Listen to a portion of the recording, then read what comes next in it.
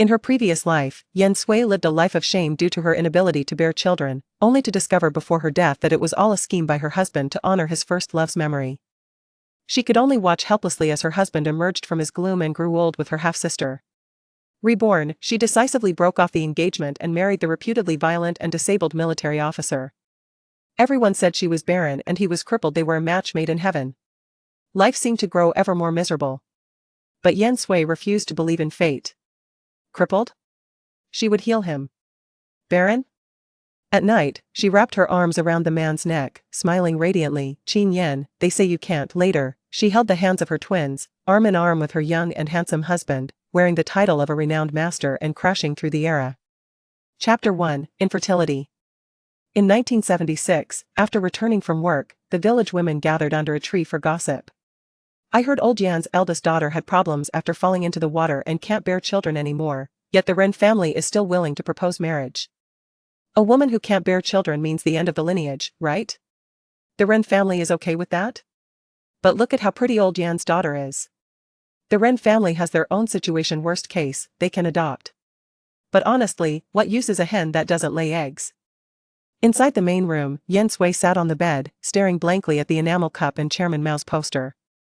Shenlijuan looked at her with disdain, saying, "You sure know how to save money for the Ren family. Now that your infertility is known, it's good enough that they don't return you. You're nothing but a burden." Yan Sui remained silent, gazing at her fair fingers, lost in thought. She had been reborn, back to before her engagement to Ren Ziqiao. In her previous life, before the engagement, she fell into the water by accident, and later, rumors spread about her infertility, even producing a doctor's report. She believed it. The Yan family felt guilty and didn't dare ask for a dowry, marrying her off to the Ren family. Throughout her marriage, she lived in shame because of her supposed infertility. Ren Ziqiao took advantage of this to adopt a child and slept separately from her for 18 years. It wasn't until her dying breath that she discovered Ren Ziqiao had deceived her. She was never infertile. It was Ren Ziqiao who, for the sake of his first love, wasted her youth, and even the adopted child belonged to him and his first love. She was merely a tool for raising children and supporting the Ren family. She died at 38, penniless and humiliated. Unexpectedly, she opened her eyes again, back to before the proposal to Ren Ziqiao. As thoughts swirled in her mind, the door creaked open. Outside stood a girl with braids, dressed in the latest fashion, jealousy and disdain flickering briefly in her eyes. Hearing movement inside, she gently intervened, "Mom, don't blame sister. She didn't want this either. Besides, brother Ziqiao is a good man and won't abandon sister." Turning to Yan Sui, she smiled sweetly, "Sis, you must be good to brother Ziqiao. Being unable to bear children is a big deal, yet brother Ziqiao doesn't mind you." Yan Sui paused, looking up at Yan Hui, just 19 years old. Yan Hui was her stepmother's daughter and her half-sister. Her mother died early, and her father remarried. Yan Hui always had her own ideas. In the previous life, Yan Hui never married but stayed ambiguously close to her brother-in-law, Ren Ziqiao, ultimately winning his love. Recalling Yan Hui's scornful words before her death, Yan Sui, "A rural woman like you doesn't deserve brother Ziqiao. Luckily, you, the extra character, are finally gone." Main character? Extra character? Yan Sui suddenly recalled modern reincarnation novels. Was it possible that Yan Hui had also reincarnated? Thinking of how Yan Hui watched her suffer and die without anything, good fortune? Yan Sui raised her eyes, casually asking, "Would you like this good fortune?" After speaking, both Yan Hui and Shenlijuan were stunned. "Sis, what do you mean?" "Nothing," Yan Sui replied calmly, "I just suddenly don't want to marry into the Ren family anymore." Because of infertility, she endured humiliation and servitude her whole life. This time, she refused any connection with Ren Ziqiao. "You don't want to marry brother Ziqiao?" Yan Hui blurted out, "Are you crazy? Who else would want you if you can't have children?" Shenlijuan quickly reacted, frowning, "Yan Sui, what are you doing? Apart from the Ren family, who else would want you? If not Ren Ziqiao, I can marry Qin Yan." Mentioning the name brought a moment of unfamiliarity and confusion. Qin Yan was arranged by her grandmother since childhood. The Qin family was famous in Beijing, thanks to her grandmother saving their lives. Later, Qin Yan joined the military, becoming second in command. But news came that he became disabled, leading Yan Sui to insist on breaking off the engagement. Yan Hui frowned, sneering, "Sis, Qin Yan is disabled. Isn't brother Ziqiao better? He doesn't even mind you being infertile. Do you really want me to marry Ren Ziqiao?" Yan Sui asked, eyeing Yan Hui closely. Yan Hui's heart skipped a beat. Sis, I'm thinking of you. Brother Ziqiao, despite everything, is better than a disabled person. He doesn't even mind you being infertile. Indeed, she wanted Yan Sui to marry Ren Ziqiao. From the day she reincarnated, she knew Ren Ziqiao was the protagonist, destined for greatness. However, why did Yan Sui suddenly change her mind? Who says I can't bear children? Yan Sui coldly retorted, even if I can't, so what? Does that mean I deserve to die or live in servitude? If you care so much about Ren Ziqiao, why don't you marry him and give birth to 18 children? In her past life, she bore the shame of infertility, not even allowed at the dining table in the Ren household. All she received was deceit and indifference. This time, she refused to make herself suffer. She was never meant to be a mere vessel for childbirth. Nor should she be the backdrop for the Ren family's happiness. Chapter 2, The Black Market. Yan Hui was taken aback by Yan Sui's unexpected words, coming as they did from a rural woman. Her expression faltered momentarily before she adopted a look of aggrieved innocence. Sister, what are you implying? It was you, not I, who was betrothed to Ziqiao. Her intentions were to marry Ren Ziqiao only after he had achieved success. For the time being, Yan Sui would serve as the predecessor to plant the tree for her benefit. Why Yan Sui was suddenly so insistent on marrying Qin Yan? A minor character who had barely registered in her memory throughout the entire book, was beyond her comprehension. Shen Lijuan chimed in, displeased. Yan Sui, what nonsense are you spouting? There's no possibility of our Hui marrying Ren Ziqiao. You're well aware of the Ren family's circumstances. Besides, the Ren family is interested in you. I believe you've lost your mind if you're considering marrying a cripple. Having lived through a previous life.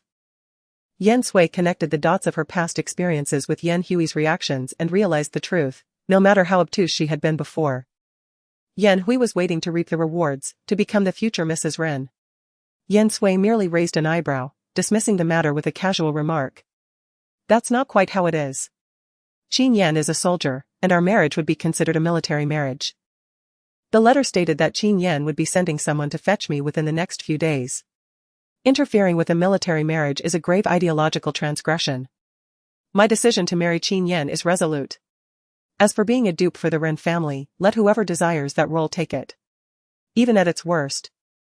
Marrying Qin Yan would only mean marrying a disabled man who required assistance with daily living.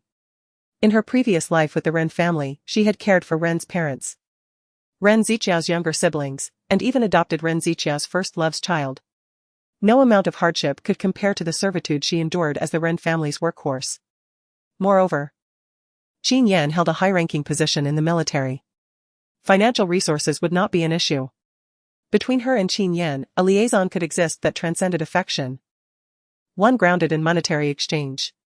Neither Shen Lijuan nor Yan Hui had anticipated such a complete volte-face in Yan Sui's disposition. Especially after learning of her inability to bear children. Her refusal to marry Ren Ziqiao was quite unexpected. Even brandishing the specter of military marriage to silence their objections. The duo was perplexed by Yan Sui's strategy. Serendipitously, Yan Jingguo returned from his labor and, upon hearing the matter, lapsed into an uncharacteristic silence for a considerable duration. Ultimately, he merely regarded Yan Sui and stated in a subdued tone, "Your mother concurred with this initially. If you desire to marry Qin Yan, then so be it. In a few days, representatives from the military will arrive. I shall provide you with 10 yuan, procure some items for yourself." "Thank you, father." Yan Sui expressed her gratitude with composure, disregarding Shen Lijuan's expression of suppressed fury and Yan Hui's furrowed brow. Yan Sui was cognizant that Yan Jingguo harbored some residual affection for her mother, his original spouse. However, it was not substantial. In her prior existence, she endured profound humiliation due to her sterility. Yan Jingguo never championed her cause. Instead, he frequently told her, "You cannot bear children, all of this is your just desert. Endure it, this is the lot of women." This time, she refused to submit. Witnessing this scene, Yan Hui experienced an inexplicable vexation and unease. If Yan Sui did not marry, where would she locate a dupe who was both industrious and not to Ren Ziqiao's taste? However, none of this concerned Yan Sui. Having resolved to marry Qin Yan, neither Ren Ziqiao nor Yan Hui's machinations held any significance.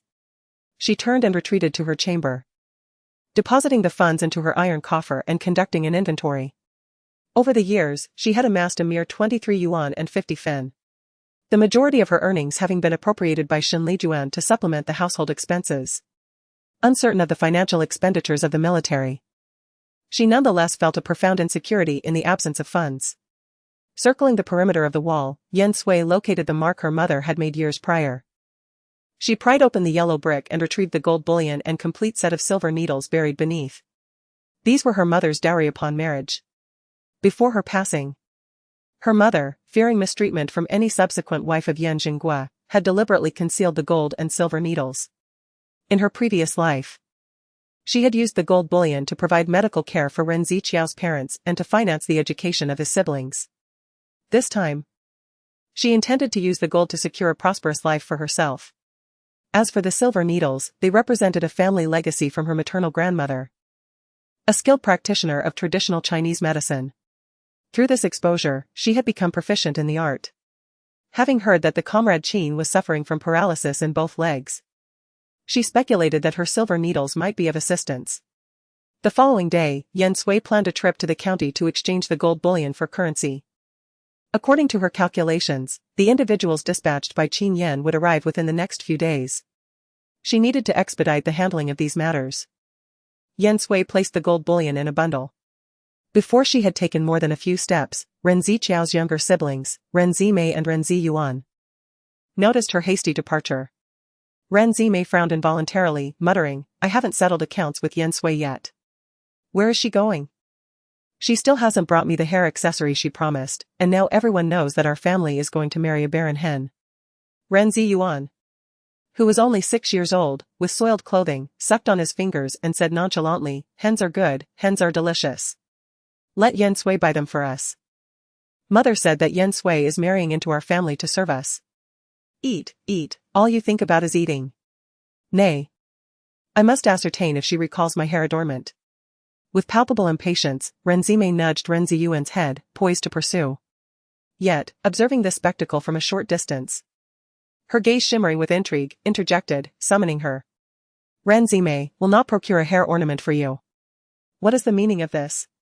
Ren Zimei inquired, directing her gaze toward her, a disgruntled hum escaping her lips. "Dare she? Should she fail to acquire it for me, I shall implore my brother to rescind his marital intentions. My mother has decreed that apart from my brother, she shall not aspire to wed another." Paused momentarily, a subtle curve gracing her lips. "Are you not yet cognizant? Is to be wed to, namely, the cripple to whom she was originally betrothed." Ren Zimei's eyes widened in astonishment, directing an incredulous gaze toward. "Has lost her senses? My brother is so virtuous, bearing her no ill will. Yet she aspires to marry another?" A swift procession of thoughts traversed her mind. Nay. Should not wed her brother, how shall she henceforth direct? Her mother had avowed that as a docile entity, possessed of diligence, and presently barren, thus, she may be manipulated at will. Ren Zimei, gritting her teeth, seized Ren Ziyuan and hastened back toward the Ren residence. Elsewhere, ventured to the black market, intending to exchange the gold biscuits. The gold biscuits bequeathed by were of substantial weight and impeccable purity. Swiftly procured a buyer, a man who, after a moment of deliberation, declared 150 apiece. "Lass, should this be agreeable to you, I shall acquire all 6. Uncertain of the prevailing price, paused in contemplation before uttering, 200 apiece, a fixed price, non-negotiable. The man chuckled, lighting a cigarette. "My dear, your asking price is utterly fanciful. Frankly, 150 was already a concession to your beauty. You'd be hard-pressed to find anyone around here besides yours truly, Qin Yan, willing to buy. I'll cut to the chase, 180 apiece. Take it or leave it. 180 each, 6 pieces would fetch over 1,000. A considerable sum in this day and age. Moreover, Qin Yan was the sole buyer in the vicinity." Yan Sui ceased her coyness, finally nodding, her crimson lips curving into a generous smile. "All right, I'll defer to you, Brother Qin." She beamed, her originally alluring face now imbued with an endearing quality. Qin Yan couldn't help but grin. The girl's beauty was one thing, but her adaptability was another. Impressed, he cautioned, "Hold on to your money tight. A young woman carrying so much cash is an easy target." Yan Sui nodded earnestly, her gaze lingering on a yellowed tome on the ground. Anthology of 18 Libraries. An ancient text. But the title page bore evident marks of defilement. This was a rare edition sought after by many in later years. However, the book was damaged and required restoration. Her heart raced as she turned to Qin Yan. Feigning innocence. Brother Qin, would you consider selling this book? Chapter 3, A Good Show Sell It? Nonsense. Qin Yan raised a corner of his eye, nonchalantly replying. You want it? It's yours. This thing ain't worth much. Just patronize my business in the future. I'll take any gold, silver, or jade. Thank you, Brother Qin. But one good turn deserves another. I've been looking for this book for a while. How about 20 for it, is that all right? Yan Sui appeared youthful. Yet she was discerning. Qin Yan did not stand on ceremony, receiving the payment and handing the book to her. Very well, in the future. He would appreciate any opportunity to further support Brother Qin's business. Yan Sui nodded in acknowledgement. Clutching the book, she deposited 1,000 yuan into her savings account, keeping a little over 80 yuan for her immediate needs, and then hailed a ride to return home. In her previous life, she had squandered most of her income on the Ren family due to her lack of heirs, leaving her with nothing to show for her efforts. Despite her grandmother's esteemed background and her mother's teachings, her childhood fascination with gold, silver, and gemstones ultimately crumbled under the weight of her inability to bear children. This time around, she vowed not to tread the same path. She intended to pursue her own aspirations, carrying forth the legacy of her grandmother and mother. Meanwhile, on the rural road, a military vehicle ambled by, its window rolled down, revealing a fleeting glimpse of Yan Sui's silhouette. Inside the vehicle, a man caught sight of her passing profile and couldn't help but chuckle. In this godforsaken place, there exists such a beautiful girl. Lao Jiang. Don't you think our sister-in-law is rather lovely too? It's no wonder Qin Ge is engaged to her. Lu Jingyu, seated in the driver's seat, cast him a sidelong glance and replied coldly, first, you should address him as commander. Secondly, the commander has never met his sister-in-law, it is a marriage arranged in ignorance. Furthermore, beauty holds no value, what matters is whether she can genuinely share her life with Qin Ge. I've heard that this sister-in-law despises Qin Ge for his disability and is reluctant to marry him. You are aware of Qin Ji's condition. At this, both men appeared somewhat somber. Once invincible on the battlefield, the man now found himself a shell of his former self, scorned by a simple village girl. Never mind. They would reserve their judgment until they met the sister-in-law. Shen Zhizhou consoled, in such matters, if the other party is unwilling, we cannot force them. Just as he spoke, the vehicle swiftly halted at the village entrance. Yan Sui, clutching her books and savings booklet, quickly boarded a ride home. The Yan household was unexpectedly visited early that morning. Before she could even step over the threshold, Yan Sui heard the sharp rebukes of Ren Mu, Wang Fengrong. What did you say? Our family Ziqiao is not enough for you? He doesn't mind that your Yan Sui is barren, yet your family has the audacity to be displeased? Do you truly consider yourself celestial beings? As soon as Ren Mu's words fell, a man with furrowed brows spoke in a composed tone. Uncle, aunt. Is there a misunderstanding? My feelings for Sui Sui are genuine, if there are any grievances, I can clarify. Regarding the betrothal gifts, I am more than willing to provide them in a proper manner. Upon his conclusion, Wang Fengrong could no longer contain her fury, exclaiming, what nonsense. She cannot even bear children, waiting only to bring about your lineage's extinction. A worthless liability. It would be a mercy for your Yan family not to incur losses. Yet you expect our Ren family to pay a bride price? Dream on. Beside her, Shen Lijuan felt a flicker of temptation. Marrying Yan Sui, a mere burden to a cripple, would yield her no benefit, but if she wed into the Ren family, she could indeed gain from the bride price. Just as she was about to speak, Yan Sui entered, her tone flat. There is no misunderstanding. Ren Ziqiao, our engagement was never formalized, and privately, it remains entirely untainted. I simply believe you are not a man of virtue. Her desire to marry Ren Ziqiao stemmed from two primary factors. On one hand, Qin Yan's drastic personality change following his disability and the ensuing anxiety about his potential return to military life. On the other hand, Ren Ziqiao's attentive care had sparked a flicker of hope within her. However, the reality was that the persona Ren Ziqiao presented was nothing but an act from the very beginning. With a furrowed brow, Ren Zimei could no longer restrain herself and pointed an accusatory finger at Yan Sui, exclaiming, "Yan Sui, have you lost your mind? My brother has graduated from high school. And you cannot bear children. Why would you forsake him for a disabled man? You two cannot produce offspring, yet you wish to form a couple?" The neighbors, drawn by the commotion, began to murmur amongst themselves. What was this about a disability? Had Yan Sui taken a liking to someone else? Who could this other person be? Rumor had it that it was her previous suitor, now incapacitated. Surely, Ren Ziqiao was a far better option than a disabled man. What on earth was the Yan family thinking? Was she truly willing to care for someone so limited? Upon hearing this, Wang Fengrong felt invigorated, letting out a cold laugh. Zimei is right. Yan Sui, do not overstep your bounds. This is merely a ruse for the bride price.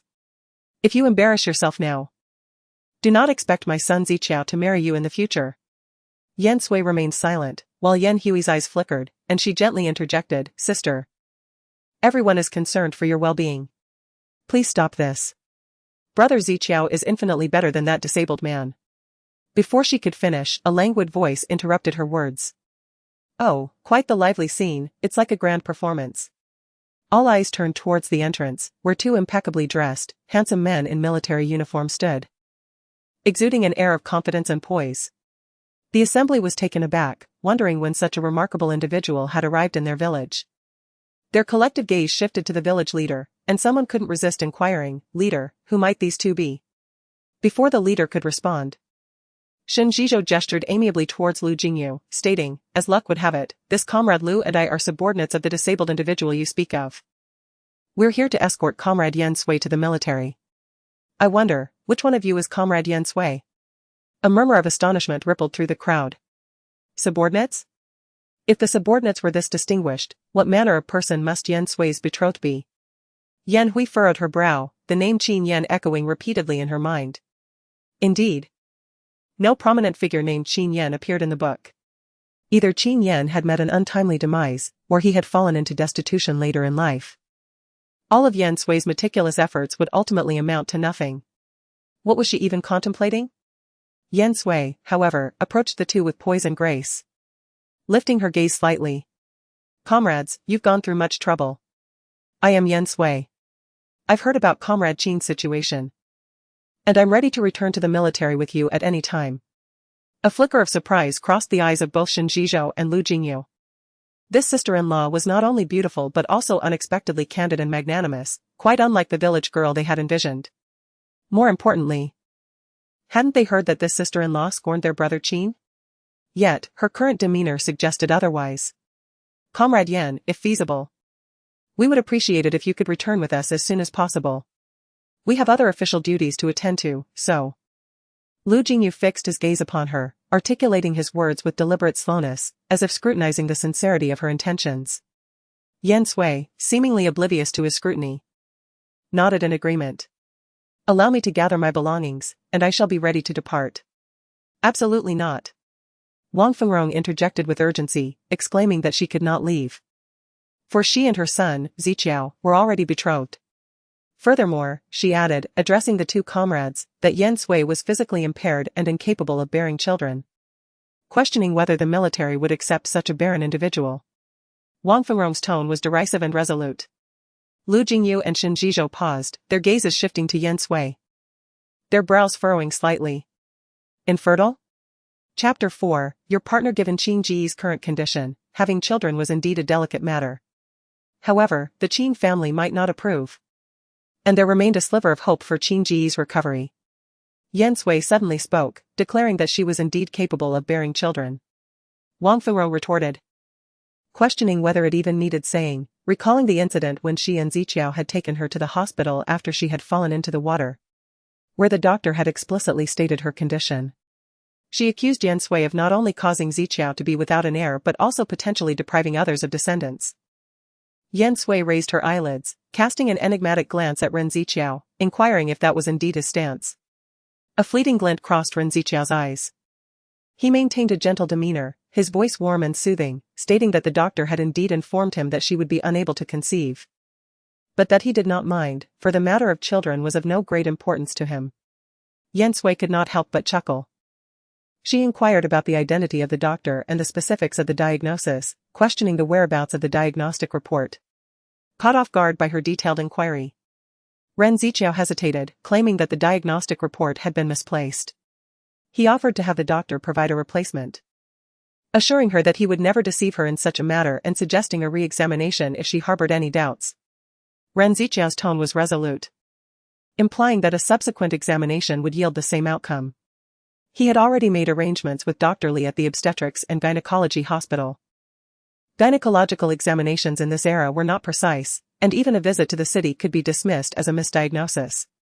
Ren Ziqiao approached Qin Yan and Lu Jingyu, stating deliberately, "Comrades, Yan Sui and I have made our decision, she may not be able to go with you.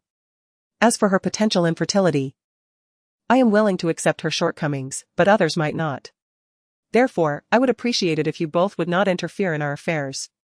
Yan Hui, who was standing nearby, felt a pang of unease, but recalling Ren Ziqiao's indifference toward Yan Sui in the book, she seized the opportunity to say, "Sister, Ziqiao is treating you this way, so please do not cause any trouble."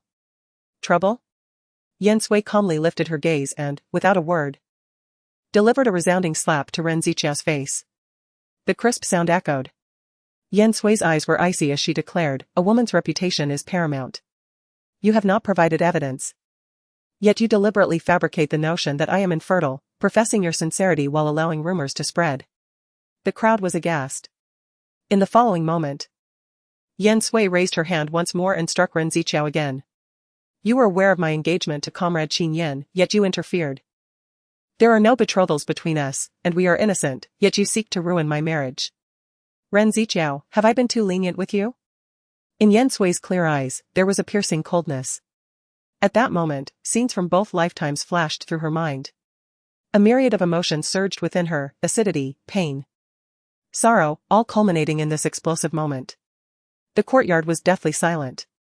Only Qin Yan and Lu Jingyu raised their eyebrows, a hint of amusement playing on their lips. Addressing the pair, Yan Sui articulated deliberately, "Comrades, upon my return to the unit, I am amenable to undergoing a physical examination. The Ren family's calumnies against me are designed to undermine my reputation and renege on the marital agreement. Once the results are available, I anticipate they will face due retribution." "Affirmative," Lu Jingyu responded without hesitation. Yan Sui, however, turned and retreated to her chamber to gather her belongings. Her possessions were few, merely some garments, a savings account, and, most importantly, the rare set of silver needles bequeathed to her by her maternal grandmother. As Yan Sui lifted her luggage, ready to depart, she paused by Yan Hui, remarking coolly, "Indeed, Ren Ziqiao is such an exemplary man, he is all yours." Concurrently, on a southern island in the People's Republic of China, at Naval Unit 807, a man sat in a wheelchair, his countenance serene, his eyes devoid of emotion. "Chief," he stated, "my current physical condition renders me unfit for matrimony and procreation. That betrothal was an aberration, and furthermore, the other party is unwilling." He had no inclination towards marriage, yet the former chief had, in his name, dispatched correspondence insisting that his betrothed be brought forth to formalize the union. Seated, a middle-aged man in military attire sighed almost imperceptibly, his expression benign. "Shao Qin, do not despair so readily. The medical officers have indicated that there is still hope for your recovery. As for the aforementioned Comrade Yan, her willingness to come is commendable.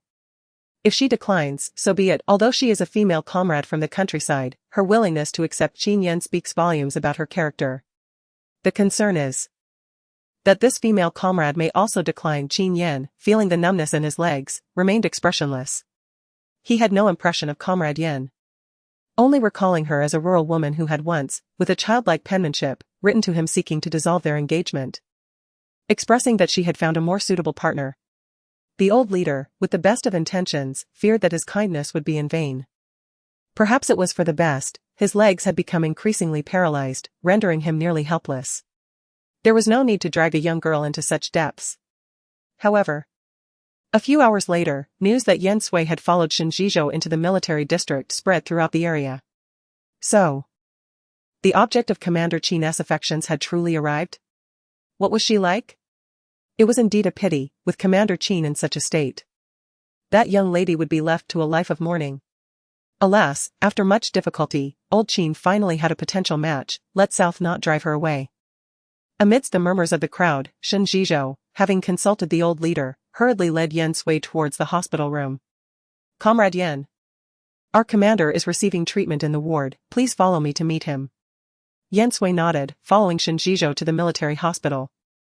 As she pushed open the door to the ward, she saw a man struggling to move with the aid of crutches. The once handsome and robust face was now glistening with a thin sheen of sweat, his posture upright, yet the decaying wound on his leg was quite a shocking sight. Yan Sui hesitated momentarily. She had expected her betrothed to be an unremarkable rough man, yet unexpectedly, this comrade Qin possessed a striking visage. At that moment, Qin Lang inside the room also sensed their presence, his sharp and indifferent gaze sweeping over them. Qin Yan's heart raced as he hurriedly explained, "Brother, this is Comrade Yan. Your, intended." Qin Yan's gaze then settled upon Yan Sui. Is this the young woman who penned a letter to reject his marriage proposal? Was she not already promised to another? Yet, here she is. The woman before him possesses a fair complexion, exquisite features, and elegantly elongated eyes that exude an alluring charm. With her crimson lips and raven hair, she bears no semblance of a rustic village woman. Instead, her entire demeanor radiates a refreshing and refined elegance, setting her apart from the ordinary. However, ultimately, she is of no concern to him. A man of his insignificance, with no control over his own fate, has no reason to entangle others in his plight. Take her away, he coldly uttered. Qin Yan broke into a slight sweat, stammering, "Brother, this is..." "No. The commander insisted that you meet her, she..." "Do I need to repeat myself?"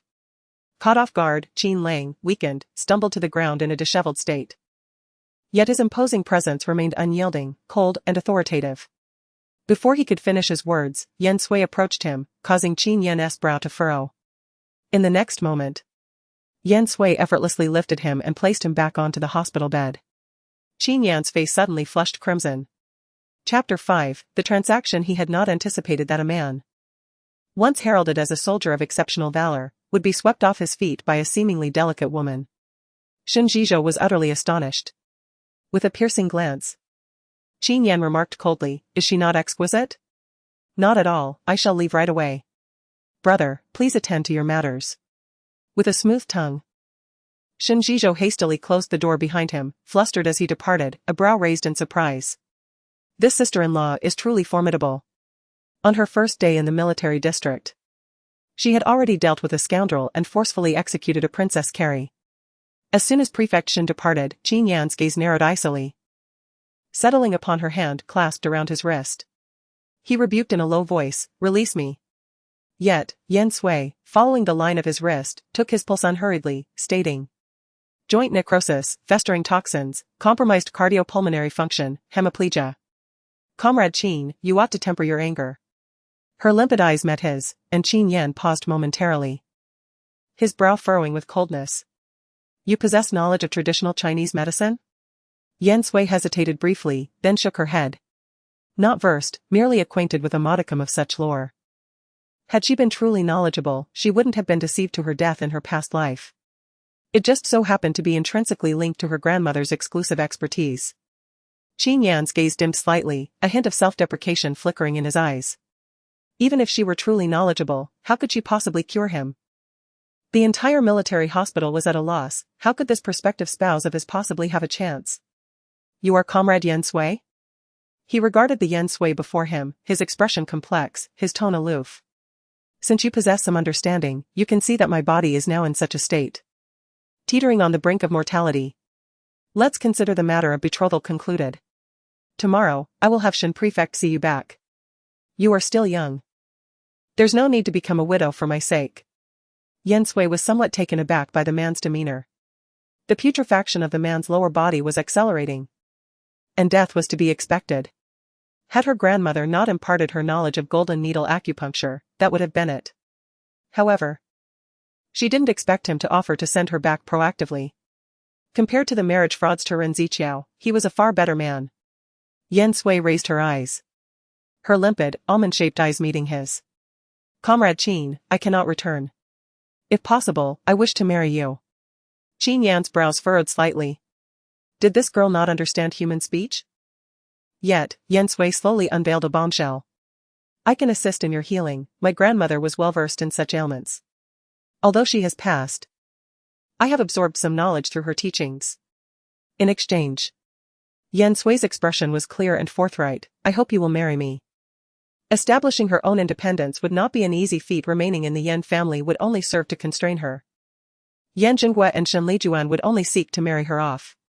Despite clarifying the rumors, many still believed she was unable to bear children. And she wished to avoid the scrutiny that came with the notion of being childless. Marrying Qin Yan, she did not require an abundance of love, she merely sought equality, respect, and freedom, elements that were sorely lacking in her life. Of course, if after your recovery you still wish to divorce, I will respect your decision. Qin Yan, however, was utterly taken aback. You mean, you can cure me? I cannot guarantee it, Yan Sui replied slowly, there is only a 60% chance. Moreover, after we marry, you must treat me as your wife. The military district was rife with gossip, and she did not want to provide fodder for rumor. Thus, the best course of action was to genuinely embody the role of a couple. 60%. The doctors in the military district deemed hope to be faint. Yet she boldly asserted 60%. Qin Yan narrowed his phoenix-like eyes. How can you prove you can heal me? Yan Sui produced a silver needle and smiled radiantly. Why not give it a try? 10 minutes later, Qin Yan slowly opened his eyes. The dense, prickling pain in his legs was accompanied by a warm flow, making him feel as though he had been reborn. Since that fateful mission, he had been paralyzed from his injuries, and he had not experienced such sensations again. Following the acupuncture, there might be a modicum of discomfort. Yet this technique is designed to transmute decay into marvel, animate lifeless flesh, and regenerate osseous structures. Turned her gaze toward, paused momentarily, and then articulated, Comrade. Irrespective of your willingness to enter into matrimony with me, I am disposed to administer treatment, and I earnestly hope you will not relinquish hope. In my estimation, you are a paragon of heroism, safeguarding our nation. It is simply that I require this union. Her gaze possessed a limpid clarity, devoid of even a scintilla of calculation. As pellucid as the moon, and yet it stirred a ripple within his heart, which had been as stagnant as a lifeless pool. Gaze swept over her, and he slowly uttered. Agreed. Was taken aback for a moment, her heart experiencing a subtle tremor. Then met her gaze, stating, Comrade, I am amenable to registering our marriage. I shall first have someone escort you to the guest house for respite. I must first submit a marriage report to the senior commander. A weight was lifted from his heart. Something occurred to her, and she mentioned, Comrade, prior to submitting the report, I would appreciate undergoing a physical examination by the military physician. There are some unsavory rumors about me in the countryside. Although they are not truly husband and wife, this is a concern for, and a lesson for. Furrowed his brow slightly but did not demur. After departed, summoned and inquired in a subdued tone, what transpired when you went to the countryside to fetch Comrade? Village. The 16th Production Brigade. After his departure, the family also left in disgrace. In the village, many individuals began to deliberate on affairs. Is capable of bearing children? Could it be that the family is truly so unscrupulous? Who knows? I suspect it might be a case of superficial posturing. The daughter of the Yan family appears rather frail and diminutive, her physique evidently lacking resilience. Hush, do not utter such baseless claims. Yan Sui is wed to a military man, and slandering her could lead to dire consequences. In due time, the truth shall reveal itself, will it not? At this moment, Ren Zimei cast a doubtful glance at her brother, Ren Ziqiao. After much hesitation, she could not suppress her curiosity any longer. Brother. Did the doctor truly say that Yan Sui cannot bear children?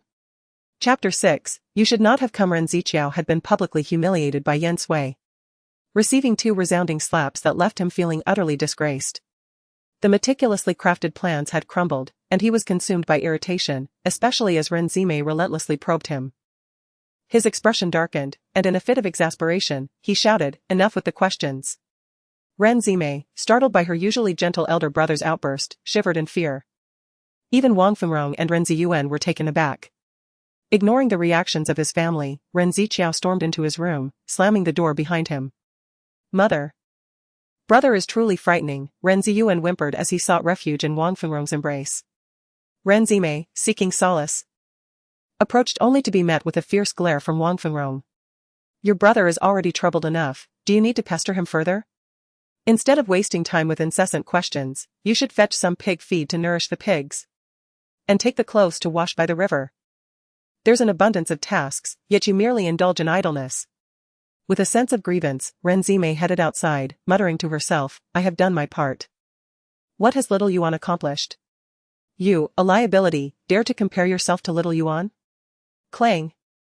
A stick was hurled from the room, nearly striking Renzime. Angrily, she picked up the stick and forcefully jabbed it into a barrel filled with dirty clothes, yet all her resentment was directed towards Yan Sui. In her perspective, if Yan Sui obediently wed into their family, there would be far fewer complications. She would not have to toil endlessly with household chores, nor endure scoldings from her elder brother. With resentment, she cursed, Yan Sui, you are nothing but a hen that cannot lay eggs. Achoo! Yan Sui, who had just disrobed for an examination, felt a chill. She had not anticipated that this place would be colder than Yan family village. Upon her arrival, she wore merely an undergarment and a thin long-sleeved jacket. The female doctor, clad in a white coat, appeared meticulous and serious as she drew blood from Yan Sui. Once finished, she dabbed a cotton swab with alcohol and pressed it against her arm. Thank you, Yan Sui responded dutifully, her slender fingers gripping the cotton swab. She wished to await the examination results here. Since Qin Yan could not come, Shen Zhizhou had accompanied Yan Sui but left her at the entrance. Now she was alone in the military hospital. Despite having lived 2 lifetimes, Yan Sui felt somewhat out of place in this unfamiliar environment. After all, in her previous life, she had never ventured beyond Yan family village, marrying into the Ren family and being ground down to her demise like an old workhorse. Her awareness of transmigration was gleaned from the younger generation's discussions, and she yearned to listen more. However, they distanced themselves, disdainful of her dirty work attire. Reflecting on her past life, it seemed she had never done anything for herself. The sky was shrouded in dark, ominous clouds, creating a stifling atmosphere.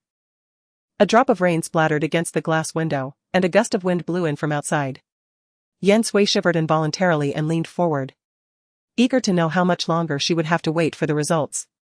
To her surprise, the doctor looked at her with astonishment and said, the examination results will take 3 days, waiting here is futile. You should return home for now. Reluctantly, Yan Sui rose to her feet. However, she was without an umbrella and unfamiliar with the location of the hostel. Just as Yan Sui was at a loss, Qin Yan appeared. He propelled his wheelchair with one hand, while the other held an umbrella, still dripping with rain. His verdant canvas shoes were soaked, and his trouser legs were damp. Yan Sui's brow furrowed as she hastened forward. She assisted by taking the umbrella, noticing that Qin Yan was also carrying a black cloth bundle, nearly blending with his dark coat. You ought not to have come. On such a rainy day, Qin Yan's legs must be excruciating, akin to being pricked with needles, necessitating him to remain indoors with a heater. Yet, the man's countenance betrayed no emotion, as if impervious to pain. Here, inside is my coat. Qin Yan paused, adding, it's an old one, long unworn, as it has become too small. It has been kept in the closet, brought out for airing on fair weather days. Another gust of wind, laden with rain, swept through. Yan Sui expressed her gratitude and hastily donned the coat from the bundle. Instantly, she was enveloped in warmth. However, the coat was still too large for the petite Yan Sui, resembling a child in adult clothing. It was somewhat comical, yet endearing. The sleeves were too long, and Yan Sui attempted to roll them up, but found it difficult with one hand. Allow me to assist you. Qin Yan's voice was deep and resonant. His well-defined hand gently grasped Yan Sui's slender wrist, while the other effortlessly rolled up the sleeve. Observing Yan Sui, Qin Yan noticed the calluses adorning her palms, indicative of the arduous labor she undertook on her family's farm. Her hands were slender, mirroring the overall frailty he had perceived upon their initial encounter. As if a mere gust of wind could carry her away. Yet, her eyes possessed a remarkable clarity and unwavering determination, exuding an aura of profound composure. Standing before Qin Yan, Yan Sui lowered her gaze, studying his countenance for a fleeting moment before focusing her attention on his legs. Thoughts of acupuncture, massage, and medicinal baths filled her mind. Raising her eyes once more, she was unexpectedly met by a pair of dark, penetrating eyes. Yan Sui realized that Qin Yan had thoughtfully adjusted her sleeves. She hastily retreated a step, expressing her gratitude, thank you. Qin Yan responded with a subdued affirmation, fasten your buttons. Yan Sui meticulously fastened each button, one by one, from the bottom up. As she secured the final button, She detected a subtle, masculine fragrance emanating from the coat, enveloping her senses. A delicate blush crept across her face. In her previous life, she had married Ren Ziqiao but had never shared an intimate connection with him. Consequently, she possessed no experience in matters of romance. Reflecting on this, Yan Sui furtively glanced at Qin Yan, uncertain whether to feel relieved that their marriage was one of mutual convenience, devoid of marital intimacy. Moreover, Qin Yan's impaired legs alleviated any concerns about potential criticism for not consummating their marriage. In this era, some women could discern the difference between girls and women simply by observing their gait. As the rain intensified, the two were compelled to remain at the hospital until it subsided. "Please, wait here for a moment." Yan Sui requested a dry towel from the nurse and returned to squat before Qin Yan.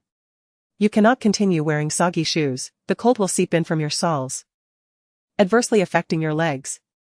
Before Qin Yan could respond, Yan Sui had already removed his shoes and was diligently drying his feet with the towel. As for the wet shoes, she set them aside for the moment. Once this task was completed, she turned her gaze towards Qin Yan, who had remained silent, his attention directed out the window. The handsome man possessed an extraordinarily refined profile. His pronounced brow and chiseled features exuded an air of noble grace, with a hint of pink on his ears, captivating Yan Sui momentarily. Drawing from her past life's experiences, she felt she should remain emotionally guarded. Yet, when Qin Yan turned to look at her, her heart skipped a beat. She raised her hand to tuck a stray lock of hair behind her ear, attempting to mask her embarrassment. "Oh, right, Comrade Qin. The examination report will be available in 3 days." Noticing his indifferent expression, Yan Sui raised an eyebrow. "If I am unable to conceive, our arrangement must still proceed." Chapter 7, Entering a room. Women are not mere vessels for reproduction. The man's demeanor turned serious, his expression somber. "Comrade Yan Sui. Regardless of who may have told you otherwise, such notions are fundamentally flawed. You need not take those reprehensible statements to heart. Your worth is defined by your own achievements, not by the ability to bear a child." Each word resonated with conviction, as if intended to penetrate Yan Sui's heart. Her pupils widened slightly. Taken aback by Qin Yan's unexpected proclamation, his perspective was indeed ahead of its time. Perhaps, within the confines of Yan family village, sights such as Yan Sui's were commonplace. The women there were, almost without exception, reduced to mere instruments of procreation and beasts of burden within the household. They revered men as celestial beings, and it was unheard of for a man to consider matters from a woman's perspective. As for the women themselves, they perpetuated this cycle generation after generation, and any hint of rebellion marked them as outliers. Such was the tenacity of outdated ideologies, the preference for sons over daughters, and the dearth of education. Turning her gaze back, a smile graced Yan Sui's countenance. Her decision to come here was justified. As the rain began to abate, Jin Yu materialized in haste, clad in a raincoat. He brought with him a change of clothes and shoes for Qin Yan, while Shen Zhizhou had been summoned away on other matters. After depositing the items, Jin Yu departed with equal haste. "Brother, duty calls at the garrison, I must take my leave." "Go then." Before Qin Yan could stoop, Yan Sui had already retrieved a pair of military green cloth shoes from the bundle, attending to Qin Yan's feet with an instinctive care. In her eyes, Qin Yan was someone in need of tending to. Qin Yan's brow furrowed slightly. "Thank you." In truth, he was capable of performing these tasks himself, having grown accustomed to self-reliance. There had been a period of disarray, but he believed in personal agency as a guiding principle. With his shoes changed, the skies cleared. Yan Sui cleansed the towel, returning it to the nurse, and then encased Qin Yan's soaked shoes in plastic wrap before placing them in the cloth bag and hanging it on the wheelchair. Throughout her ministrations, Qin Yan observed in silence, mildly surprised. Yan Sui, barely past her 20th year, possessed a remarkable sense of order and efficiency. Noticing Qin Yan's gaze upon her, Yan Sui inquired with curiosity, "Is something amiss?" "I am indebted to you," Qin Yan expressed. Yan Sui smiled, propelling Qin Yan forward. "Which way lies the family quarters?" "I shall first escort you back, and then you may have someone take me to the guest house," Yan Sui suggested. Qin Yan's eyes flickered slightly. His thin lips pursed, "Exit and turn left." Consequently, Qin Yan guided Yan Sui to the guest house. Yan Sui was momentarily taken aback. Qin Yan had already maneuvered his wheelchair into the guest house. How rather masculine of him, she thought, hurriedly following suit. The receptionist peered over the counter. What can I assist you with? One room, please, Yan Sui replied. The receptionist glanced at Qin Yan, then at Yan Sui. Her expression shifting to one of peculiar intrigue. Even the two women outside, snacking on seeds, could not resist leaning in to eavesdrop. To secure a room, you must provide a marriage certificate. Neither responded immediately, for they possessed no such document. Just as Yan Sui was about to clarify, a mocking voice interjected, TSK. In broad daylight, daring to flaunt such impropriety? The security department will certainly take note. The impudent remarks caused Yan Sui's countenance to darken. In the next moment, the two women fell silent, intimidated by Qin Yan's piercing gaze, which exuded an undeniable aura of authority. The two women begrudgingly subdued their chatter but continued to murmur. If you don't want to be talked about, then refrain from such actions. But having done so, how can you expect silence? Do you think I want to summon the security department? The receptionist, having already formed an unfavorable opinion of Yan Sui, elongated her face. Without a marriage certificate, you can only secure a single room. Yan Sui was compelled to explain, we have already submitted our application. But it will take a couple of days to obtain the certificate. Then, perhaps you could return in a couple of days. The waitress retorted, rolling her eyes. Might I implore you to allow me to finish my statement? What more is there to discuss? We operate a respectable establishment here, not a den of iniquity. If you do not depart, I shall be compelled to report you. You. A sharp slap echoed as a military identification was thrust onto the counter. Qin Yan's handsome countenance darkened, his voice laced with a chilling rage. Are you now prepared to listen attentively?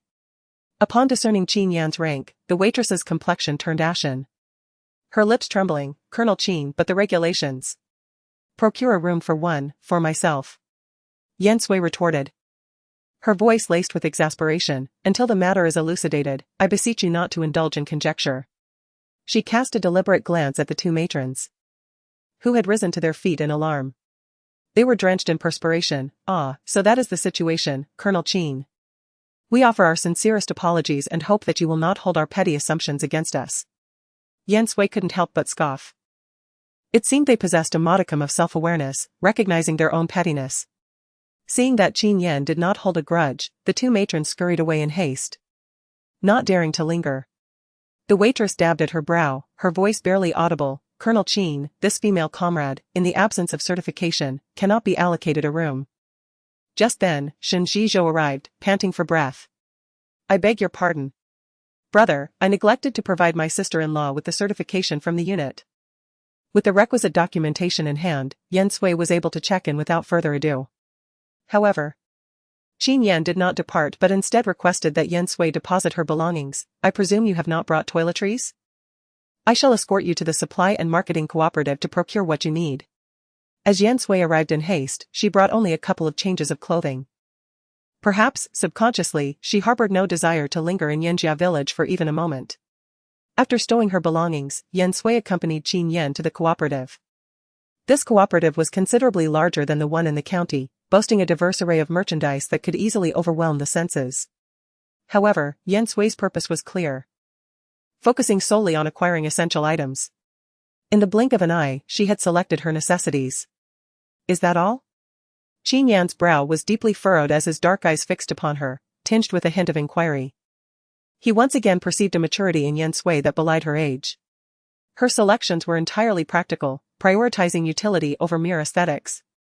Even Shen Zhizhou, who trailed behind, couldn't help but cast a glance at Yan Sui. On his frequent visits to the cooperative, he was accustomed to seeing female comrades laden with packages, often spending hours browsing. Thus, Yan Sui stood out as quite distinct. Yan Sui, perplexed, responded, yes, that's all. As she reached for her purse, Qin Yan preemptively placed a 10 yuan note on the counter, more than sufficient to cover the bill and receive change.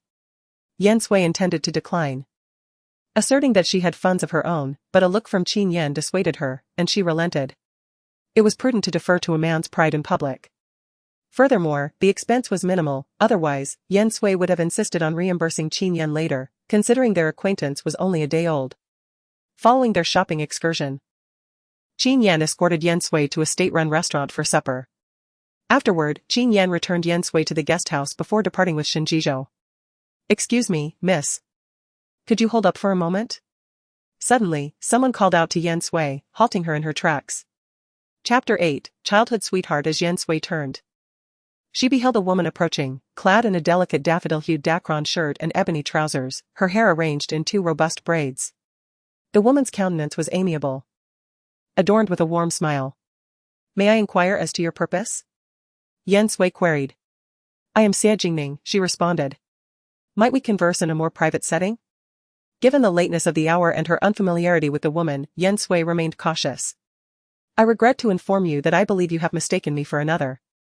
I do not recognize you." Xie Jingning cast a fleeting glance at the dozing attendant behind the counter. "I am Qin Yan's betrothed. I merely observed him and Shinjizhou escorting you back, and I was curious as to your identity." "Qin Yan's betrothed, you say?" Yan Sui chuckled, shaking her head. "Comrade Xia, are you jesting with me? I am the intended of Regiment Leader Qin. If all proceeds as planned, we shall be wed in 3 days' time." 3 days hence. Xie Jingning appeared to be profoundly shaken. Her eyes welled with tears, and she vehemently shook her head. "No, it cannot be. It is inconceivable that Qin Yan would suddenly decide to marry. You must be deceiving me. We are childhood sweethearts, and our affection has been unwavering. He has never mentioned you."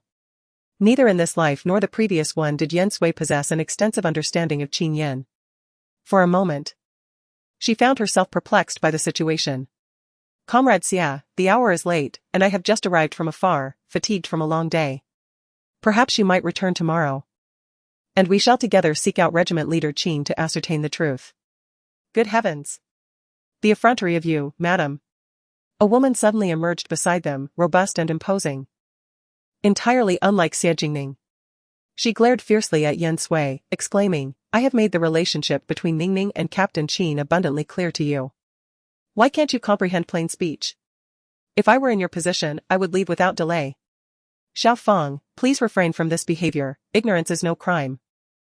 Xie Jingning implored, her expression one of pitiful vulnerability. Chen Xiaofeng snorted disdainfully, "Ningning, your kindness is your downfall, making you susceptible to the bullying of these country bumpkins.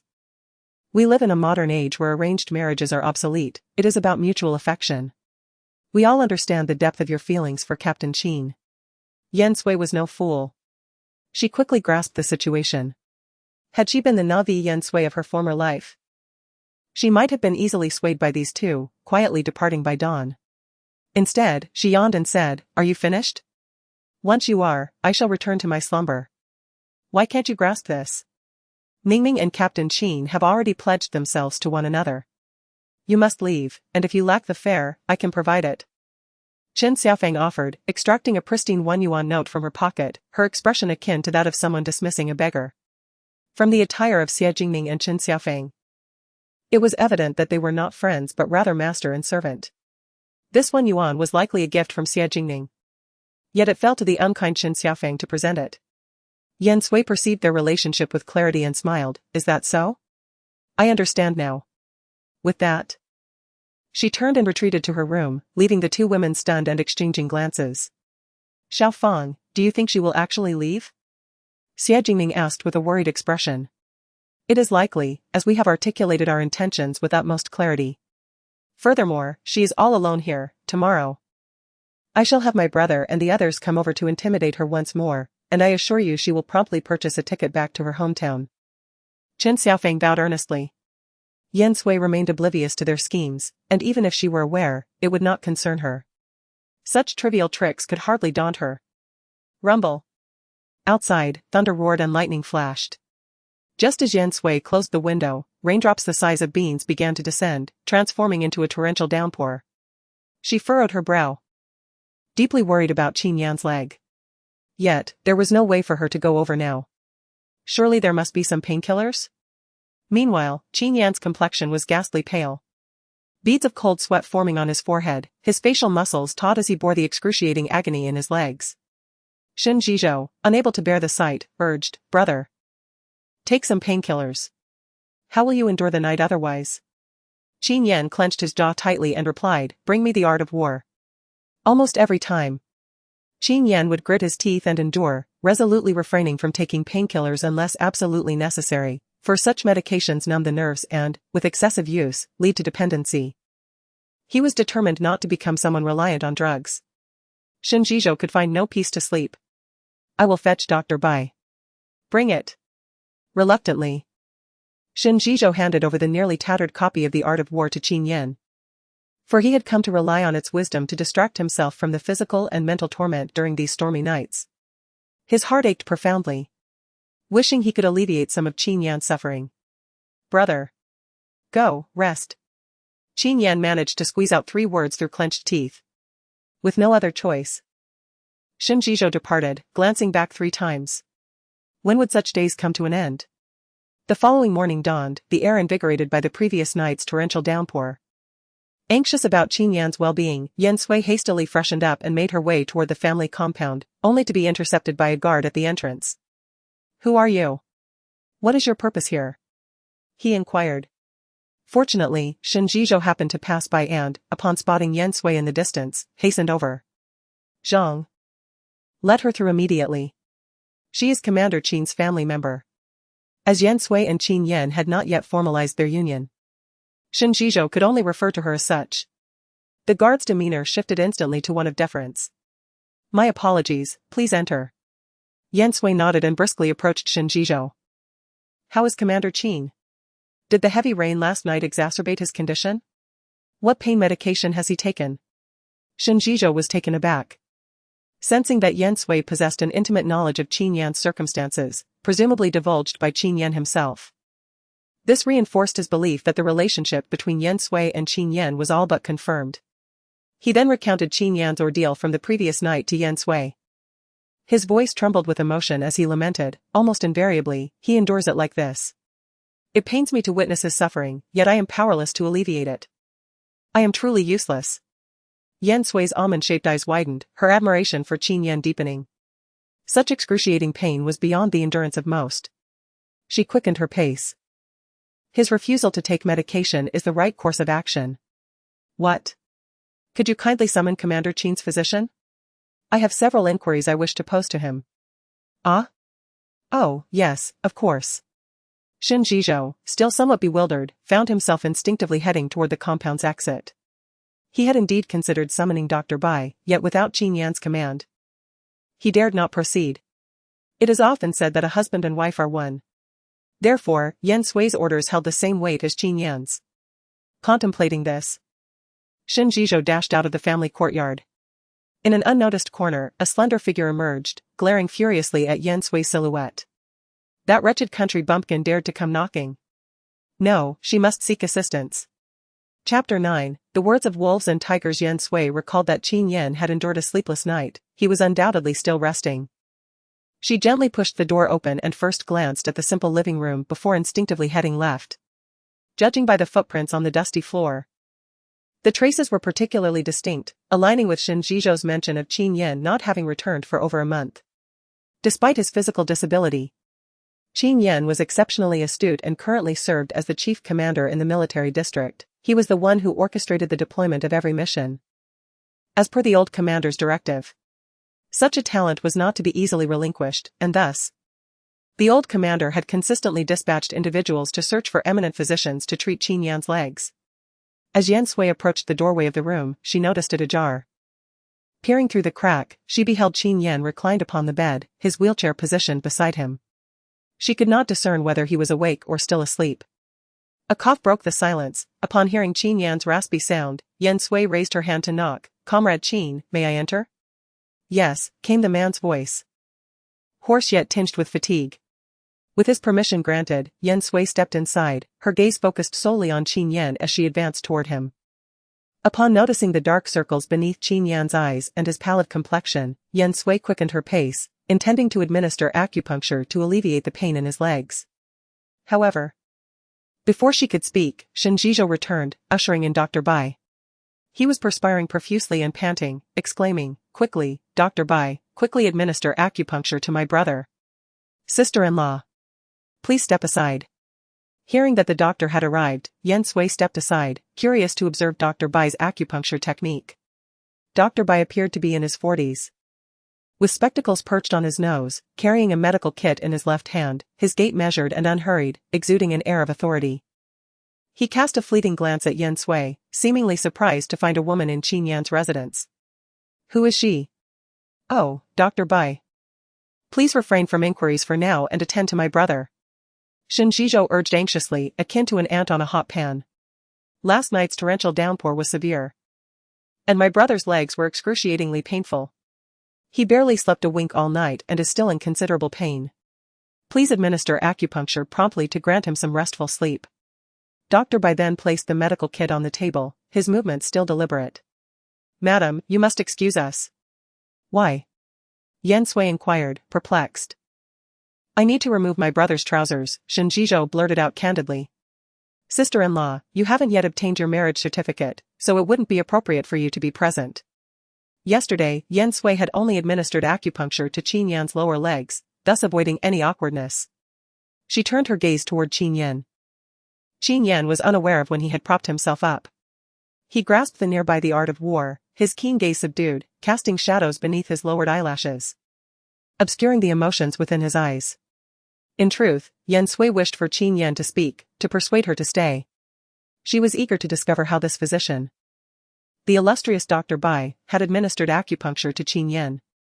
Judging by Qin Yan's condition, Dr. Bai's acupuncture seemed to have played no significant role, merely alleviating his pain, perhaps. Pondering this, Yan Sui turned to leave. Shen Zhizhou was puzzled. Why did it appear that his sister-in-law was reluctant to depart? Was she not being overly hasty? Yan Sui nearly stumbled, taken aback by such audacity. Qin Yan coughed heavily, signaling Shen Zhizhou to temper his words. Shen Zhizhou chuckled. Brother, I shall fetch you some breakfast. No need, Qin Yan replied, shaking his head. Please inquire if Comrade Yan Sui has had her breakfast. If not, she may have mine, let it not go to waste. Nearly every time he endured such mornings, Qin Yan lacked an appetite for breakfast. Yet, Shen Zhizhou would still bring him a meal. Whether Qin Yan consumed it was one matter, whether it was presented was another. Why was it being brought out again?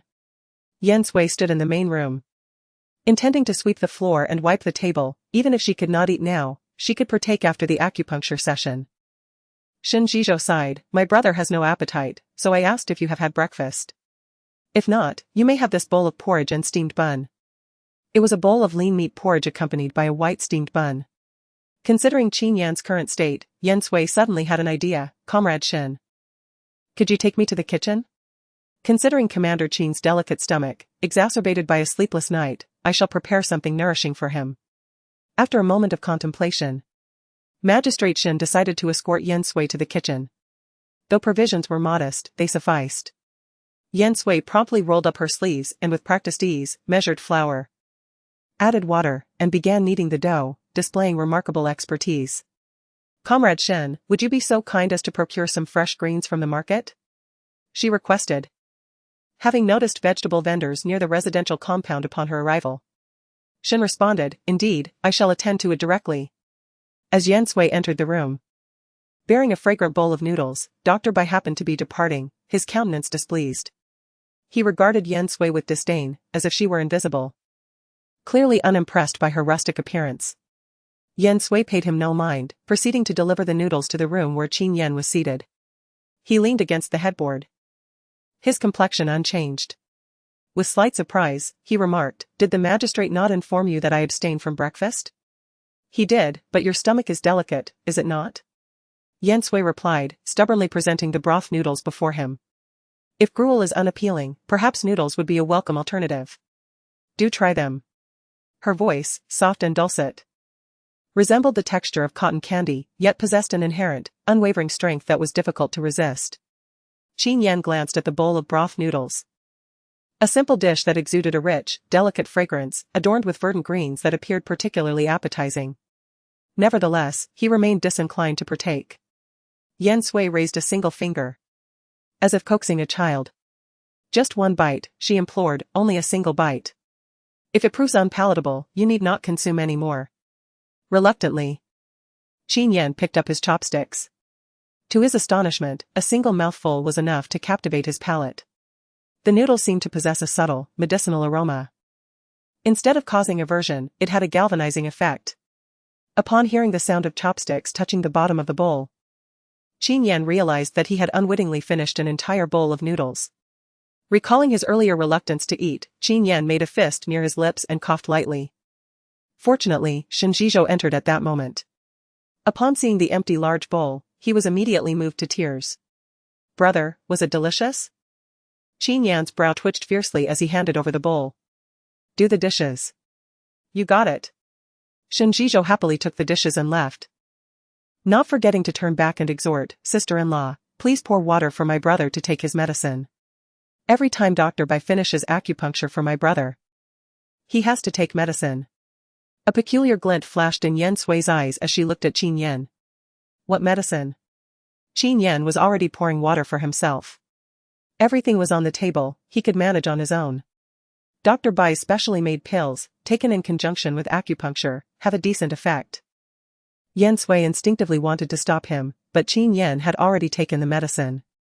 "Is there any more medicine?" "No, it's only necessary to take it during acupuncture," Qin Yan said. "Regimental Commander Qin, lift your hand." Without a second thought, Yan Sui moved closer. Chapter 10, The Sooner. The better. Yan Sui only wanted to know the ingredients of the medicine.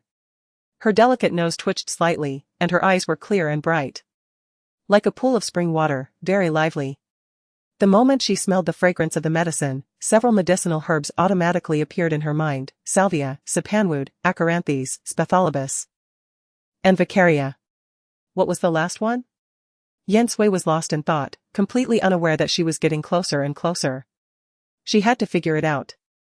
It was precisely this final ingredient that undermined the overall efficacy of the medicine. As Qin Yan lowered his gaze, he could clearly discern the delicate down on Yan Sui's fair complexion, the light from the window bestowing upon her a gentle radiance. An elusive, subtle fragrance emanated from her very being. His Adam's apple bobbed as he contemplated advising Yan Sui to step back, yet her focused demeanor, so earnest and endearing, stayed his tongue. "Brother! The chief has arrived." Shinjizhou suddenly burst into the room. In the ensuing moment, he promptly turned away. "My apologies for the interruption."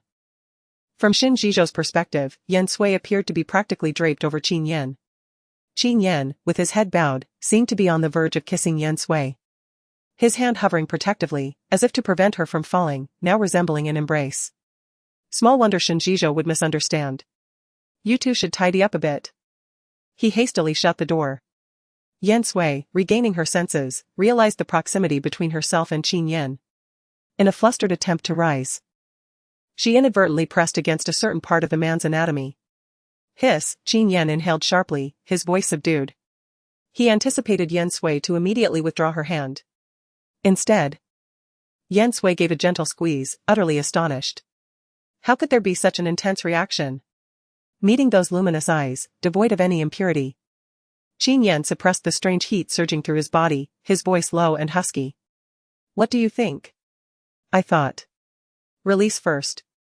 "My deepest apologies." Yan Sui's fair face flushed crimson, the temperature in her palm exceptionally scalding. Heavens, what had she just done? When Governor Shen entered with the esteemed elder, Qin Yan discreetly pulled up the blanket, skillfully concealing the earlier events. The elder had come specifically to visit Yan Sui, his gaze warm and benevolent. "Comrade Yan Sui?" he inquired. Yan Sui promptly stood to attention, responding, "Hello, I am Yan Sui."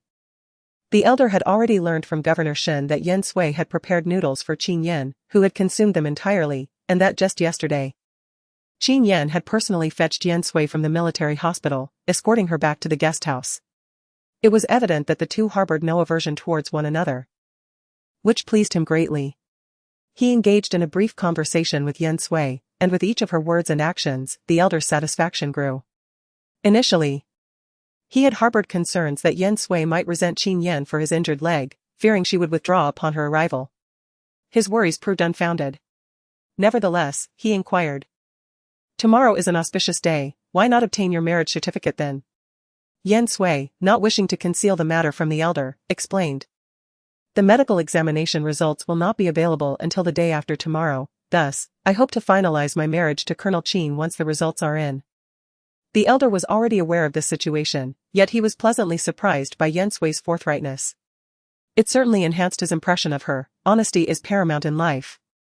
Qin Yan respected Yan Sui's decision as well.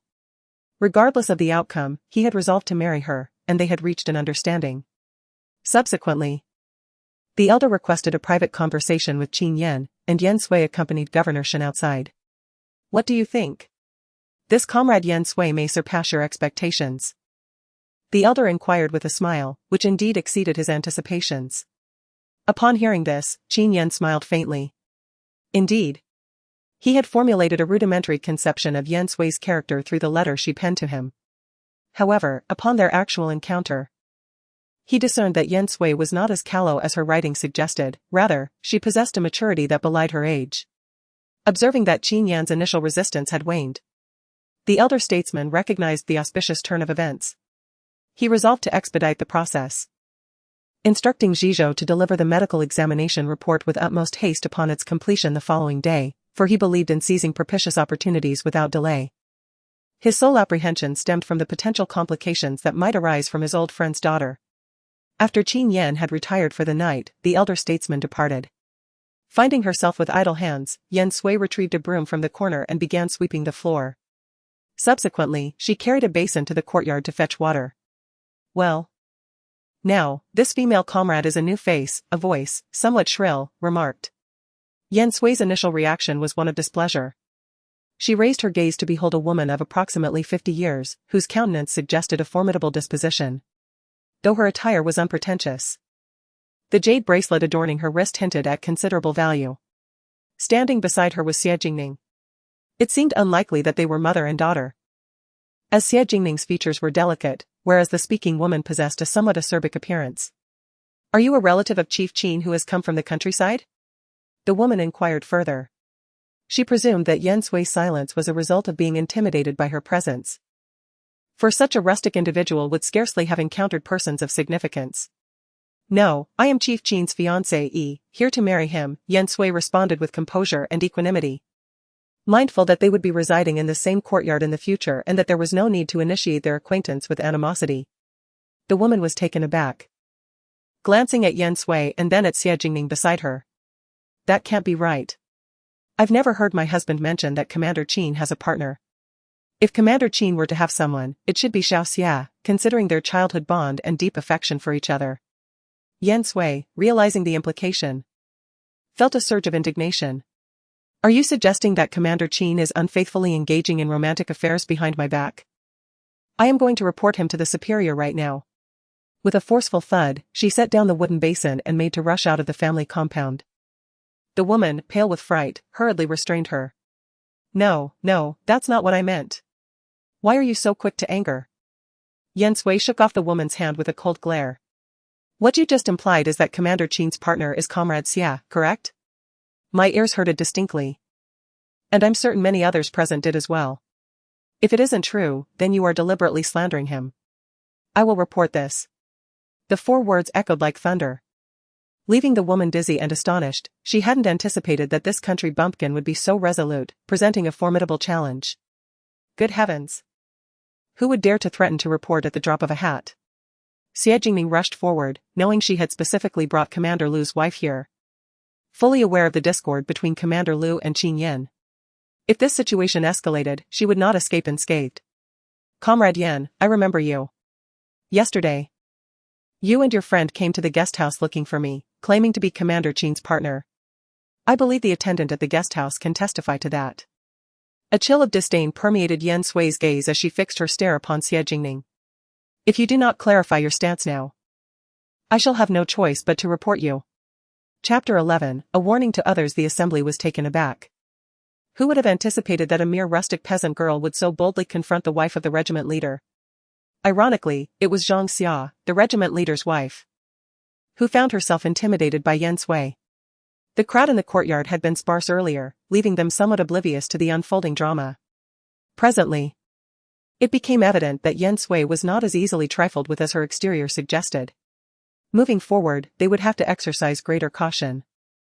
Yan Sui had deliberately escalated the situation, making it a spectacle to serve as a warning to others. After all, it was not she who needed to feel anxious in this predicament. Zhang Xia was filled with regret, lamenting her decision to accompany Xie Jingning. Ultimately, the blame rested upon her. In her desire to vex Qin Yan, she had acted recklessly. Had she approached the matter with more prudence, dissecting it thoroughly, the outcome might not have been so dire. Dear Yan Sui, please do not be hasty. I believe there has been a misunderstanding. Allow me to extend my sincerest apologies. Zhang Xia implored. Xie Jingning hurriedly nodded in agreement, her demeanor fragile, with tears welling in her eyes. I apologize, Comrade Yan Sui. My remarks last night were merely a test of your character. I have known Qin Yan since childhood, and I was unaware that he had a partner. Did he not mention you? Yan Sui inquired, her surprise palpable. Xie Jingning released a sigh of relief. Indeed, he has never spoken of you. A realization washed over Yan Sui, and with a smile, she remarked, then it is as I suspected, your acquaintance is shallow. Otherwise, why would he withhold such information from you? If sharing the same courtyard signifies childhood sweethearts, then Commander Qin surely has a multitude of such companions. A chuckle erupted from the audience, with an unknown individual initiating the laughter. Shortly thereafter, Shen Zhizhou stepped forward, grinning, indeed, I too am my brother's childhood sweetheart. Haha, so am I. A burly man joined in, his smile endearing, then by that logic, my sister qualifies too. In an instant, everyone of Qin Yan's age in the courtyard was deemed his childhood companion. Xie Jingning's face flushed with a mix of embarrassment and distress, her eyes glistening with unshed tears. As if the entire world conspired against her, the pitiful little girl. The laughter in the courtyard diminished considerably. What transpired? The commotion outside was rather loud, awakening Qin Yan, who emerged in his wheelchair. The angular features of his face were taut and serious, his brows furrowed deeply, and his dark eyes bore a heavy weight. Instantly, the atmosphere fell silent. Yan Sui wished to clarify, yet Xie Jingning spoke first, sniffling, Brother Yan, it is my fault, I misjudged Comrade Yan Sui, I am truly sorry. Her sobs came in gasps, and as her tears flowed, she fainted away. The courtyard fell into chaos as several rushed to escort Xie Jingning to the military hospital. Many gazes towards Yan Sui shifted, contemplating that she had been too disruptive and ought to show some mercy. Yan Sui found herself enlightened. Is it true that the weak are always right? Regardless, she had done no wrong. She glanced at Qin Yan, only to see Shen Zhizhou already pushing him inside. Qin Yan, who had not slept well the previous night, was now awakened amidst the noise. His temples throbbed slightly, and due to the medication, he felt a heavy drowsiness wash over him. He had ventured out, concerned for Yan Sui's well-being. He rubbed his temples and said to Shen Zhizhou, go check on Xie Jingning. Yan Sui, following closely behind, overheard this and couldn't help but speculate about the nature of Qin Yan's relationship with Xie Jingning. It must be quite good. Or else Qin Yan wouldn't be so concerned about Xie Jingning's well-being. Shen Zhizhou escorted Qin Yan into the room. As usual, he intended to assist Qin Yan onto the bed but forgot that his arm had recently been injured, colliding painfully against the bed frame, causing him to lose his strength. As Qin Yan was about to topple over, a graceful figure dashed forward. Be careful. With just one hand, Yan Sui managed to steady Qin Yan effortlessly. Then, under Shen Zhizhou's astonished gaze, she lifted Qin Yan onto the bed. How are you? Did you hurt yourself anywhere? Qin Yan's pupils constricted as he discreetly moved Yan Sui's hand from his waist, catching a glimpse of Shen Zhizhou standing there, stifling laughter, which stirred annoyance within him. Shen Zhizhou, do you have nothing better to do? Ah?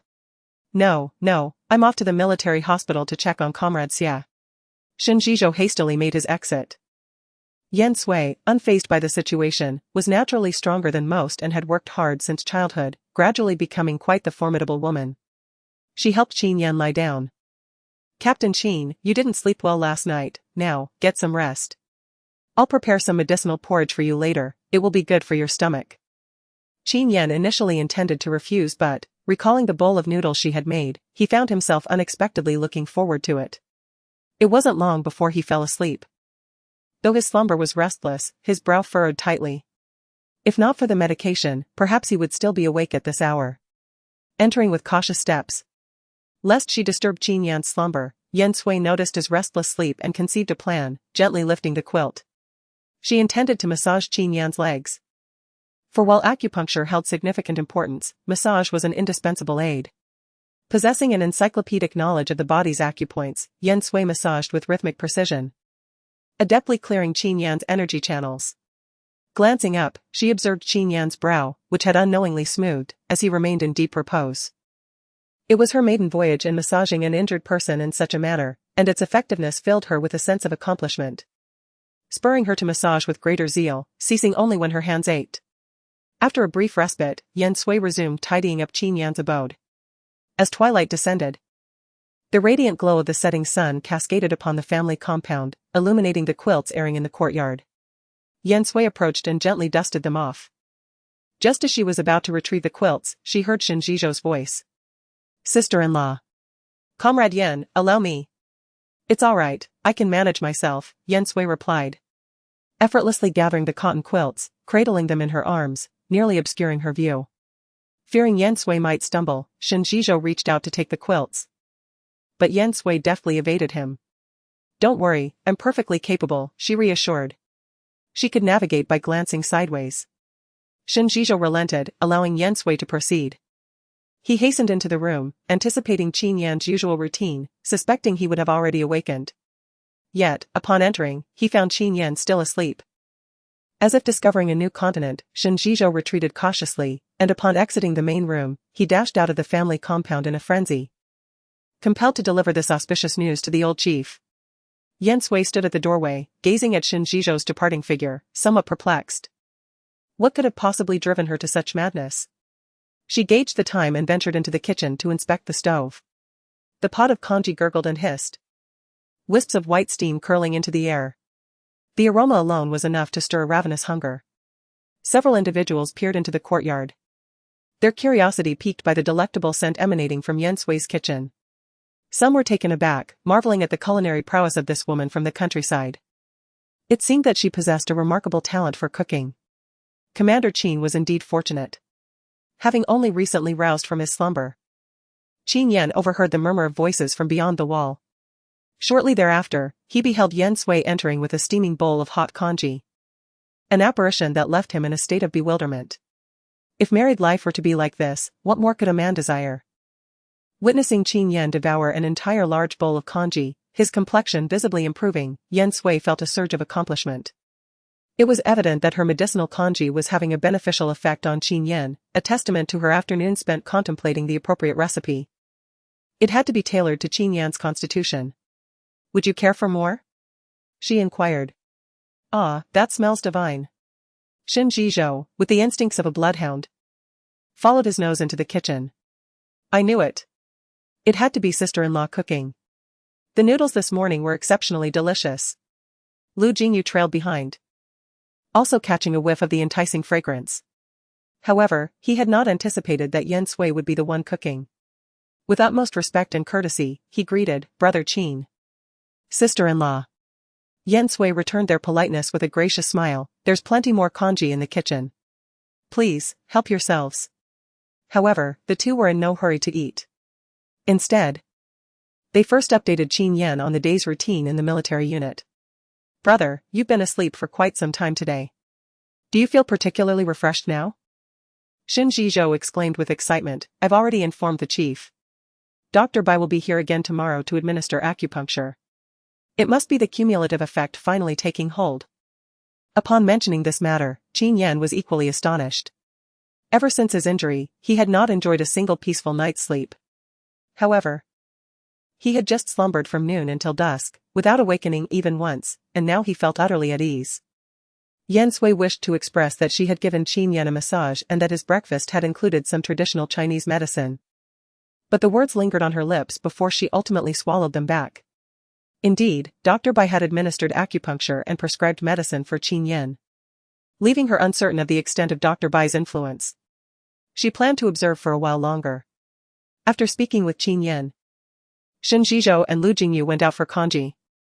Yan Sui folded the blankets she had collected and placed them in the wardrobe. "If there's nothing else, I shall return to the guest house. Tomorrow, I should be able to collect the health report." The thought of obtaining the report and then accompanying Qin Yan to register their marriage made her feel somewhat anxious. She glanced back quietly. Qin Yan was gazing out the window, the twilight casting a hazy glow upon his profile, rendering him as beautiful as a work of art. Having lived 2 lifetimes, Yan Sui was utterly convinced that Qin Yan was the most handsome man she had ever encountered, without exception. It might rain later, remember to take an umbrella, Qin Yan remarked. Yan Sui returned to her senses. All right, I shall take my leave now. After a while, Lu Jingyu entered first. Qin Yan instructed him to summon Shen Zhizhou. In the midst of washing pots, Shen Zhizhou hastened his pace, wiping his damp hands on his clothing. Brother, are you inquiring about Comrade Xie? He asked. She is not seriously injured, but it seems the old gentleman is quite upset. Alas, old Xie dotes on this granddaughter the most. I heard she nearly caused him to be hospitalized. It was precisely for this reason that Qin Yan dispatched Shen Zhizhou on this errand, and matters unfolded as he anticipated. However, upon closer examination, Yan Sui could not be held entirely accountable. Nevertheless, he would have to elucidate the situation to the old chief tomorrow. Indeed. Has Comrade Yan Sui remained here for the duration of the day? Actually, Qin Yan summoned Shen Zhizhou primarily to ascertain Yan Sui's activities throughout the day. Shen Zhizhou nodded in affirmation. Affirmative. The sister-in-law meticulously cleaned both the interior and exterior. The coat you requested me to launder, which I inadvertently left on the table in the adjacent room, was also laundered by the sister-in-law. Qin Yan's countenance darkened. Do you dare utter such a thing? Shen Zhizhou chuckled sheepishly. I merely intended to convey the sister-in-law's diligence. I assure you, there shall be no recurrence. Qin, why not procure employment for the sister-in-law? Lu Jingyu proposed, although I am uncertain of the sister-in-law's academic qualifications. This would also mitigate contact with Xie Jingning within the compound. Without contact, there would be no friction. Qin Yan resolved to broach the subject with Yan Sui upon her arrival tomorrow. Presently, he was devoid of sleepiness, and he casually picked up the adjacent The Art of War, perusing it.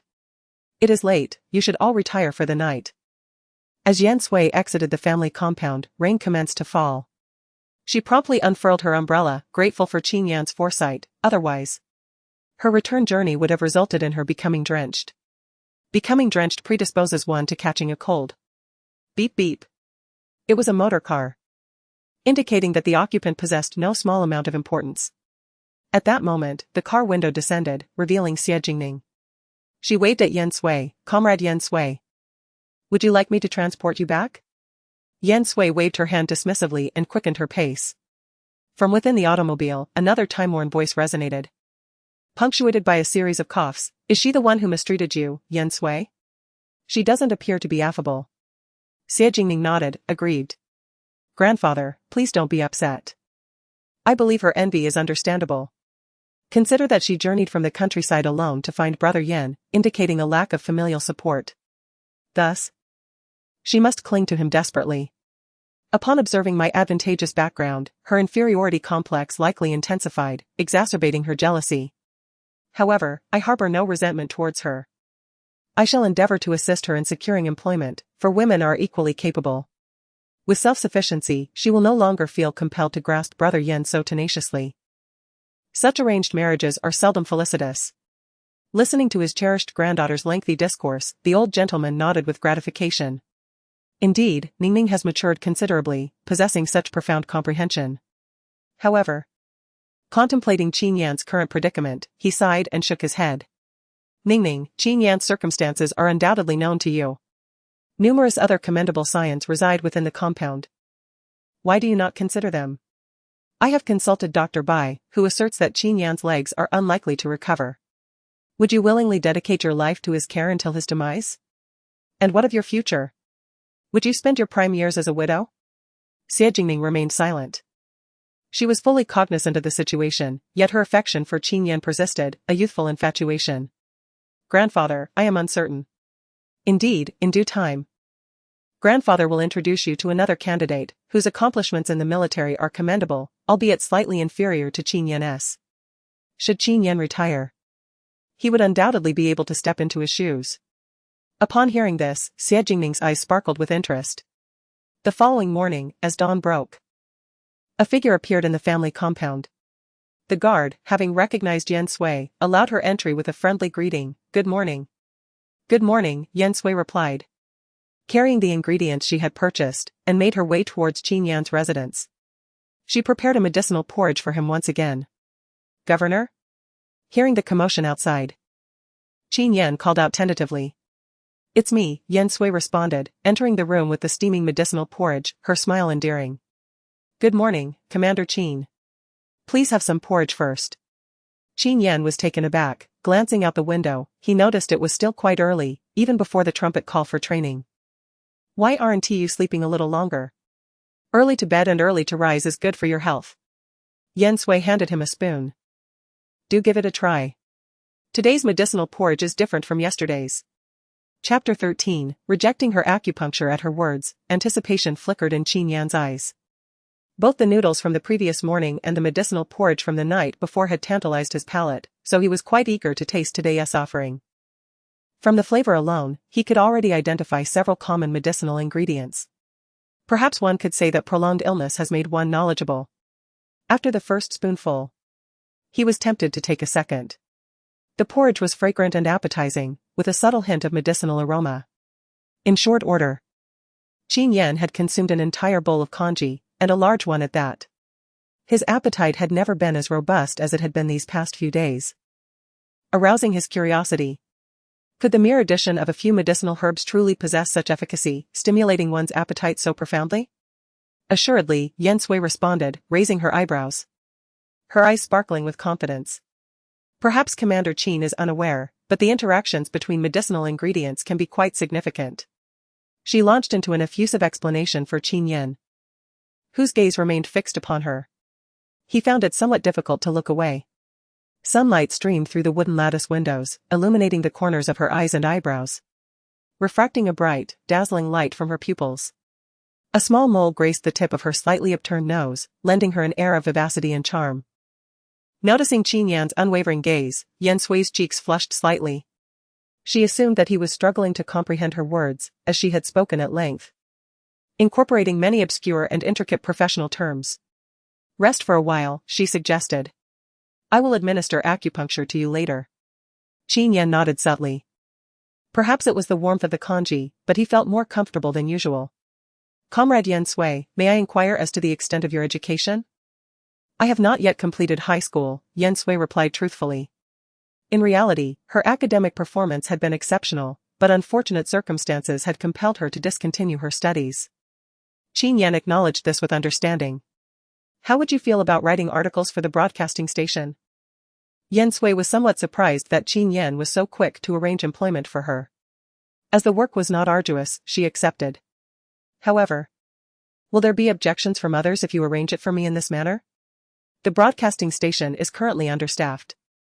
Later, accompany Zhizhou on a trip there and give it a try. Very well. Calculating the opportune moment to administer acupuncture to Qin Yan, Yan Sui turned to retrieve her silver needles. A thought struck her, and she paused, glancing back. Commander Qin, I administered acupuncture to you the other day. How did you feel afterward? Would you like me to do it again? Dr. Bai should be arriving soon, Qin Yan responded. He couldn't deny that Yan Sui's acupuncture had been quite effective that day. However, after yesterday's acupuncture session with Dr. Bai, coupled with the medication, he felt that Dr. Bai had the upper hand. Yan Sui understood Qin Yan's meaning and could appreciate his perspective. After all, her acupuncture that day had merely been a trial, intended to alleviate his immediate pain.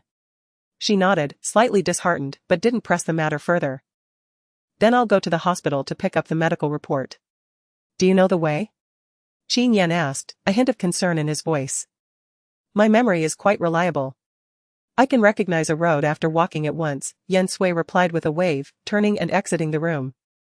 Not long after Yan Sui departed, Shen Zhizhou, accompanied by Dr. Bai, entered the family compound. He sniffed the air, his eyes immediately lighting up. It must be sister-in-law preparing breakfast for my brother. Dr. Bai, would you like to partake later? Sister-in-law? Dr. Bai frowned. Shen Zhizhou, realizing his slip of the tongue, chuckled dryly, inwardly grumbling that Dr. Bai was too meticulous. Wasn't this an inevitable development? Dr. Bai also detected the aroma in the air, her brow furrowing even more. Why is there a medicinal scent? Did she add medicinal herbs to the breakfast? Shen Zhizhou scratched his head. Is there? I wasn't aware. All I know is that it's delicious. Dr. Bai cast a sidelong glance at Qin Zhizhou, quickening her pace as she entered the house. Commander Qin. What breakfast did that female comrade prepare for you? What herbs did she add? This is truly reckless. What if you have to take the medicine I provided later? And there are conflicting herbs that exacerbate your condition? What then? It can't be that serious, can it? Qin Zhizhou's eyes widened. And anxiety surged within him. Where is my sister-in-law? Why haven't I seen her? Sister-in-law. She went to fetch the health report, Qin Yan replied calmly. In contrast to the two present, Qin Yan exhibited no signs of panic. No one understood his body better than he did. Ever since he consumed the noodles and porridge prepared by Yan Sui, the burning sensation in his stomach had dissipated.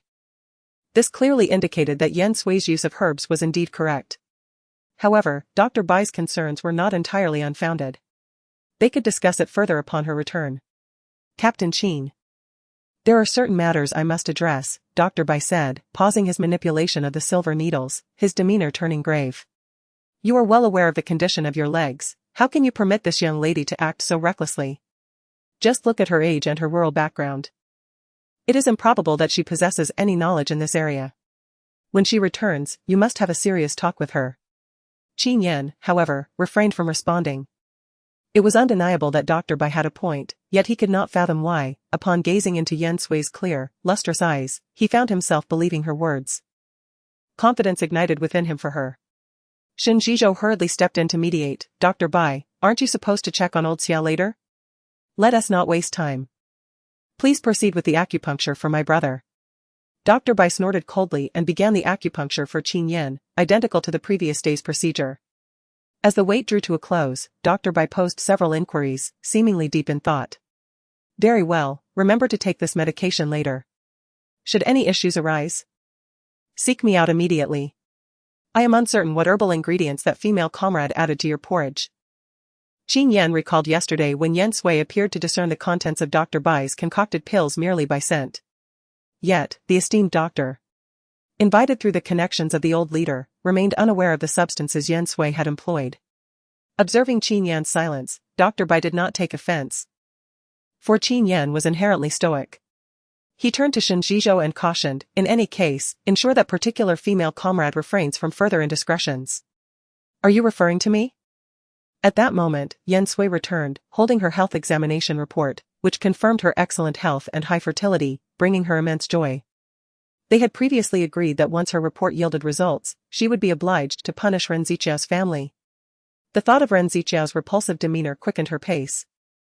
And she soon arrived at the family compound, where upon entering, she heard Dr. Bai's voice. He lamented not being able to confront Yan Sui directly. Now, he must clarify matters to prevent any repercussions that might reflect poorly on him should Qin Yan encounter difficulties later. What herbal ingredients did you add to Commander Qin's porridge? Why did you do this? Who instructed you? With a series of 3 inquiries, Yan Sui raised an eyebrow and retorted, Dr. Bai. Please do not tell me that you are unaware of my motivations. That would be quite a failure on your part. In Chapter 14, I can help him. It is revealed that Colonel Qin is not only suffering from leg injuries but also grappling with a severe gastric condition, something Dr. Bai surely ought to know. Or is it that you are solely fixated on Colonel Qin's legs? Yan Sui, however, still granted Dr. Bai a modicum of respect. Dr. Bai's countenance darkened exceedingly. Chastised by a young girl. Yet, he was indeed oblivious to Qin Yan's gastric ailment. Yan Sui proceeded to enumerate the medicinal herbs she had utilized. I wonder what additional ingredients Dr. Bai has incorporated into his concoctions. Alas! Her generosity did not elicit a reciprocal gesture. Dr. Bai maintained a stern expression, stating, this prescription is the result of my own meticulous experimentation. A product of countless nights of research. I cannot divulge it so readily. Comrade Shen, do remember to remind Colonel Qin to take his medicine, he instructed. Qin Zhizhou promptly acknowledged and escorted Dr. Bai away. Yan Sui did not dwell on the matter. She handed her medical examination report to Qin Yan, saying, Here. The doctor has declared that I am in excellent health and possess a high fertility constitution. High fertility constitution. Qin Yan's pupils constricted, and his gaze dimmed slightly. Dr. Bai had previously mentioned that even if he were fortunate enough for his legs to heal, he would still be unable to have offspring. He placed the report on the table, stating, I will have Jin Yu pay a visit to Yan's village shortly. Yan Sui's eyes sparkled with brightness. She had not anticipated that Qin Yan would remember this matter. All right, thank you. You're welcome. Could you assist me by fetching the medicine? Qin Yan requested. Despite the cessation of rainfall last night, his legs were still afflicted with severe pain both before and after the deluge, significantly disrupting his sleep. At present, his sole desire was to ingest medication and rest, postponing all other matters. Turned her head, noticing a solitary brownish pill remaining in the medicine box on the table. She picked it up, bringing it to her nose to discern its composition. Now, she could definitively ascertain the ingredients of the pill. She demurred. You must not consume this medication. Excessive consumption will lead to dependency. Do you not find that after each dose, the pain in your legs gradually dissipates? Yet you become increasingly lethargic? Abruptly raised his eyes. None were more cognizant than he of the sensations following ingestion, mirroring's description precisely. An acute pain suddenly erupted in his legs, as if someone were brutally sawing them off with a rusty saw, initiating a protracted torment. Despite recent successful suppression. Why had it recurred? Qin's muscles tensed, a stifled groan escaping his throat. His eyes were bloodshot, his forehead beaded with perspiration, and his temples throbbed. He clenched his teeth. Forcing out the words, the medication, give it to me, referring to the medicine left by Dr. Bai. Sister-in-law, quickly fetch the medication for my brother. Having escorted Dr. Bai back, witnessed the scene. His eyes widened in anguish as he lunged to retrieve the medicine. However, acted with greater alacrity. Tossing the pill out the window. Simultaneously, she swiftly produced her portable acupuncture kit, exclaiming, do not approach. I can assist him. Shen Zhizhou stood frozen in place. Not out of fear of intervening to stop Yan Sui, but rather due to the shocking sight of her swiftly removing Qin Yan's trousers. With silver needles in her hand seemingly dancing through the air. Swish, swish, swish. He swore he hadn't blinked once. But how was it possible for Yan Sui to insert dozens of silver needles into Qin Yan's legs in mere seconds? Was such speed even achievable by a human? Nevertheless, the effect was undeniable. Qin Yan was regaining consciousness, yet his face was drenched in cold sweat, his gaze unfocused, and his complexion was alarmingly pale, devoid of any color. If it weren't for the faint rise and fall of his breath, Shen Zhizhou would have suspected that Qin Yan had perished. He parted his lips slightly, Comrade Yan Sui. My brother. Not yet, come help me remove his upper garment, Yan Sui commanded. At that moment, Shen Zhizhou felt utterly numb. He complied with her every word. She first removed the silver needles from Qin Yan's legs and adopted a different acupuncture technique. This method would assist Qin Yan in recovering more effectively. And later she would prepare a traditional herbal remedy for him. Wait, what are you doing? Just as Yan Sui was about to commence the new technique, she was halted by the entrance of Dr. Bai, followed closely by the old commander. He was deeply concerned about Qin Yan's condition, as a critical operation was imminent that required Qin Yan's strategic input. He had come specifically to check on him and had encountered Dr. Bai just outside. Dr. Bai rushed forward, forcefully pushing Yan Sui aside. Caught off balance, she stumbled, her lower back colliding with the edge of the table, causing her to gasp in pain. Cold sweat beading on her forehead. At that moment, no one paid any attention to Yan Sui. As Dr. Bai retrieved his acupuncture kit and began to re-administer needles to Qin Yan. Shortly after, Qin Yan regained his senses. He gazed, somewhat dazedly, at Dr. Bai before him. Wasn't it Yan Sui who had administered the acupuncture? How had it changed to Dr. Bai? Yan Sui massaged her lower back, finally understanding Dr. Bai's method of administering acupuncture to Qin Yan. Suffice it to say, his skill didn't even measure up to a tenth of her grandmother's. In other words, Qin Yan's comfortable slumber the previous night had nothing to do with Dr. Bai. Chief, it's fortunate that I arrived in time, otherwise something grave might have befallen Regimental Commander Qin. Dr. Bai raised a hand to wipe away perspiration, as if he had just completed a major surgery lasting over 10 hours. The old chief had a favorable impression of Yan Sui, but at this moment, he was exceedingly displeased. Comrade Yan Sui, are you cognizant of what you were just doing? To my understanding, you have never studied traditional Chinese medicine. How then could you know how to perform acupuncture? Yan Sui was about to explain.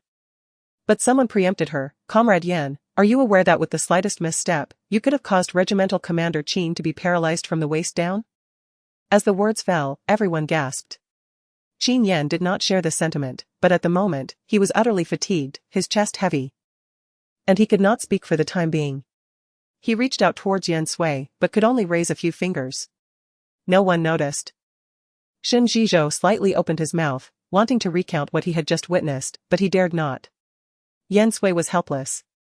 Had the old chief entered later, she could have demonstrated her capabilities to them all, but now, mere words would not suffice. She reached out, pulled the quilt over Qin Yan, and tucked him in. Lest he catch a chill. Gazing into those worried black eyes, she shook her head gently and murmured, "You must be quite exhausted, rest for a while. When you awaken, I shall prepare other delectable dishes for you." However, Qin Yan was utterly unwilling to succumb to slumber. He wished to elucidate his circumstances to Yan Sui. Yet, in the next instant, he felt Yan Sui press upon a particular acupoint, which caused him to instantly relax and drift into a profound sleep. Seizing the moment when no one was watching, Yan Sui discreetly stowed the silver needles into her sleeve. "I apologize, Commander, I shall not repeat this mistake," she thought to herself. At present, all she could do was offer her contrition. Dr. Bai scoffed coldly, "Commander, I must forewarn you. This young lady has already displayed erratic behavior on more than one occasion, even adding medicinal ingredients to Colonel Qin's meals. Should any complications arise, I shall not be held accountable."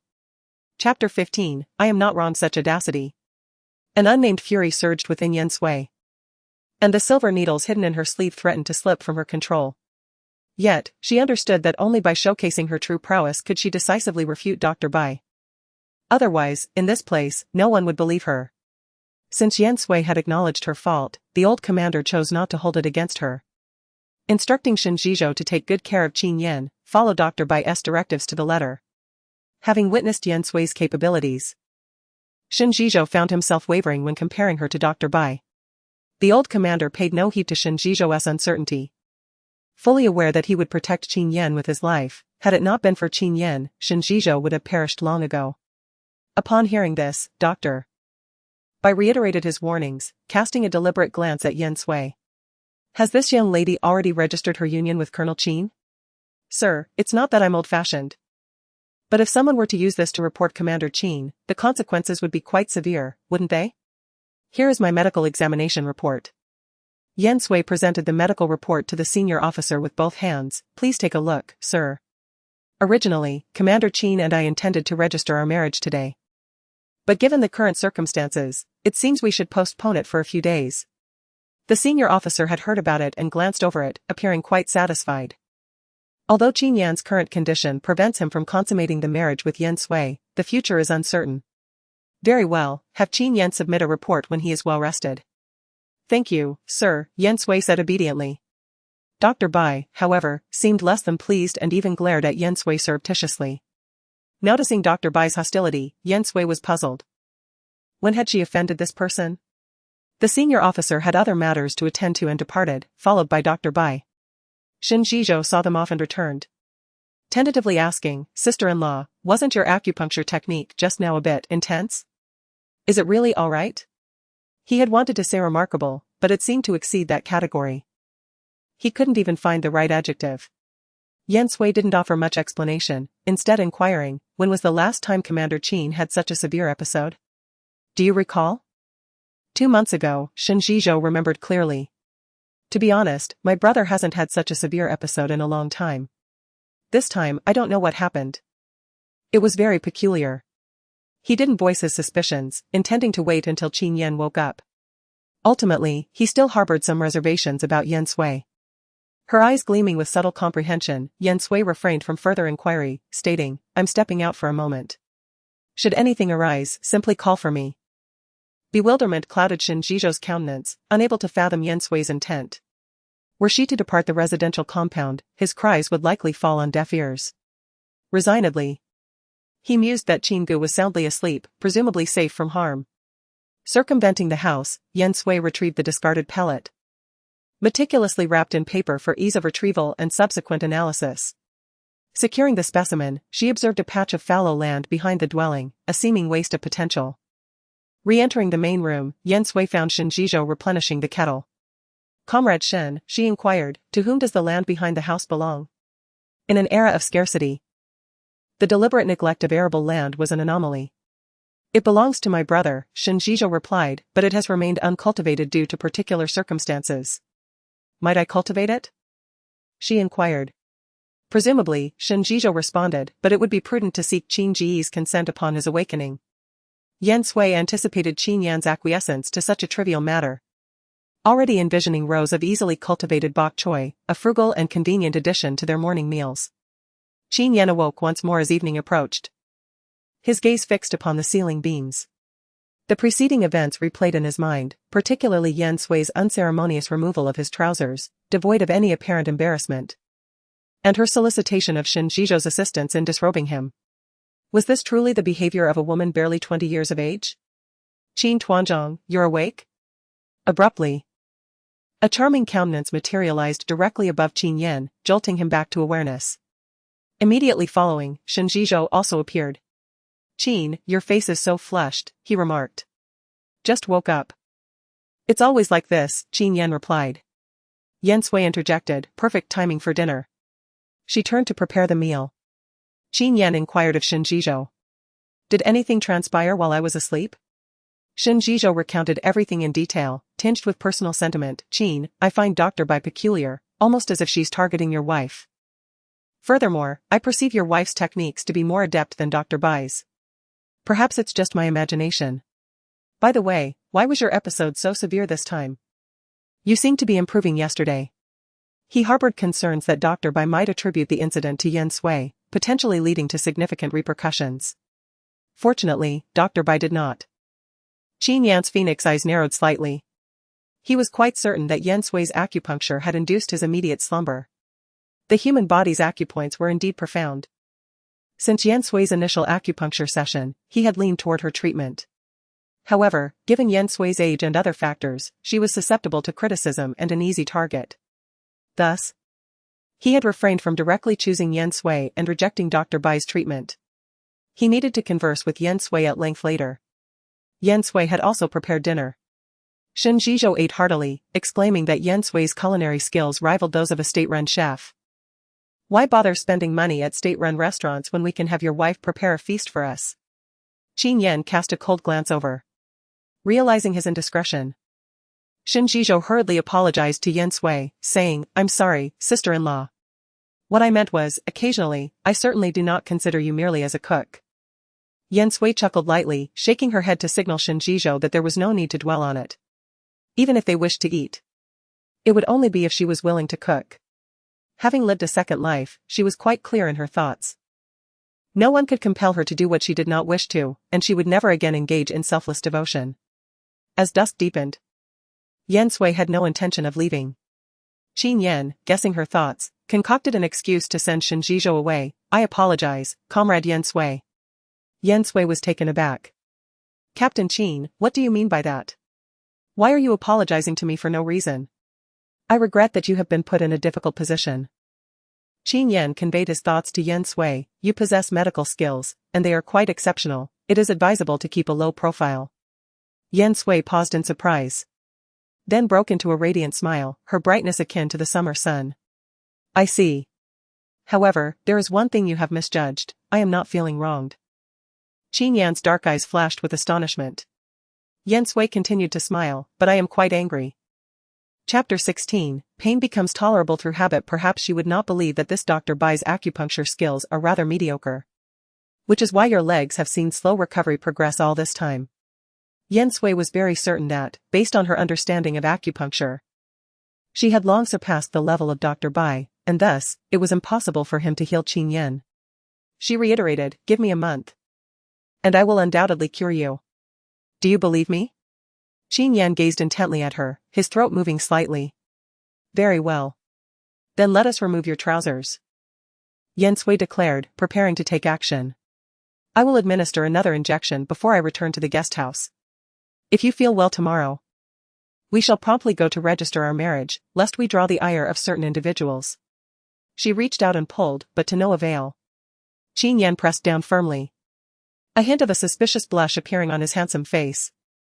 Let us wait for the magistrate to return. By the time he returns, when will that be? Yan Sui insisted, using both hands. Do not worry, I shall be swift. This time it will not hurt, trust me. In her moment of excessive force, Yan Sui inadvertently pulled down both pairs of trousers. The chill at his lower body caused Qin Yan to flush, hastily pulling up the blanket and gritting his teeth. Comrade Yan Sui, could you please refrain from being so hasty? Yan Sui stood there, swallowing hard. Wait a moment. I recall you having a reaction. But why is that absent now? Lift the blanket and allow me to see what is amiss. She began to suspect that Qin Yan's condition extended beyond mere external injury leading to paralysis in his legs. There were even signs of possible poisoning. Qin Yan furrowed his brow deeply, struggling to comprehend how Yan Sui could maintain such composure, as if they shared the same gender. Yan Sui waved her hand dismissively, indicating that Qin Yan need not be concerned. In the eyes of a doctor, it is all the same. If you do not permit me to examine you. What if there is an underlying issue? Do you truly intend to forego having children in the future? Comrade Yan Sui, without external stimulation. How could there possibly be any reaction? A throbbing sensation pulsated in Qin Yan's temples. Yan Sui arched an eyebrow, inquiring if the preceding moments had lacked sufficient stimulation. Qin Yan remained silent.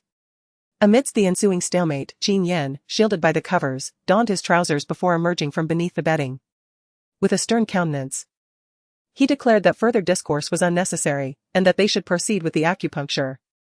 Yan Sui pouted slightly as she retrieved her acupuncture kit, which contained a dauntingly long silver needle, measuring over a dozen centimeters in length. Qin Yan's gaze was drawn to the needle, and his brow furrowed in response. Yan Sui, following his line of sight, casually remarked that the aforementioned needle would eventually be employed on him, assuring him that while it would be painful, it would undoubtedly facilitate his recovery. Qin Yan's lips compressed into a thin line, and he refrained from further inquiry. Perhaps resigned to the recurrent disappointment that followed each glimmer of hope. Given the non-urgent nature of the situation, Yan Sui selected a silver needle and meticulously inserted it into various acupoints, with particular emphasis on the Guanyuan and Qihai points. Initially, Qin Yan remained unfazed, but gradually, his body succumbed to involuntary convulsions, his breathing grew labored, and stifled moans of suppressed pain escaped his lips. Yan Sui promptly grabbed a nearby cloth to dab away Qin Yan's perspiration. She inquired whether he was experiencing pain, affirming that it was to be expected, particularly at the outset, before questioning if the discomfort would eventually subside. Qin Yan, gritting his teeth, completed her sentence. A glint of mischievousness flickered in Yan Sui's eyes as she suggested that perhaps one simply became accustomed to the pain, at which Qin Yan was rendered speechless. Observing Qin Yan's exasperated expression, Yan Sui erupted in laughter, her eyebrows arching in mirth. The joy radiating from her eyes and spreading across her face was vibrant and radiant, captivating Qin Yan's gaze and momentarily causing him to lose his composure. Actually, it's because your vitality has been severely depleted. Now, it's essential to replenish your life force first. Subsequently, I'll employ gold needles to unblock your meridians and enhance your blood circulation. In essence, I am confident that I can restore you to health. Qin Yan inhaled deeply, enduring another wave of pain, and stated in a deep voice, "Very well, I shall comply with your directives." Yan Sui was extremely pleased, as a compliant patient is tantamount to half the battle won. As she spoke, Yan Sui inserted a few more needles into Qin Yan's lumbar region. One could clearly discern the man's robust physique, 8-pack abs, and sensual V-line. Beads of perspiration cascaded from his chest, disappearing into the waistband of his trousers. And, of course, there was also a certain area that was. Yan Sui shifted her gaze uncomfortably, recalling the scene she had just witnessed, which was truly difficult to dismiss from her mind. She had been rather audacious just now. Fortunately, Qin Yan did not seem to mind. Otherwise, it would have been exceedingly awkward. Once everything was completed, Yan Sui collected the silver needles and then proceeded to assist Qin Yan in putting on his trousers. "There's no need, leave it as it is," Qin Yan demurred, raising his hand in refusal. "It's no trouble at all." Yan Sui carefully assisted Qin Yan in donning his trousers. "Regimental Commander Qin, there's really no need to be shy. I'll be removing your trousers many more times in the future." As soon as the words escaped her lips, she paused abruptly. What scandalous words were those? Qin Yan's handsome face had flushed crimson, fortunately concealed by the dimness of the room. "It's getting late, you should return promptly. The prefect will escort you to the broadcasting station tomorrow." Furthermore, I have already dispatched individuals to Yan family village. Barring any unforeseen circumstances, Yan family village will be apprised of the fact that you have been unjustly maligned and slandered, and will ensure that the Ren family pays the price. Yan Sui's eyes lit up, as this, for her, was truly welcome news. It is truly unfortunate that she cannot witness firsthand the spectacle of Ren Ziqiao and his family facing their just desserts. It would undoubtedly be a remarkable sight, revealing to the entire Yanjiakan village the true hypocrite that Ren Ziqiao is. Had it not been for her tireless efforts caring for a large family and tirelessly promoting Ren Ziqiao's business in her past life, he would never have achieved the status of a tycoon by the age of 40. One can only hope that Ren Ziqiao will languish in Yanjiakan for the rest of his days. Noticing the disquiet in Yan Sui's demeanor, Qin Yan lifted his gaze and inquired, "Comrade Yan Sui, are you all right?" Upon hearing his deep, resonant voice, Yan Sui snapped back to reality. Quickly composing herself and shaking her head, "I'm fine. I shall take my leave now." Just then, Shen Zhizhou returned, and Qin Yan entrusted him with escorting Yan Sui to the guest house. After all, he was not at ease allowing her to return alone at such a late hour. During their journey back, Yan Sui informed Shen Zhizhou about Qin Yan's plans for her to work at the broadcasting station. "Tomorrow, I will prepare breakfast for Commander Qin, and then we shall head to the broadcasting station." Suddenly, Shen Zhizhou recalled something and felt a pang of concern. The road commander's niece was also scheduled to interview at the broadcasting station, and the timing coincided perfectly with tomorrow. After much hesitation, he disclosed the situation to Yan Sui, so she could brace herself. "You see, the road commander has never seen eye to eye with Commander Qin, likely due to their similar standing at such a young age. He has always been antagonistic towards Qin, and now that Qin has suffered such a grievous injury, he is likely to engage in covert maneuvers against him. My advice is, should you not succeed in your selection, do not let it dishearten you. You needn't mention this to Battalion Commander Qin, correct?" Yan Sui comprehended, "Rest assured. As long as there's impartiality, whether successful or not, it remains my concern." Chapter 17, Radio Station Audition. Following the rain, the sun blazed with fervor. Yan Sui arose at the crack of dawn, greeted by the sound of bugle practice. Since arriving here, Yan Sui had been rising at this hour daily, proceeding to the family compound to prepare breakfast for Qin Yan and tidy up. Essentially, there was little else to occupy her time. Securing a position at the radio station would indeed be a welcome endeavor, primarily because she abhorred idleness. As Yan Sui prepared breakfast in the kitchen, she could observe the happenings in the compound through the window. It seemed that Xie Jingming had not reappeared since that day. Even Zhang Xia had adopted a more subdued demeanor. Others, upon encountering Yan Sui, would, out of deference to Qin Yan, greet her and display a friendly disposition, to which Yan Sui would reciprocate with a smile. As they would be residing in the same compound henceforth, there was no need for animosity. "Sister-in-law, what delectable dish are you preparing?" Shen Zhizhou inquired, drawn by the aroma. "Might I be of assistance?" Yan Sui demurred. "Could you check if Battalion Commander Qin has risen yet?"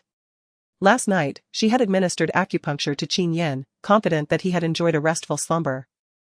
She had even taken the liberty of checking on him earlier, confirming that he was still asleep.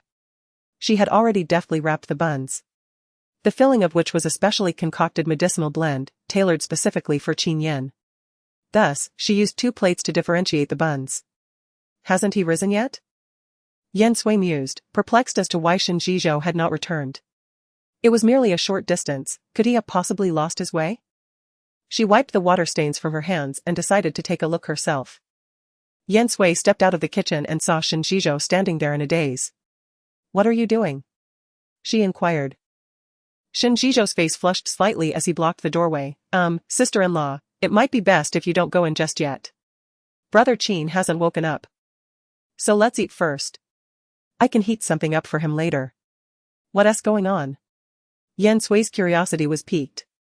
"I just went in and didn't notice anything unusual." "You went in?" Shen Zhizhou exclaimed in shock. "So you must have seen Brother Qin without his pants." Yan Sui now understood the situation. She covered her mouth, stifling a laugh, deciding not to tell Shen Zhizhou that it was she who had removed Qin Yan's trousers to apply a special ointment. After all, she and Qin Yan had yet to officially register their union. However, she felt he should be awake by now. "Zhizhou, come in." A deep voice resonated from the room. Shen Zhizhou quickly pushed the door open. Brother Qin, good morning. Qin Yan awoke to find his lower body uncomfortably cool. As he reached down, his fingers encountered the sticky ointment, and he instantly grasped the situation. Fortunately, he still had on a pair of underpants. His expression remained calm. This is a form of treatment. Shen Jizhou nodded, albeit somewhat confused. Then, I'll go get you breakfast. Sister-in-law made buns today, they smell delicious. He turned and left, relieved. As he had initially feared that Brother Qin had suddenly taken a liking to sleeping without pants. Shen Jizhou presented a plate of dumplings, a total of 5. All crafted from fine white flour, the fragrant aroma wafting enticingly. Qin Ge, my sister-in-law said these are all for you. They embody her abundant affection. He continued, later. I will accompany my sister-in-law to the broadcasting station for an interview, and then you two shall proceed to obtain your marriage certificate? Upon learning that all 5 dumplings were meant for him, Qin Yan felt a twinge of surprise. His appetite was not that substantial. However, considering that Yan Sui and Shen Jizhou would likely not return until afternoon, he refrained from expressing his thoughts. It seemed reasonable to assume that his lunch was included in this generous offering. Qin Gu. I heard that the niece of Captain Liu also intends to interview at the broadcasting station. It would be quite the coincidence if she were to apply for the same position as my sister-in-law, Shen Jizhou whispered, striving to keep his voice low. He had pondered this matter before sleep the previous night and felt it necessary to inform Qin Yan. As Qin Yan took a bite of the dumpling, discovering medicinal herbs within, he couldn't help but smile. It matters not who interviews, may the most capable prevail. Shen Jizhou wholeheartedly agreed with this sentiment. Yet he couldn't shake his concern about potential favoritism from Captain Liu. Previously, many within the military had supported Qin Yan, but since his injury, several opportunists had shifted their allegiance to Captain Liu. Shen Jizhou was acutely aware of Yan Sui's temperament. Should she face any unfair treatment, it was unlikely she would yield easily, and it could inadvertently affect Qin Yan as well. Qin Yan dismissed Shen Jizhou's apprehension, possessing unwavering confidence in Yan Sui. When he returned to his senses, he realized he had finished the dumplings, yet felt no signs of being overly full, just pleasantly satisfied. Qin Yan was taken aback. Yan Sui seemed to have an excellent grasp of his appetite. Even a seasoned cook might not achieve such precision. After having breakfast, Yan Sui accompanied Shen Jizhou to the broadcasting station. Shen Jizhou went in first to greet the staff, asking Yan Sui to wait outside. Aihua. Just perform as you normally would. With your high school diploma, a mere scriptwriting job at the broadcasting station should be well within your capabilities. And you'll surely be hired. Hearing this familiar voice, Yan Sui turned around to see Zhang Xia approaching with her niece. Noticing Yan Sui, Zhang Xia's smile vanished instantly. She had been scolded by her spouse upon returning home that day, who said she had nearly caused trouble and ordered her to stay home for a while. She was nearly stir-crazy from being cooped up. Yan Sui remained composed and indifferent, not bothering to acknowledge Zhang Xia. Unfortunately, Zhang Xia had initiated the trouble. So civilities could not be maintained. Relying on her connection to the regimental commander, Zhang Xia, who also had some influence within the broadcasting station, directly led Zhang Aihua inside. Old Liu, this is my niece, Aihua. Aihua, greet your Uncle Liu. Zhang Aihua promptly greeted him sweetly, good morning, Uncle Liu. If Shen Jizhou had not been present, Old Liu might have been inclined to accommodate them, but now he could only proceed impartially. If Shen Jizhou were to inform Qin Yan upon his return, he would be in serious trouble. Good morning to you both. Zhang Xia was not foolish, she immediately sensed the situation and discreetly signaled outside. As Old Liu reached for a cigarette behind his ear, he subtly nodded in acknowledgement. Learning that Yan Sui had indeed come to the broadcasting station for an interview, Zhang Xia's expression turned sour. A country bumpkin daring to dream of using connections to enter the broadcasting station. She initially intended to confront the situation immediately, but she restrained herself, as she harbored an alternative scheme. She resolved to allow Yan Sui to proceed with the interview, and upon Yan Sui's potential acceptance, she would then interject, accusing Qin Yan of exploiting his position to secure Yan Sui's entry into the broadcasting station. She was certain that this would result in Qin Yan's reprimand, and possibly even demotion. The mere thought of this outcome nearly elicited a burst of laughter from Zhang Xia. She reflected on the years of rivalry between her husband, Lao Lu, and Qin Yan, during which Lao Lu had been unable to displace Qin Yan. It was infuriating. Today, As Lao Lu's wife, she felt compelled to intervene. Yan Sui noticed Zhang Xia and was rendered speechless. She was well aware that Zhang Xia had her sights set on her. However, with a clear conscience, she remained unfazed. She thought, let the chips fall where they may. One never knows who will suffer the consequences. Chapter 18, Are you from the countryside? Yan Sui, along with the others, entered a small room. Similar to a school examination setting, they each found a seat, and paper and pens were distributed. The interview task was straightforward. Each person was to compose a manuscript on the theme of the autumn harvest, as the season was fast approaching. They were allotted 1 hour. But early submissions were permitted. Aside from Yan Sui and Zhang Aihua, there were several other candidates, both male and female. Their attire was notably refined. Yan Sui, seated in the corner, felt out of place among them. However, she was unconcerned. She was there to interview for a job, not to socialize. Aihua, did your aunt accompany you? How lovely. The girl seated in front of Yan Sui, who had a cherubic face, glanced at Yan Sui with a hint of disdain in her eyes. Zhang Aihua, seated in the middle, felt somewhat embarrassed. I came on my own. But I was a little apprehensive, so my aunt came with me. I aspire to secure this position, otherwise, I dread the prospect of rural resettlement next year. The maiden, her hair adorned in plaits, wore an expression of profound melancholy. I harbor no affection for the countryside, she lamented, for I have heard that its denizens are malodorous. Indeed. Another concurred, the rustic folk are quite malodorous. A burst of laughter emanated from Yan Sui, eliciting discontent from those present. Zhang Aihua, furrowing her brow, inquired, Pray tell, comrade, what amuses you? I find your ignorance amusing, your propensity to parrot others, Yan Sui retorted, her gaze piercing. You have not even ventured into the countryside. Yet you pontificate with such vehemence. Without the tillers of the soil, what sustenance would you consume? Would you subsist on mere zephyrs?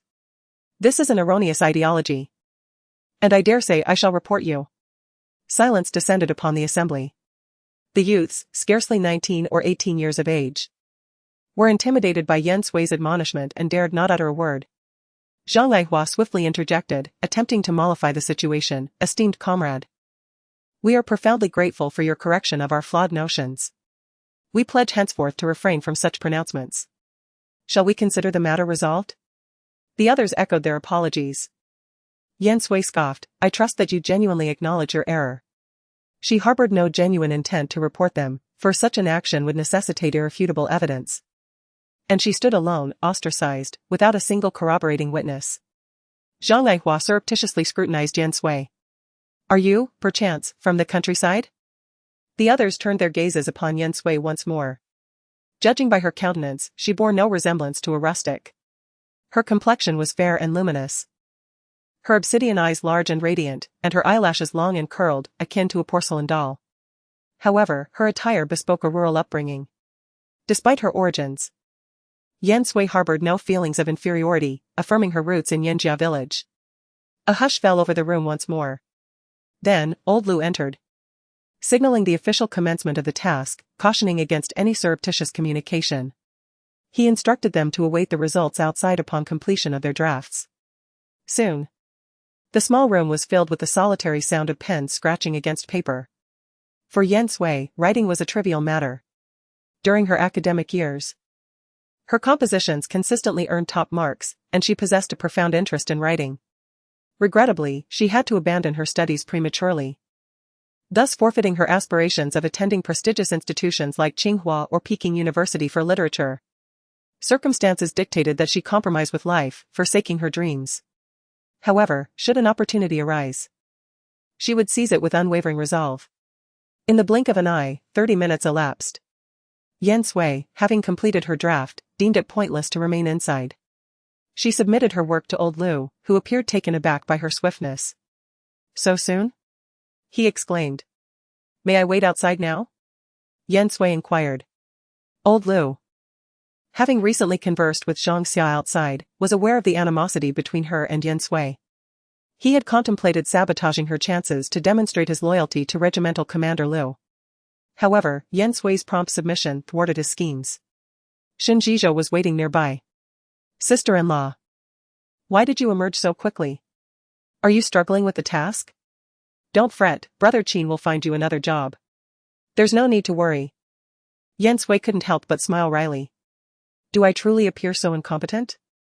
Qin Yan scratched the back of his head, hesitant to offer any assessment. Shall we return now? He inquired. It will conclude shortly. Let's await the outcome before heading back, Yan Sui replied. She would soon return to obtain her marriage certificate with Qin Yan, thus compounding the joy. Another half-hour elapsed. Zhang Aihua and the others emerged, their expressions rather unfavorable. Regardless, she had exerted her utmost effort. Aihua must have prevailed. Wouldn't you agree? Does that render our presence superfluous? If we are merely accessories, what, then, is that unsophisticated country bumpkin?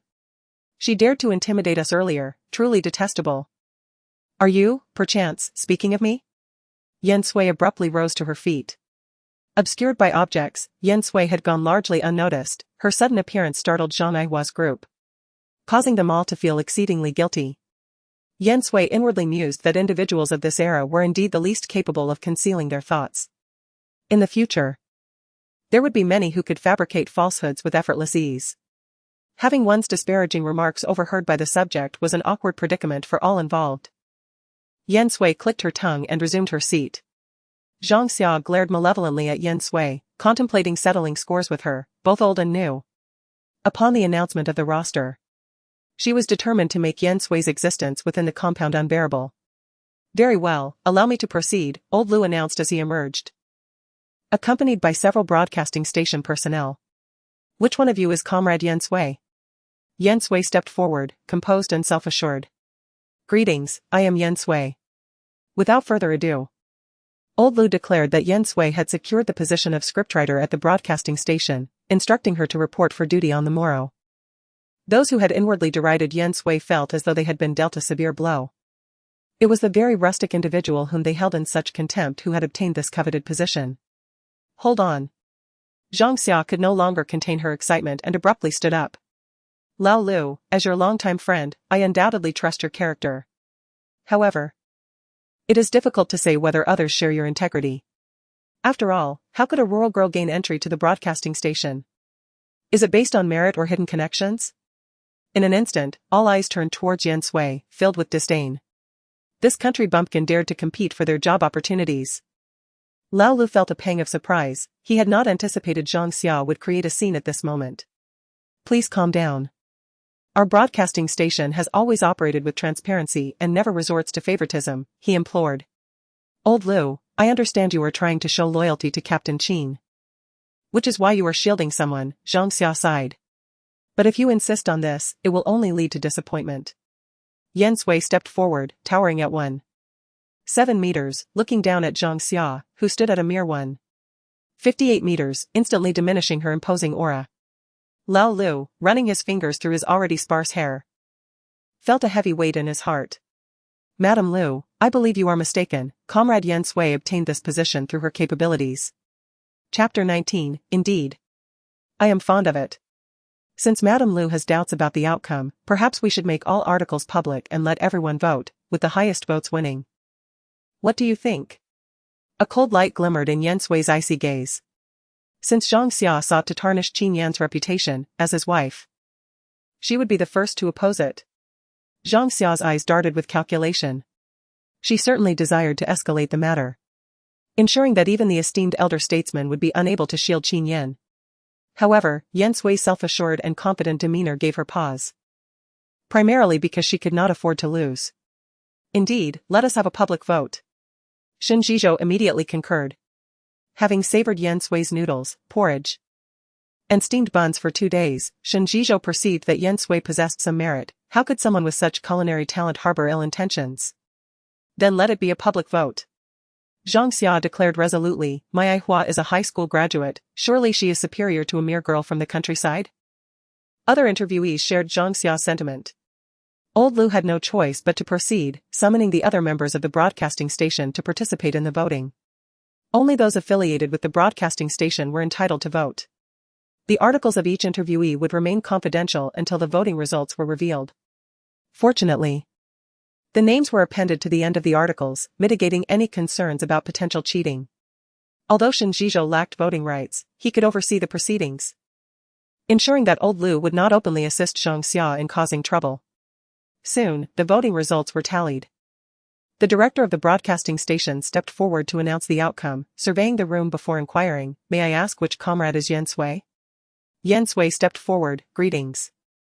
Director Qin Xiaofeng scrutinized Yan Sui, her admiration unconcealed, nodding incessantly, "Your article is exceptionally well written, possessing a remarkable sense of immersion, allowing readers to envision the joy of the autumn harvest through your words. Moreover, the style of your writing is delightfully engaging and easily comprehensible. I can guarantee that it will be widely appreciated." Yan Sui responded with a gentle smile, "Thank you."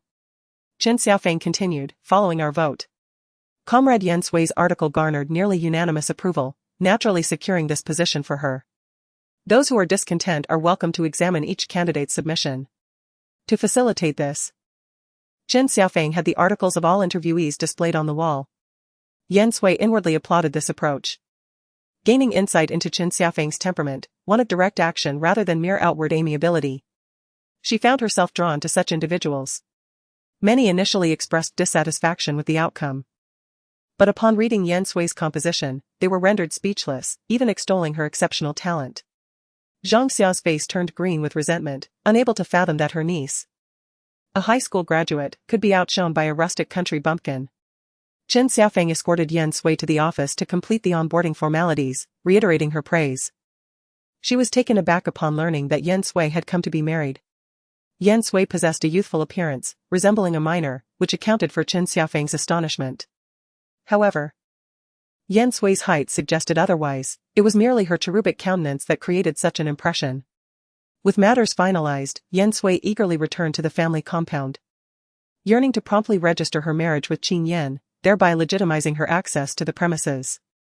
Upon her return, she discovered that Qin Yan's residence had been festively adorned, with prominent double happiness characters affixed to the door. Numerous individuals extended their congratulations to Yan Sui, to which she politely responded. In passing, she noticed Xie Jingming lurking in a shadowy corner, his expression obscured, exuding an eerie aura. Ignoring the situation, Yan Sui, buoyed by the momentous occasion of her wedding day with Qin Yan, dismissed the matter, keen on preserving her joyous spirits. She advanced with a sprightly gait. "Qin, you wouldn't believe the prowess of your bride's writing. Every word seems meticulously chosen, with not a single one superfluous," Qin Zhizhou exclaimed, bursting into the room ahead of her, recounting the earlier episode to Qin Yan with unrestrained enthusiasm, as if narrating his own personal saga. "You failed to retrieve the article?" Qin Yan inquired, his brow furrowing slightly.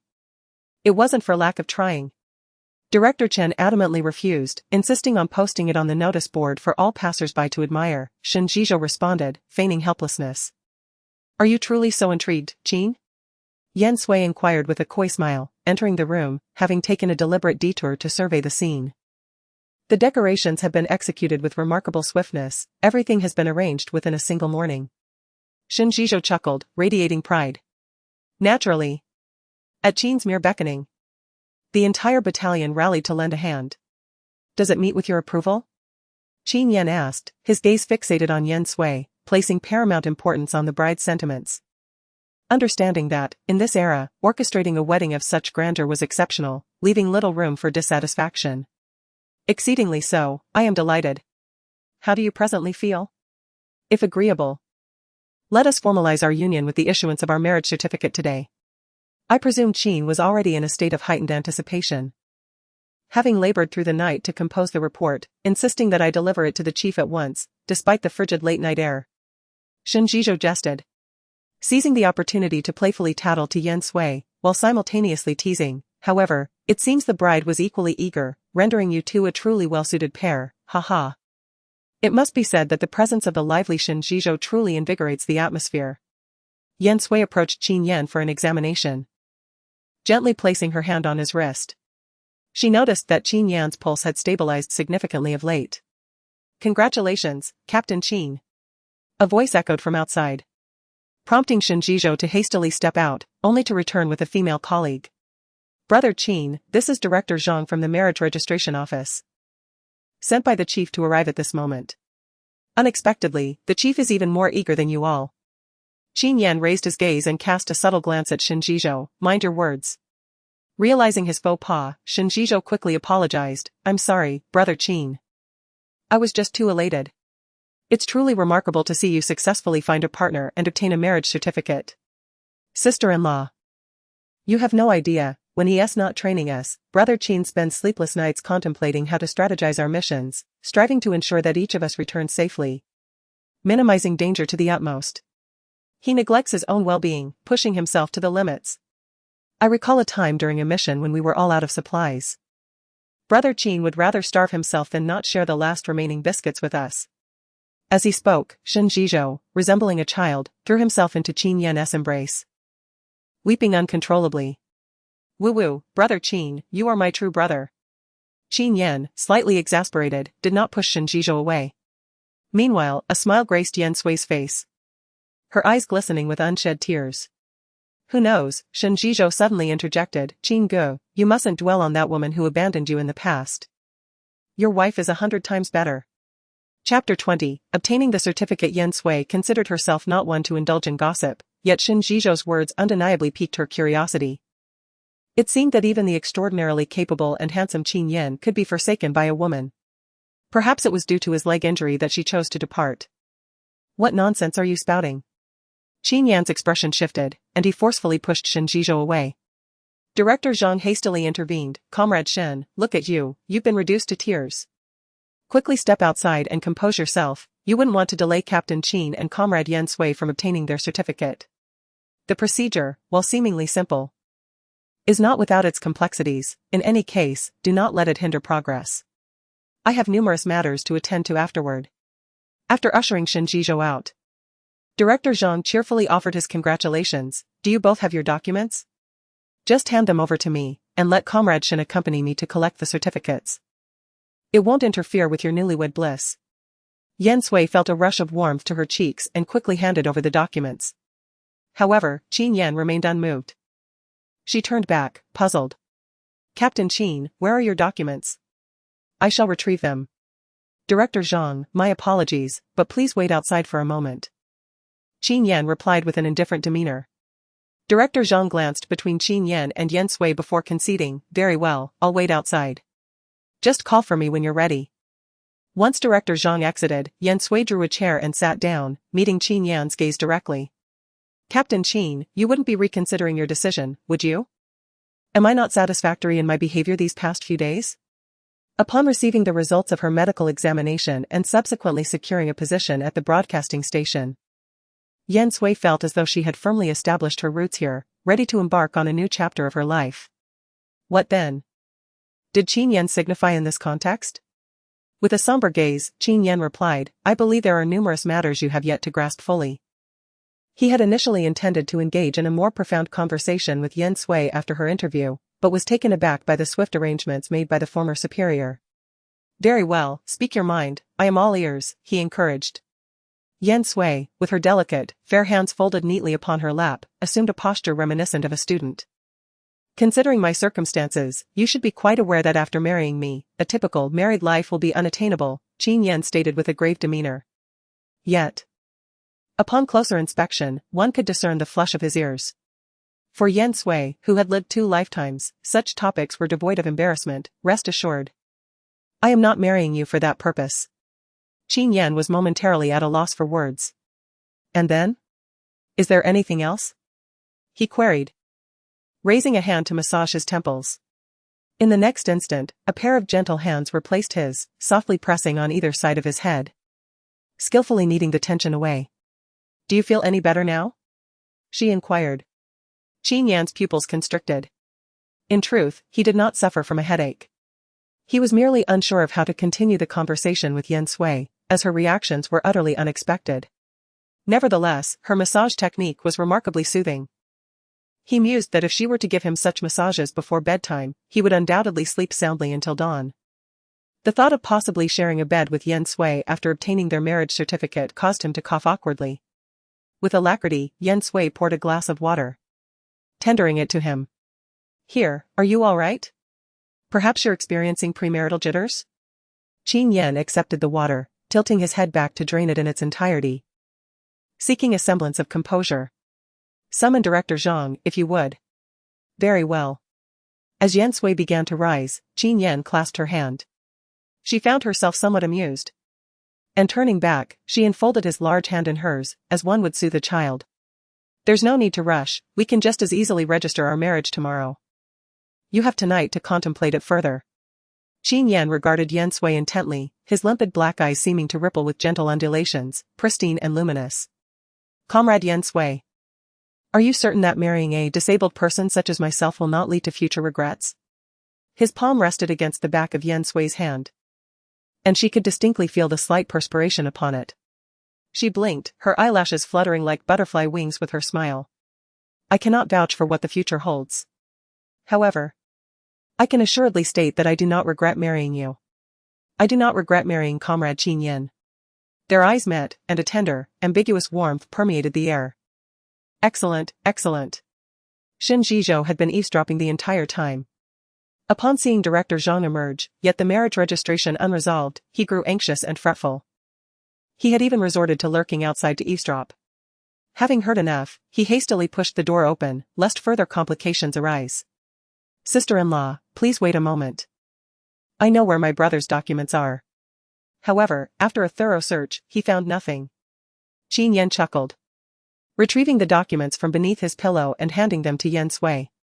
Here you are. Yan Sui accepted them, shaking them playfully. It is now in my possession. And there is no occasion for remorse on your part. I have no regrets. Give it to me. With great alacrity, Shen, the prefect, dashed forward and seized their identification. Proclaiming, I shall procure your marriage certificates forthwith, in the meantime, comport yourselves with propriety. Shen, the prefect, scurried away, leaving the portal ajar. Observing Qin Yan retrieving their credentials from beneath the pillow, Yan Sui was elated, deducing that Qin Yan harbored intentions of matrimony with her, as evidenced by his preparedness. Ere long, Prefect Shen returned, bearing 2 scarlet folios. Yan Sui seized the folios and eagerly perused them, noting her and Qin Yan's names, genders, and ages. Followed by handwritten dates and a vermilion seal. Allow me to peruse them, Qin Yan requested. I shall hold them for your perusal, Yan Sui replied. Settling upon the bedside and displaying the marriage certificates before Qin Yan. Have you scrutinized them sufficiently? Qin Yan, though capable of devouring text with alacrity, lingered over the marriage certificates. Even now, he found it difficult to accept that he had indeed entered into matrimony. He had never entertained the notion of marriage. Especially not after his injury. Comrade Yan Sui, I anticipate future collaboration, he declared. Comrade Qin Yan, the anticipation is mutual. Yan Sui beamed radiantly. Gathering the scarlet folios and enjoining Qin Yan to close his eyes, forbidding him from observing. Qin Yan, perplexed, inquired, here are the keys. Place them within the cabinet and secure them. In the event of the certificate's loss, a replacement would be required for a dissolution of marriage. Yan Sui cast a reproachful glance at Qin Yan, retorting, Comrade Qin Yan, we have been wed for less than an hour, and already you contemplate divorce? Thus, I must conceal the marriage certificate from you. After all, I have no intention of divorcing you, and you are not permitted to entertain such thoughts either. While administering acupuncture to Qin Yan, she could not help but notice his remarkably toned chest, the impressive 8-pack abs, and the alluring V-line. He is truly a walking embodiment of desire. Ahem, with her presence, she could undoubtedly inspire Qin Yan to rise once more. Noticing Qin Yan's silence, Yan Sui lifted her gaze. His deep, dark eyes seemed to have already ensnared her, causing her heart to skip a beat. Chapter 21, Old Qin. The air was thick with an ambiguous tension that enveloped the two of them once more. Yan Sui felt her heart racing uncontrollably. And in a moment of uncertainty, she glanced out the window before turning to find something to occupy herself. She picked up the jacket hanging nearby. It's still early. I might as well wash it. Letting it gather dust here serves no purpose. Oh, by the way, I brought all my belongings. I won't be staying at the guest house tonight. She had originally planned to stay at the guest house for only 3 days. Waiting for the medical report to determine her next steps, deeming it unnecessary to waste money any longer. Therefore, I would like to inquire if the room across could be occupied? Absolutely not, Qin Yan replied almost instinctively, then hastily clarified, that room is for the governor, who occasionally comes to stay to assist me. Not only Governor Shen, but also Lu Jingyu and others sometimes seek refuge there. After all, they are all brothers from the same unit, and such matters need not be overly complicated. Yan Sui understood this. Was she to return to the guest house instead? She surveyed the surroundings. Indeed, your chamber is quite spacious. Right here, one could easily place a bed. What do you reckon? Nay, that will not do. Should we be discovered, and rumors spread, matters would only worsen. Finally, her gaze settled upon his double bed. And a smile graced her lips. Let us simply share your bed, then. I vow to be a most still sleeper and shall not kick you off. Given his present circumstances, even sharing a bed would not lead to any untoward events. He had not anticipated such a resolution. Yet, as husband and wife, sharing a bed was perfectly natural. He cleared his throat softly. Very well.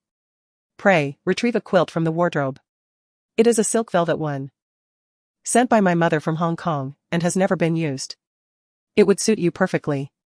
Upon hearing this, something stirred in her memory. She blurted out, not the pink one, perchance? She had noticed it while helping to tidy the quilts, and had chuckled to herself. She had thought it amusing that such a tall and strapping man could have such a tender side, a veritable iron fist in a velvet glove. Now she knew it was a gift from his mother. A sudden curiosity arose about this yet-to-be-met mother-in-law. If fate allowed, they would surely meet one day. She chuckled, very well, I shall take it out tonight. I shall go and do the laundry now. Hold a moment. Qin Yan once again called out to Yan Sui, beneath the first layer of newspapers in the left cabinet, there is a key that can unlock it. Inside, you will find my salary allowances from these past few years, along with money sent from home and some food coupons. As the mistress of the household, it is only fitting that you take charge of these. Upon hearing this, Yan Sui gracefully raised an eyebrow. All right, I shall retrieve it when the need arises. Indeed. A man who voluntarily surrenders financial authority is particularly commendable. If there is nothing else, I shall take my leave. Should anything arise, we can discuss it more leisurely tonight while lying together. With a playful wink at Qin Yan, Yan Sui turned and exited like a sprightly butterfly. In the courtyard, there was a well from which many people filled their buckets, for it was free. Many had grown accustomed to frugality, seizing every opportunity to collect water. Yan Sui also approached with her bucket and rope, effortlessly drawing 2 buckets of water to set aside. She placed her coat in a wooden basin to soak it and then fetched some soap. During this time, others came to draw water and wash clothes. Comrade Yan Sui, congratulations on your union with Captain Qin. From now on, we shall be neighbors in this courtyard. Should you need anything, do not hesitate to reach out to me. A warm-hearted aunt greeted Yan Sui enthusiastically. The head of the marriage registration office had personally come to their door, and surely many had witnessed it. Naturally, the news of Yan Sui's marriage to Qin Yan had spread throughout the entire family compound. Yan Sui responded with a polite smile, thank you.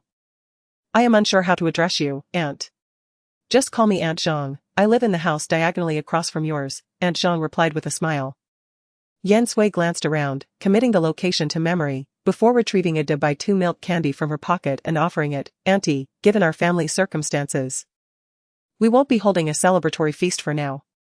Please enjoy this candy to share in our joy. Aunt Zhang quickly wiped her hands and accepted it. In these times, Dubai 2 milk candies were quite a rarity, often sold out at the supply and marketing cooperative. Other aunts also approached to offer their congratulations. Yan Sui took out the milk candies she had prepared in her pocket, ensuring everyone present received one. Thank you all for your well wishes. I and Captain Qin will surely enjoy a harmonious union and bear children soon. Many aunts chuckled. Not only for receiving the Dubai 2 milk candy but also due to Yan Sui's exuberant nature and straightforward manner of speaking. While engaging with the aunts in the courtyard, she noticed, from the corner of her eye, a figure lurking in the shadows. She recognized Xie Jingming all too well. TSK. Just a cowardly creature that lurks in the darkness. If he had the courage, he should confront her directly. After washing and hanging up Qin Yan's coat, she continued chatting with the aunts before turning to enter the house. She first glanced at Qin Yan, who was engrossed in a book. Not wishing to disturb him, she made her way to the kitchen to prepare dinner. Hearing footsteps fade away, Qin Yan looked up, feeling a tinge of regret. He had instinctively grabbed the book when he sensed Yan Sui's approach. In hindsight, he realized he had no reason to be flustered, as it was still broad daylight. Comrade Yan. Just as Yan Sui began rinsing the rice and putting it on to cook, she heard a voice from outside. Wiping her hands, she stepped out to find Dr. Bai. He arrived with the scent of medicine, adjusting his glasses atop his nose. Maintaining a serious demeanor, I am here to administer acupuncture to Captain Qin. I wonder how he is faring today. I ought to have arrived earlier this morning, but I was held up by unforeseen circumstances. Recalling Qin Yan's counsel, Yan Sui realized that maintaining a low profile was the prudent course of action. Given Qin Yan's injury and the surreptitious eyes observing him, even the conspicuous presence of Chief Lu presented a formidable challenge. Should she act too conspicuously, they would likely become targets. Please, come in. However, Dr. Bai, henceforth, you may address me as Mrs. Qin. As the esteemed Chief Qin and I have officially become husband and wife today. As she spoke, Yan Sui's tone betrayed a hint of elation, unnoticed even by herself. Qin Yan, however, did perceive it. His lips curved into a subtle, involuntary smile. Dr. Bai's expression darkened slightly, then, congratulations to Chief Qin and Mrs. Qin. Indeed, thank you. Yan Sui, leading the way, rapped on the door. Qin. Dear Qin, Dr. Bai is here to administer acupuncture. Yan Sui instinctively wanted to call him Chief Qin. But in Dr. Bai's presence, she wished to project an image of intimacy with Qin Yan, resulting in the inadvertent utterance of Dear Qin. Although, to be fair, Qin Yan was indeed older than she was. The man addressed as Dear Qin was momentarily taken aback, whereupon a smile began to emanate from the corner of his eyes, gradually illuminating his handsome countenance. He responded with gentle affection, very well, my dear wife, please escort Dr. Bai inside. Yan Sui stood by, observing Dr. Bai administer acupuncture to Qin Yan. This time, Dr. Bai had no pretext to dismiss Yan Sui, who even personally assisted Qin Yan in disrobing, preventing Dr. Bai from assisting. The acupuncture technique remained simple. Yan Sui did not believe that, in the long run, it would offer any significant benefit to Qin Yan's legs. Of course, there was a semblance of effect, albeit minimal. Dr. Bai produced a pill once more. Captain Qin, please take it now. Yan Sui took the pill and replied. There's no rush, we are accustomed to taking medicine after meals, so let us eat first. Dr. Bai's demeanor soured slightly. Comrade Yan. Please call me Mrs. Qin, Yan Sui corrected him earnestly, pulling a piece of fruit candy from her pocket. Here, Dr. Bai. This is a celebratory candy from my husband and me. Although Dr. Bai had no desire for it, he felt compelled to accept it in front of Qin Yan. Not wishing to undermine Yan Sui's goodwill, he took it and casually placed it in his medical bag. Thank you, Mrs. Qin, to be frank. After the acupuncture session I provided for Captain Qin, his sleep quality has significantly improved. Consequently, the commander places considerable importance on my treatment for Captain Qin. And I trust you understand that I am currently the only physician capable of restoring him. The implication was clear, he expected Yan Sui to treat him with more courtesy. Had Yan Sui been unaware of the underlying truths, she might have been swayed by Dr. Bai's persuasive words, which were articulated with such conviction they seemed credible. Very well. I understand. Please, allow me to escort you, Dr. Bai. Dr. Bai felt exasperated, regarding Yan Sui as foolishly obtuse, unable to comprehend his intentions. He departed with a scowl, planning to avoid her for the following week, anticipating that she would eventually seek his assistance in desperation. Naturally, he also needed to devote time to his experiments. After supper, Yan Sui entered, bearing a bowl of dark, viscous Chinese medicine. As Dr. Bai had administered acupuncture to Qin Yan, she contemplated continuing the treatment the following day. The flavor may prove somewhat acrid, but I have procured candied fruit for you, she remarked. These are quite the rarity from the supply and marketing cooperative. I must arrive early each day to secure them. Qin Yan paused momentarily, then accepted the bowl with a smile. It matters not, a bitter medicine cures the illness. He responded, positing that the bitterness of taste pales in comparison to the true, profound bitterness of life. However, upon his initial sip, he nearly regurgitated the concoction. Fortunately, Yan Sui had anticipated this, swiftly placing a piece of candied fruit into his mouth. Do endeavor not to expel it, she cautioned, as the ingredients herein are rather difficult to procure. Several of the herbs are unobtainable locally, it was prescient of me to bring them from Yan family village. Qin Yan was not unaccustomed to consuming Chinese medicine, but he had not anticipated encountering a brew so intensely bitter as to induce nausea. He paused to collect himself before tilting his head back and draining the bowl in a single draught. This time, Yan Sui offered him water. Take a sip to dilute the taste in your mouth, then consume another piece of candied fruit. Indeed, as you stated, a bitter medicine cures the illness, he conceded. What else could Qin Yan say? He expressed his gratitude to Yan Sui for broadening his horizons, resolving to refrain from hasty conclusions regarding any matter untested. Yan Sui retrieved the bowl to cleanse it. Upon her return, she carried a basin of warm water. Zhizhou typically attends to your ablutions, she noted. But this task shall now fall to me. I am capable of managing myself, Qin Yan demurred, shaking his head. Commander Qin, Yan Sui teased. Could it be that you are experiencing bashfulness? Sure, Yan Sui raised an eyebrow. Before we obtain the certificate, I have already taken a look. Besides, I was merely draped in a towel, so it hardly counts as touching you. Therefore, don't be so anxious. This statement exuded a rather mischievous charm. Qin Yan couldn't help but chuckle. Ultimately, he acquiesced. In truth, Yan Sui was a master of verbal dueling. When it came to actual engagement, she found herself at a loss for where to direct her gaze.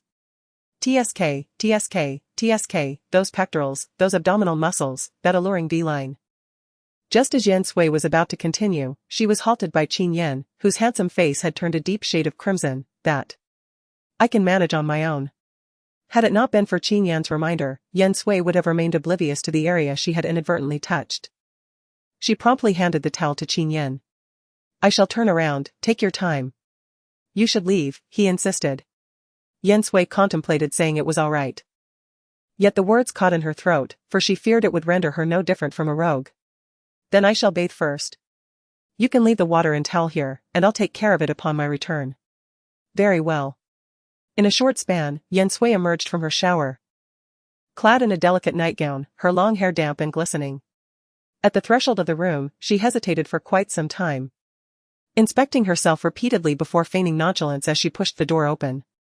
Unbeknownst to her, Qin Yan had already discerned her movements outside, allowing him to deduce what she was engaged in. He found her even more endearing than he had anticipated. As he lifted his gaze, a spark of astonishment flickered in his eyes. Fresh from her bath, Yan Sui's complexion was youthful and radiant, smooth as a newly shelled egg. Her neck elongated gracefully, reminiscent of a swan. The nightgown was somewhat loose, yet it still accentuated Yan Sui's enviable figure, curvaceous and alluring. Noticing Qin Yan's gaze, Yan Sui felt a fluster that nearly impeded her steps. I poured the water first, carrying the basin with a steady and swift gait. Yan Sui caught Qin Yan's amused yet exasperated expression. From her occasional remarks, it was easy to perceive her as a carefree individual. However, only he knew that Yan Sui was, in truth, a shy little woman. Upon her return, the initial tension had dissipated. She seated herself beside him, drying her hair. If you feel tired, you may rest first, no need to wait for me. Please fetch the blanket, Qin Yan prompted. Yan Sui promptly rose and retrieved the pink silk velvet blanket from the wardrobe, feeling its lightness. It carried a faint scent of cedar, a fragrance uniquely associated with Qin Yan. As she spread the blanket across the bed, she couldn't help but marvel at its craftsmanship. It was undoubtedly handmade, with the embroidery being exquisitely detailed. The thought that such an expensive blanket had never been used by Qin Yan before being gifted to her made her feel slightly bashful. Captain Qin, this is a gift from your mother. From now on, my mother will also be your mother. What she has given to me is also yours, Qin Yan declared, his deep black eyes serious. Because we are now legally married, from this moment onward, you are my wife, there is no distinction between you and me. Is there? It must be said that such heartfelt declarations were undeniably captivating. Yan Sui nodded with a smile. You are right, between husband and wife. There is no separation of you and me. My hair is still damp, you should rest first. I will turn off the light, as the moon tonight shines brilliantly. Before Qin Yan could utter a word, Yan Sui took the initiative to extinguish the green enamel lampshade chandelier on the ceiling, plunging the room into a dim ambience. The obscurity shielded their gazes, allowing both to exhale quietly. After a while, Yan Sui dried her hair and hung the towel neatly. Once she was certain that Qin Yan had succumbed to slumber, she slowly nestled into the blankets. Chapter 23, The Potential of a Henpecked Husband Despite Having Lived 2 Lifetimes. Yan Sui was palpably anxious at this moment, lying still as if in a state of reverence, even with galaxies between her and Qin Yan. She cautiously turned her head, only to find herself momentarily stunned. The distance between them was surprisingly minimal. The moonlight streaming through the window illuminated his distinctly long eyelashes, leaving her in awe. There surely existed no man with lashes as long as his. His nose was elegantly sculpted, his lips perfectly balanced in fullness, and even the contours of his jawline were exquisitely refined. As her gaze traveled downward, she was abruptly captivated by the pronounced sensuality of his Adam's apple. The defined curves exuded a palpable tension, evoking an almost irresistible urge to taste. Yan Sui felt a rush of shyness at her own thoughts. What was happening to her? While others might worry about a woman's vulnerability when sharing a bed, she found herself contemplating the opposite. If her feelings were exposed, it would surely raise concerns for Qin Yan. He might be devoured to the very bone. She could no longer bear to gaze upon him. With great caution, Yan Sui turned away, presenting her back to Qin Yan. Out of sight, out of mind, she thought. Yet, after flipping over once, she found herself yearning to turn back again. Yet, she had only just turned over. Now reversing her position might disturb Qin Yan. She strove to restrain herself from moving, shutting her eyes in a hurried attempt to slumber, yet the more she tried, the more restless she felt, as if pricked by 1,000 needles. After much hesitation, she ultimately turned back. With her eyes tightly shut, she listened intently for any signs of disturbance, ensuring she had not awakened Qin Yan. Just as she was about to breathe a sigh of relief, a deep voice cut through the tranquility, piercing her thoughts with a clarity that felt like a feather brushing against her heart, igniting a gentle itch within. Embarrassed, she uttered a soft I apologize for waking you. If you have anything to express, please feel free to share. We are now husband and wife, and should discuss matters together. Qin Yan's voice was gentle, his words measured. One might mistake him for soothing a child in kindergarten. Yan Sui pondered for a moment before addressing Qin Yan's legs. I understand that perhaps in the depths of your heart, you have not fully placed your trust in me. Many doctors must have told you that your legs are beyond remedy. Even if they were healed, you could never return to the army, could you? She had heard much from Shinjizhou. For instance, the old commander had summoned numerous doctors, including some renowned specialists. Furthermore, Qin Yan had broached the subject of retirement with the old commander several times, wishing not to burden him further or squander resources. Hearing all this, Yan Sui felt a genuine pang of sympathy for Qin Yan. With his gaze cast down, he expertly concealed the shadows that lingered in his eyes. He was acutely aware of his own condition. Naturally, he didn't believe everything Yan Sui said. However, whenever he beheld the confident radiance on Yan Sui's countenance, there would be a fleeting moment of belief. The future remains uncertain for everyone, but as long as you heed my words and earnestly cooperate, I can assuredly help you rise to your feet once more. Yan Sui's gaze was resolute as she clasped Qin Yan's hand tightly, even rising up to face him directly, fearing he might not see her determination. Qin Yan lifted his eyes in sudden surprise. A flicker of astonishment crossed his dark eyes. Yan Sui fixed her gaze upon Qin Yan, enunciating each word with deliberate clarity. Grant me an opportunity, and in doing so, grant yourself one as well. As Qin Yan was about to speak, his gaze shifted elsewhere. Unbeknownst to her, the fabric of Yan Sui's garment had slipped, revealing a glimpse of her fair, delicate shoulder. While she remained absorbed in earnestly bolstering Qin Yan's spirits, it was only when Qin Yan raised his hand to adjust her clothing that his Adam's apple bobbed, and his throat tightened. You should lie down first. Realizing what had occurred, Yan Sui promptly reclined, her heart rate quickening unexpectedly. Ahem, you haven't answered me yet? Qin Yan chuckled softly. Very well, henceforth, I shall heed your words in all matters. I shall do as you bid. At first blush, it seemed as though the illustrious Commander Qin possessed the potential to be henpecked. This thought amused Yan Sui, though she kept her amusement discreet.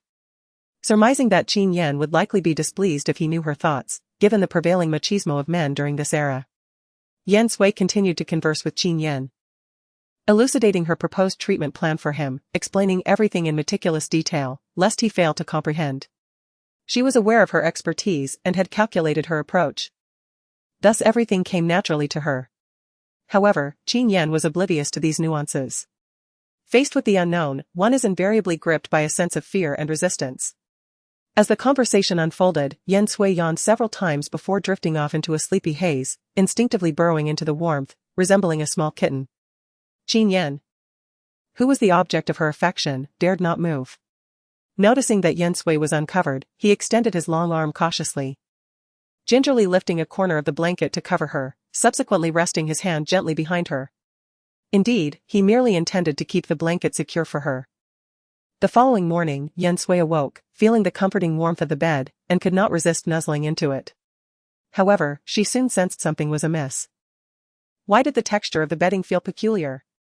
She reached out to touch it. Ouch! A soft gasp escaped a certain gentleman. Although he had endured countless injuries since joining the army, and felt little pain, it happened that the area Yan Sui had pinched was particularly sensitive. Startled, Yan Sui's eyes widened as she realized her hand rested on Qin Yan's chest. She quickly sat up, exclaiming, "I'm sorry, did I hurt you?" Clang!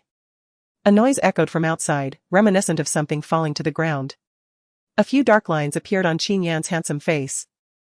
He needed no further contemplation to deduce that it was Shinjizhou. Indeed, only Shinjizhou would arrive at such an early hour. No. Now he arrived even earlier than before, all for the sake of enjoying the breakfast prepared by Yan Sui. Yan Sui soon pieced it together, a smile creeping onto her face. Could it be that Shinjizhou was so astonished by her earlier words that he had dropped what he was holding? That would indeed be a grand misunderstanding. The sound of bugle practice drifted in from beyond the window. Yan Sui prepared to rise and make breakfast. But as her hand brushed against the silken quilt, she couldn't resist stroking it a few more times. She couldn't help but remark to Qin Yan, "This quilt is so soft and smooth. It was a gift from your mother. Why don't you ever use it? You're at home, no one will see it. Keeping it stored away like this is such a waste of mom's thoughtfulness. Is it because you think the pink color is too effeminate?" Qin Yan chuckled and shook his head. "The color is too light, I'm afraid of getting it dirty." Hearing Qin Yan's explanation, Yan Sui realized that he almost exclusively used dark-colored clothing and items. Understanding his reasoning, Yan Sui didn't hesitate. She got out of bed, took away the black cotton quilt covering Qin Yan, and replaced it with the pink silken one. In an instant, Yan Sui burst into laughter. The sight of the burly man covered in a pink quilt was undeniably awkward. Unable to contain her amusement, Yan Sui laughed aloud. "Haha, Battalion Commander Qin. Pink actually suits you quite well. It gives off a tender-hearted tough guy vibe." Seeing Yan Sui's radiant smile, Qin Yan was also affected, and the corners of his lips turned upward.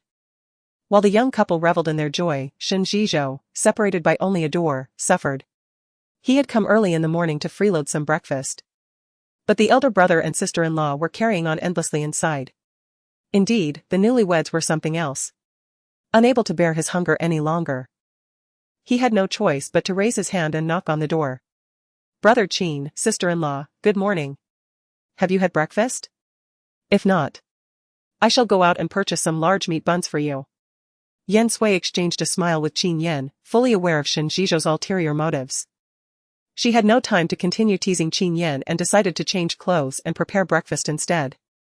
"No need to buy, I will get up right away. Please help me heat the pot." "It's already heated, sister-in-law." Suddenly, Shinjizhou recalled something, exclaiming as he dashed into the kitchen, "Oh no. I added too much firewood. I hope the water in the pot hasn't evaporated." Yan Sui couldn't help but burst into laughter once more. It must be said that Shinjizhou truly was a lively spirit. Qin Yan merely smiled, lost in thought as his gaze darkened slightly.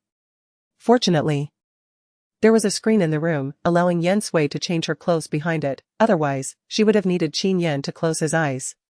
She retrieved her clothes from the wardrobe, but even with the screen shielding her, the mere presence of Qin Yan in the space made her feel anxious. She hurriedly changed, the rustling of her movements betraying her nervousness. Despite his desire to ignore it, Qin Yan found it difficult, after years of military training. He instinctively lifted his gaze at the slightest sound. The light streaming in from the window cast Yan Sui's silhouette onto the screen, clearly outlining her curves, indeed alluring and thought-provoking. Feeling the shift in his own body, Qin Yan's pupils constricted, and he hastily grabbed the copy of The Art of War from the table, desperately suppressing the agitation within him. Unbeknownst to Yan Sui, she finished changing, took a glance at Qin Yan engrossed in his reading, and stepped outside. "Good morning, Comrade Shen." Sister-in-law, now that you are married to brother Qin, it feels rather distant to refer to me as Comrade Shin, does it not?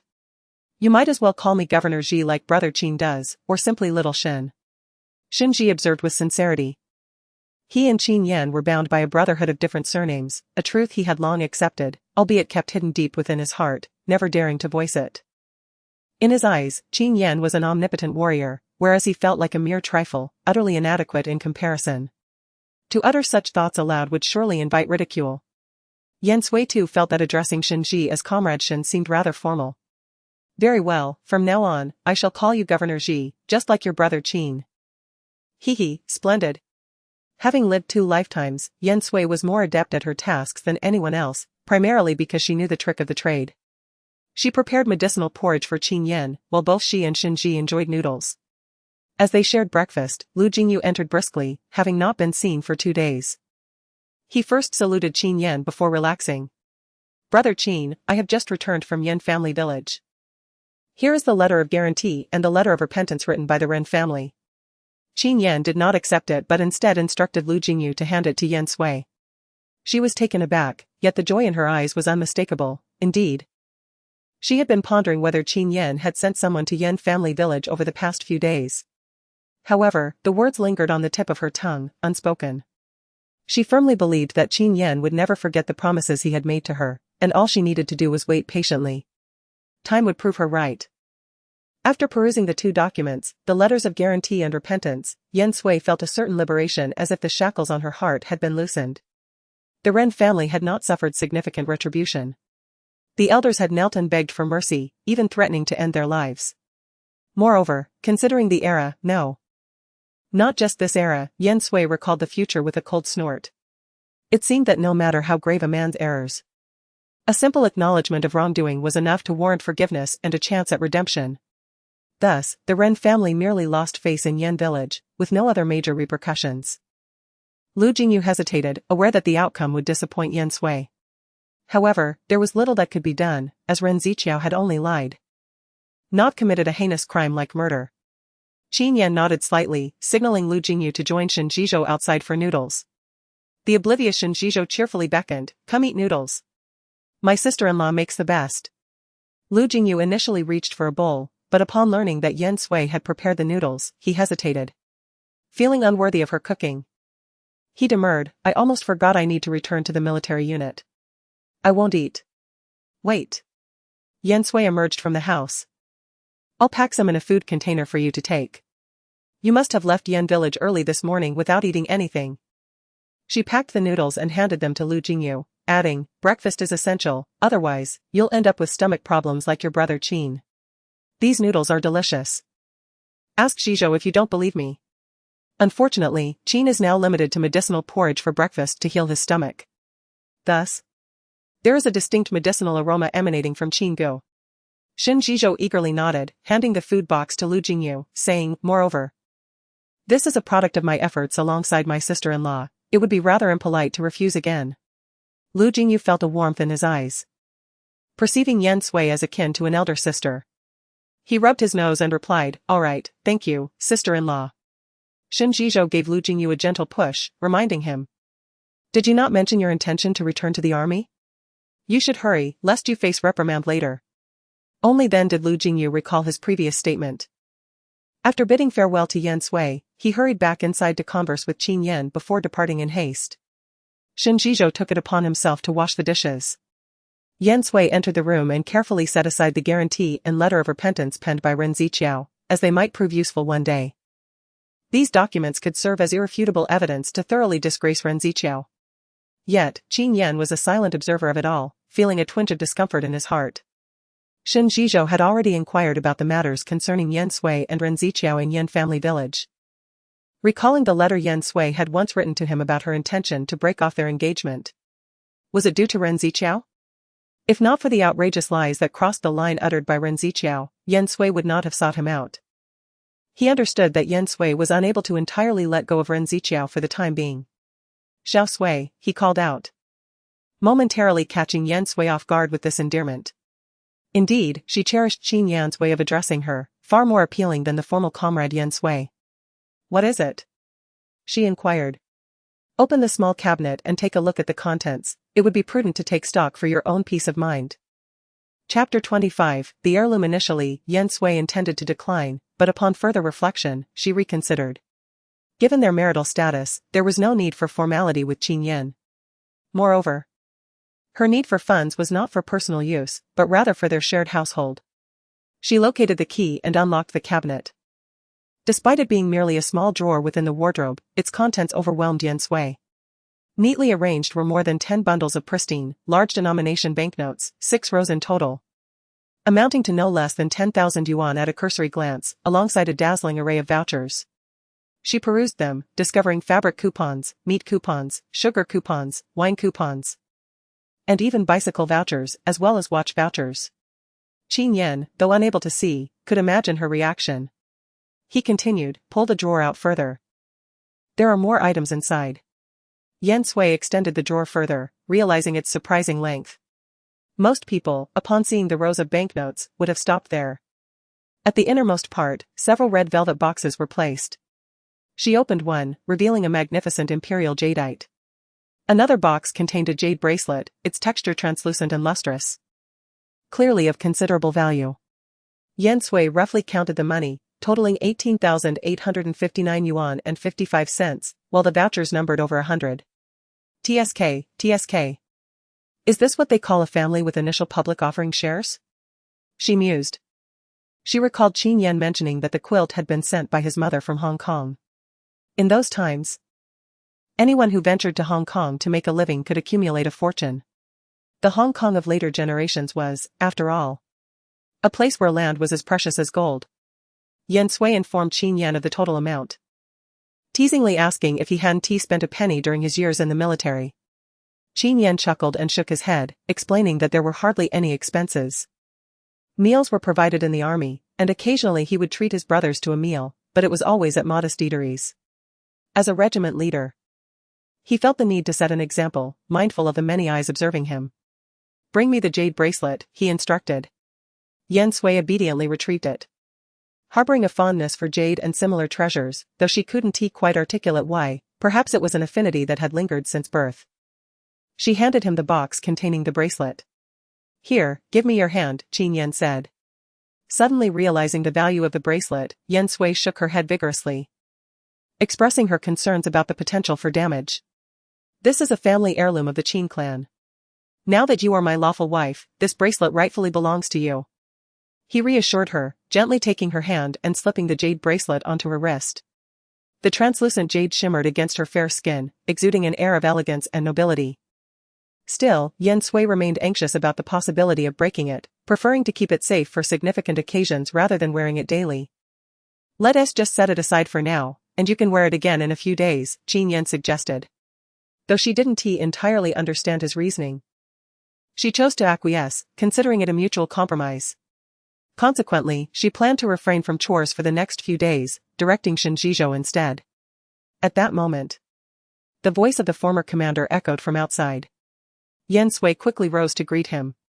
Accompanying the old commander were several individuals clad in military uniforms or zhongshan suits, likely present for discussions, each bearing a solemn expression. Yan Sui poured tea and, understanding the situation, retreated outside. She proceeded to wash the clothes she had changed out of yesterday. "Comrade Yan Sui, was the commander accompanied by many just now? What is the purpose of their visit?" inquired a curious aunt. Yan Sui shook her head, focusing on filling her basin with water. She would never divulge any information, especially considering Qin Yan's status.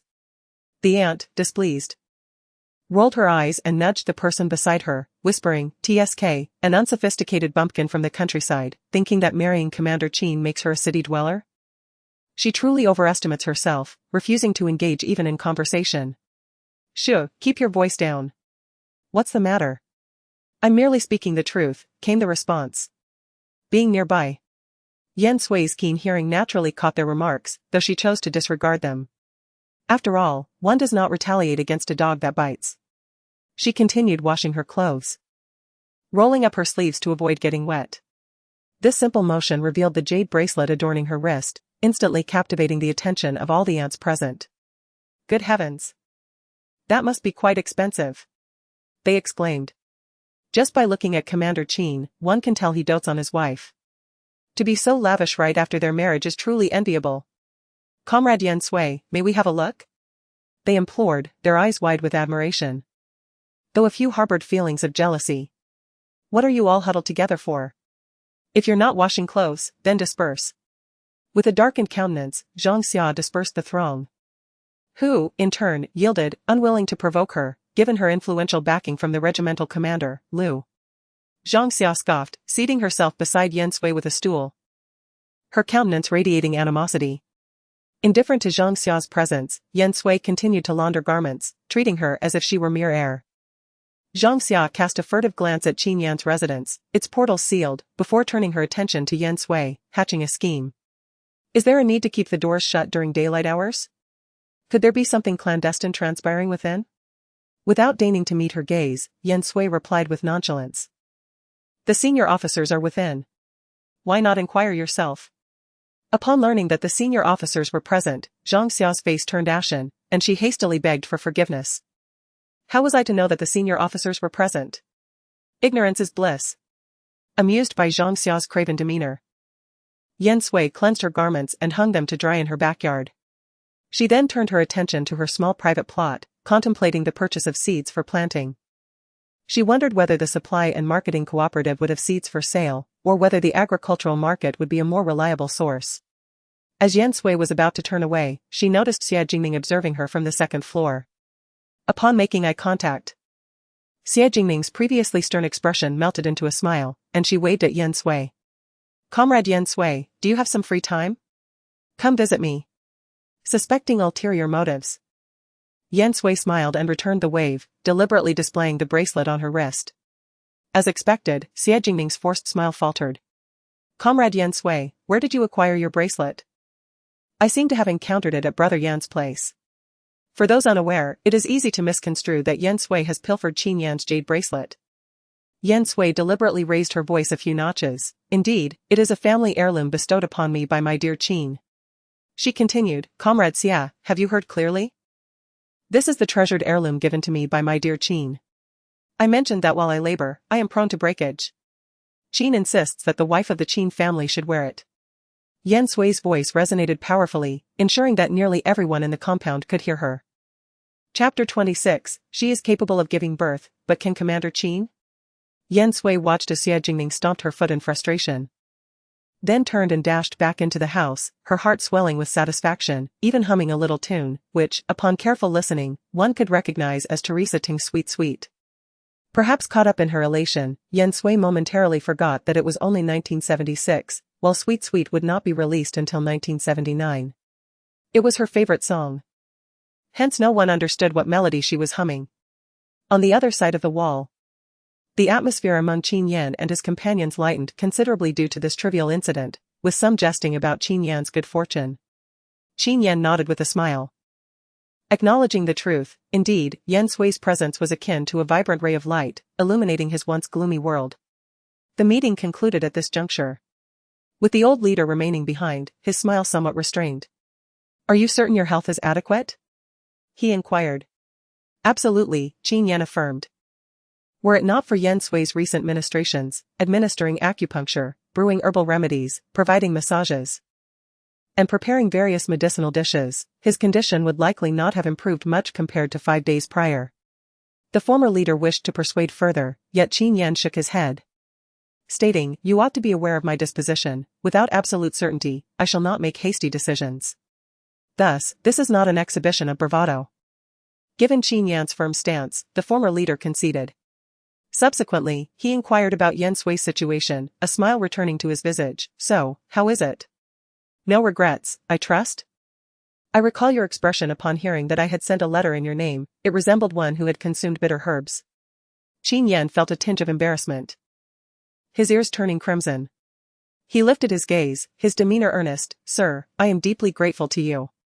You have facilitated the most pivotal step in my life. Had it not been for your sending of that letter, I might have traversed this life in solitude, devoid of companionship.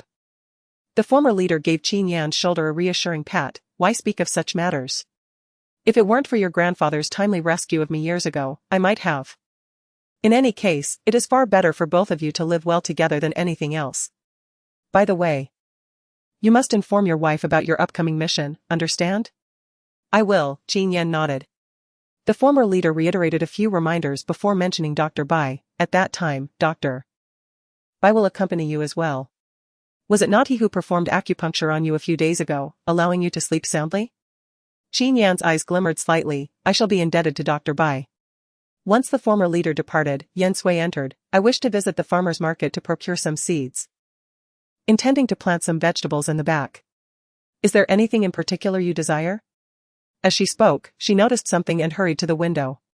Emerging from the house, she discovered, to her utter astonishment, that she was in their backyard, the very same private plot of land she had just been speaking about. Recalling her earlier conversation, a flush of warmth crept across Yan Sui's face. She had even greeted the venerable elder, who had responded with an amiable smile, likely amused by her candid remarks. Qin Yan chuckled softly, there's no need to be embarrassed. Your authenticity is endearing, and many will appreciate that. Yan Sui's blush deepened. Tell me quickly what kind of vegetables you enjoy so I can procure the seeds and some groceries to prepare a meal. Anything will suffice, I'm not particular. Qin Yan replied, his lips curving into a wider smile. In that case, I'll just buy whatever catches my eye. Yan Sui exclaimed, hastily grabbing her cloth bag and dashing out the door. She faintly heard him call out, be careful.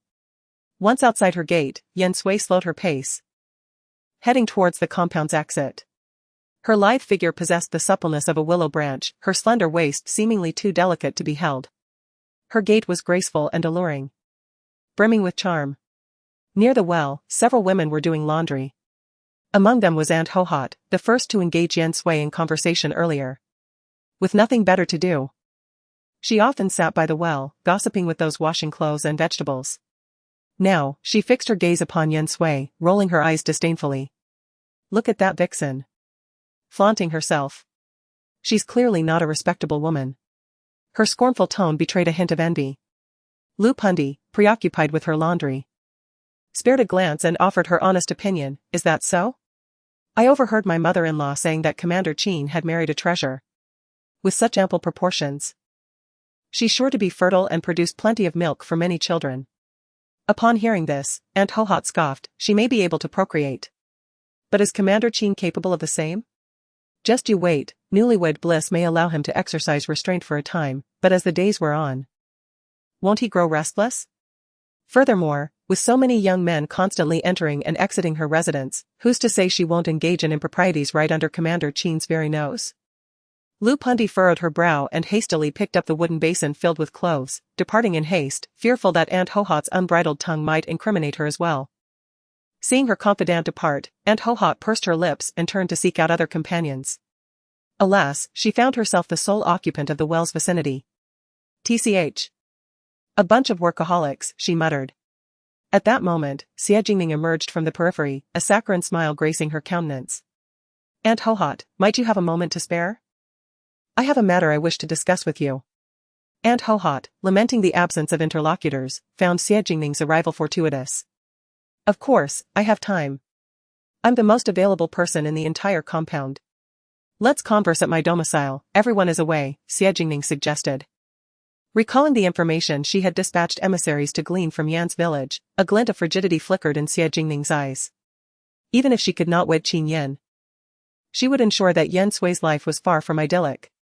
Yan's village.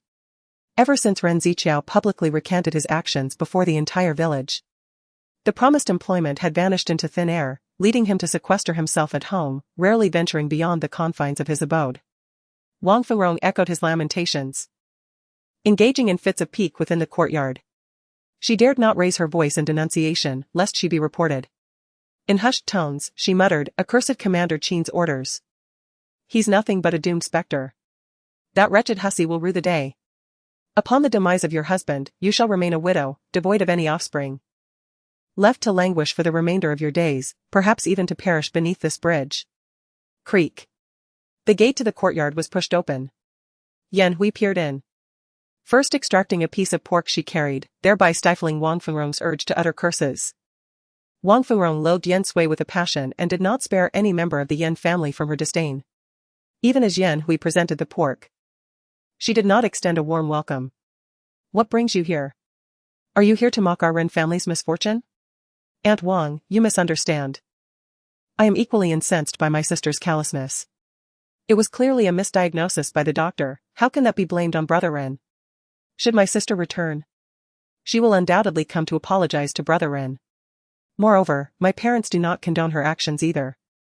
These words brought immediate relief to Wang Fengrong, who accepted the pork from Yan Hui, smiling. Indeed, we are neighbors, why should we be so formal? Observing Wang Fengrong conceal the pork, displaying a selfishness that suggested she had no intention of sharing a meal, Yan Hui's eyes flickered with disdain. Had she not known that Ren Ziqiao would become a billionaire at the age of 40, she would not have come. Is Brother Ren at home? I wish to speak with him. Chapter 27, A Harmonious Pair, Laboring with Ease.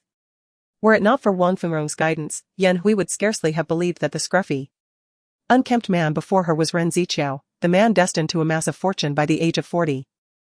It was astonishing that such a trivial matter could cause such a collapse. Yet, the texts foretold that Ren Ziqiao would indeed become a billionaire by 40, thus, it must surely come to pass. How could a predetermined conclusion possibly be altered? With this thought, Yan Hui suppressed her inner vexation and approached with a countenance of heartfelt solicitude. Brother Ren, are you all right? Having inverted his days and nights for many days, Ren Ziqiao had just awakened. He leaned there, listless and half alive. Due to the bitterness he harbored towards Yan Sui, he naturally did not give Yan Hui a pleasant countenance. Yan Hui glanced back at Wang Fengrong. Aunt Wang, perhaps you should attend to your affairs first, I'll have a chat with Brother Ren. Wang Fengrong responded with a noncommittal hum, turning away and rolling her eyes. Offering herself at the door, could that possibly end well? Once Wang Fengrong had departed, Yan Hui went over and slightly closed the door. She sat on the edge of the bed, attempting to close the distance and create an atmosphere of ambiguity with Ren Ziqiao. Ren Ziqiao raised his gaze, a glint of veiled intent flickering in his eyes. His voice was husky. Did Yan Sui send you to mock me? Yan Hui sniffled and began to weep. Hearing her sobs, Ren Ziqiao was taken aback. But the animosity within him did not abate. What exactly have you come to do? Brother Ren, Yan Hui choked back tears. It truly pains me to see you in this state. In my eyes, you have always been so proactive and optimistic, as if nothing could ever daunt you, but now. As she spoke, Yan Hui dissolved into uncontrollable sobbing. Ren Ziqiao was inwardly astounded, never imagining that Yan Hui paid him such close attention. Yan Hui pressed 2 hidden eggs into Ren Ziqiao's hands. Brother Ren, you must rally yourself. I believe in you, you can do it. Keep fighting. With those words, she dashed out of the room, flushed with embarrassment. Ren Ziqiao gazed at the eggs in his hands. Suddenly, a new scheme began to burgeon within him. If one Yan Sui was lost, another Yan Hui had presented herself at his doorstep. Although Yan Hui didn't possess the pulchritude of Yan Sui, nor was she as industrious, her reputation in Yan's village had been irrevocably tarnished, leaving him with Hobson's choice. Fortunately, the farmer's market and the vegetable market were in close proximity, enabling Yan Sui to procure the necessary provisions expeditiously, her basket laden with the fruits of her labor. Endowed with considerable strength, the weight posed no significant encumbrance. As the meridian approached, the temperature ascended. Yan Sui's countenance was flushed by the sun's ardent rays, beads of perspiration adorning her brow. Nearing her abode, she detected activity emanating from the kitchen, presuming it was Shen Zhizhou in search of sustenance. The commotion was rather pronounced. She cautiously advanced, opening the door and exclaiming, Comrade Shen, could you moderate your movements somewhat? Your brother Qin is currently reposing. However, it was Qin Yan who occupied the kitchen. Qin Yan had meticulously tidied the culinary space, though it was already in a state of commendable order, a testament to Yan Sui's efforts. Nevertheless, he felt compelled to contribute to the household, despite his impaired mobility. Subsequent to his injury, he had assiduously maintained his upper body strength, enabling him to independently maneuver himself onto his wheelchair. Moreover, with Yan Sui's attentive care, his vitality had been rejuvenated, diminishing his inclination to remain confined to his chamber. He turned his gaze, the sunlight illuminating the mirth in his eyes. Having enjoyed a restorative slumber the previous night, he felt no need for diurnal repose. The previous night marked their inaugural shared slumber. Yan Sui's delicate features were suffused with a rosy blush as she nodded distractedly, placing the basket upon the stove. Thank you for your efforts. Henceforth, should you require any specific produce, kindly inscribe it upon a piece of paper. And I shall request Zhizhou to procure it on the morrow, Qin Yan proposed. Wouldn't that be somewhat inconvenient? She inquired. Prior to your arrival. The magistrate and Jin Yu alternated in bringing me meals. Very well, we shall proceed as you suggest. Yan Sui commenced preparations for luncheon, drawing up her sleeves. Though they promptly descended. She was vexed, wondering how she would manage to wash the vegetables thus. Qin Yan maneuvered his wheelchair closer, offering. Allow me to roll up your sleeves for you. Yan Sui extended both arms to Qin Yan. With meticulous care, Qin Yan rolled up Yan Sui's sleeves, ensuring they were properly secured. Is there anything else I can assist you with? He inquired. Cognizant of Qin Yan's desire to alleviate some of her burden, Yan Sui, eschewing false modesty, began directing him to first select the vegetables and then wash them. Once the vegetables are cleansed, remember to set them aside to drain, she instructed. Otherwise, when they are introduced to the heated oil, they will cause quite a spattering. During her youth, when she was dispatched to prepare meals, she learned this lesson the hard way. Scalding droplets of oil would splatter onto her hands, causing not only pain but also leaving scars. Fortunately, as she matured, these blemishes gradually faded. Qin Yan's gaze flickered momentarily, discerning the unspoken words within Yan Sui's statement. He instinctively cast a more scrutinizing glance at Yan Sui's hands. Having noticed faint, scattered marks on the back of her hand while rolling up her sleeves earlier, almost like birthmarks. Oh, by the way. Will the magistrate be joining us for the meal later? If not, I shall refrain from preparing any for him, Yan Sui inquired as she prepared to rinse the rice. He will not be arriving until tomorrow, Qin Yan replied, diligently selecting the vegetables. Initially, he seemed somewhat inept, requiring Yan Sui's approval for the first few, but subsequently, he grasped the technique. Yan Sui's lips curled into a subtle smile, her peripheral vision involuntarily drawn to Qin Yan. This imposing man approached tasks with remarkable conscientiousness, she mused. Perhaps a characteristic trait of soldiers. In all endeavors, one invariably adheres to a standard. It is no wonder that so many are enamored with the military brothers. Before long, Yan Sui had prepared a nourishing medicinal soup with pork bones, accompanied by stir-fried cabbage and scrambled eggs. She handed the chopsticks to Qin Yan. The efficacy of medicine is complemented by food, dietary therapy is an indispensable means. Qin Yan served her a bowl of white rice and passed it to her. He nodded, remarking, the soup is delightful. If Governor Xi were here, he could easily consume an entire pot by himself. Is it truly that remarkable? Yan Sui inquired, her almond-shaped eyes widening slightly. Qin Yan paused for a moment before responding, I could manage it as well. Realizing the childishness of comparing himself to Governor Shen, he quickly added, however, this pot is not particularly large, it is just sufficient for the two of us. Yet, your appetite is relatively modest. One bowl will suffice for you, while I could have two. If you choose not to drink, I would gladly finish your portion. Observing Qin Yan's earnest explanation, Yan Sui smiled, finding an endearing quality in him. The charm of such contrasts is indeed captivating. She nodded with a smile and served him some vegetables. I have purchased seeds for cabbage, after our meal, I shall plant them. Do you enjoy cabbage? Yes, do you? I do. In truth, Qin Yan was not particularly finicky about food, for during missions, it was often the case that merely having something to eat was a blessing, let alone a warm meal. Thus, he held a deep appreciation for sustenance. Noticing that there was still a small portion of rice left in Yan Sui's bowl, he frowned slightly. Yan Sui quickly noticed and explained, I may have overeaten this morning, and having just consumed a bowl of soup, I genuinely cannot eat any more. I will save it for later. I shall have it for dinner. Before Yan Sui could conclude her statement, Qin Yan reached out and took her rice bowl. Without hesitation, he poured some of the medicinal bone broth into it and consumed the remaining rice, not leaving a single grain. Noticing Yan Sui's gaze upon him, Qin Yan paused, taken aback. During my time in the military, we often shared each other's leftovers, Qin Yan explained promptly. So, I simply acted out of habit. Yan Sui, still immersed in a haze of ambiguous reverie, felt as though she had been doused with a bucket of cold water. She forced a smile, inwardly lamenting. I'm treating you like a husband, and you're treating me like a brother? Realizing that Yan Sui might have misinterpreted his actions, Qin Yan refrained from further explanation. He took on the task of washing the dishes himself. "Why don't you go and rest for a while?" he suggested. "It's all right. I'll go to the backyard and till the soil, so we can start planting," Yan Sui replied, shaking her head. It then dawned on her that they didn't seem to have any tools like hoes. She would have to borrow one. But it was too sunny to go to the farmer's market right now. "Qin, do you know where I can borrow a hoe?" "Try Aunt Zhang's place. It's the one with a persimmon tree in front of the door," Qin Yan said as he washed the dishes, pointing out the location from the window. Yan Sui followed his gaze. "All right, I'll be right back," she responded. Yan Sui had a good memory. She remembered that when she was handing out wedding candies, there was an amiable woman, who seemed to be this Aunt Zhang, who told her to come to her if she needed anything. Sure enough. When Yan Sui explained her purpose, Aunt Zhang readily produced a hoe. "Here you go, no rush in returning it," she said.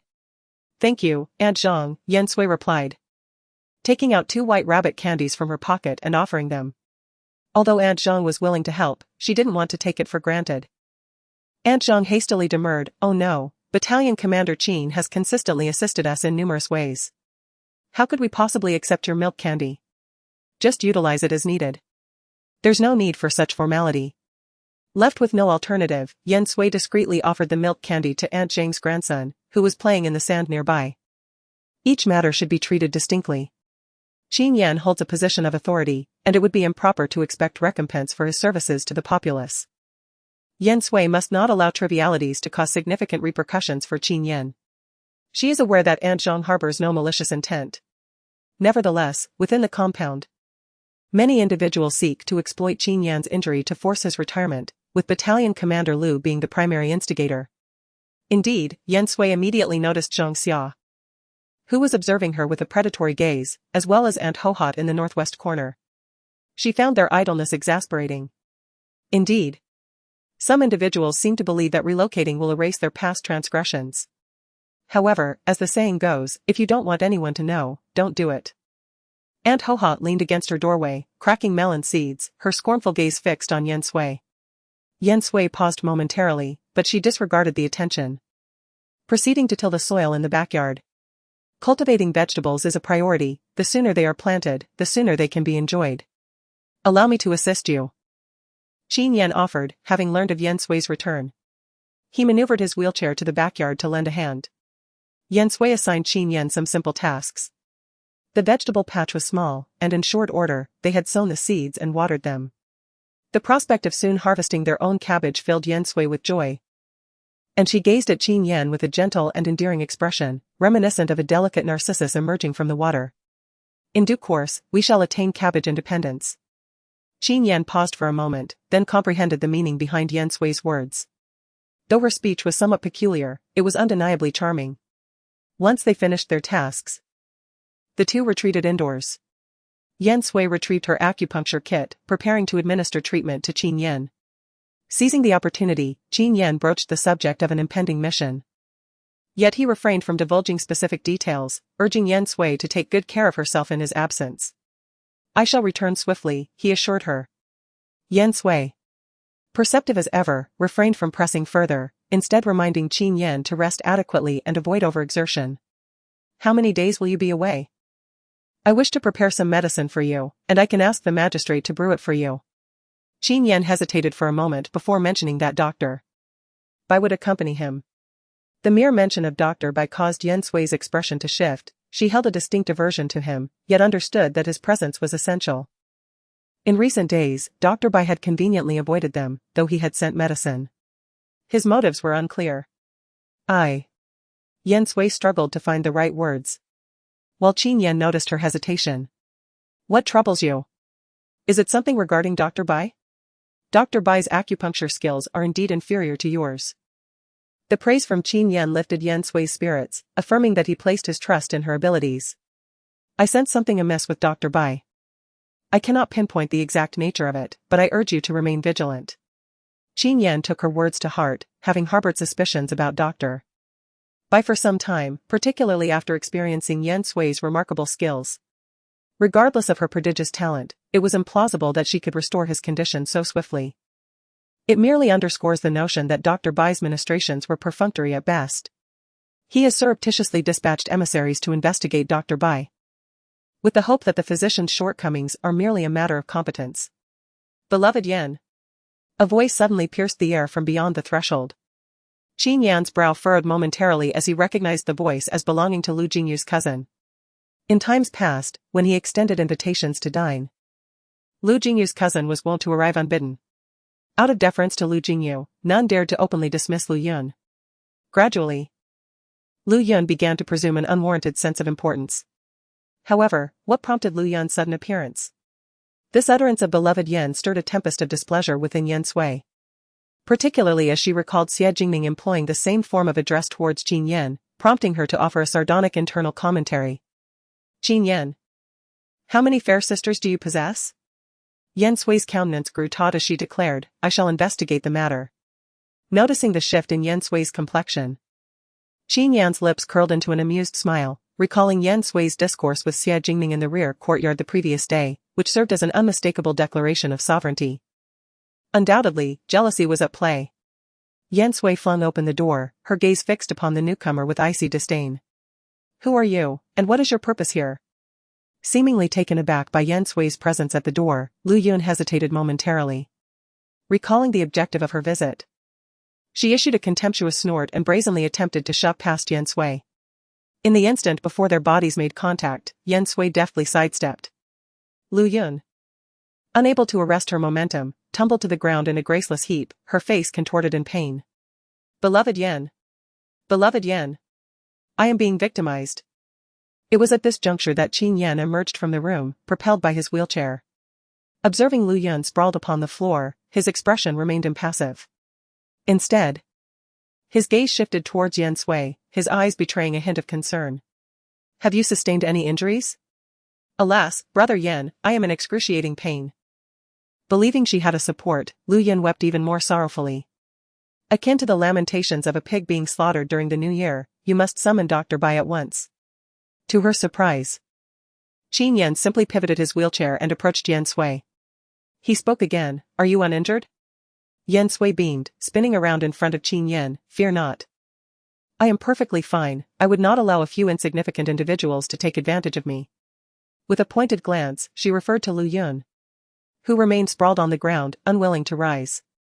Chapter 29, Complicated Relationships Between Men and Women. Qin Yan's eyes suddenly hardened, and he cast a cold glare at Lu Yun. Have you caused enough commotion?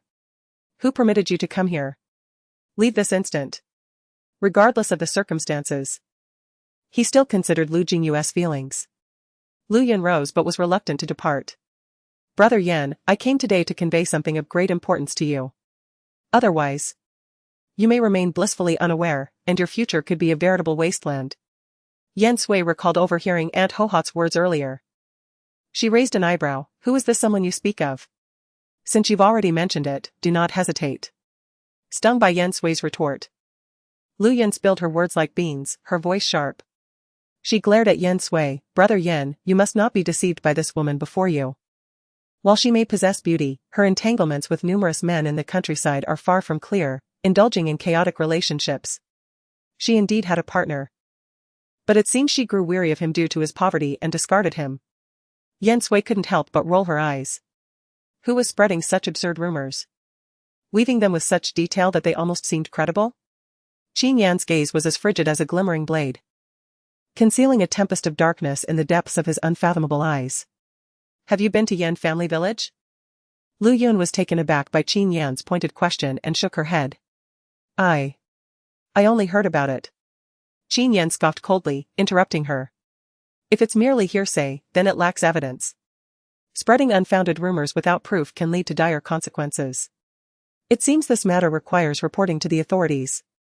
Yan Sui remarked, finding it laughable that someone would dare tarnish her reputation without any substantiation. Lu Yun, who had originally approached with bravado, now appeared pale and disoriented, her legs trembling as she sank to the ground. She shook her head repeatedly, pleading, No, brother Yan, I only heard it from others. I was just worried you might be deceived, so I came here personally. Woo-woo, I was wrong. For the sake of my brother, please forgive me this once. Yan Sui was slightly taken aback, not expecting such a connection, but she noted that Qin Yan had not stopped her when she suggested involving the police, which earned him a silent commendation in her heart. A man who can discern right from wrong is truly a good man. Qin Yan's expression remained stern. If you wish for us to overlook this matter, you must clarify where you heard this information and from whom. We need to identify the source of these rumors, otherwise you will bear full responsibility. It is crucial to understand that we are taking this very seriously.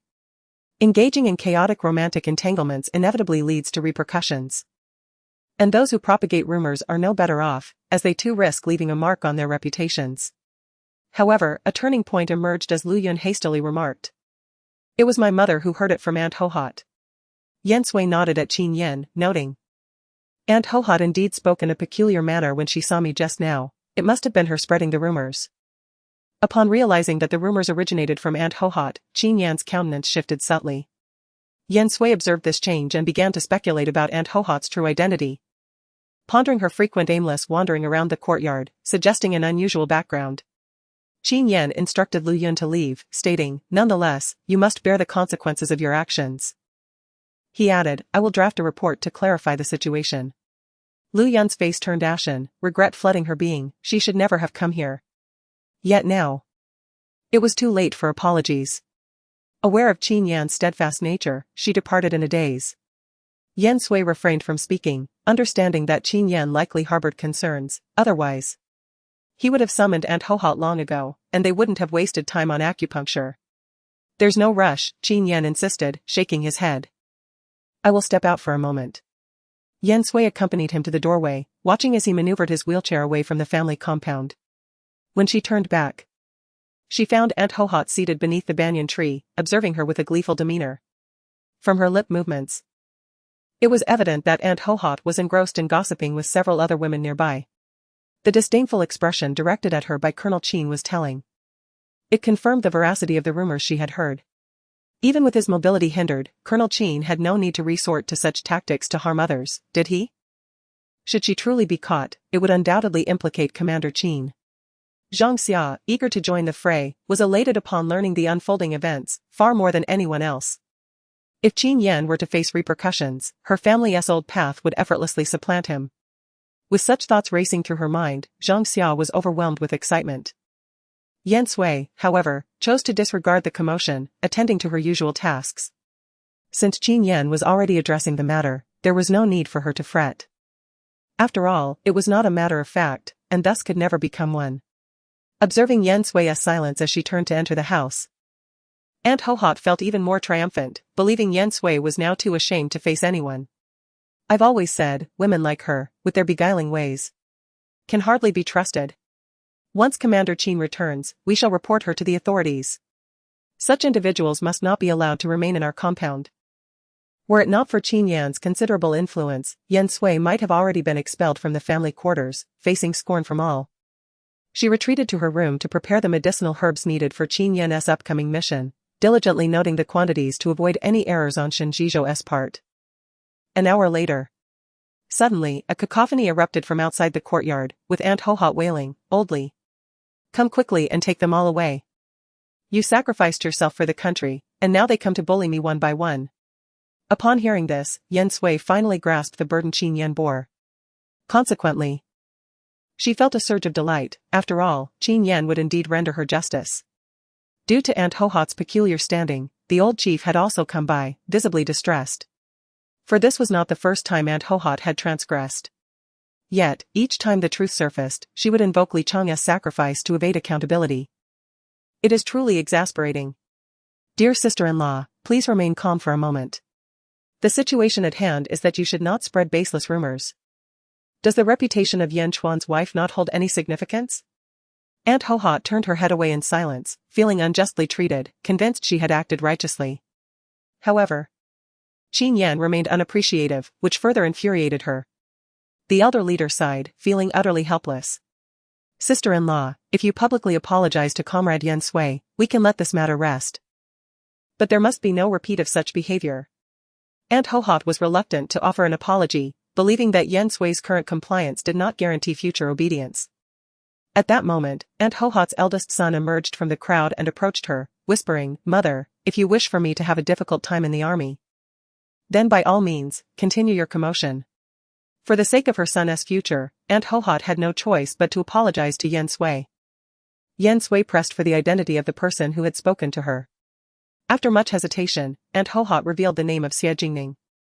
Chapter 30, Aunt Hohot is used as a tool. Yan Sui initially believed that the rumors had originated from Xie Jingning.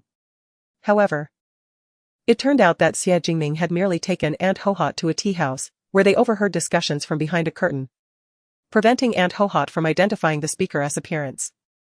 A flicker of something unusual crossed her eyes. How fortuitous was this turn of events? Confirming that Aunt Hohot was not lying, the elder leader chose not to pursue the matter further, yet he turned to Qin Yan, stating, "You must decide how to proceed."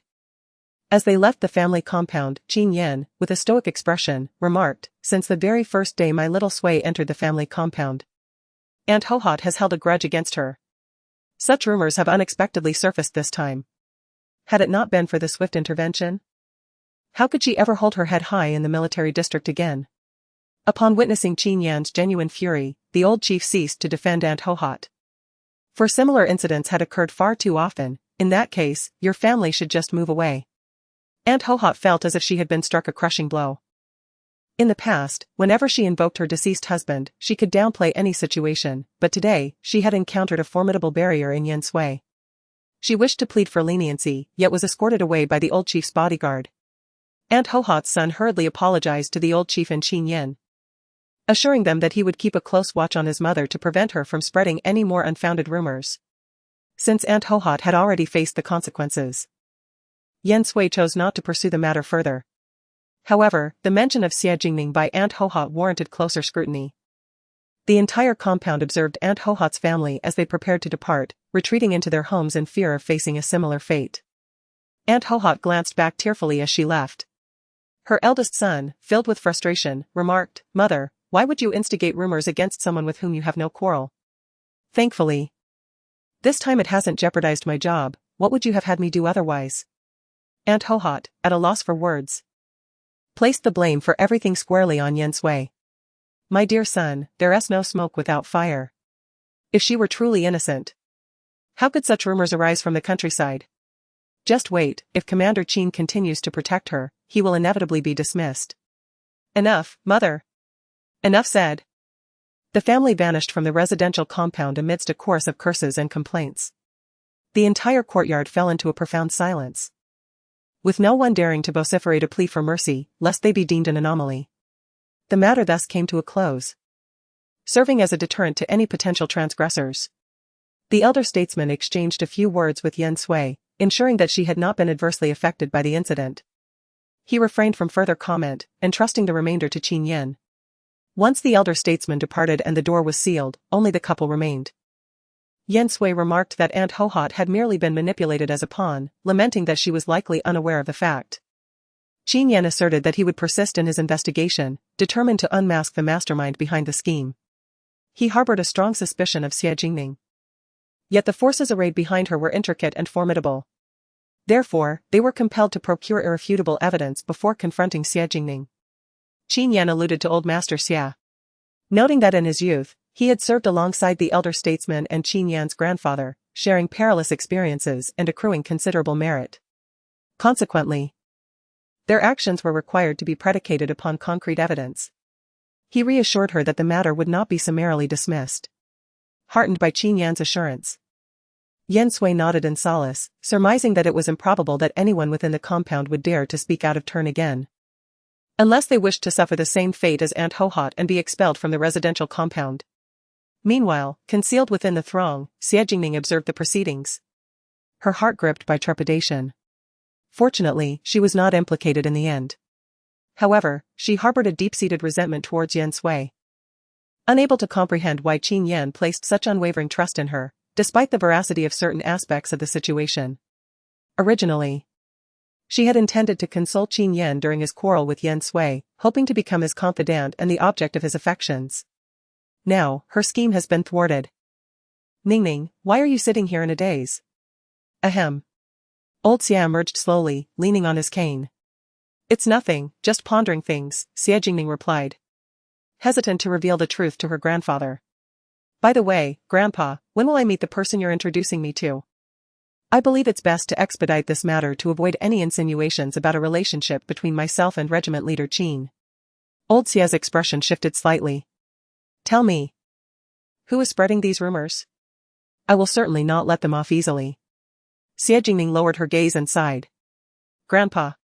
I understand that my childhood friendship with Yan Gij is enough to incite envy. However, I never imagined she would even begrudge my superior family background. Upon hearing this, Old Xia immediately grasped Xie Jingning's implication. Yan Sui was envious of her and had hired people to fabricate rumors, tarnishing her reputation. Old Xia promptly ordered an investigation. If she had indeed paid someone to spread falsehoods, she would not be spared, even as Qin Yan's wife. A triumphant smile graced Xie Jingning's lips. Fortunately, she had anticipated such a contingency while devising her plans and had prepared a backup. Little did she know it would be needed. Achoo! Yan Sui, just awakened, sneezed. Immediately, a coat was draped over her shoulders by Qin Yan. It's chilly in the morning, wear a coat to avoid catching a cold.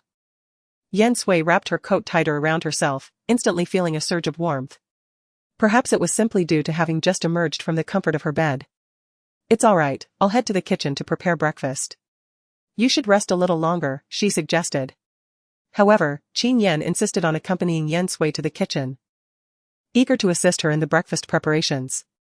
Although his capabilities were limited, he felt it was essential to contribute. Yan Sui, despite her verbal insistence that it was unnecessary, felt a warmth in her heart at his presence beside her. After they finished their meal, Yan Sui performed acupuncture on Qin Yan, discussing his impending departure the following day. The medicine is all prepared, but I hope you can return as early as possible. After all, the acupuncture regimen I've scheduled for you cannot be interrupted for too many days, or it will significantly diminish its effectiveness. Rest assured, I will complete my tasks promptly and return at the earliest opportunity, Qin Yan assured her with a serious expression. Yan Sui naturally trusted him. Yet she couldn't shake a lingering sense of unease, possibly connected to Dr. Bai, who was an unpredictable factor in the equation. Just as Yan Sui was about to insert the needle into Qin Yan, she heard the voice of Shen Zhizhou outside, seemingly accompanied by Lu Jingyu. She rose to see what was happening and was taken aback to find a brand new sewing machine, a bicycle, and even a tape recorder. What are you all doing with these items? Sister-in-law, these are not our belongings, they are gifts from brother Qin to you. Shen Zhizhou exclaimed with a smile. Jin Yu and I visited several places to gather them. Chapter 31, Cherishing the Present Life. Not only did Yan Sui's eyes widen in surprise, even the onlookers from the courtyard gathered around, chattering animatedly, who said Captain Qin does not value his wife. Although the betrothal gift was not extraordinarily lavish, it encompassed all the essentials. Let those who speak nonsense, unable to savor the grapes, insist that they are sour. The words of these few individuals prompted everyone present to recall the incident a few days prior when Yan Sui had vehemently confronted Xie Jingning, leading to playful jests about Qin Yan and her childhood companionship. It was evident that after today, the events of that day would resurface, and Xie Jingning would find himself subjected to even greater disdain. What respectable young lady would publicly claim to be involved with someone? Bang! The door of the Xia residence slammed shut with a thunderous noise. Yet, nobody paid it any heed. Yan Sui noticed that those who had just spoken were the very ones who had accompanied Shen Zhizhou and Lu Jingyu to deliver gifts earlier, signifying a deliberate provocation. She found herself both amused and perplexed, uncertain of who orchestrated this scene. Since obtaining her marriage certificate with Qin Yan, an incessant stream of rumors had circulated, and few held faith in their union, with many predicting her imminent betrayal of Qin Yan. Standing at the entrance, she greeted guests with a warm smile, urging the workers to be attentive while distributing fruit candies, giving each 2 pieces. The workers, having delivered goods for compensation, felt fortunate to receive additional treats from the host. Each one showered her with well wishes, such as wishing them a harmonious marriage and early offspring. After the lively gathering, everyone dispersed, though a few ants lingered, continuing their conversation. TSK, this country bumpkin truly has good fortune. Even though Captain Qin is now disabled, he has not placed her in any hardship whatsoever. Hush. Could you lower your voice? Do you wish to be expelled from the courtyard like Aunt Hohot? What is there to fear? I am not as outrageous as Aunt Hohot. Though such words were spoken, no further discussions arose regarding Yan Sui's betrothal gifts. Regardless of how much was said, it would merely culminate in envy. As the newly acquired items were placed within the room, it seemed as if the entire space was illuminated, and Yan Sui's spirits soared. She glanced at Qin Yan beside her. Did the magistrate not come yesterday because you sent him to procure these? Qin Yan's expression bore a hint of apology. I regret that these should have been prepared earlier, but due to unforeseen circumstances, they were delayed. Yan Sui shook her head. In truth, she was indifferent to the betrothal gifts. They were merely a manifestation of Qin Yan's goodwill, and she was, of course, delighted to accept them. Her eyes sparkled with clarity, and her smile radiated warmth. What outsiders say matters not. I am aware of your kindness towards me, and that suffices. Qin Yan was momentarily taken aback. A subtle flush gracing his handsome features. He coughed lightly into his fist. These are the things befitting a marriage. His implication was clear: what others possessed, Yan Sui too should have, especially since these were within his means to provide. Yan Sui smiled knowingly. Then, to reward Captain Qin, I shall prepare spicy chicken for you tonight. Of course, it would be mildly spicy. Spicy chicken was Qin Yan's favorite dish before his injury. A fact Yan Sui had learned from Magistrate Qin. However, since Qin Yan was currently unable to eat it, she had refrained from making it until now. But today, she deemed it a fitting reward. Qin Yan's eyes sparkled with delight. Allow me to assist you. Turning around, Yan Sui extended her hands to Qin Yan with a cheerful smile. Then, assist me with my sleeves first, please. Qin Yan was exceedingly pleased to oblige. This meal, once again, was a collaborative effort, conserving time and fostering a deeper connection. Even the rice seemed exceptionally delectable. After the meal, Yan Sui tidied up some belongings in the room. She was particularly fond of the sewing machine. How about I try my hand at it and sew you a pair of socks? She proposed. That would be delightful, though wouldn't it be too late now? Qin Yan had specifically positioned the sewing machine near the window to ensure ample light. Sewing a pair of socks won't take long at all, Yan Sui waved dismissively. In her past life, she had operated a sewing machine to create garments and padded jackets, mastering all sorts of creations. A mere pair of socks was of no consequence. She retrieved suitable fabric and commenced immediately. Qin Yan inquired with curiosity, aren't you going to measure my foot? When I assisted you with changing shoes at the hospital, I already ascertained your shoe size. Naturally, I can now craft socks that fit you perfectly, Yan Sui responded, already operating the sewing machine. Her movements were so practiced that it seemed as though she had been using a sewing machine for over 2 decades. Were you born with a sewing machine at your feet? Qin Yan exclaimed in renewed amazement. In a mere matter of minutes, the socks were completed. And they were not haphazardly made. The stitches were virtually imperceptible, attesting to her profound skill. Clutching the socks in his hand, Qin Yan felt a surge of warmth in his heart. He had entered the military camp for training at a young age and had rarely experienced the warmth of family. Consequently, his disposition had always been detached and aloof until he encountered Yan Sui. It was as if he had met a little sun, illuminating his entire world. Looking intently at Yan Sui, a smile played on Qin Yan's lips, thoroughly enjoying their current life. Observing Qin Yan's delighted fascination with a pair of socks, Yan Sui felt a surge of triumph.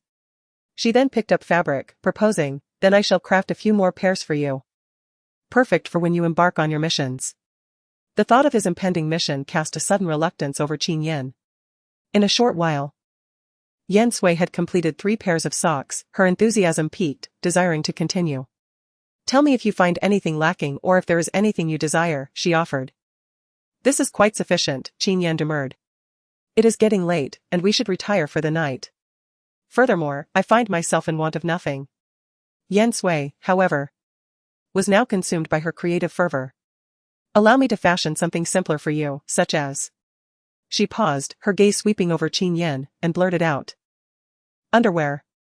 Silence hung in the air as both froze, Yan Sui's face flushing crimson. She stammered, do not misunderstand, I meant nothing by it. I simply wish to make something for you, as it is simple and can be completed swiftly. And you are familiar with the size, are you? Qin Yan inquired, a hint of bashfulness in his tone. Now that the words were spoken, Yan Sui felt that retracting her offer would only exacerbate the awkwardness.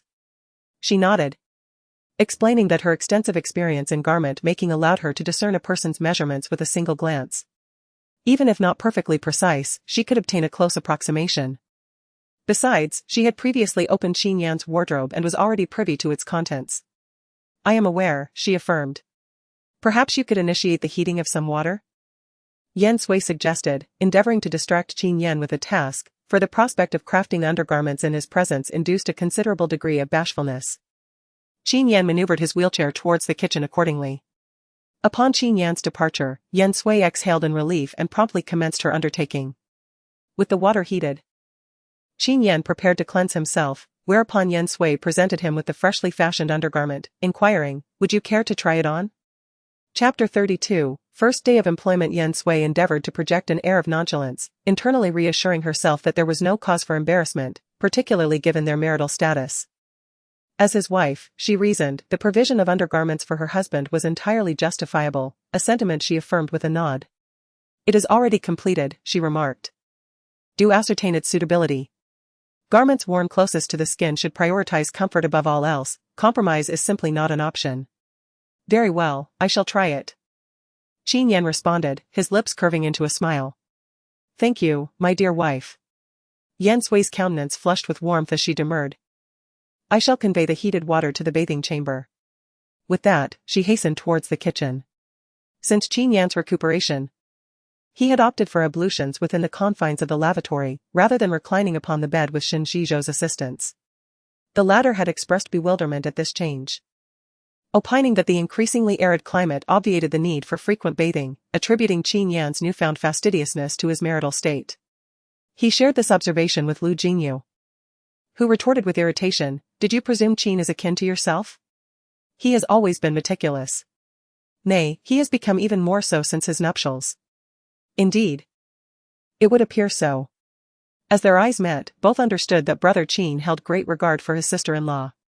Over the past few days, whenever Qin Yan needed to clean himself in the bathroom, Yan Sui would patiently wait outside, ready to assist should he require help. Yet, to her bewilderment, Qin Yan managed quite well on his own. When he finally emerged, Yan Sui hurried over, inquiring, "How was it? Are you feeling comfortable?" Her clear, almond-shaped eyes reflected sincerity, devoid of any distraction.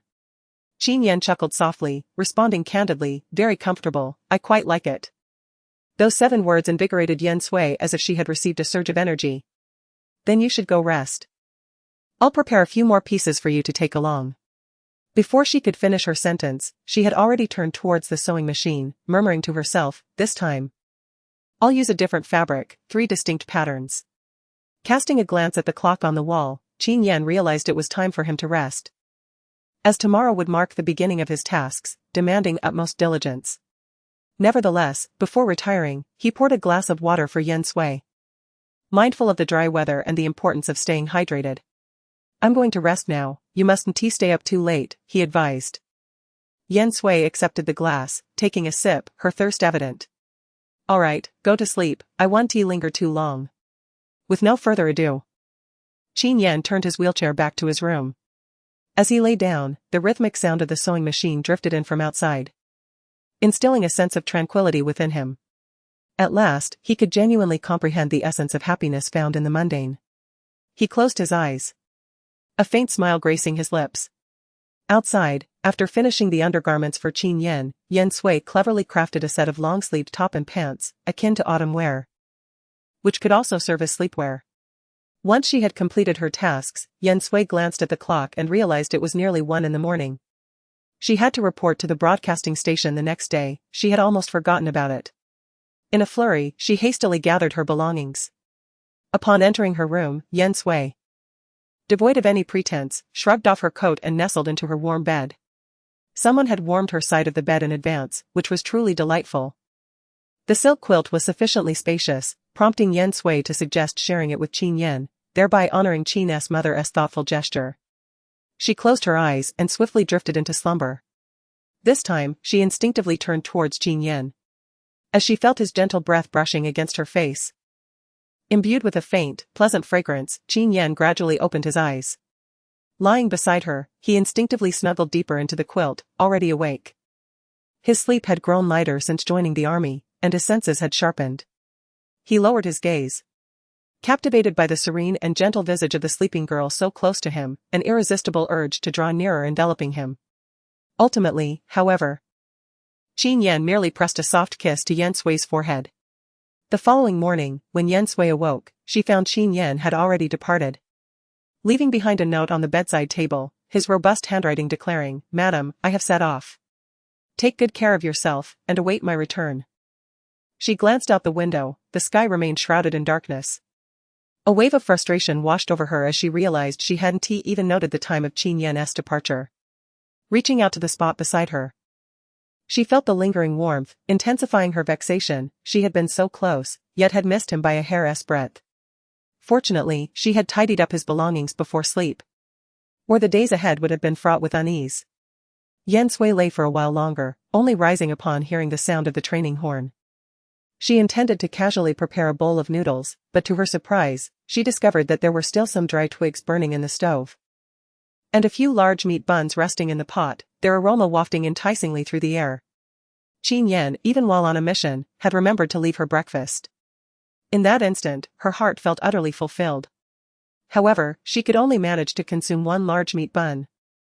The remaining one she carefully packed into a lunchbox to take to the broadcasting station, planning to reheat them for lunch. When Yan Sui arrived at the broadcasting station, she found herself alone at the entrance, compelled to wait. On her first day of work, tardiness was not an option. Before long, she noticed someone hurrying towards her. It was old Lu. The previous incident had somewhat affected him. Qin Xiaofeng, a person intolerant of any form of discord, had reported the matter. Consequently, old Lu harbored resentment towards Yan Sui. Upon spotting her from a distance, he opted to turn and enter a nearby convenience store. "Brr, it's quite cold," he exclaimed. "Hey, old Lu, what are you here to buy?" The shopkeeper greeted him with a smile, instantly regretting his decision to step into the store. Old Lu realized he had panicked in an attempt to avoid being seen by Yan Sui, making it difficult for him to exit gracefully.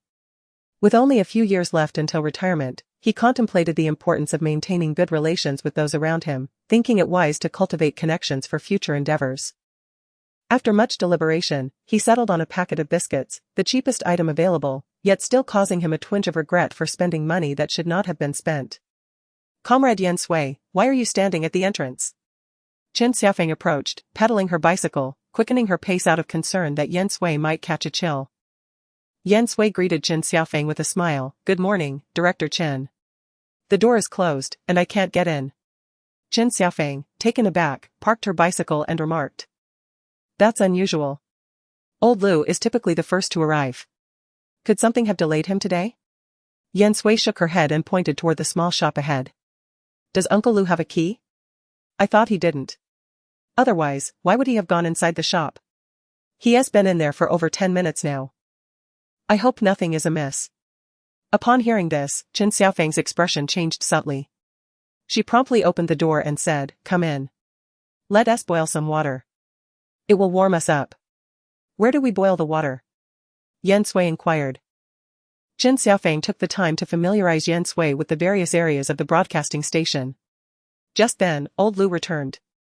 Qin Xiaofeng instructed Yan Sui to prepare the water and, with a stern demeanor, called old Lu to her office. Chapter 33, In a Relationship After Boiling the Water. Yan Sui poured herself a cup, feeling the warmth envelop her hands. She found a spot to sit and noticed other staff members gradually entering through the door. Almost everyone paused to glance at Yan Sui, who greeted them with a friendly smile. Perhaps they were still waking up, as most merely passed by without a word. After a while, old Lu emerged from Qin Xiaofeng's office, his expression grim. He cast a fleeting glance at Yan Sui before returning to his desk. Curiosity arose among the staff about what had transpired with old Lu, questioning why he had gone into Director Chen's office so early. Old Lu sighed, looking as though he bore a tremendous grievance. Alas, it is best not to mention it. For someone of my age, lacking any connections or background, enduring such mistreatment is indeed deserved. This statement immediately attracted considerable attention from those around. Yet, given the work hours, no one dared to inquire further. Fearing to provoke Qin Xiaofeng's ire, everyone was well aware of her current displeasure. To their surprise, Qin Xiaofeng emerged from her office, her demeanor towards Yan Sui surprisingly amiable. "Come in," she beckoned. In an instant, the gazes directed at Yan Sui transformed into something peculiar. Yan Sui felt a sense of helplessness, understanding that her capabilities were the reason for Qin Xiaofeng's regard. Indeed, Qin Xiaofeng requested Yan Sui to compose several articles focused on themes of national prosperity and public safety, adding that if she had other ideas, she could share those as well.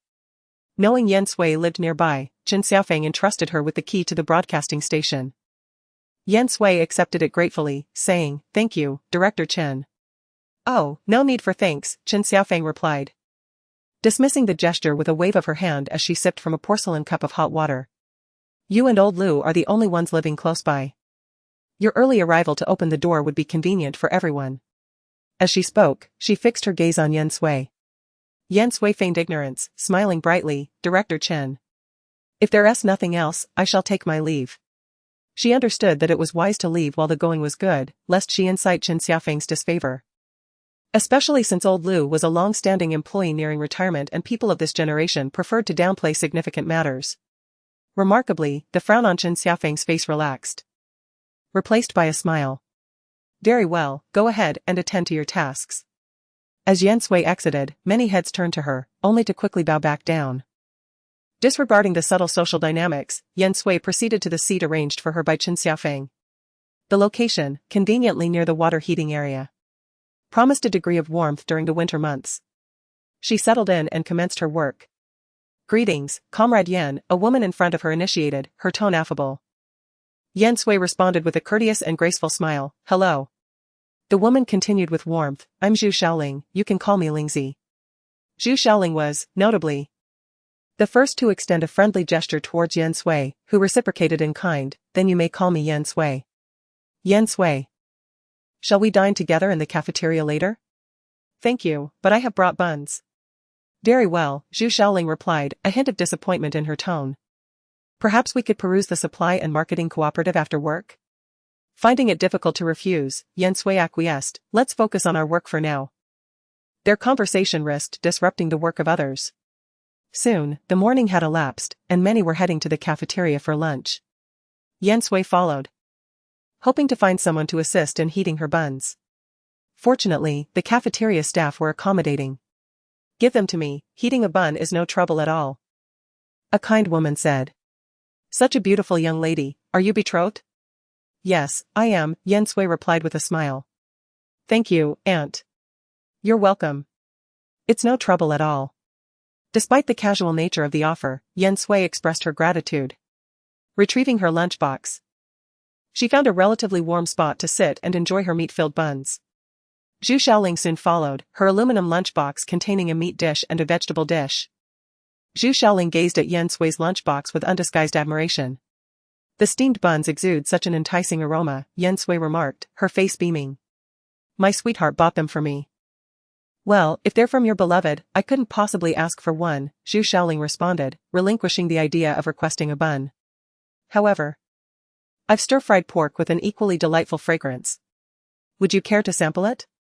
Yan Sui demurred, "Thank you, but these 2 steamed buns will suffice to satiate my appetite." Zhu Xiaoling's gaze sparkled with envy as she exclaimed, "Yan Sui, your partner is truly devoted to you. He must possess an exceptional character." Yan Sui merely smiled, offering no verbal response.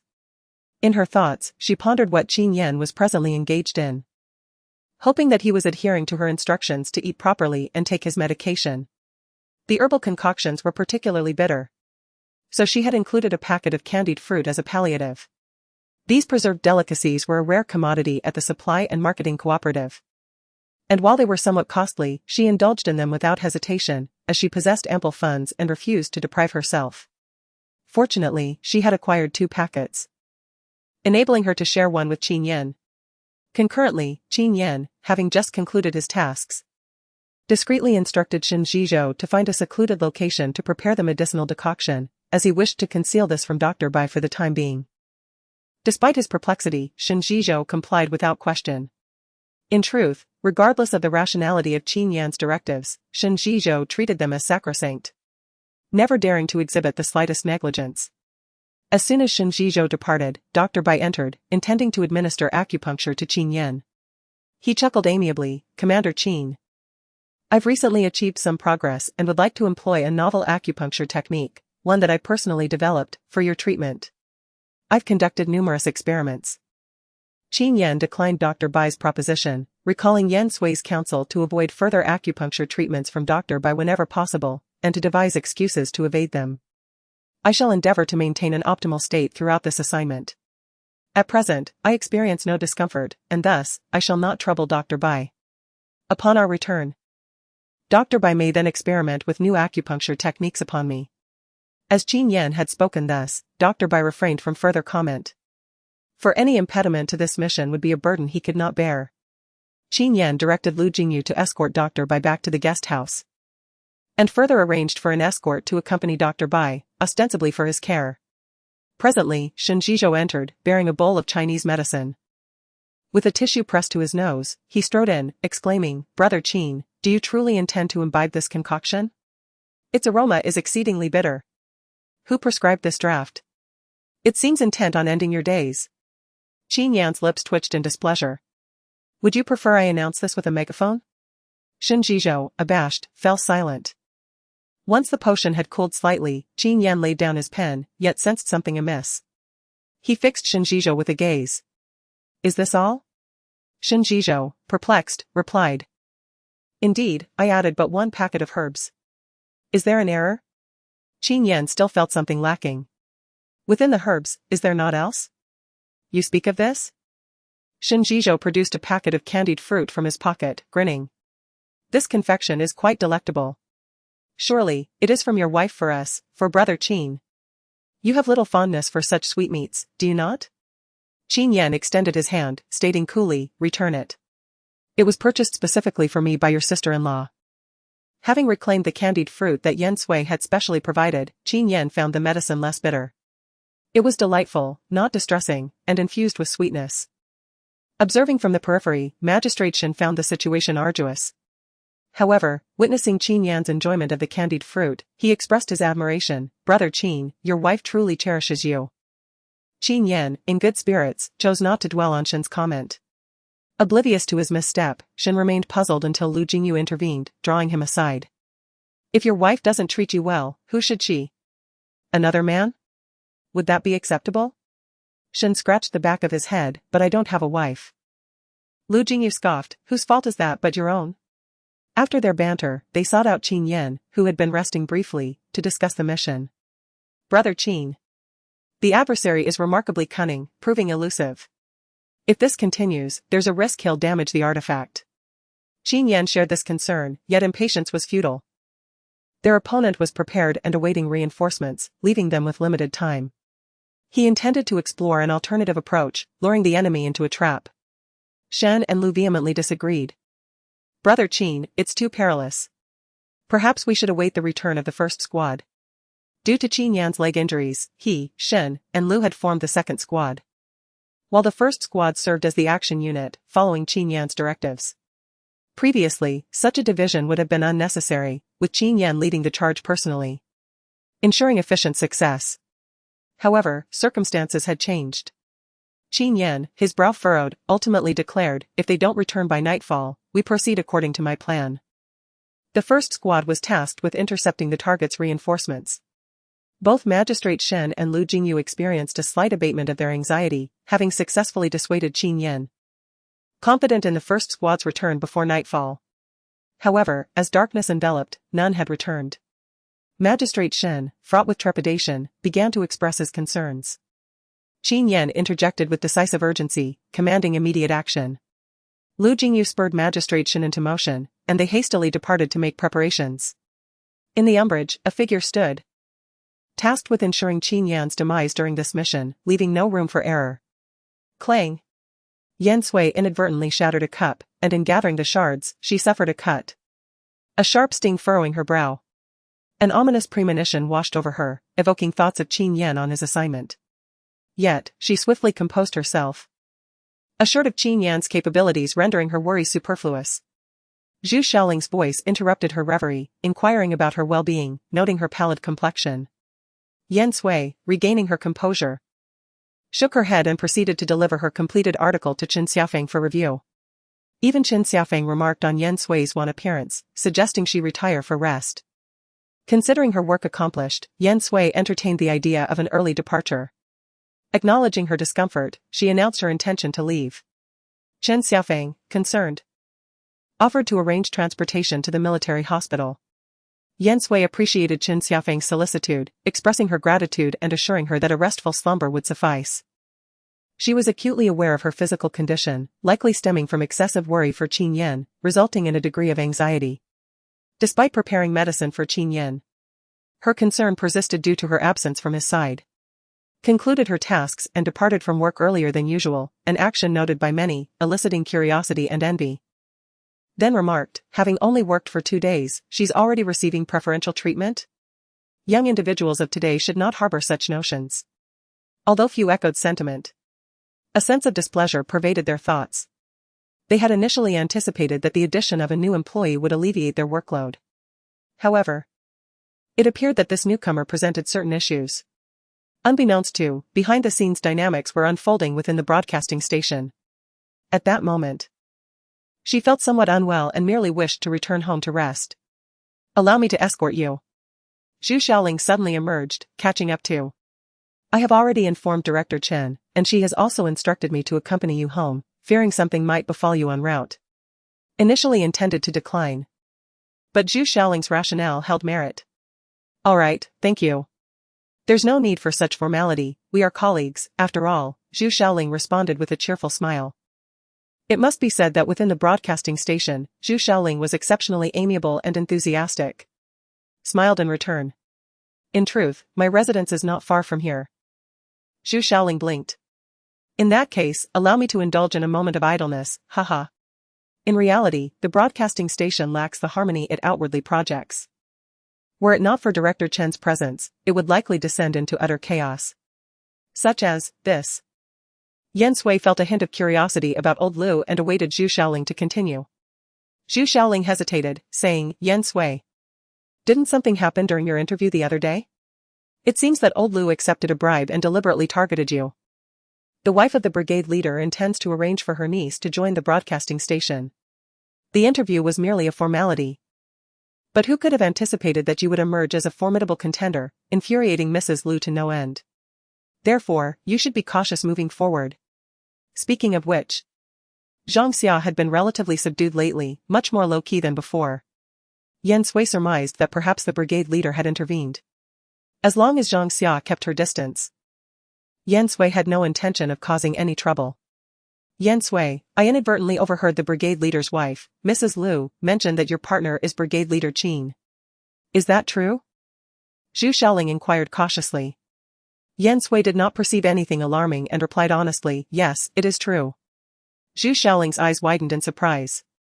I have heard that brigade leader Qin is quite handsome and exceptionally skilled, he is a true warrior.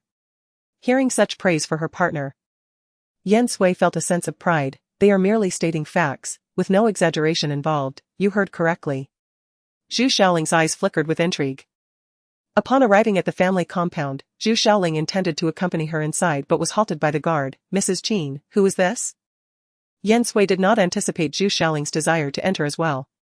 Xiaoling, thank you, but I can manage by myself. You should head back. It's almost time for lunch. Excuse me, but I have a pressing need to use the restroom. Would you permit me to enter? Zhu Xiaoling uttered, her countenance flushed. Her voice barely audible as she addressed Yan Sui. Recognizing the legitimacy of her request, Yan Sui paused momentarily in contemplation. Very well, follow me, she conceded. She promptly elucidated Zhu Xiaoling's identity to the guard, securing his consent for her passage. However, the guard's gaze lingered on Zhu Xiaoling's form, a sense of familiarity stirring within him. Yan Sui, too, noticed the guard's peculiar reaction as she turned back. Here we are, Yan Sui announced, leading Zhu Xiaoling to their destination, the communal restroom within the compound.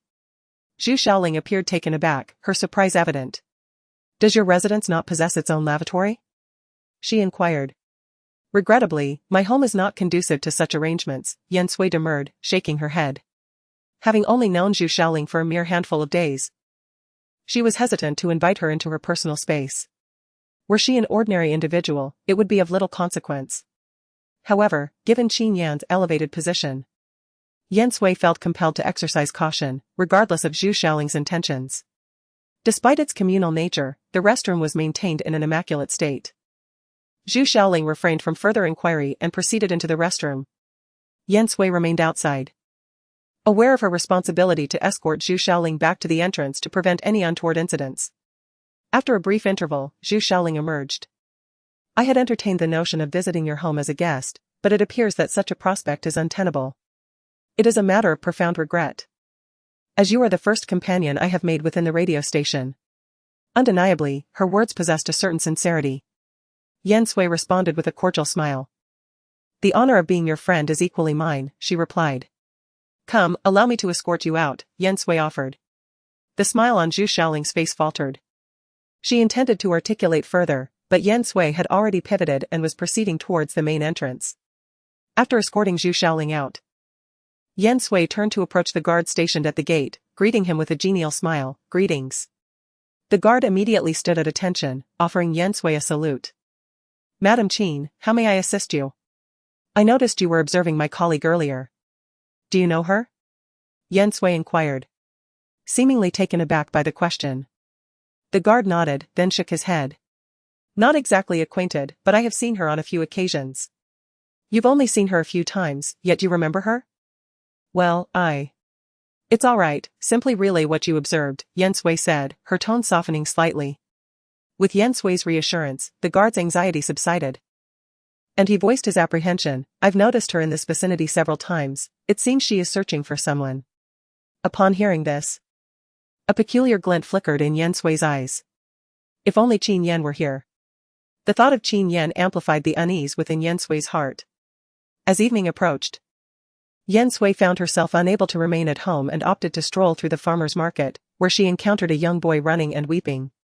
Little one, what troubles you? The boy, as if seizing a lifeline, exclaimed, My grandfather is dying. Please, miss, I implore you, save my grandfather. Yan Sui deliberated for a moment before deciding to accompany the boy to assess the situation. The boy led Yan Sui through a labyrinth of narrow alleyways, nearly disorienting her, revealing a district akin to a shantytown. On the road, Yan Sui learned that the young boy was named Godan and was merely 7 years old. Despite his tender age, Godan articulated his grandfather's condition with remarkable clarity, evoking both pity and solace in Yan Sui. It is often said that children from impoverished backgrounds mature swiftly. With a quivering voice, Godan recounted, This morning, my grandfather's legs hurt terribly, and he couldn't even get out of bed. I ran to find a doctor, but I couldn't locate one. I don't know what to do. As he spoke, tears streamed down his cheeks, and he clutched Yan Sui's hand tightly, as if fearing she might vanish. This was his and his grandfather's last glimmer of hope. The state of Godan's pudding-stained clothing suggested that his family lived in dire circumstances. Furthermore, he sought assistance from strangers rather than his parents, indicating he was likely an orphan. After approximately 30 minutes of walking, Yan Sui finally arrived at Godan's home, a structure reminiscent of a cowshed. As she approached, she faintly heard anguished groans emanating from within and caught a whiff of potent herbal medicine. Surveying the surroundings, she noticed the pervasive disarray. Suddenly, she heard a clatter. Something had fallen to the ground. Grandfather! Godan exclaimed, releasing Yan Sui's hand and dashing inside. Without a moment's hesitation, Yan Sui followed him in and saw Godan straining to lift his grandfather, who had fallen from the bed, back onto it. It turned out that the elderly man was parched, and since Godan had rushed out to seek help, he had attempted to get up on his own and had fallen. Yan Sui stepped forward to assist while checking the grandfather's pulse. Noticing her actions, Godan's eyes sparkled with hope. Sister, are you a doctor? He asked. He initially intended to borrow money from Yan Sui to take his grandfather to the doctor. But fearing that Yan Sui might not believe him, he brought her back to observe their home situation. Truly, it was divine providence that led him to accidentally discover a doctor. After the doctor took the old man's pulse, Yan Sui furrowed her brows tightly, for the situation was exceedingly dire. Upon lifting the blanket, she could not help but gasp in shock. The old man was clad in shorts, and his legs had turned a terrifying shade of dark purple, indicating signs of poisoning. Grandfather! Little puppy was equally startled. Yan Sui instructed little puppy to fetch hot water while she swiftly retrieved her silver needle kit, extracting 5 needles in one fluid motion. With delicate hands, she skillfully placed each needle upon the corresponding acupoints. Had little puppy been present in the room, he would have been utterly mesmerized. Just moments ago, the old man was in visible agony. Now, he appeared to have found relief. Once the pain subsided, the old man quickly drifted into slumber. Little puppy entered with the hot water, only to witness Yan Sui gently removing the silver needles one by one. Wet the towel and place it on your grandfather's legs for a hot compress. Yes. Little puppy nodded earnestly, twisting the towel with great focus. After a while, the old man gradually awakened, feeling significantly better. Grandfather. Little puppy leaped into his embrace, the suppressed fear finally finding release as he wept openly. Hearing little puppy's cries brought a sting to Yan Sui's eyes. Wiping away her tears, little puppy pointed at Yan Sui, exclaiming, "Grandfather, this beautiful sister saved you." As the old man drifted into slumber, he vaguely perceived Yan Sui's presence, mistaking her for a celestial being come to escort him to the afterlife. To his astonishment, he found himself still among the living. Otherwise, what would become of his little grandson? He incessantly expressed his gratitude to Yan Sui, then cautiously inquired, "Might I ask how much the medical expenses will amount to?" "Unfortunately, we currently lack the funds. Could we defer payment for the time being?" Yan Sui shook her head and replied, "There is no need for payment." The grandfather and grandson fell into a contemplative silence. Yan Sui was puzzled. Was it not a blessing to not require payment? Little dog Dan summoned his courage and said, "Sister, please accept the money. My grandfather and I can collect scrap to repay you." Why was it necessary to pay the sister? Yan Sui was bewildered, momentarily at a loss. It was not that she possessed an overly compassionate heart, but it was evident that the grandfather and grandson were destitute. Incurring further debt would render their survival precarious. Little dog Dan hesitated for a few seconds, glancing at his grandfather, for he believed that nothing given for free could be of good quality. Chapter 36. The hemp rope selectively snaps at the thinnest points. It turned out that little dog Dan's grandfather had previously received free treatment. He had been able to move with some difficulty, believing that acupuncture would restore him to full health. However, to his dismay, within just a week, his condition worsened instead of improving. Enraged, little dog Dan sought out the doctor to confront him, yet he found no trace of the one who had provided free acupuncture. He also lacked the funds to seek another physician for his grandfather. Yan Sui's brows furrowed in concern. The doctor who had treated the old man's legs was indeed suspect. It seemed less like a genuine effort to heal and more akin to using him as a subject for experimentation.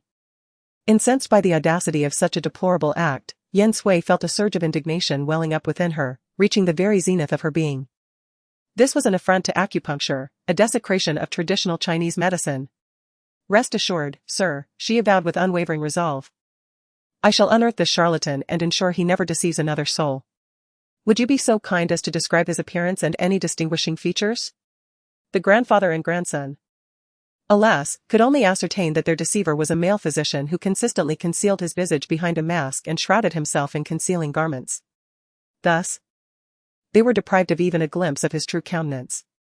With a sigh of resignation, the old man lamented, "We were cognizant that fortune rarely bestows unearned gifts. Yet, as you can witness, our dwelling is bereft of worldly possessions, and my infirmity prevents me from seeking gainful employment. Alas, few would deign to employ a cripple. Furthermore, Godan has reached the age when he should commence his education, but I, grandfather, I shall forego my schooling," Godan interjected, shaking his head vehemently as he embraced his grandfather with fervor. "We require not vast riches, I merely desire your presence by my side, I implore you." At that moment, a voice reverberated from the exterior, "Godan. It is Aunt Wang from next door." Godan exclaimed, his countenance brightening with recognition. Like a miniature projectile, he darted forth, with Yan Sui in close pursuit. "How fares your grandfather?" Aunt Wang inquired, her voice laced with concern. "Now that your Uncle Wang has returned, I shall implore him to escort your grandfather to the hospital forthwith." Aunt Wang then produced a cornbread bun from her pocket, bestowing it upon Godan as if it were a precious treasure. Godan accepted the offering with gratitude, yet shook his head, replying, "Aunt Wang, I have already procured the services of a physician." It was at that moment that Aunt Wang's gaze alighted upon Yan Sui.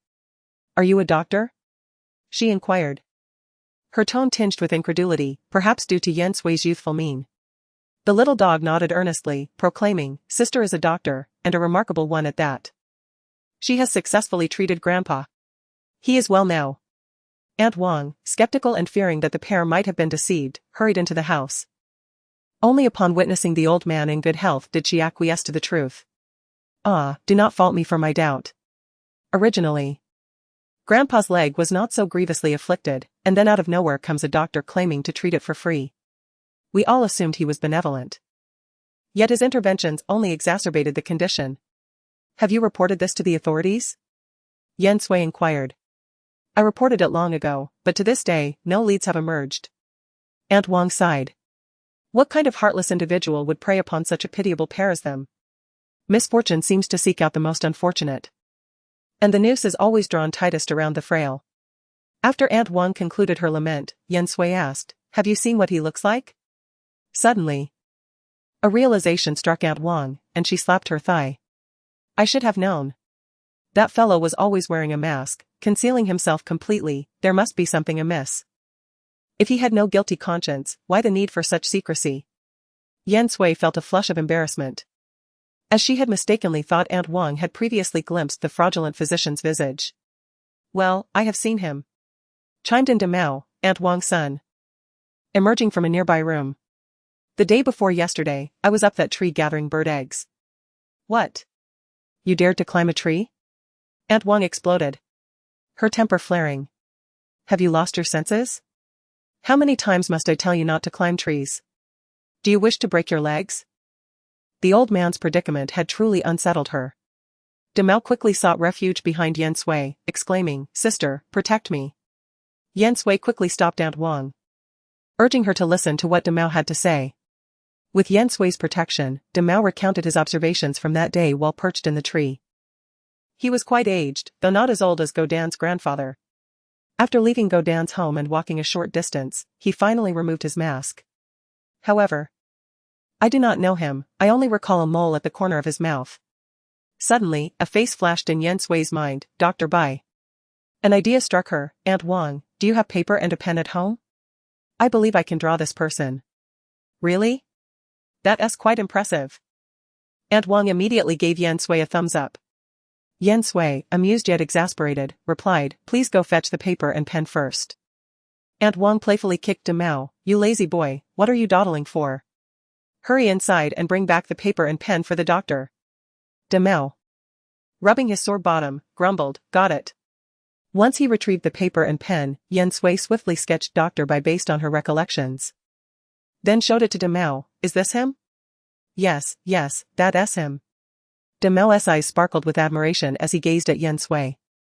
Yan Sui smiled and, using Aunt Wang's and Godin's descriptions, drew another sketch of Dr. Bai wearing a mask. Aunt Wang stared in disbelief, her eyes wide. "Indeed. That's him." Godin eagerly nodded, fixated on the drawing of Dr. Bai. His eyes filled with intense anger and hatred as he gritted his teeth. "Report to the police, let him suffer the consequences." Yan Sui calmed Godin's emotions. "There's no need to rush, he is hiding now, but once my sister finds him, the police will surely apprehend him." She also had to discuss this matter with Qin Yan. As time was of the essence, Yan Sui purchased medication for the elder and hastily returned to the family compound.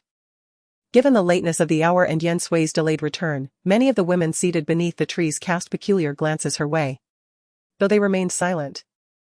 Yan Sui was certain of their thoughts. Observe, with regiment leader Qin absent, the new bride has begun her early departures and late returns. Yan Sui disregarded them, completing her entry and closure of the door in one fluid motion.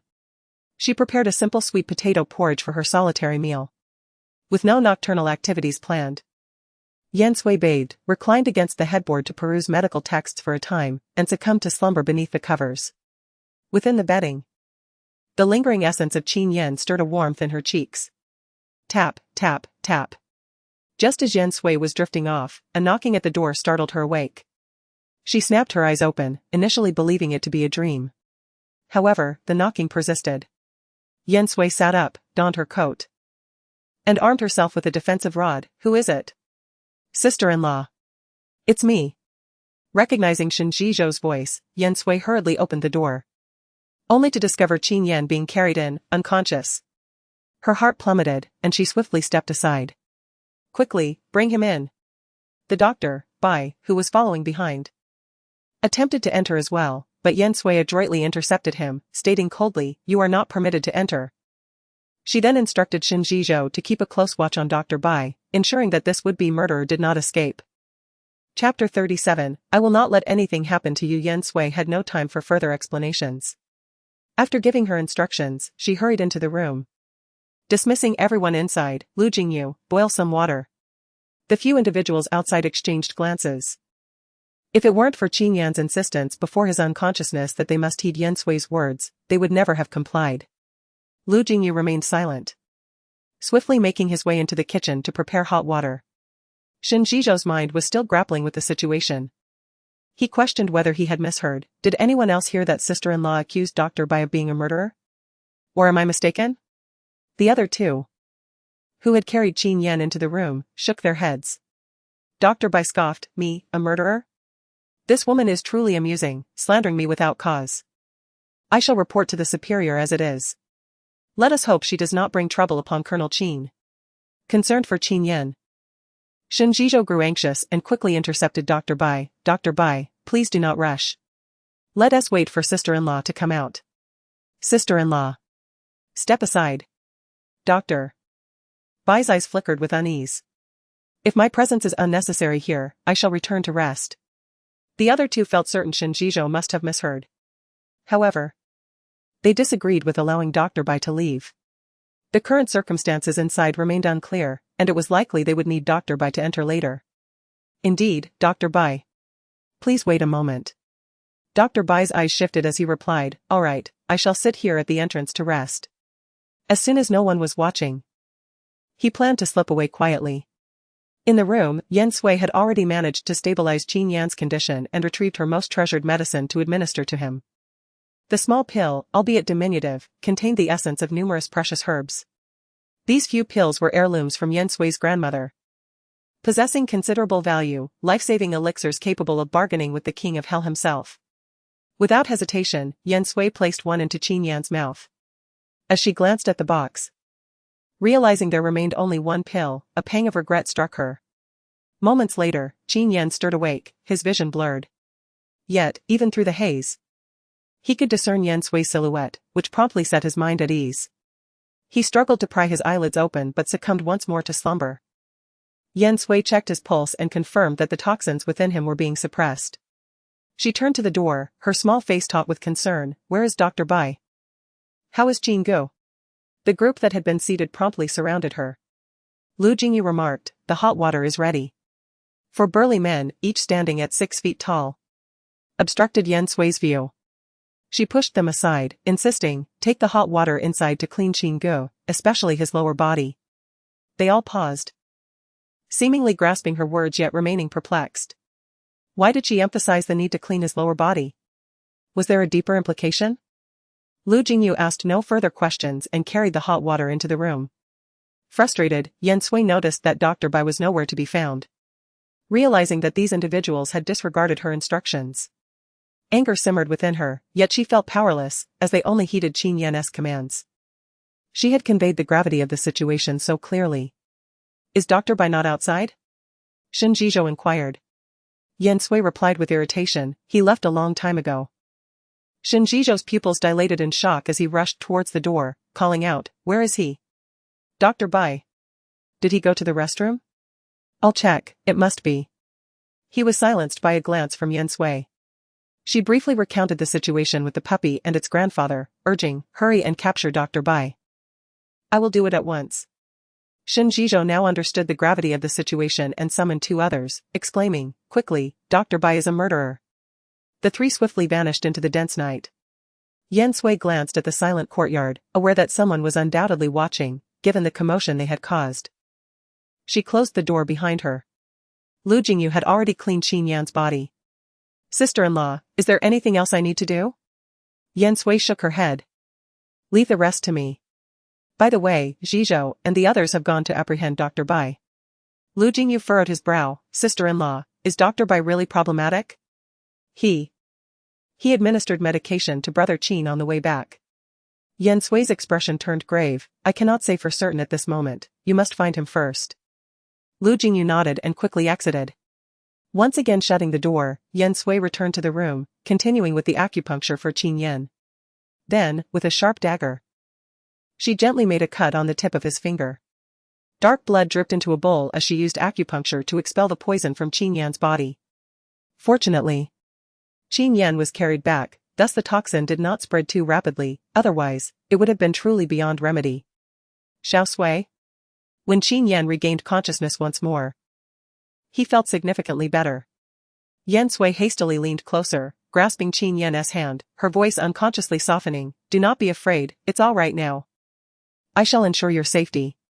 Although Qin Yan still felt somewhat weak, he closed his eyes briefly, a smile gracing his lips. Yes, I trust you. After a moment, he inquired, by the way, where is Dr. Bai? At the mention of Dr. Bai, Yan Sui's expression turned icy. He actually used a living person for experimentation, nearly rendering an elderly gentleman incapacitated. I have already dispatched Shen Zhizhou and the others to apprehend Dr. Bai. Qin Yan suddenly opened his eyes wide. Dr. Bai ran away midway? It is my fault, I startled the snake in the grass, Yan Sui lamented. Had she not revealed her intentions directly, but rather instructed Shen Zhizhou and his team to keep an eye on Dr. Bai, perhaps the situation would not have escalated to this extent? Qin Yan slowly shook his head. Dr. Bai would undoubtedly seek an opportunity to escape, so there is no need for you to blame yourself. From the moment he lost consciousness, he sensed trouble. Although the specific issue remained unclear, it was evident that Dr. Bai posed a threat. Yan Sui took Qin Yan's temperature one last time. Good, there are no signs of fever. Are you hungry? I can prepare some congee for you. Qin Yan shook his head. There is no need to fuss, it is late at night, and you must be exhausted. Rest first, any matters can wait until dawn. Indeed. Yan Sui was quite fatigued. To pull Qin Yan back from the brink of death, she had to maintain intense focus. Now, as she relaxes, a wave of fatigue engulfs her, swiftly consuming her entirely. Yan Sui lies down and, shortly thereafter, succumbs to slumber. Feeling the gentle breaths of the person beside her lightly brushing against her neck, Qin Yan experiences a delightful itch, unable to discern whether it is her neck that itches more, or her heart. Tentatively, he extends his arm, drawing Yan Sui into his embrace. Meanwhile, Shen Zhizhou and his companions arrive at Dr. Bai's residence, only to discover it in disarray, with Dr. Bai having vanished without a trace. Shen Zhizhou is filled with regret, pounding his fist against the wall. It's all my fault for not heeding my sister-in-law's advice. How am I to explain this to Brother Qin? Chapter 38, with me here, he is well. The following morning, Yan Sui awakens to find that Qin Yan is no longer in bed, and the wheelchair is absent as well. Faint voices can be heard from outside, prompting her to struggle into a seated position. After a moment's respite, she dresses and steps outside. It is the old commander conversing with Qin Yan. Yan Sui greets the old commander before turning to the kitchen to prepare breakfast. Xiao Sui, there is breakfast in the pot. Qin Yan says as he maneuvers his wheelchair into the kitchen. You don't have to go to the broadcasting station today, just relax at home, he adds. You took a leave for me? Yan Sui asks, astonished.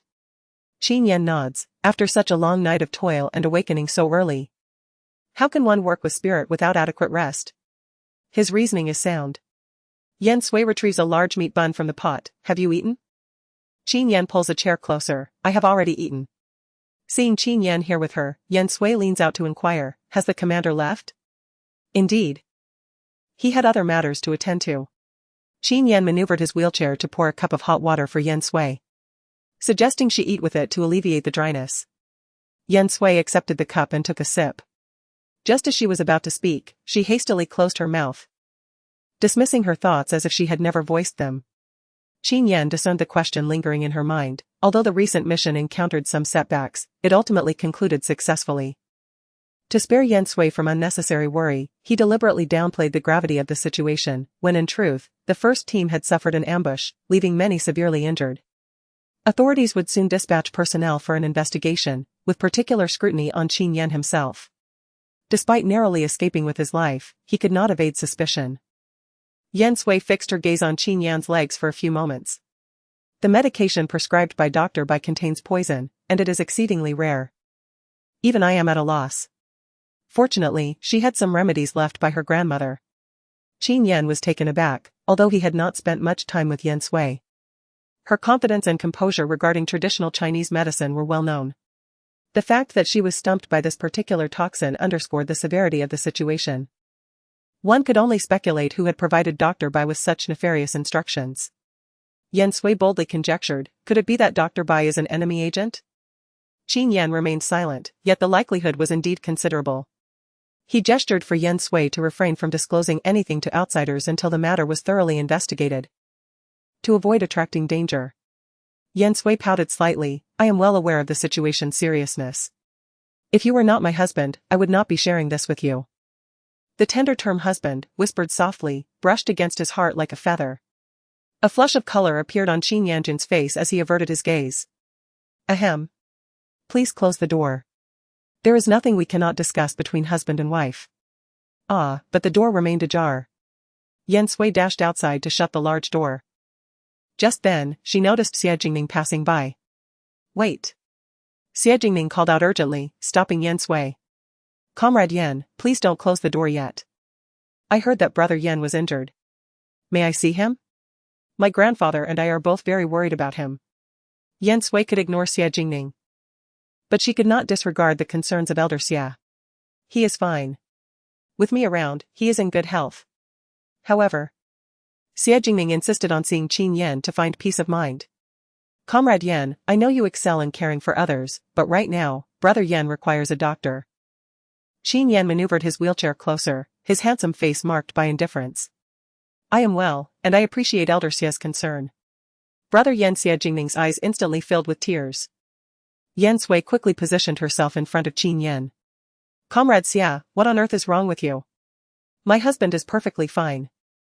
Yet you suddenly burst into tears, what does that signify? If anyone should be crying, it should be me first. Qin Yan furrowed his brow behind her, though he remained silent. Allowing Yan Sui to express herself. Xie Jingning shook her head repeatedly, wiping the corners of her eyes pitifully. Comrade Xia, please do not misunderstand. I simply feel that brother Yan has endured too much suffering, constantly facing injuries. Yan Sui was now displeased. Comrade Xia, what do you mean by constantly facing injuries? Those who are unaware might mistakenly believe that my family's Qin is lacking in ability, which is why he continually suffers injuries. Before you speak next time, could you please engage your brain for a moment? If you were in our countryside, you would have been beaten thrice in a day. Qin Yan nearly succumbed to laughter. Clearing his throat. Yan Sui raised an eyebrow, questioning, oh, are you displeased by my mention of your little green plum? Xie Jingning appeared profoundly aggrieved, yet inwardly. She had already sent a barrage of curses towards Yan Sui's ancestors, alas, if you wish to think that way. It's not my interpretation. It's your own words that have led to this, Yan Sui coldly interrupted Xie Jingning. Suddenly, a voice echoed, Qin Yan. A tall figure swiftly approached. Placing himself protectively behind Xie Jingning, his expression stern, Ha, Qin Yan, are you even a man? Allowing Ning Ning to be bullied like this? Xie Jingning's eyes gleamed with interest. This person was Gu Yuanfan, whom old Xia had introduced as a new prospect for Xie Jingning. Qin Yan turned his wheelchair. Emerging from behind Yan Sui, Gu Vice Group Leader, are you aware of what you are saying? Am I to chastise my wife for the sake of an outsider? Wife. Gu Yuanfan's tone suddenly escalated. When did you get married? Yan Sui scoffed, sizing up Gu Yuanfan, no matter how you look at it. You could never have any connection with my Qin. So, what does our marriage have to do with you? Just because you enjoy meddling in others' affairs? Does everyone need to inform you when they wed? Your ego must rival that of a commander. Gu Yuanfan choked slightly, taken aback by the astuteness and sharp tongue of Qin Yan's wife. Humph, I shall not stoop to your level. Returning to the earlier topic, he remarked. Ning Ning is merely concerned about Captain Qin's health, which is why she came to check on him. Your reaction, however, is rather excessive. Yan Sui rolled her eyes as if she had heard a jest. How amusing. She arrives in tears, mourning, no less? Quite the bad omen. Do you have a penchant for women who weep at the drop of a hat? Your taste is certainly unique. Comrade Yan. Xie Jingning's eyes brimmed with tears as she bit her lip. Is it truly a mistake to have grown up alongside brother Yan? Why must you cling to this matter? Is it a thorn in your heart? Yan Sui offered no reply but began to count on her fingers with earnestness. I recall that many in the courtyard were childhood companions of old Qin. If a childhood friend is a thorn, then my heart would have long since become a porcupine. So, do not take yourself too seriously. In truth, no one cares. That is not entirely accurate. There is one who cares, Qin Yan spoke slowly. Xie Jingning lifted her gaze in surprise. Chapter 39, Captain Qin embodies chivalry. The one who cares is, from beginning to end, only you, Qin Yan's voice, imbued with a frost-like chill, pierced the heart as he continued, to me, you are merely the granddaughter of old Xia, nothing more, no other relationship exists. Please do not embellish your role with fanciful thoughts. The words pierced her heart, leaving Xie Jingning shivering in fear, akin to having been struck several harsh blows to the face. Tears of humiliation streamed down her cheeks as she could scarcely believe that Qin Yan would utter such callous words. Very well, if I have been overly sentimental. Considering you my only brother, how could you regard me in such a manner? With that, Xie Jingning resolved to flee. However, unbeknownst to her, Gu Yuanfan blocked her path, preventing her from leaving with dignity before Qin Yan. In her heart, she cursed Gu Yuanfan 1,000 times. Here he was, offering no assistance, utterly useless. In a fit of rage, Xie Jingning forcefully pushed Gu Yuanfan away, exerting all her strength. Caught off guard, Gu Yuanfan stumbled backward, landing awkwardly on the ground. He bore no resentment towards Xie Jingning and quickly scrambled to his feet, calling out, Ningning, wait for me. He turned back to Qin Yan, issuing a fierce warning, mark my words, for the way you have treated Ningning today, I shall ensure you pay a 10-fold, 100-fold price for your cruelty. Yan Sui's lips twitched in disbelief. Was this man's mind trapped in a door? She glanced at Qin Yan, her eyes sparkling with delight. She was thoroughly pleased with what he had just said. It was a reflection of true masculinity. Yan Sui recalled a term from the future that perfectly encapsulated Qin Yan's demeanor. When faced with a woman one does not love, one must be resolute, leaving no room for false hope. Captain Qin, quite commendable, she thought. Receiving Yan Sui's praise, Qin Yan felt a quiet relief wash over him. He had been concerned that she might perceive his words as excessively harsh, lacking compassion, and deeply hurtful. He contemplated saying something further to solidify his stance. Yet despite racking his brain, he could conjure no suitable words, lamenting his habitual focus on training. Yan Sui was not overly concerned with the details. Her mind was occupied with thoughts of what delicious meal she could prepare for Qin Yan. Just then, Shen Zhizhou hurriedly entered the courtyard, breathless, exclaiming, Commander wants you to come over. After catching his breath, he added, Sister-in-law, would you like to join us? Although he was unaware of what Yan Sui had done for Qin Yan the previous night, the fact that Qin Yan was well assured him of Yan Sui's capabilities. Qin Yan was about to refuse on Yan Sui's behalf, wishing to shield her from any complications, but unexpectedly, Yan Sui preempted him with a lively affirmation, just a moment. Let me grab a few things. She entered the house and retrieved a cloth bag containing her silver needles and other essentials. The summons must indicate that her assistance was required for a rescue mission. Yan Sui believed it was time for the old commander to recognize her ability to heal Qin Yan, which would undoubtedly afford her numerous advantages. If she could leverage the old commander's name, she might acquire invaluable medicinal herbs. Naturally, she intended to use these herbs for Qin Yan's legs, hoping to expedite his recovery and enable him to stand again. She surmised that the lurking malevolence would also retreat in response. Lost in these contemplations, Yan Sui failed to notice the complex gaze Qin Yan directed towards her.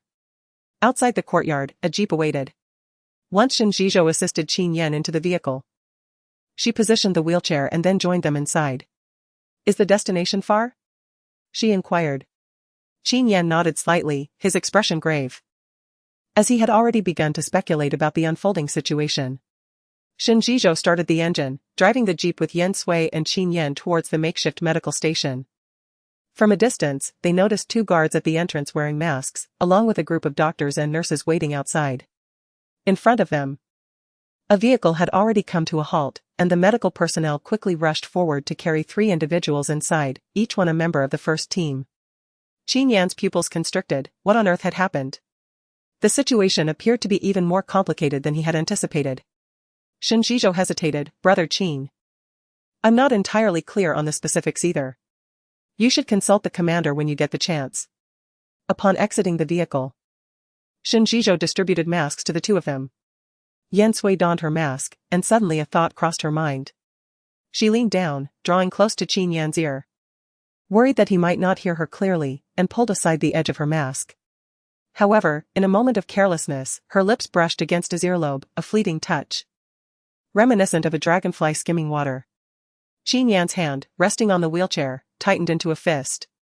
Yan Sui, momentarily taken aback, quickly pulled away and voiced her speculation, but I need to see them to confirm further. Initially, Qin Yan was strung tight with anxiety, but Yan Sui's intuition, even before she entered, eased him somewhat. Alright, let Jizhou take you to see those who were just carried in. I'll come to find you later. The couple reached an agreement and separated to pursue their respective tasks.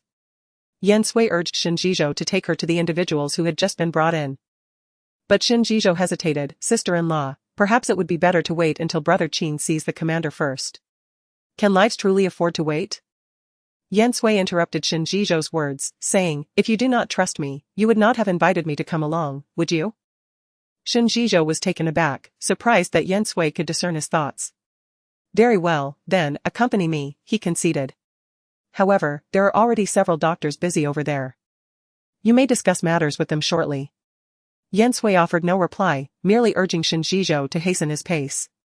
As they journeyed, Yan Sui discreetly observed her surroundings.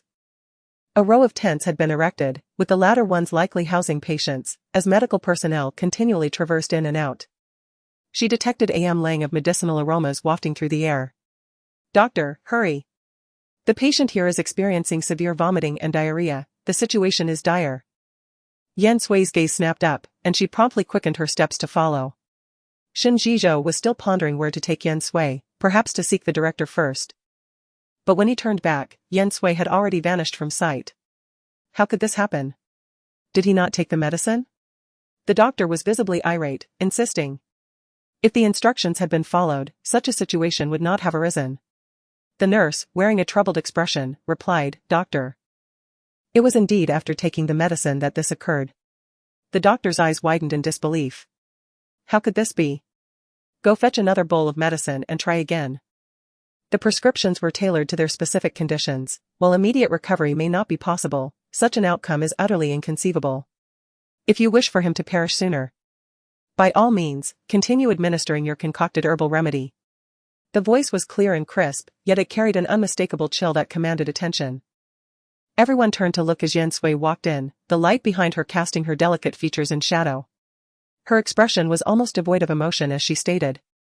The medicine you administered was not incorrect, but it was not optimal, and the dosage was miscalculated. Furthermore, the patient's constitution was already frail, rendering him even more susceptible. The physician, a director at the military hospital, who had been challenged by Yan Sui, retorted with a displeased countenance, Who are you? What disruption are you causing? Can't you see we are occupied? Someone, remove her from the premises. The guards, acting without comprehension, promptly escorted Yan Sui outside. Fortunately, the gatekeepers recognized Yan Sui. Having seen her just 10 minutes prior, accompanying Qin Yan in a wheelchair, which further solidified their impression. Yan Sui offered an apologetic smile and promptly re-entered. She refrained from observing the patients further, as she had already formulated a plan. She glanced around, pinpointed the location where the medical staff prepared the decoctions, stealthily donned a white coat, and concealed her face with a mask to blend in, ensuring she would not be easily expelled. Fortunately, the changing area was unoccupied. Yan Sui confidently entered the area where the medicine was being prepared. Two individuals were diligently working amidst the pervasive scent of herbs. They merely glanced up, assured that the newcomer was wearing a white coat, and paid no further attention. It never occurred to them that anyone would dare to engage in such an act. Yan Sui, without a trace of guilt, calmly selected the required herbs from the shelves with a basket and located a clean stove. Observing Yan Sui's actions, one of them inquired, a newly formulated medicine, perhaps? Indeed. Prescribed by the director? Dr. Yan and her companion exchanged glances, although they were strangers. They hesitated to voice their inquiries, for after all, doctors held a prestigious position and were truly talented individuals. With no interruptions, Yan Sui swiftly prepared the medicine. Why is it taking so long?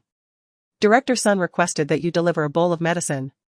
Yan Sui recognized the young nurse, who had previously been at Director Sun's side and had witnessed her dismissal. She promptly inquired, is it to be sent to the third tent?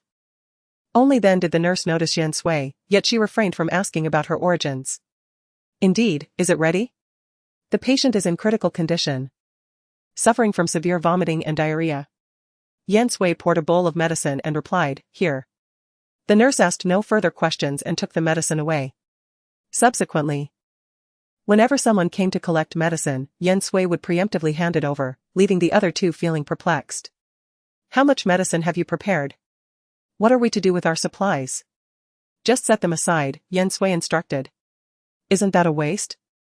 Director Sun said so. The two fell silent immediately. For Director Sun was their superior. Yan Sui then gathered similar medicinal ingredients, dividing them into 2 portions for her colleagues, commanding them, get to work, don't dawdle. They contemplated protesting but dared not, fearing the ramifications of delaying their tasks. While the two were preoccupied, Yan Sui discreetly moved the 2 jars of medicine aside and emptied their contents, retaining only the dregs. She scrutinized them carefully. Just as she had stated earlier, even if the medicinal ingredients were not of the highest quality, as long as the proportions were correct and consumed in sufficient quantity, healing could be achieved. However, an incorrect dosage would lead to grave errors. She concealed the 2 earthenware jars and set aside more than 10 portions of medicine before slipping away to find Qin Yan. Meanwhile, Qin Yan had been conversing with the old commander for quite some time, meticulously analyzing every detail of the mission, from deployment to execution. Eventually, they suspected a mole within the first squad. How else could the adversary be so intimately acquainted with their operational routes?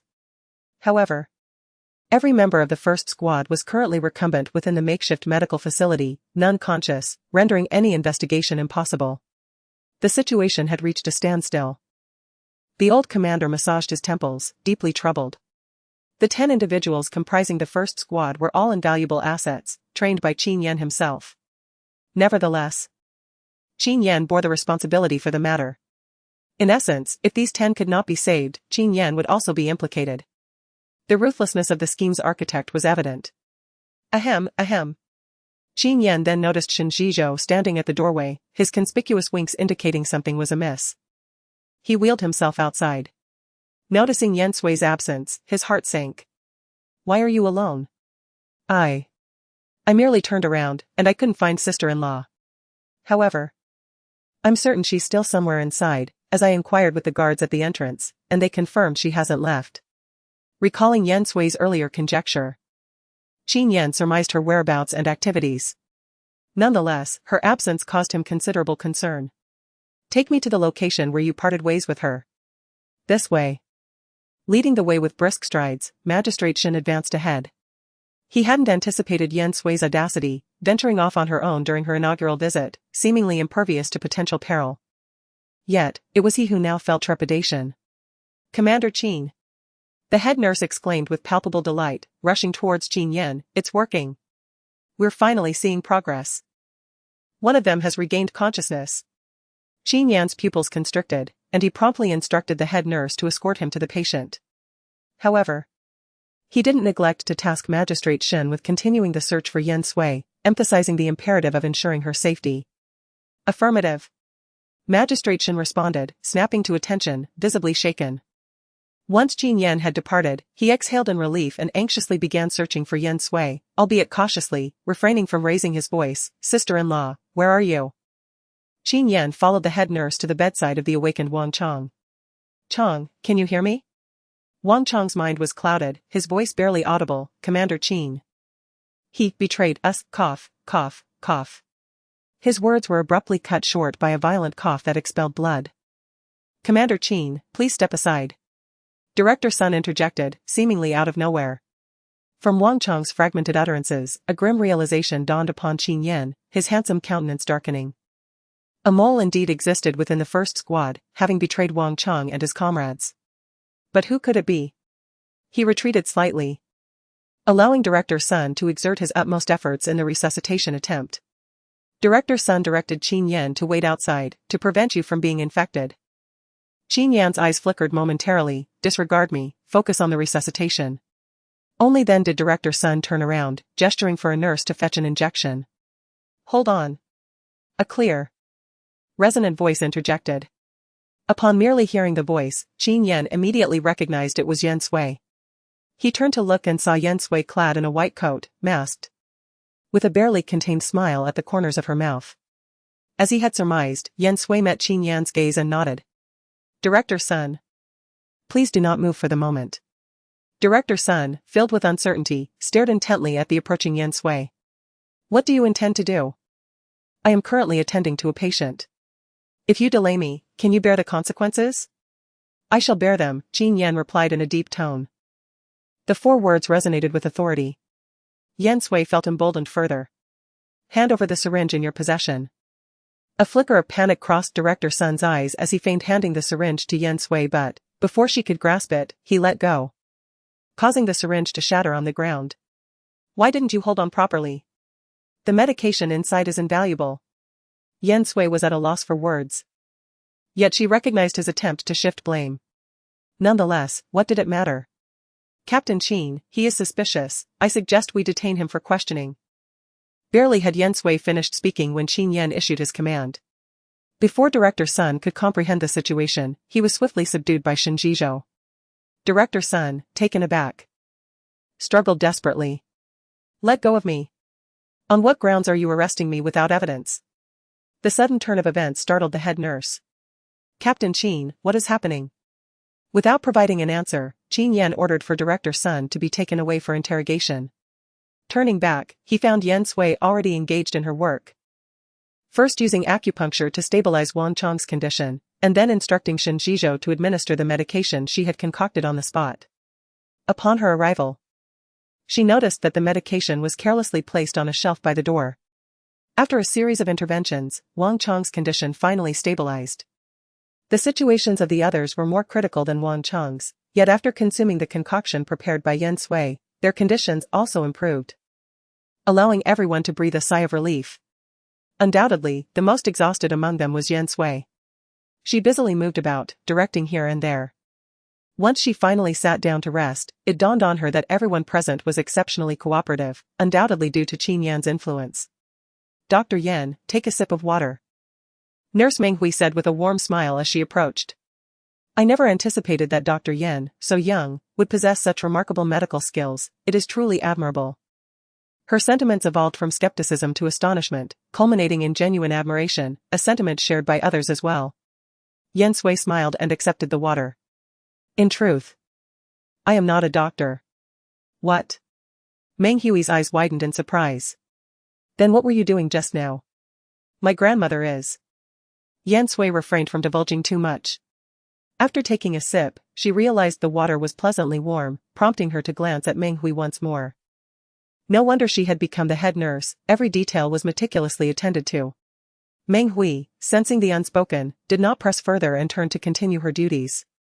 After having rested sufficiently, Yan Sui rose, intending to locate Qin Yan, though she was uncertain where to search.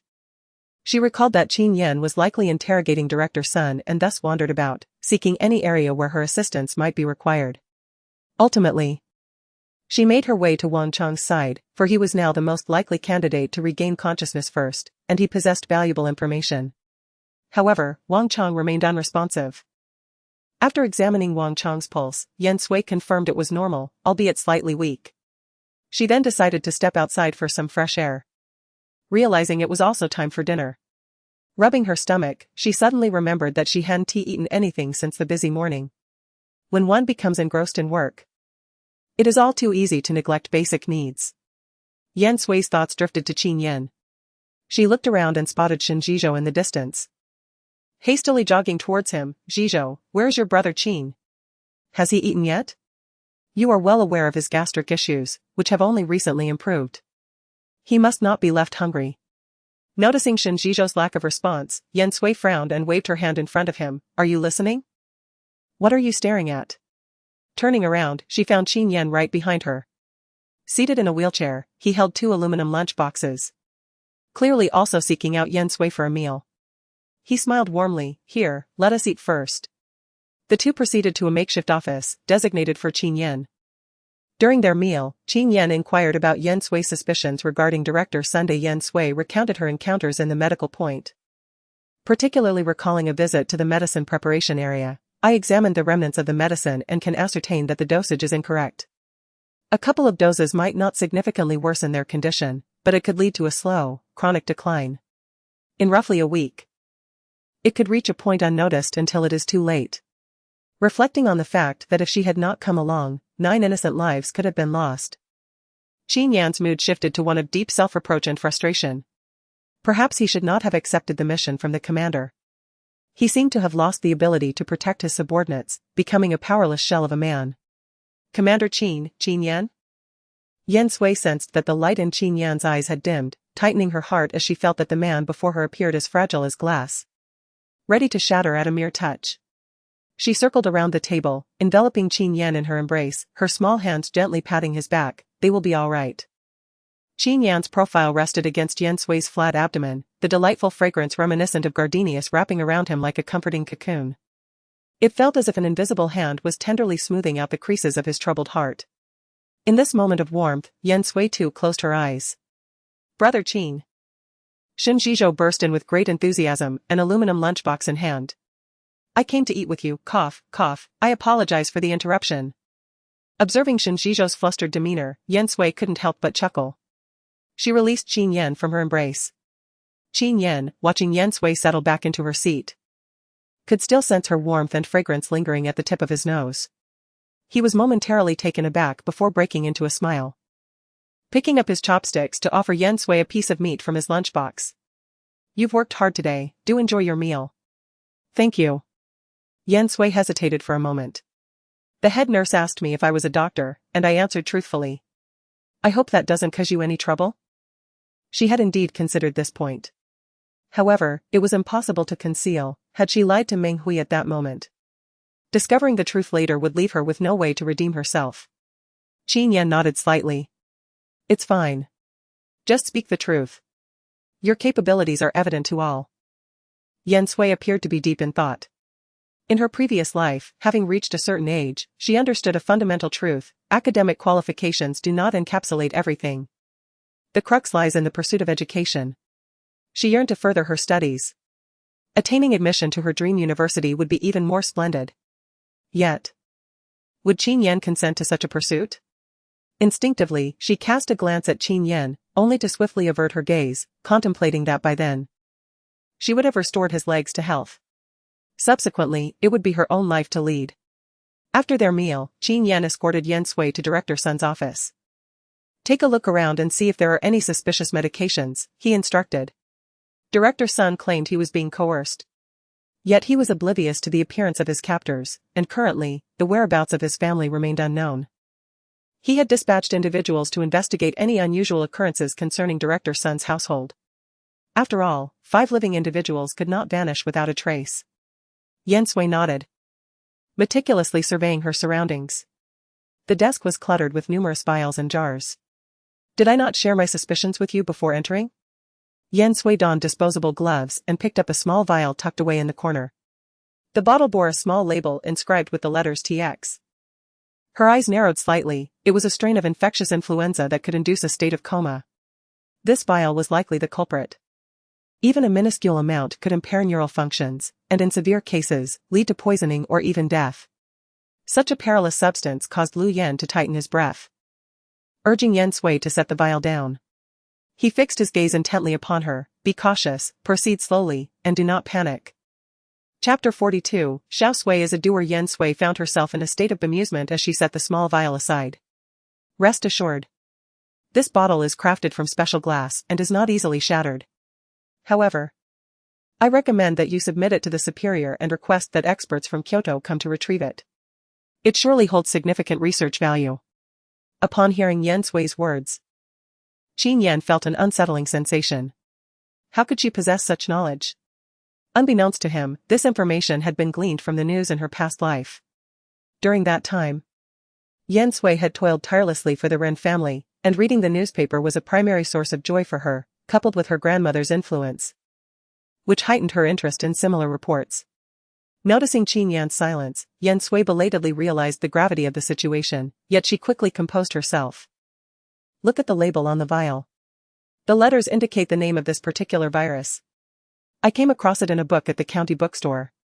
If utilized appropriately, it could become a life-saving remedy. In any case, Qin Yan would be unlikely to verify this information at the county bookstore. Subsequently, Qin Yan took the vial to consult the old commander and instructed Shin Jizhou to escort Yan Sui back to the family compound. It's getting late. You should return and rest early. I suspect I won't be going home tonight. Understanding the unique circumstances of the situation, Yan Sui refrained from further comment and followed Shin Jizhou as they departed. Qin Yan cast a lingering glance at Yan Sui's figure before maneuvering his wheelchair towards the makeshift tent where the old commander was situated. Upon his arrival, he found the political commissar and several others outside, taking a moment to enjoy the fresh air. The political commissar took the lead in jesting with Qin Yan. So, that's your wife, is it? He departed without indulging in further conversation.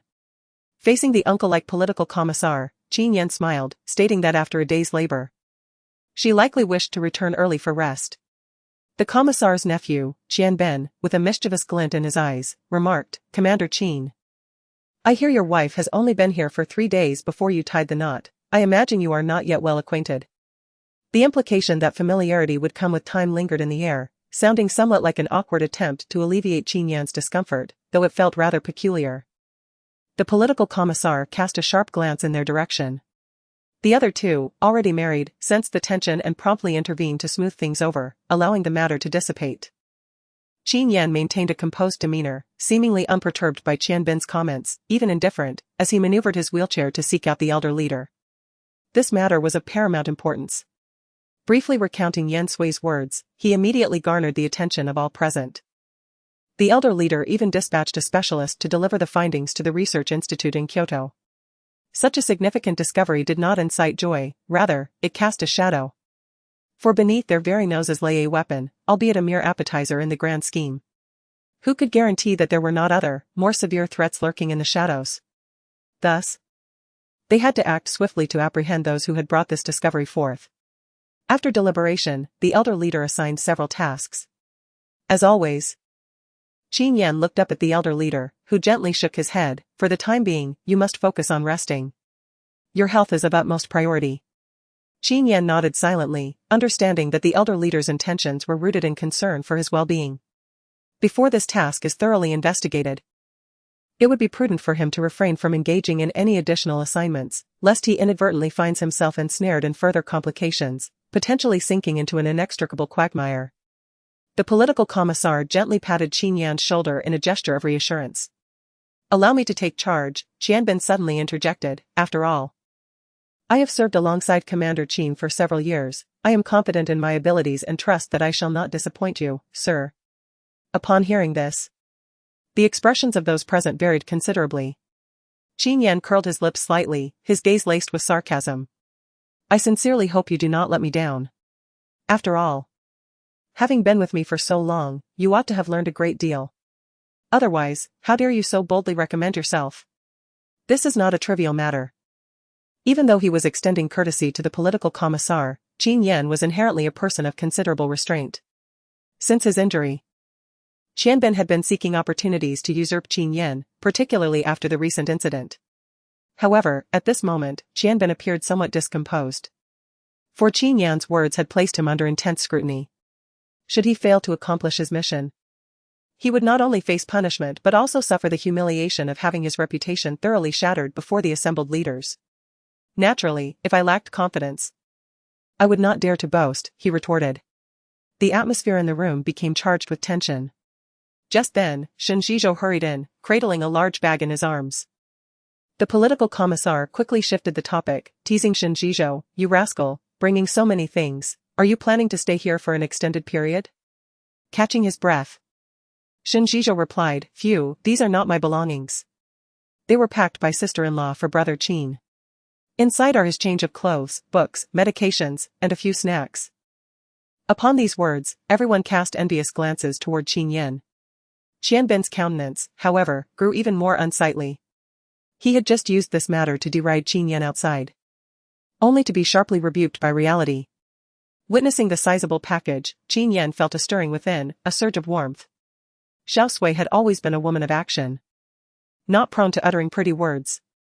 The old chief chuckled heartily, his face finally adorned with a smile. Indeed, mere words were futile, practical action held far greater significance. Although these words carried no profound meaning, Xianbin found them particularly grating, perceiving that the old chief was using them to chide him on Qin Yan's behalf, which further fueled his resentment. He must remember that his uncle was the political commissar, while this Qin Yan was merely a man of some ability. This time, he must ensure that everyone regarded him with newfound respect. Qin Yan deliberately unwrapped the package before everyone, discovering that its contents exceeded what Shen Zhizhou had described. Even his toiletries had been meticulously prepared, along with a fresh bar of gardenia-scented soap. "Wow, Brother Qin, your wife is exceptionally thoughtful," Shen Zhizhou exclaimed, his envy intensifying. "Why does no one treat me this well?" Xianbin dismissed it with indifference. "Acquire a wife, and you shall have it." Some, however, did not share this view. The political commissar remarked with emotion, "Even after so many years of marriage with your aunt, I have never witnessed such meticulous care from her. It underscores the importance of marrying the right woman." Xianbin's expression shifted subtly, contemplating returning to lodge a complaint with his aunt. Was this truly his own uncle? He was so intent on speaking up for Qin Yan. In truth, every word uttered by the political commissar was the unvarnished truth, devoid of any intention to favor anyone. Qin Yan paid no heed to Xianbin's sour grapes mentality and instead clutched his package, stating, "Everyone, it is getting late, I shall take my leave." After all, there were still discussions to be had regarding the details of their mission, and he wished to avoid any suspicion. Qin Yan maneuvered his wheelchair away, his silhouette appearing rather solitary. Yet, only he understood the warmth enveloping his heart at that moment. For Yan Sui's thoughtful gesture towards his package had made him aware that there was someone who cared for him. Chapter 43, Yan Sui's ramblings. "Qin Go, wait for me." Shen Zhizhou hastily pursued him. How could such a prominent figure as Qin Go vanish within the brief moment it took for him to sip water? Qin Yan deliberately slowed his pace, feigning nonchalance as he inquired, "Did your sister-in-law mention anything?" Shen Zhizhou paused, reflecting carefully. "After I escorted my sister-in-law home, she asked me to wait while she tidied up for quite a while before emerging. After handing me the package, she cautioned me to be careful on the road and not to drive too fast." "That's all?" Qin Yan felt a twinge of disappointment, though it was in line with Yan Sui's character. After all, they were merely a couple in appearance, not in truth, and perhaps he was being a tad too greedy. Did his sister-in-law's own musings while packing count for anything? Shen Zhizhou suddenly recalled and eagerly added, "While she was packing your things, she engaged in a dialogue with herself." "And I couldn't interject?" Qin Yan's dark eyes gleamed slightly. "That counts." When his sister-in-law was folding his clothes, she murmured, "Should I pack this outfit?" "No. It needs to be more formal, yet all the clothes are rather similar. It's either military attire or military attire. Why do I possess so few of my own garments? I intend to visit the supply and marketing cooperative tomorrow to procure some new items." Shen Zhizhou possesses an impressive memory and keen auditory perception. As he recounted Yan Sui's previous musings verbatim, imitating her mannerisms with remarkable accuracy. Observing Shen Zhizhou's exaggerated gestures, Qin Yan opted to close his eyes and simply listen. While preparing your medicine, she remarked that it was quite bitter and would require some candied fruit to accompany it. By the way, Qin Go, I would also like to partake. Might I have some candied fruit as well? Qin Yan was in the midst of envisioning Yan Sui tidying his belongings, a smile playing upon his lips, when Shen Zhizhou interjected with this unexpected request, leaving him speechless. "No," he retorted. Qin Yan produced 2 yuan, instructing him to purchase it himself. Shen Zhizhou pouted, inwardly resolving to inform Yan Sui of this incident upon his return tomorrow, thereby soliciting candied fruit from her. Indeed, he mused, his ingenuity was unparalleled, securing advantages from both sides. The following morning, Yan Sui arose early to perform her ablutions and meticulously prepared noodles for Qin Yan. Once she had completed her preparations, she proceeded to the main entrance to await Shen Zhizhou's arrival. A passerby en route to work greeted her. "Good morning, Mrs. Qin. I haven't seen you at the broadcasting station lately. Have you relinquished your position? Such a secure occupation, though I suppose with Commander Qin's substantial salary, there's no need for you to exert yourself so much." "Is that so? How high is Commander Qin's salary?" "That, my dear, you would have to inquire of Mrs. Qin herself." Yan Sui frowned in displeasure, recognizing the woman as Wang Chunhua, a friend of Aunt Hohot. Two individuals spent their days seated beneath a tree, exchanging gossip about their respective families. On the day Aunt Hohot was expelled from the courtyard, Wang Chunhua happened to be visiting her family and was away for over a week. During these days, she had overheard Wang Chunhua venting her frustrations by the well, defending Aunt Hohot's honor. "Well, can you tell me how much your son earns in the military?" Wang Aunt inquired. "With all that gold and silver you wear, I suspect his salary must be quite substantial." Instantly, the conversation shifted to Wang Chunhua. Wang Chunhua was known for her penchant for boasting. Curious onlookers pressed further. "Pray tell. Your son Qianben holds a similar rank to mine in the armed forces. Their salaries must be comparable, don't you think?" Wang Chunhua rolled her eyes dismissively. "Your son? How could he possibly compare to mine?" Yet, she refrained from elaborating, merely brushing her hair aside. "No need to pry, what's there to inquire? If you feel the salary is insufficient, strive for advancement and earn more, right? Then why do you ask me about my husband Qin's salary?" Yan Sui inquired softly. Wang Chunhua froze. The gazes of those present shifted, observing Wang Chunhua with newfound scrutiny. "It's acceptable for you to question others, but not for others to question you. What kind of logic is that? Furthermore, serving the people should not be driven by monetary gain." Yan Sui frowned, her expression grave. "Aunt Wang, your perspective is quite misguided. Mrs. Qin is indeed correct. Chunhua, do not hinder your son's progress with such attitudes." Their back and forth left Wang Chunhua feeling utterly humiliated. Meanwhile, Yan Sui noticed Shen Zhizhou approaching in his jeep and took a couple of steps forward. By the time everyone regained their composure, Yan Sui had vanished from sight. Wang Chunhua was exceedingly irate. Upon learning yesterday that Qianben had accepted a task, and that it had been wrested from Qin Yan, she felt a surge of elation. She believed that if Qianben executed this task successfully, he would undoubtedly overshadow Qin Yan. After all, he was merely a cripple, lacking any semblance of intimidation. However, her moment of triumph was short-lived, as Yan Sui's reprimand forced her to retract her arrogance, lest it jeopardize her son's prospects. As the other individuals began to disperse, Wang Chunhua made her way to the market, only to be halted unexpectedly by a young girl. Focusing her gaze, she discerned that it was a youthful maiden. She furrowed her brow and inquired, "Who are you?" "My name is Zhu Shaoling," the girl replied. "I work at the radio station and am also a colleague of Comrade Yan Sui. She has not been at work these past few days. And I happened to pass by, so I wanted to check if she is unwell." As she spoke, Zhu Shaoling retrieved a few large white rabbit milk candies from her pocket and offered them to Wang Chunhua. Sensing the sweetness, Wang Chunhua's demeanor softened. Recalling her earlier public chastisement by Yan Sui, a cunning thought crossed her mind. "Oh, it's not that she's unwell. She took a jeep this morning. The one who picked her up wasn't even Commander Qin. I couldn't quite see which man it was. I've heard she hails from the countryside. But does she have acquaintances here? How peculiar. Let us hope she isn't misbehaving behind Commander Qin's back." "Is that so? Which direction did she go?" Zhu Shaoling's eyes glimmered with curiosity. Having kept a close watch on Yan Sui, Wang Chunhua was well aware of her movements. In her haste to procure vegetables, she offered a direction to Zhu Shaoling and continued on her way. Staring towards the northwest, Zhu Shaoling seemed to recall something, abruptly turned, and hurried away. Yan Sui arrived at the medical outpost and instructed Shen Zhizhou to deliver breakfast to Qin Yan. She herself was going to examine the patients, especially Wang Chang, intending to administer acupuncture today. From afar, Meng Hui spotted Yan Sui and hastily set down what she was holding, greeting, "Good morning, Comrade Yan Sui." "Good morning." Yan Sui responded with a smile, nodding. "Have you had breakfast?"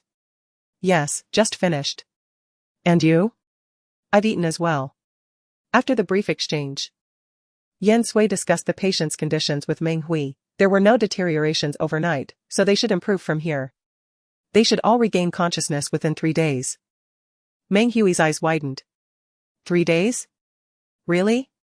Though Meng Hui was around 30 years old, she appeared like a junior assistant beside Yan Sui, making Yan Sui seem all the more composed and self-assured. After all, Yan Sui's spirit was not that of a mere 20-year-old girl. She smiled confidently. Indeed, 3 days. Chapter 44, You are quite weak. Had she not witnessed Yan Sui's capabilities, Meng Hui would undoubtedly be skeptical. However, she also remembered that Yan Sui was not a physician. Puzzling her, Yan Sui, however, did not dwell much on Meng Hui. She examined each patient before heading to Wang Chang's bedside, where she noticed a man standing nearby. Fearing he might be a threat to Wang Chang, Yan Sui quickly approached. "Hello, may I ask what you're doing here?" The man was none other than Qian. His complexion was grim, as the task assigned to him by the old chief was to unearth the mole within the first squad. Heaven knows how much he wished he were dead at that moment. He harbored a fervent desire for Qin Yan to be ousted due to this incident. Now, he was being asked to exonerate Qin Yan. Qianbin remembered Yan Sui. After all, such beauty and figure were unparalleled in the military region. He felt even more revulsion and envy towards Qin Yan. Despite being a cripple, he still had so many people thinking of him and helping him. And even the wife he married was far more outstanding than normal people. Why? Why was this happening? Yan Sui noticed the gloom in Qianbin's eyes and couldn't help but be more mindful. "Comrade? If you have nothing else, please leave." "Apologies, I was absent-minded. It's just that I don't seem to have seen you here before, so are you a doctor?" Qianbin had already inquired about Yan Sui, but at this moment, he feigned ignorance. Fortunately, Meng Hui entered at this time. "Comrade Yan Sui, this is Battalion Commander Qian." Yan Sui nodded, but she didn't pay much attention to him. She turned her head to check on Wang Chang's condition. "Head nurse, I need to give Wang Chang acupuncture." Unfortunately, she still had to ask for instructions. Meng Hui was surprised again, and she couldn't help but take a few more glances at Yan Sui. Such a young girl actually knew acupuncture. She was truly a genius. For the sake of prudence, she had to ask for further instructions. "Comrade Yan Sui, please wait a moment. It's not that I don't trust you, but..." "I understand, go ahead," Yan Sui smiled faintly. After Meng Hui left, Yan Sui noticed that Qianbin was still there, leaning against the table with a smirk, scrutinizing her. His gaze made her very uncomfortable.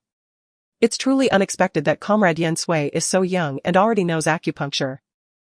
I had always presumed that acupuncture was predominantly a skill mastered by elderly traditional Chinese medicine practitioners. Given the multitude of acupoints involved, a slight misstep could prove fatal. Yan Sui remained silent, fixating her gaze on Qianbin, rendering him quite uncomfortable, for he was in the presence of a stunning beauty. No man could remain composed under such scrutiny, and he fancied himself the object of her affection, basking in a surge of self-confidence. Although he did not possess the striking looks of Qin Yan, he considered himself a well-rounded individual, particularly in aspects that could undoubtedly provide Yan Sui with the pleasures of womanhood, something Qin Yan could not offer. "You are quite delusional." Yan Sui lightly cast 3 weighty words that nearly toppled Qianbin off balance. Just then, Meng Hui returned, accompanied by several nurses eager to observe and learn from Yan Sui's acupuncture techniques. Upon hearing Yan Sui's remark, she hesitated, uncertain whether to withdraw. Qianbin barely regained his composure, seething with indignation. "Madam, I kindly ask you to choose your words more carefully." 2 women, whom he had recently attempted to charm, stood nearby. If they believed Yan Sui's words, his reputation would be irreparably tarnished. He darkened his expression. "Apologize, or rest assured, even as the wife of Colonel Qin, I will not let this matter slide." Yan Sui retorted with a click of her tongue. "So you are aware of my connection to Colonel Qin? Yet you persist in referring to me as Madam, devoid of any respect. Does that not imply a lack of respect towards Colonel Qin as well?" Qianbin inhaled sharply, taken aback by Yan Sui's deft counterattack. Meng Hui, with a stern countenance, interjected, "Captain Qian, this is where you have erred." As an elder, she felt entitled to reprimand Qianbin. Even if Comrade Yan Sui has no connection with Commander Qin, her contributions here surpass those of all our medical staff combined, thus, you must show her the respect she deserves. The nurses nodded in agreement. Qianbin, feeling humiliated, was chastised by a group of women. Yet, he retorted, accusing me of being insincere when it was she who first insulted me. I merely stated the truth. Yan Sui, unfazed, inquired, "Do you often wake at night and frequently feel fatigued and powerless?" Before Qianbin could respond, a young nurse chimed in, "Yes, that's him. Our tent is right next to theirs, isn't it? He was up all night, waking me several times. Isn't that a bit too feeble?" With such a witness, Qianbin was left speechless. "Step aside," he bellowed, storming out with a dark expression. Regrettably, no one paid him any mind. Receiving affirmation, Yan Sui proceeded to administer acupuncture to Wang Chang. After much contemplation the previous night, She resolved to use her self-created acupuncture technique, perfectly suited to Wang Chang's condition. An hour later, beads of sweat began to glisten on Wang Chang's robust muscles. And he slowly opened his eyes. He was awake. Meng Hui was filled with joy, looking at Yan Sui with admiration and respect. The other nurses had also become her enthusiastic admirers. Just then, Qin Yan and the old commander entered. Upon learning that Wang Chang had awakened, they hurried forward, allowing Yan Sui and the others to step back. As Yan Sui brushed past Qin Yan, she discreetly squeezed his solid arm as a greeting. And he paused for a moment before quickly grasping her small hand and giving it a gentle squeeze. Observing these subtle interactions, Meng Hui was consumed by envy. Such a deep affection between newlyweds. Yan Sui and the others excused themselves, understanding that the ensuing conversation was not meant for their ears. "I'll go check on the others," she offered. "Will they require acupuncture as well?" "Perhaps not." The remaining individuals followed closely behind Yan Sui, forming a considerable procession. Nearby, Qian Bin's gaze was malevolent. Enduring defeat at the hands of Qin Yan was one thing, but to be outmaneuvered by Qin Yan's woman was another. As he contemplated his revenge on Yan Sui, his subordinate rushed over, flustered. "Battalion commander, what are you doing here? The commander-in-chief is furious and demands your immediate presence." Qian Bin was taken aback. "Where is the commander-in-chief?" "He's by Wang Chang's bedside, and the political commissar and regiment commander Qin are also present." The subordinate continued helplessly. "The commander-in-chief ordered you to stay by Wang Chang's side. To be the first to make contact with him, but. A thunderous realization struck Qian Bin, and a chill ran down his spine. He nearly lost his footing. "Wait, even if the commander-in-chief is there, it wouldn't warrant such anger. Are you implying that I was supposed to stay with Wang Chang until he awakened?" "He did awaken, shortly after you left. And it was regiment commander Qin's wife who revived him with acupuncture." These words were twisted in Qian Bin's mind, leading him to believe that Yan Sui was deliberately targeting him on Qin Yan's behalf. Otherwise, why would she wait until he was gone to awaken Wang Chang? The more he pondered, the more convinced he became that this was the truth. This couple deserved to die. Chapter 45, Do You Truly Harbor Affection for Regiment Commander Qin? Bearing her notepad, Yan Sui meticulously documented the conditions of the other 9 individuals, noting their largely similar states. They remained unconscious, primarily due to residual toxins in their systems. Curiously, among the 10, Wang Chang's condition appeared marginally superior. She cast a pensive glance towards Wang Chang's tent, hoping that Qin Yan could elicit pertinent information to unmask the mole within the first squad, ensuring that these heroes, dedicated to safeguarding the nation, did not suffer in vain. She wondered about the progress of the interrogation, feeling as though an age had passed. Meng Hui approached, following Yan Sui's gaze, and voiced her sentiment. "Let's hope the truth is uncovered swiftly, otherwise." She turned towards Yan Sui, her eyes filled with concern. Yan Sui comprehended Meng Hui's unspoken fears but maintained her faith in Qin Yan's ability to unravel the truth. Her primary task now was to rouse the unconscious, potentially offering Qin Yan further assistance, as Wang Chang's testimony alone might prove insufficient. With this in mind, Yan Sui returned to the patient's tent. "Inform me immediately of any unusual developments," she instructed. "Yes, ma'am." The young nurse responded with zealous determination. Yan Sui turned back, offering a gentle smile, radiant as a bright spring day, causing the young nurse to blush. Meng Hui playfully remarked, "Comrade Yan Sui is already married, to our regimental commander Qin, no less." The others were momentarily taken aback, exchanging glances, seemingly lamenting Yan Sui's situation. Before his injury, Qin Yan had been an unattainable figure, a divine being. Now, having fallen from grace, he evoked a sense of melancholy. It seems that everyone is deserving, yet it appears that no one is willing. Especially not a woman as beautiful and skilled in medicine as Yan Sui. She is well aware of the thoughts of those around her and playfully winks, saying, "So, you all must be envious of me, right? After all, my husband Qin is so handsome and has achieved the position of deputy at such a young age. His future is limitless. However, he can no longer step forward. It is still that young nurse who speaks candidly." Yan Sui raises an eyebrow. "As long as I am here, he won't be able to sit for long." This humorous retort elicits laughter from the nurses present, dissipating the somewhat somber atmosphere. Yet, how many of them truly believe Yan Sui's words remains uncertain. Yan Sui is unconcerned, she will prove it through her actions. In the blink of an eye, evening has arrived. Yan Sui emerges from the small room where she has been preparing medicine, her entire being almost suffused with the scent of traditional Chinese medicine. As if she were marinating in it. She has been busy concocting and brewing remedies. Are you all right? The young nurse, a year her junior, sits down on the steps. Her cheeks flushed, reluctant to move. Leaning against the wall, she exhales, I am much more tired than usual.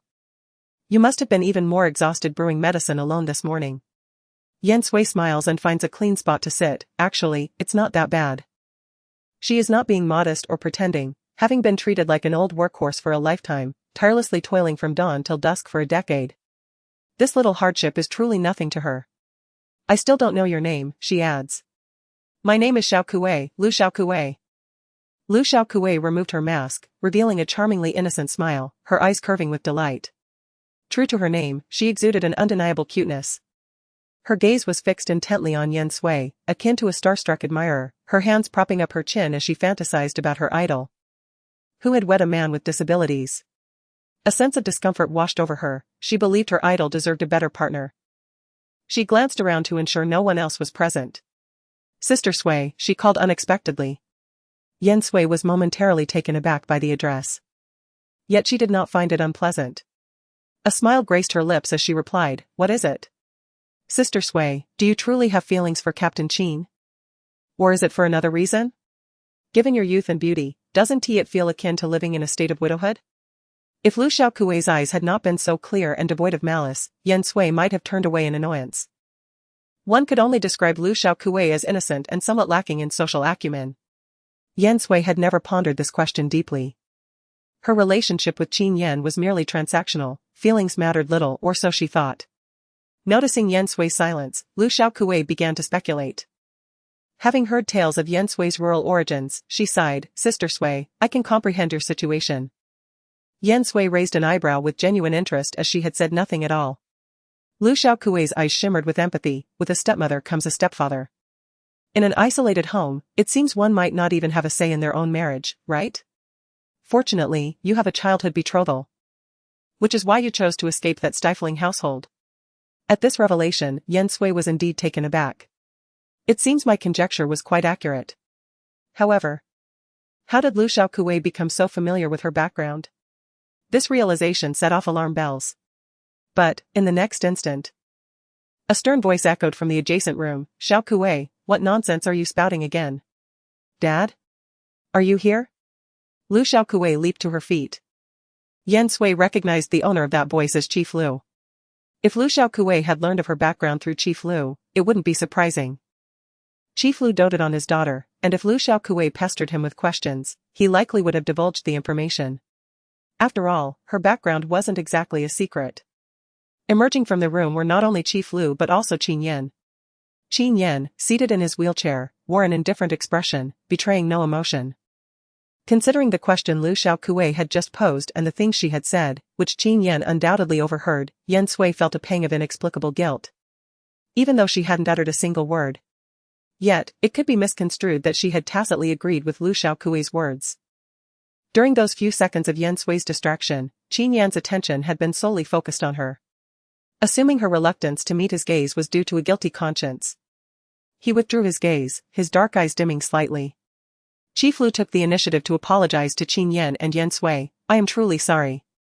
My daughter spoke rashly. Please don't take her ramblings to heart. Qin Yan responded nonchalantly, it's nothing. Let's proceed, I have some fresh perspectives. Before his words had even faded, Qin Yan had already turned his wheelchair to leave. Chief Lu specifically instructed Lu Xiao Kuei to refrain from speaking recklessly again before hastily catching up with Qin Yan. The two engaged in hushed conversation, during which Chief Lu's complexion underwent a dramatic transformation. Yan Sui was consumed with curiosity, but she also breathed a sigh of relief. Presumably, Qin Yan has already discerned the solution. Indeed, the rumors circulating within the military regarding Regimental Commander Qin are substantiated, Lu Xiao Kuei affirmed to herself, nodding in agreement. Yan Sui, caught between tears and laughter, entertained the notion of examining Lu Xiao Kuei's cranial structure to ascertain whether it possessed a unique configuration compared to the average person. What rumors? Chapter 46, was he always this ruthless? Regarding the anecdotes about Qin Yan, Yan Sui was undoubtedly intrigued, anticipating Lu Xiaokui's continuation. However, mindful of her father's admonition, Lu Xiaokui hesitated. Observing Lu Xiaokui's reticence, Yan Sui refrained from pressing her. Unexpectedly, Lu Xiaokui led Yan Sui to a more secluded spot, declaring with utmost sincerity, "Speaking here, we can be certain that no one will overhear." Yan Sui chuckled, unable to resist reaching out to touzle Lu Xiaokui's hair. Lu Xiaokui, relishing the affectionate gesture, squinted contentedly, opening her arms to embrace Yan Sui, leaving the latter momentarily frozen. Yet, she refrained from pushing Lu Xiaokui away. Experiencing the sensation of nurturing a feline companion currently displaying its affection. "Ah, Suijia, you exude such a delightful fragrance. What soap do you employ?" "A soap I concoct myself." "You craft it yourself?" Lu Xiaokui exclaimed, her eyes widening with increased admiration. Amused, Yan Sui responded, "If you desire, I shall bring some for you tomorrow." It is, in fact, quite simple. Procuring ready-made soap from the supply and marketing cooperative, she subsequently refines it at home, requiring minimal effort. "Really? Thank you," Lu Xiaokui exclaimed, leaping up with excitement. Were it not for the disparity in their heights, Lu Xiaokui might have bestowed a kiss upon Yan Sui. Nevertheless, she attempted to stand on tiptoe. Regrettably, Yan Sui managed to evade the situation just in time. She perceived that Lu Xiaokui's personality bore a striking resemblance to that of contemporary young women, unencumbered by the rigid conventions of this era. It was only after Yan Sui spent more time with Lu Xiaokui that she learned that Lu Xiaokui's aunt had traveled abroad for her studies quite early on. Lu Xiaokui resumed the previous topic, stating, "I heard from others that Commander Qin, ever since his injury, has become increasingly sullen and unpredictable. There was an instance where someone inadvertently made a minor error, and he was punished with 20 laps.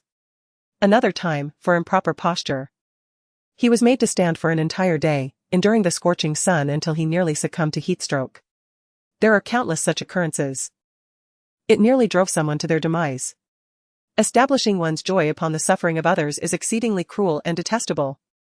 Consequently, many of us dare not approach Commander Qin, fearing that we might inadvertently offend him."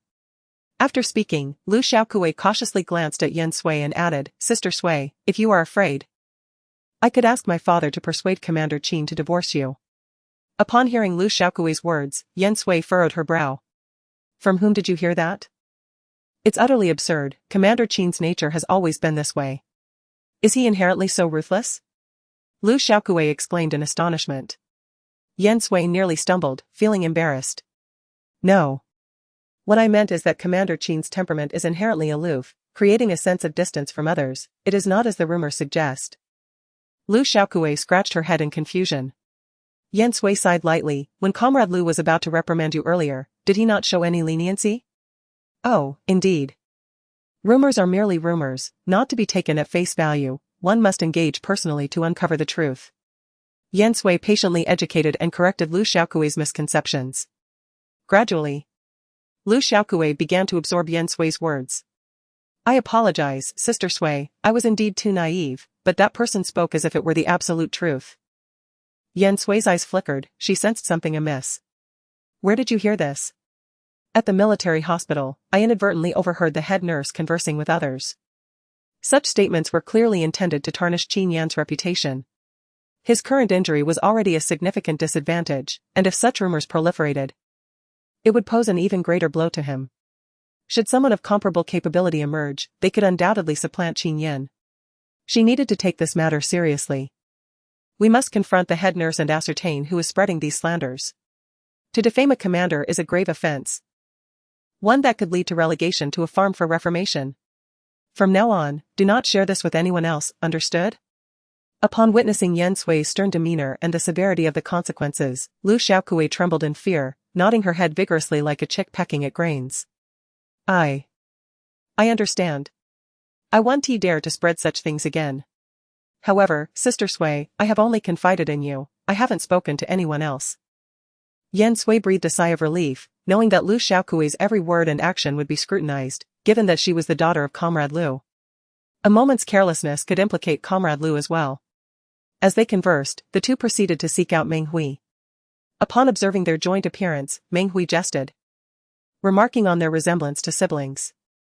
Subsequently, Yan Sui inquired of the head nurse, requesting a private audience to pose a question. Sensing an underlying concern, Meng Hui promptly set aside her current task and accompanied Yan Sui, inquiring if there were any novel developments regarding the patient. Judging by Meng Hui's attentiveness to the patients, her dedication was unquestionable, rendering the likelihood of her disseminating unfounded rumors improbable. Following a thorough interrogation by Yan Sui, her suspicions were indeed validated. Meng Hui expressed a sense of relief, reassured that it was unrelated to the patient's well-being. She explained that she had inadvertently overheard a conversation concerning Commander Qin. And upon realizing the extent of the misinformation, she immediately reprimanded those involved. Regrettably, she could not ascertain the specific source of the rumor. After careful deliberation, she recalled the scene and narrowed her focus to an elderly woman. She affirmed that it was indeed the elderly woman who peddled vegetables outside the military hospital. Yan Sui's countenance darkened, realizing the insidious intent to undermine Qin Yan's reputation by targeting the general populace. She was acutely aware of the disproportionate effort required to refute a falsehood compared to its propagation. Considering the pervasiveness of rumors even in the technologically advanced future, she recognized the potentially lethal impact of such fabrications, particularly in the present context. She resolved to confer with Qin Yan at the earliest opportunity. Shortly thereafter, Yan Sui, mindful of the late hour, decided to check on Qin Yan's progress and to examine his leg, a task she had neglected in recent days. Shen Zhizhou approached with purpose. Sister-in-law, Qin Ge has sent me to escort you home. What about him?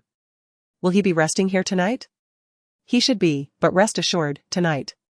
In any case, I will take good care of Qin Ge, so you needn't worry. Shen Zhizhou discreetly surveyed his surroundings. Yan Sui, perceptive as she was, grasped the underlying implication. There was certainly a capture operation planned for the night. Without further inquiries, she followed Shen Zhizhou as they departed. In the distance, Yan Sui observed Commissioner Lu's man escorting Lu Xiaokui home. An inexplicable sense of unease washed over her. Before entering the vehicle, she glanced back, noting that everyone was diligently occupied, each fulfilling their respective roles, creating an illusion of tranquility and order. Yet, this was merely the calm before the storm. Chapter 47, Accomplices. The anticipation of the night's impending events kept Yan Sui restless, primarily concerned that Qin Yan might face a repeat of his previous misfortunes. Rendered vulnerable by his limitations, physical wounds could heal, but the fear of poison lingered. These enemy agents were truly insidious. In a different era, they would likely have been apprehended before even entering the territory. Tossing and turning in bed, the sheets bore the lingering scent of Qin Yan, and she inhaled deeply, feeling somewhat peculiar in doing so. Fortunately, she was alone, otherwise, it would have been quite awkward. Suddenly, a faint sound startled Yan Sui. Perhaps the night was too quiet, amplifying even the slightest noise. Instantly alert, she strained to listen. Initially, the outside was eerily silent, and she wondered if the noise had merely been a figment of her imagination. But just as she began to relax, she heard footsteps. Someone was entering the room. Recalling the dilapidated window in the kitchen, Yan Sui remembered mentioning it to Shen Zhizhou, urging him to repair it promptly to prevent potential burglars from infiltrating the house. Shen Zhizhou had readily agreed, yet promptly forgot. However, Yan Sui couldn't afford to dwell on Shen Zhizhou's forgetfulness at the moment. She needed to act swiftly, as the approaching footsteps were clearly directed towards her. Meanwhile, the operation at the medical point proceeded swimmingly. Qin Yan's deployment had been remarkably successful, exposing the mole within the first squad, none other than Wang Chang, whose poisoning was not severe. This revelation surprised everyone, yet somehow seemed inevitable. Upon capture, Wang Chang attempted to resist, forcing a twisted smile as he protested, "What's going on? I merely intended to relieve myself outside. Surely there's no need for such a large welcoming committee?" "Enough nonsense," Shen Zhizhou retorted, seething with anger. Had he not feared exacerbating Wang Chang's injuries, he would have delivered a swift kick, lest he inadvertently kill the traitor. "There's a lavatory inside, why would you venture outside to urinate? Now, confess who dispatched you." Wang Chang lowered his head, remaining silent. Shen Zhizhou glanced at Qin Yan, instinctively suggesting that Wang Chang endure some hardship to loosen his tongue. Qin Yan, however, gestured for him to remain composed, lest he ignite like white phosphorus. "Wang Chang, you face only one path, a complete and candid account of everything. Perhaps then You might preserve your life, consider it atonement for your transgressions. Wang Chang's eyes flickered subtly. Qianbin, however, interjected, Regimental Commander Qin, what are you suggesting? Such scum nearly cost the lives of our 9 brothers, at the very least, he deserves to be made to eat peanuts 9 times. And to think he seeks redemption? Does he truly deserve that? Qin Yan, have you lost your senses? Do you not value the lives of your comrades? Qianbin. Vice Commissioner Liu, filled with frustration and disappointment, shot a fierce glare at Qianbin. What business is it of yours to meddle and ruin everything? Is now the time to provoke Qianbin? Only then did Qianbin realize the gravity of the situation, his face turning ashen. He yearned to amend his mistake, yet no one afforded him that opportunity. Vice Commissioner Liu personally dragged this foolish nephew out of the interrogation room, a fool who has ruined his own future. TSK, Qin Yan. Wang Chang raised his head, his gaze dripping with disdain. There's no need for further questioning, it would be wiser for you to return home early and check on your little wife's well-being. Qin Yan's pupils dilated in shock. His hand, resting on the wheelchair, tightened into a fist, veins protruding on the back of his hand as he clenched his jaw. Do you have accomplices? You have been under our watch these past few days. This implies that the traitor is not merely Wang Chang. Wang Chang paused, then threw his head back in raucous laughter. Qin Yan, at such a time, you are still concerned about uncovering my accomplices. You've just recently married, are you preparing for widowhood already? Brother Qin, I'll rush home to check right now. Shen Zhizhou immediately declared. Qin Yan nodded slightly. Despite exhibiting an extraordinary calmness, his trembling fingertips betrayed his inner turmoil. Go. Shen Zhizhou swiftly gathered a team and rushed to the family quarters. Upon their arrival, they were nearly struck dumb. The family quarters were ablaze with light. The courtyard teemed with onlookers as the guard apprehended an individual. Upon Shen Zhizhou's arrival, the guard promptly approached him, exclaiming, Comrade Shen, your presence is timely. This miscreant trespassed into Commander Qin's residence but was promptly discovered by Madame Qin. Wang Chunhua interjected with a knowing air. One wonders if he's a genuine thief or merely a paramour attempting to deflect blame after causing a commotion. Yan Sui's lips curled slightly. Before she could elucidate the sequence of events, Shen Zhizhou issued an immediate directive, remove Wang Chunhua from the premises. Her defamation of a military spouse and potential collusion with enemy agents is intolerable. Enemy agents. The color drained from Wang Chunhua's face in an instant. Those around her swiftly distanced themselves, fearing implication. As the gravity of the situation dawned on her, Wang Chunhua collapsed, weeping profusely. I was wrong. I was blinded by envy towards Comrade Yan Sui, leading me to slander her. But I am unequivocally not an accomplice to enemy agents. Oh, little Shen. Have I not treated you with kindness? Whenever I visited Qianbin at the garrison, I always brought ample treats for you all. Indeed, Qianbin, my son. He will surely vouch for my innocence. Take her away. Shen Zhizhou, decisive, personally silenced Wang Chunhua, lest she implicate Qianbin or, worse, mention Political Commissar Liu.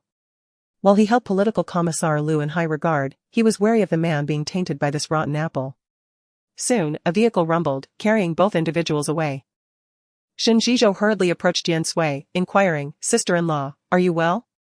Yan Sui shook her head, replying, I am fine. She had merely sustained a minor injury. And the wound had been properly treated and bandaged. What news from Captain Qin? She asked. It was Wang Chang, we have apprehended him. However, we were caught off guard to discover he had accomplices, who brazenly sought to retaliate against you here at the compound, Shen Zhizhou explained. Yan Sui felt utterly perplexed. It seemed that the true victim of this entire affair was Qin Yan. Both she and the other 9 individuals were merely collateral damage. Was their sole intention to force Qin Yan's withdrawal? After confirming that Yan Sui was indeed all right, Shen Zhizhou prepared to return to report. Suddenly, a thought struck him. And he hurriedly asked, Sister-in-law, how did that person gain entry? Through the kitchen window, Yan Sui replied. Upon hearing her words, a chill ran down Shen Zhizhou's spine. And a bead of cold sweat trickled down his forehead. He felt as though he had narrowly averted disaster, his negligence had nearly cost Yan Sui her life. How would he explain this to Brother Qin? He stumbled out of the compound, calling for another driver. Wait, I shall accompany you, Yan Sui said. Swiftly catching up with him, carrying her acupuncture kit. I feel quite frightened being home alone. Chapter 48, I shall deal with you. Upon seeing Yan Sui standing before him in good health, Qin Yan's anxious heart finally found reprieve. However, his handsome face remained taut. And he did not utter a single word of concern for her. With a furrowed brow, he admonished, "You should not have followed. Such events transpired that left me alone at home, engulfed in fear. It was the thought of being beside you that provided a sense of security, prompting me to follow you." Yan Sui contemplated that, for the sake of appearances, she ought to show Qin Yan some respect while outside. Hence she refrained from explicitly stating her intention of coming over to administer acupuncture. In truth, she had been unable to perform the treatment on Qin Yan for several days. And her heart was heavy with worry. Moreover, Qin Yan, being somewhat obsessive, was determined to uncover the truth behind the situation. She could empathize, after all. 9 lives had nearly been lost. Fortunately, Qin Yan obediently took his medicine daily, and his condition was not overly dire. A flicker of intensity crossed Qin Yan's eyes as he remarked, "You may stay in the nurse's dormitory for the night." With that, he maneuvered his wheelchair away. "How is the investigation proceeding?" Realizing he was inquiring about himself, Lu Jingyu hastened to catch up and whispered his report. It was not surprising that Lu Jingyu had not reacted immediately. Qin Yan's demeanor towards Yan Sui was rather peculiar, noted even by the slow-witted Shinjizhou. Yan Sui, however, did not dwell on it. Qin Yan, disregarding his own health, was fervently pursuing clarity in the matter. How could he possibly attend to her now? Yet, an unsettling feeling lingered within her. The night's operation unfolded quietly. Meng Hui was awakened by a knock at the door and was asked to arrange a bed for Yan Sui. Though surprised, she did not inquire further. It was late, and she suggested that Yan Sui should rest early. Meng Hui gently patted Yan Sui's shoulder before returning to her own bed. The bedding was pristine, imbued with a subtle scent of soap. Yan Sui lay in bed, but sleep eluded her. She sensed something amiss with Qin Yan, as if he were deliberately distancing himself from her. Meanwhile, the interrogation had concluded, and Qin Yan was reporting back to the elder commander. The former commander urged Qin Yan to stay a moment longer. "I have heard everything. Comrade Yan Sui nearly encountered a mishap. Why did you not comfort her properly? Especially in front of so many people? Tomorrow, you must sincerely apologize and soothe her, do you understand? However, it seems that Comrade Yan Sui possesses remarkable skills. I have heard she even counterattacked, bringing a foe to the ground with just a single brick, leaving them utterly defenseless. Truly, a heroine among women." Noticing Qin Yan's silence despite his lengthy discourse, the former commander sighed gently, "You must not overthink matters. Harboring too many burdens in your heart will inevitably lead to your own downfall." With that, he placed a reassuring hand on Qin Yan's shoulder. Yet, Qin Yan remained completely still, unyielding. Such stubbornness. The former commander chuckled, "I am growing old."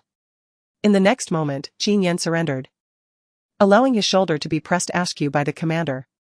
"You are as robust as ever, not aging at all," chuckled the former commander heartily. "Now, go rest. But remember to reflect on how to appease her, otherwise, you may find yourself filled with regret too late." Qin Yan's gaze faltered momentarily. "You should also rest early." As he watched Qin Yan depart, the former commander couldn't help but sigh. He understood all too well that since Qin Yan's legs were injured, his demeanor had become even more somber than before. Surely, the events of this evening served as a wake-up call for him. After leaving the former commander, Qin Yan did not return to the collective dormitory. He maneuvered his wheelchair aimlessly, ultimately finding himself in front of the girls' dormitory where Yan Sui resided. He lowered his gaze, fixated on his injured legs. Had his mobility not been impaired, he would have returned in person this evening. "Why are you still awake?" a melodious voice inquired. Qin Yan abruptly lifted his gaze, a glimmer of light igniting in his eyes. Yan Sui approached with a smile, "Regimental Commander Qin. What brings you here so late at night? Surely you haven't come to remind me to relieve myself? Are you injured?" Qin Yan asked, his voice hoarse. "Indeed." Yan Sui replied, raising her sleeve to reveal her wounded left hand to Qin Yan. "I presume that in Regimental Commander Qin's estimation, injuries are inevitable and not worthy of inquiry." "I." Before she could finish, Qin Yan reached out, pulling Yan Sui onto his lap, embracing her tightly. In her ear, his voice trembled, "I am sorry. I was unable to arrive promptly." Yan Sui paused momentarily, comprehension dawning on her. A pang of emotion tugging at her heart. Comrade Qin, I shall reiterate this one last time, your current condition is merely temporary. It seems, ultimately, you remain unconvinced of my ability to restore you to your feet. Qin Yan remained silent. Initially, he had believed, as the treatment showed promise. However, since his return from this mission, he sensed that Yan Sui's acupuncture seemed ineffective, yet he was unsure how to convey this to her, fearing it would discourage her. Thus, he had deliberately fabricated excuses these past few days to avoid her acupuncture. Consequently, his confidence had gradually eroded. Yan Sui was displeased. She angrily broke free from Qin Yan's embrace, cupping his face in her hands, compelling him to meet her gaze, and questioned him, her cheeks puffed out in indignation. Qin Yan, what does your silence imply? Gazing into those clear, glimmering eyes, Qin Yan instinctively averted his gaze, fearing that his thoughts might be laid bare. Qin Yan. As he noticed Yan Sui genuinely on the verge of anger, he finally met her gaze once more. I will go to the military hospital for a thorough examination tomorrow. You can take a look at the report then. Yan Sui hurriedly grasped Qin Yan's hand, checking his pulse, finding nothing amiss. What on earth is wrong with you? Just a moment ago, you were apologizing to me. What have you done wrong? Have you perhaps entangled yourself with another woman? Is the allure of wildflowers more enticing than homegrown ones? Qin Yan chuckled softly, fully aware that Yan Sui was purposefully trying to lighten his mood. His spirits lifted considerably. If I had indeed attracted someone else's attention, what would you do? I would cut you off. Yan Sui deliberately glanced down, mimicking a scissor gesture. At that point, I fear no one would want you but me. With a smile dancing in his eyes, Qin Yan couldn't help but raise his hand to gently caress Yan Sui's cheek. That won't happen. Oh? Do you believe I lack the resolve? Yan Sui tilted her head, presenting her face to the warmth of his palm. Her eyes as bright and enticing as lychees. Qin Yan's heart stirred, his dark eyes absorbing the night, yet capturing strands of soft moonlight. Their breaths intertwining in a delicate closeness. As the distance gradually diminished, Yan Sui's pupils contracted slightly, her breath becoming cautious. What are you planning? Surely, you wouldn't dare to kiss me? Nervously and expectantly, Yan Sui shut her eyes, her hands instinctively clutching Qin Yan's clothing, betraying her emotions.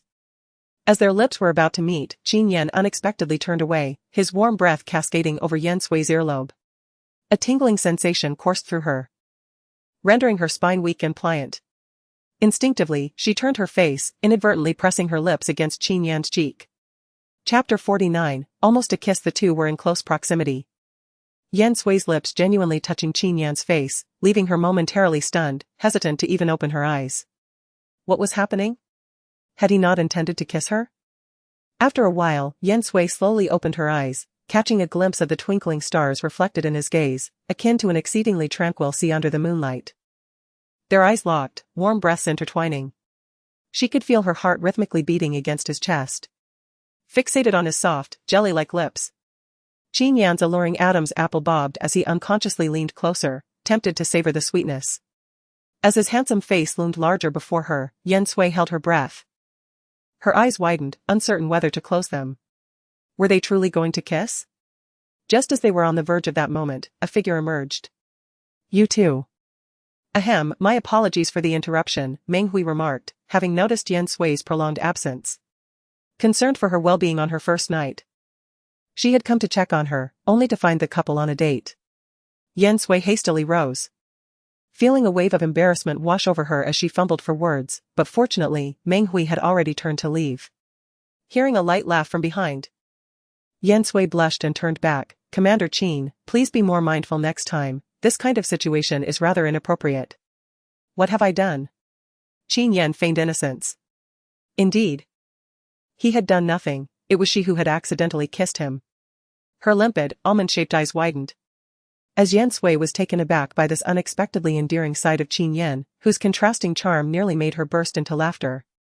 She playfully chided, "It's getting late. You should go back and rest.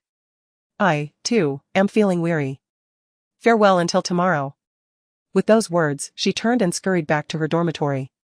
Even after lying down, Yan Sui's emotions remained unsettled, as if she could still sense Qin Yan's body heat and the unique aura that emanated from him, a potent masculine allure, yet with a strong sense of assertiveness. She couldn't resist glancing out the window, wondering if he had already departed. As luck would have it, Yan Sui's bed was near the window. She sat up and cautiously lifted a corner of the curtain. To her surprise, Qin Yan was still there. The cool moonlight cast a silvery frost upon him as he sat in place, seemingly lost in thought. A faint, captivating smile graced his lips.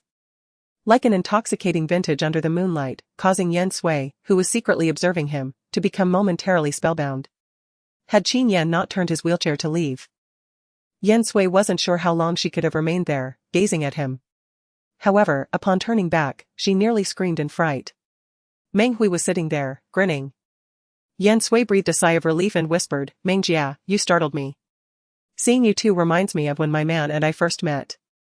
We were even more green and naive than you two, he didn't even dare to hold my hand." Meng Hui reminisced about the good old days. Her face filled with smiles. But when she turned back, it was with envy towards Yan Sui. "At first, I thought my man was great like that. But later I realized he was as dense as wood and knew nothing about women. Commander Qin, TSK, with a mere tug, he has effortlessly drawn you in. Such audacity. Once you have tended to Commander Qin's ailments, you shall certainly have your share of discomfort come nightfall." The latter part of this statement rendered Yan Sui's cheeks aflame, as if set ablaze. She yearned to steer the conversation away, yet Meng Hui was relentless in her exuberance. She continued to regale Yan Sui with tales of men like Qin Yan, soldiers who were both tall and robust, akin to ferocious tigers in the bedroom. Once pinned down, they show no restraint. Meng Hui insisted that Yan Sui ought to engage in more physical exercise, otherwise, she might very well faint. Meng Hui stifled a laugh, suggesting, "Shall I impart a few tricks to you, ensuring that you and he share a reciprocal experience in bed?"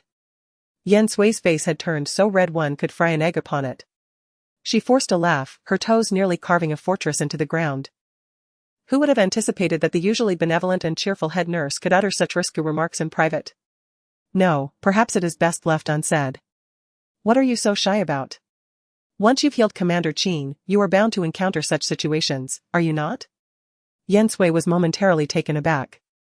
As if one might assume she had restored Qin Yan's health solely for such pursuits. Meng Hui, undeterred, reclined on Yan Sui's bed, pulling her down as well. "Now, listen closely, it would take you a decade or two to grasp this on your own." Each word that flowed from Meng Hui's lips opened Yan Sui's eyes to a realm of knowledge far beyond her imagination. This was nothing short of outrageous. It utterly surpassed her previous understanding. Perhaps this was a consequence of her having led a life devoid of such experiences. Thus, Yan Sui found herself immersed in a sea of audacious revelations throughout the night. The following morning dawned. Awakened by the clarion call to training, Yan Sui's eyes snapped open. She had grown accustomed to rising at this hour, regardless of how late she had retired the previous night. Turning her head, she observed that many had already risen. Meng Hui, in fact, was nowhere to be seen.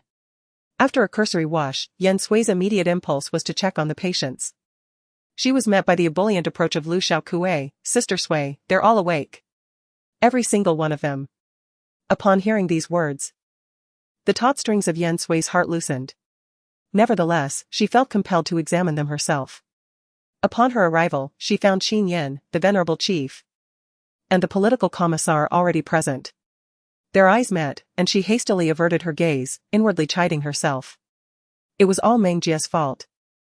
Having kept her up the entire night in conversation, causing her mind to conjure images of Qin Yan involuntarily.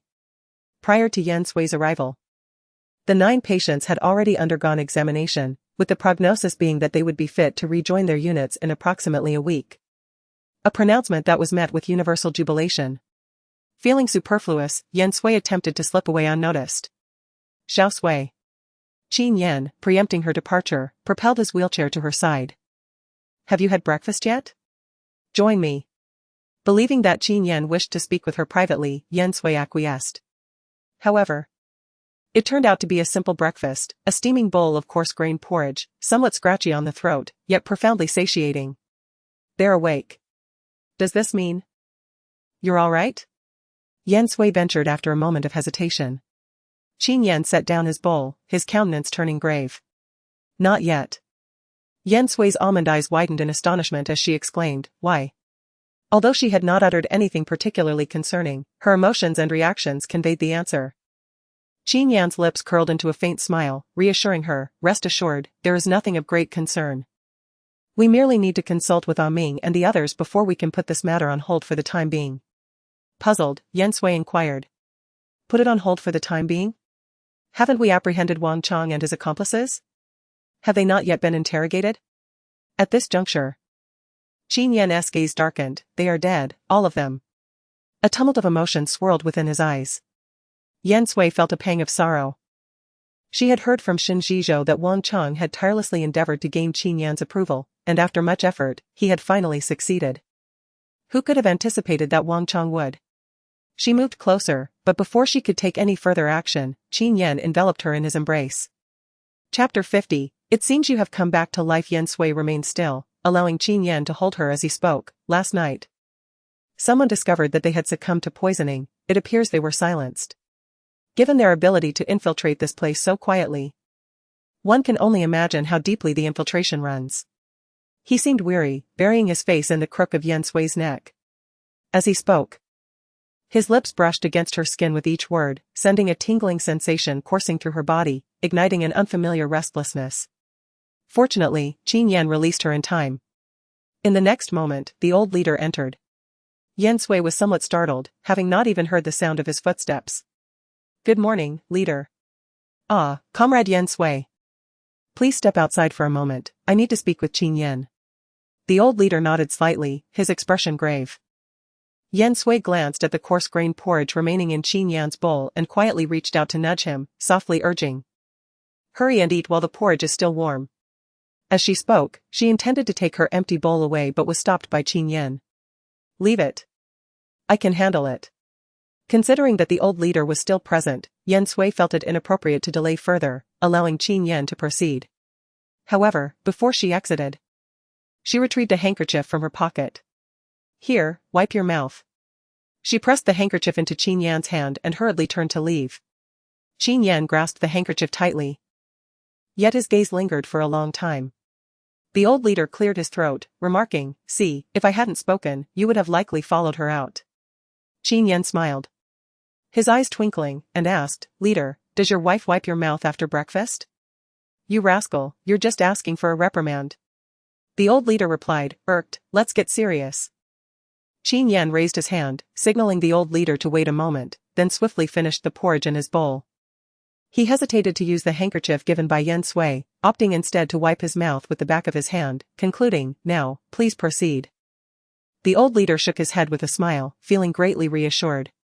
Do you remember how you looked after your injury? You seemed as if you were lifeless. Now, it appears you have truly come back to life. At these words, Qin Yan paused momentarily before nodding with a smile. It is my fortune to have encountered her. That's good to hear, you must cherish her. The old leader added a couple more remarks before finally addressing the main issue. Wang Chang and his accomplices have been deeply concealed, yet they have stumbled in this operation. They are likely suffering significant losses as well. After all, the longer it takes to cultivate a spy, the more valuable they become.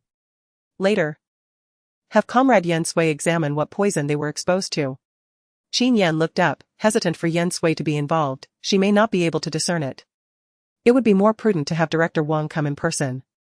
The old commander kicked Qin Yan's wheelchair. TSK, always protecting your wife. Do you think I wouldn't know to conceal the news? And Director Wang, how old is he this year? The roads here are so treacherous. Are you responsible if the old man dies on the way? You dare to say such things. After being reprimanded, Qin Yan still emphasized the need to protect Yan Sui's personal information, regarding to follow-up. All right, enough of your nonsense. Do you think I don't know how to handle things? Hurry up and go. If you delay matters, I'll court-martial you even if you're in that wheelchair. The old commander huffed, glaring. That'll have to wait, Qin Yan said earnestly. The old commander could only shake his head, smiling. Turning back, he noticed two bowls on the table. Hey, you. Come back here. Reluctantly, he had someone else take the bowls to be washed. Yan Sui was packing her belongings, as her services were no longer needed, not being a formal doctor or nurse. But she didn't have much to pack. Yan Sui, your man is here, Meng Hui said, smiling as she lifted the curtain and entered the dormitory. Yan Sui picked up her cloth bag and headed outside. What's up? As Yan Sui approached, Qin Yan motioned for her to follow him. Yan Sui didn't ask any questions. As they approached a door, Qin Yan finally elucidated the situation. Prepare yourself psychologically. We are confronting two corpses that have been deceased for a day and a night. It's alright, I can handle it. Though Yan Sui had never encountered a dead body, she had experienced death herself once. What could possibly be frightening? Qin Yan opened the door, stepping inside first. If it becomes unbearable, we can always retreat. Just as Yan Sui was about to speak, a foul odor assaulted her senses. She hastily retrieved a mask and donned it, offering Qin Yan one as well, commanding, "Put this on." Obediently, Qin Yan complied. Yan Sui quickly opened a window to allow some fresh air into the room. With the window sealed so tightly, could it be that they feared someone would steal the bodies? Noticing Qin Yan's silence, Yan Sui realized that this possibility was not entirely unfounded. She scrutinized Wang Chong and then glanced at the man beside him. The state of the corpses was indeed terrifying. She retrieved a silver needle, wrapping it in a handkerchief before piercing it into their skin. Instantly, the needle turned black, revealing the potency of the poison. Be cautious, Qin Yan urged. His gaze fixed intently on her. Have you discovered anything? Nothing to report, Yan Sui replied, her voice tinged with irritation. Qin Captain. Do you truly perceive me as so inept? If so, you might as well replace me with someone more capable. Qin Yan sighed, this is perilous. Oh. Are you afraid of the dead? Do not utter such inauspicious words, Qin Yan interrupted, his brow furrowed. Focus on the needle in your hand. Do not let your mind wander. Yan Sui pouted slightly, muttering, it's because you keep talking to me. Yet, warmth blossomed within her heart. Experiencing Qin Yan's solicitude for her was palpable. After a meticulous examination, Yan Sui's countenance assumed a rare gravity. I've encountered this particular toxin in texts. Though its origin isn't local, rather, it hails from Japan. Qin Yan's complexion mirrored her solemnity. First, secure the needles. Understood. Naturally, Yan Sui was mindful of her own safety. She neutralized the poison on the silver needles and placed them back into the storage pouch. Frankly, anyone capable of infiltrating this place in the dead of night to silence you is undoubtedly extraordinary. Exercise extreme caution in all your endeavors. Therefore, take this with you. In the event of poisoning or any discomfort, remember to ingest it. She retrieved a precious medicinal pill bequeathed by her grandmother. It's a universal antidote. And this is the only one. Qin Yan hesitated momentarily before declining. Keep it for yourself. Yan Sui adamantly pressed the medicine box into Qin Yan's possession. I'm perfectly safe at home, there's little chance of me being poisoned. You, on the other hand, frequently undertake missions, so you must carry it with you. Better safe than sorry. I'm warning you, if anything untoward should befall you, I'll immediately find a man here and remarry. I won't remain a widow for you. She anticipated Qin Yan's displeasure, but instead, he simply secured the medicine box in his pocket. I will safeguard myself, but if... Before he could complete his sentence, Yan Sui silenced him with her hand. Don't utter such ominous words. Chapter 51, excessively audacious. Sensing the tenderness and warmth of Yan Sui's palm, Qin Yan's obsidian eyes deeply engraved Yan Sui's visage. As if at that moment, his gaze could encompass no one else. With such fervent gaze upon her, Yan Sui, unable to withstand it, hastily retracted her hand. Suddenly, she noticed a few grains of coarse cereals on the ground. She crouched down to pick them up, finding it rather peculiar. Could someone have delivered food to them? Indeed. Only once, Qin Yan affirmed with a nod. The interrogation was rather intense, fearing they might perish. Consequently, the perpetrator acted discreetly. Yan Sui, using her handkerchief, gathered the grains. Qin Yan, how do you suppose they managed to poison those confined here without raising suspicion? And would these two willingly accept such a fate? A glint of veiled intensity flickered in Qin Yan's eyes. No, they were initially somewhat yielding. Had there been no unforeseen circumstances, they would have disclosed the mastermind during the final interrogation.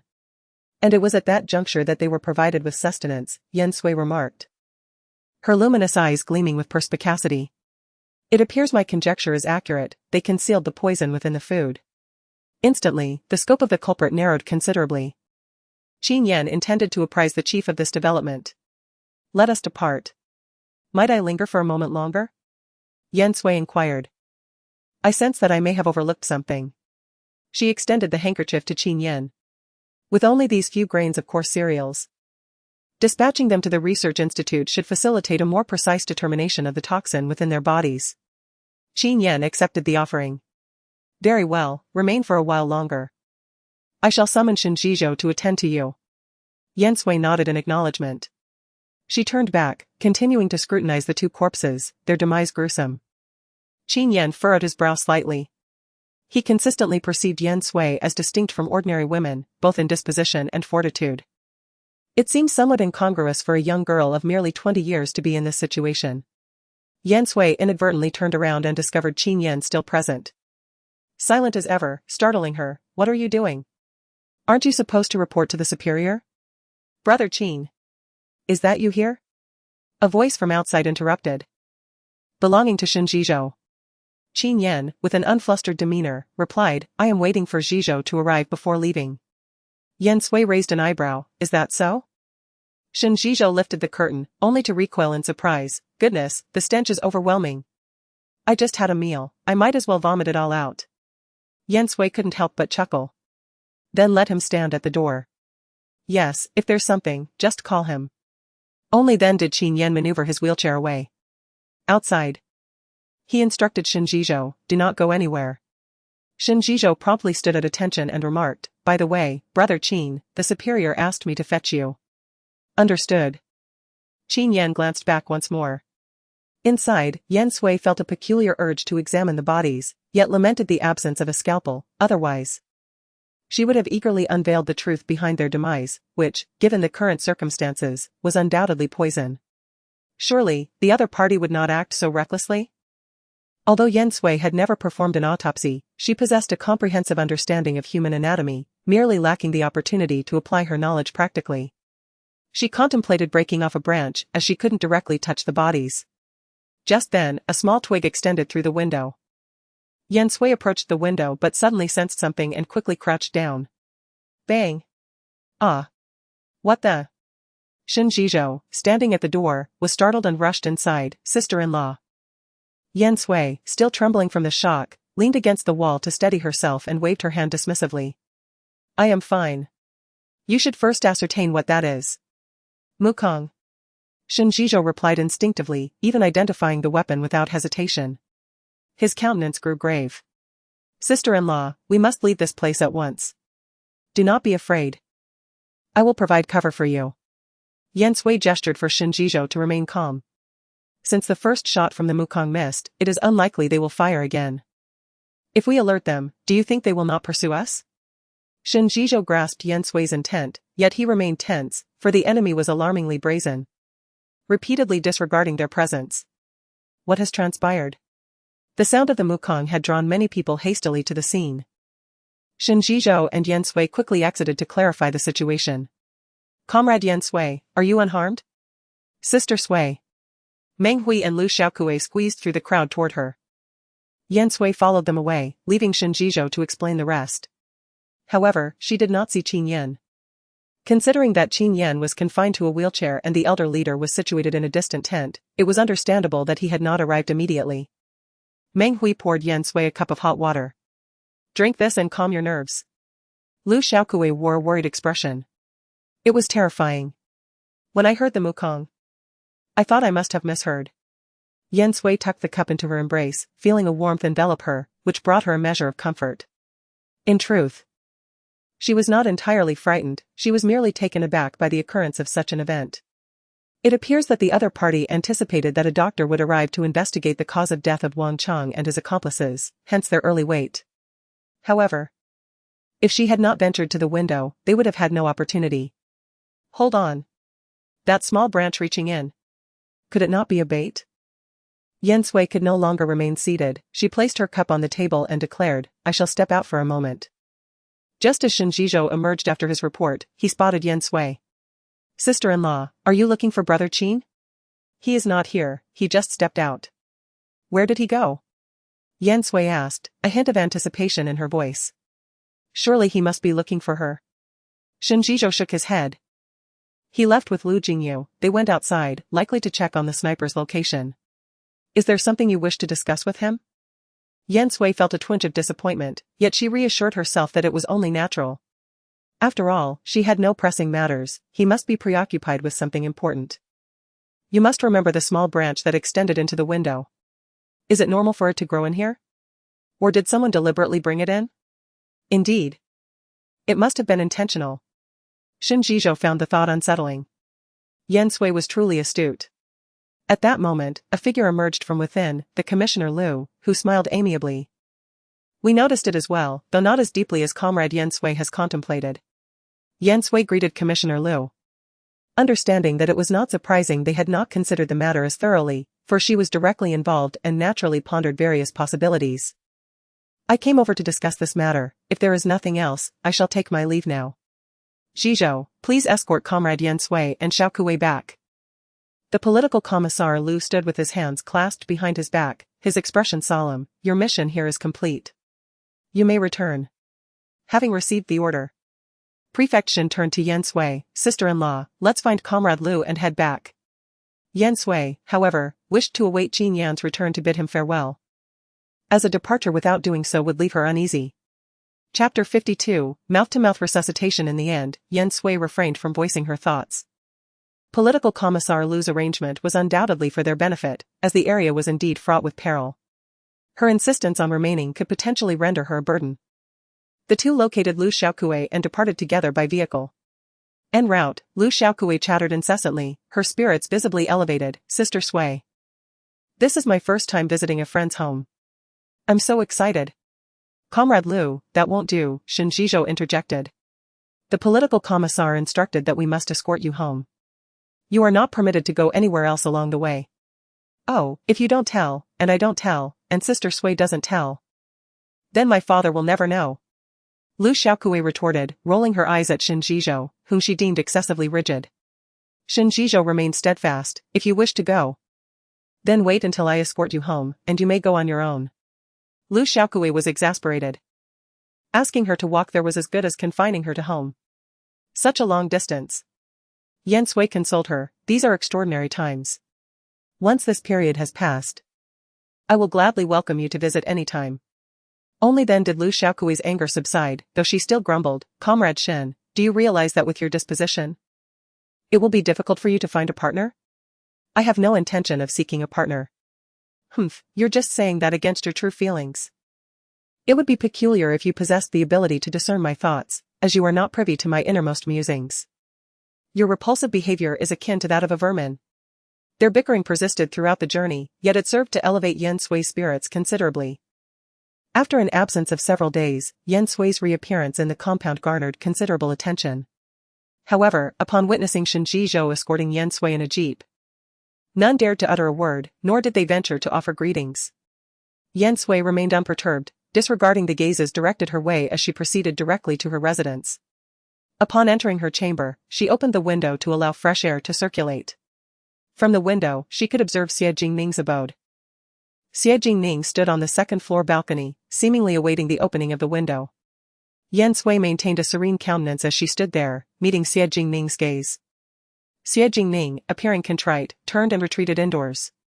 Yan Sui found the situation amusing, dismissing it as inconsequential. She proceeded to the backyard to tend to her vegetables, which were thriving and would likely be ready for consumption in approximately 2 weeks. After tidying both the interior and exterior of the house, Yan Sui finally took a moment to rest. Evening had arrived, and the sunset painted the horizon with a breathtaking array of colors. Yan Sui felt a pang of hunger. But uncertain of Qin Yan's return, she prepared a simple vegetarian noodle dish to satiate her appetite. Having eaten her fill, Yan Sui heated water for a bath. She had only performed a cursory cleansing the previous night, leaving her feeling uncomfortable throughout the day. Now, she longed for a soak. In her previous life, she had found immense pleasure in bathing, particularly after a long day of labor. Pouring the hot water into the wooden tub, Yan Sui added a touch of cold water before eagerly immersing herself in its depths. Instantly, a wave of relaxation washed over her, as if every pore on her body had opened in unison. She closed her eyes in blissful contentment. Seemingly, she drifted into slumber. Qin Yan returned late after a day of relentless work. Initially, the elder statesman suggested Qin Yan return the following day. But upon learning that Yan Sui had sought him out, he insisted on returning. The elder statesman relented. Upon entering the house, Qin Yan assumed Yan Sui was already asleep. But light emanated from the bathroom. Sui. There was no response. Qin Yan wheeled himself over, and as he approached, he heard the sound of Yan Sui struggling in the water. He forcefully punched the door open. With a resounding crash, the door burst open. And Qin Yan wheeled himself inside. He saw Yan Sui flailing in the wooden tub. He quickly braced himself against the tub's edge and reached out to pull Yan Sui out. However, as he pulled back, they both tumbled to the ground in a disarray. Fortunately, Qin Yan cushioned Yan Sui's fall, protecting her. Sui. Yan Sui?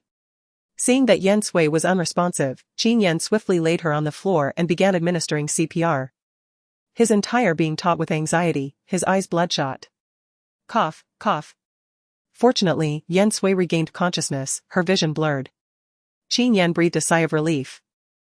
He removed his coat and draped it over Yan Sui, then, with every ounce of strength he possessed, he lifted her into his arms and returned to his wheelchair.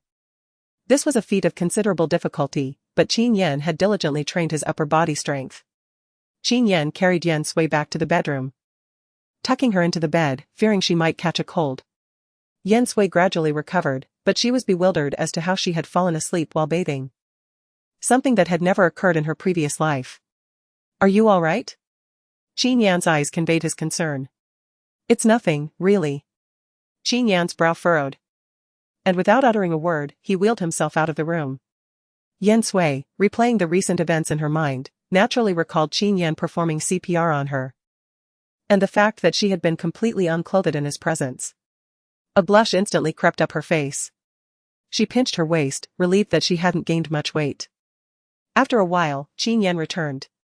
Yan Sui sat up, the silken quilt slipping from her body. Feeling a chill.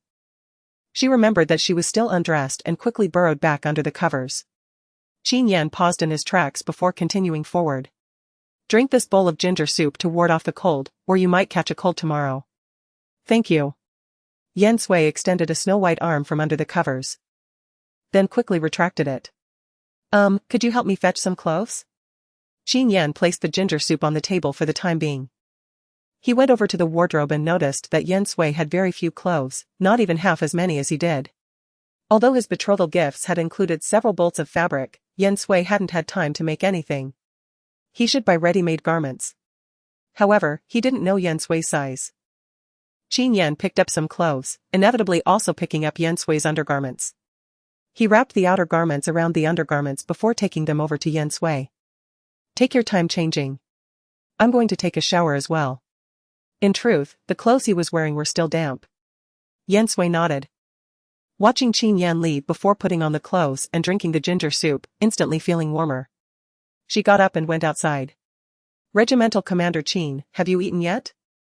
The sound of water in the bathroom ceased, and Qin Yan's deep, resonant voice replied, not yet. Having concluded his tasks, he returned at the earliest opportunity. Yan Sui immediately adopted a stern countenance. Regimental Commander Qin, haven't I told you to eat punctually? Don't forget your stomach has only just recovered. However, considering the nature of Qin Yan's profession, she acknowledged that he was sometimes too preoccupied to eat. She needed to devise a solution. Such as preparing some provisions for Qin Yan to carry with him. My apologies, I shall endeavor to prevent a recurrence, Qin Yan said. Yan Sui could sense the sincerity in Qin Yan's apology, even through the barrier of a door. It's all right, hasten your ablutions, lest you catch a chill, he added. You must also partake of a bowl of ginger soup anon. Uttering these words in a solicitous manner, Yan Sui entered the kitchen to prepare Qin Yan's supper. However, Qin Yan remained in the lavatory for an extended duration before emerging. A thought occurred to Yan Sui, and her face flushed with warmth. Regimental Commander Qin. Did you perhaps observe me and subsequently experience a physiological response? Meeting Qin Yan's astonished gaze, Yan Sui continued with earnestness, could you provide me with a detailed account? You need not feel abashed, regard me as your physician. Should your reaction be pronounced, it would indicate a favorable prognosis for the recovery of your legs.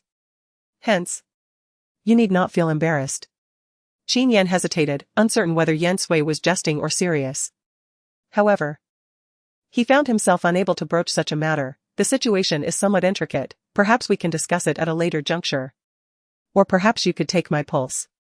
I can examine you, but it would be more efficacious if it were during such a state, as your leg injuries are severe and may affect certain nerves. I am concerned that it may also impact your manhood. If your situation is currently stable, then resolving other matters becomes significantly more manageable. On the surface, Yan Sui maintained an impeccable facade of propriety, articulating her fabricated narrative with meticulous precision. However, inwardly, she was castigating herself with fervent intensity. Yan Sui, Yan Sui. She mentally berated, they say lust can lead to dire consequences. How could you descend to such prevarication? One ill-considered utterance has unleashed a cascade of errors. And now you must perpetuate the deception to prevent Qin Yan from perceiving you as an insatiable hussy. Qin Yan had initially intended to let the matter rest there. However, it now seemed she was compounding the situation. Little did she know, Qin Yan was already partially convinced. After a moment's pause, he cleared his throat softly, next time. Just then, Yan Sui's water reached the desired temperature, and she seized the opportunity to excuse herself, have your ginger soup first. The noodles will be ready shortly. Very well. Qin Yan watched Yan Sui's bustling figure, a faint smile gracing his lips, as he contemplated the essence of home. The warmth it engendered. This abode was no longer an icy, desolate place. He now found himself eagerly anticipating his return each day. Previously, he would have preferred to remain at the barracks indefinitely, loath to come back. Oh, yes, we're missing quite a few household items, I must purchase them tomorrow. Yan Sui realized the absence of suitable cookware, having been preoccupied with recent events. She presented the steaming noodles, handing Qin Yan the chopsticks, eat while it's hot. Qin Yan accepted the chopsticks, if there's anything you need, write it down, and I'll have someone procure it. Yan Sui demurred, it's fine, I could use a stroll anyway. Tomorrow was her day off from the broadcasting station, so she had no desire to remain indoors. With a glimmer of anticipation in her eyes, Yan Sui looked up, pondering what was on his mind. Qin Yan sighed softly and demurred, I must return to the military unit tomorrow. Superiors have arrived to render a final verdict on this mission. I see well, no matter, she responded. The situation is quite evident. And it shouldn't have any repercussions for me. Hearing Qin Yan's words, Yan Sui felt a sense of relief, for Qin Yan was also a victim in this affair. And it would be unjust to hold him accountable for the mission's outcome. Yan Sui perceived a hint of melancholy in Qin Yan's demeanor as he broached the subject. Likely stemming from Wang Chang's betrayal of his trust. Indeed, betrayal is a painful experience, especially when it involves comrades who have shared life and death experiences. Yan Sui had learned from Shin Zhizhou that Qin Yan had once extended a helping hand to Wang Chang, enabling him to evade a dire predicament that would have confined him to bed for at least a month. This revelation filled her with sympathy for Qin Yan. She yearned to offer solace but was uncertain of the appropriate words. She sat beside him, quietly observing him as he ate his noodles. It was undeniable that Qin Yan possessed remarkable physical attributes, with his features exhibiting a profound depth. Each element was exquisitely proportioned. From his sword-like eyebrows and starry eyes to his sharply defined contours, presenting a countenance of refined nobility that seemed almost unattainable. Her gaze drifted downward, and Yan Sui found herself drawn to Qin Yan's lips.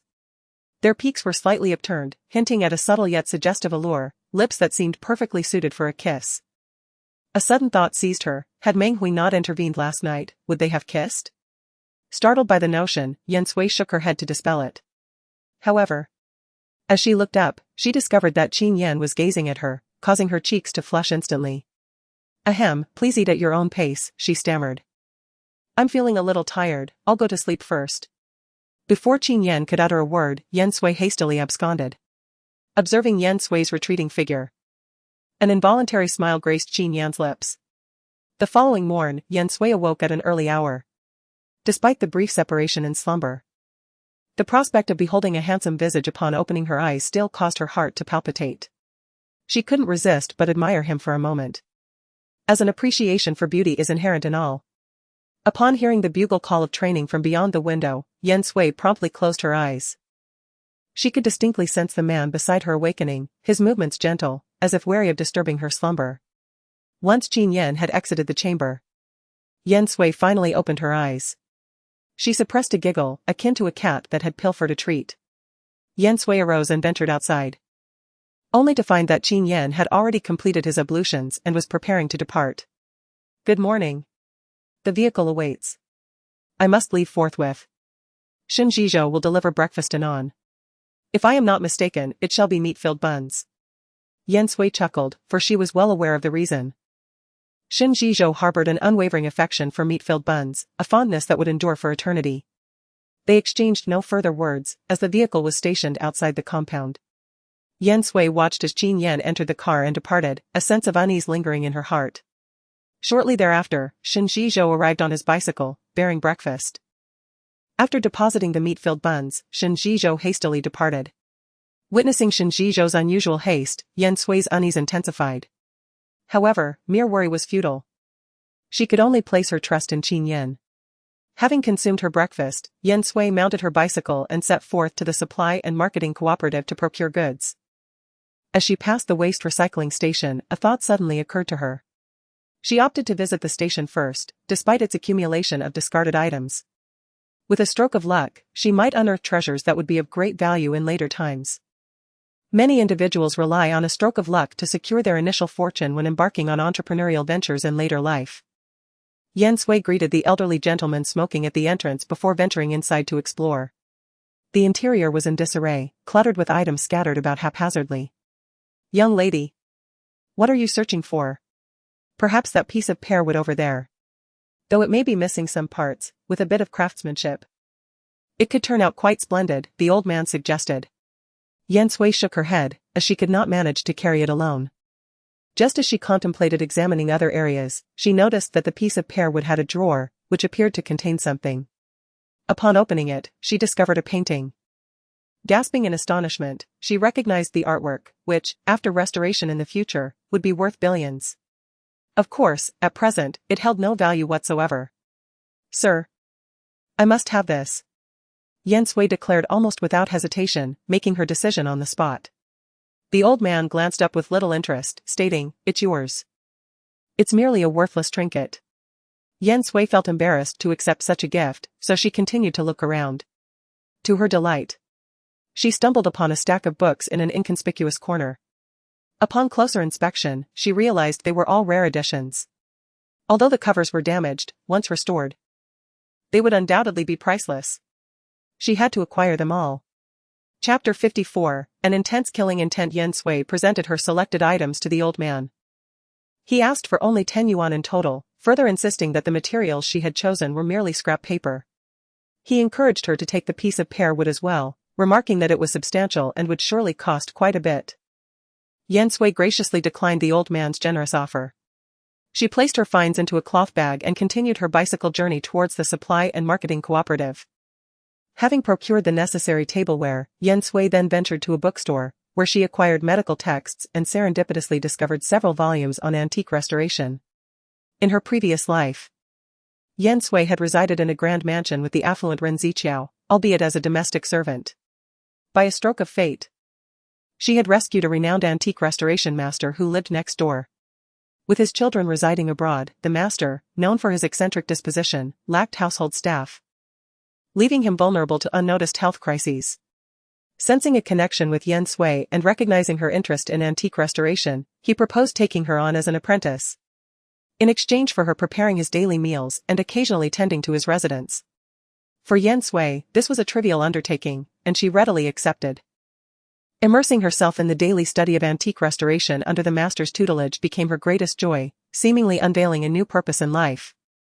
Having lived the first half of her life for her family, she resolved to dedicate the latter half to herself. Alas! Just as she was about to embark on this new path, unforeseen events transpired. Jolted back to reality, the overwhelming resentment in Yan Sui's eyes dissipated. She paid for her purchases with a blank expression and departed. Upon returning home, Yan Sui's composure had returned. She tidied up the house as usual, arranging the newly acquired tableware, 2 sets specifically for herself and Qin Yan. Gazing at the 2 sets of tableware placed together, Yan Sui couldn't help but chuckle. As noon approached, Yan Sui went to the doorway and peered out. Just then, a jeep slowly came to a halt. Yan Sui's eyes sparkled with excitement, and she instinctively hurried outside to greet him, assisting Qin Yan as he alighted from the vehicle and settled into his wheelchair, bidding farewell to the driver. Qin Yan was taken aback by the serendipity of her presence at that moment. Within the bustling courtyard, surrounded by many onlookers, he refrained from engaging in lengthy conversation with Yan Sui, allowing her to push him back home. "Have you eaten yet? I was just about to prepare a meal," Yan Sui remarked, extending her hand toward Qin Yan out of habit. "How did everything go?" Qin Yan neatly rolled up his sleeves and replied nonchalantly. "I've handed it over to the higher-ups." This implied that he would not need to follow up on the matter, and naturally, he would not face any repercussions. Nevertheless, his standing with the leadership remained somewhat tarnished. However, Qin Yan had never been one to concern himself with such perceptions. He focused solely on fulfilling his duties and doing what was right. Noticing that he seemed unconcerned, Yan Sui chose not to pry further. In the kitchen, Yan Sui took charge while Qin Yan assisted her. They prepared a simple meal of 2 dishes and a soup, featuring a medicinal broth specifically for Qin Yan. Initially, Yan Sui had made the soup daily, but now she only prepared it every few days, with acupuncture becoming the primary treatment. After dinner, once Qin Yan had rested, Yan Sui proceeded with his acupuncture session. With practiced ease, she removed Qin Yan's clothing and meticulously inserted silver needles into the designated acupoints, eventually bringing forth a few golden needles, the most crucial of all. She offered him a towel, advising him to bite down, as the forthcoming procedure would be quite painful. Qin Yan did not hesitate. He accepted the towel and clenched it tightly, fully aware that when Yan Sui warned of pain, it was indeed significant. Once he was prepared, Yan Sui picked up a golden needle and aimed it at the acupoint, piercing it with precision. Hiss! Qin Yan felt as though he had been brutally stabbed. His forehead beaded with cold sweat and his temples throbbing violently.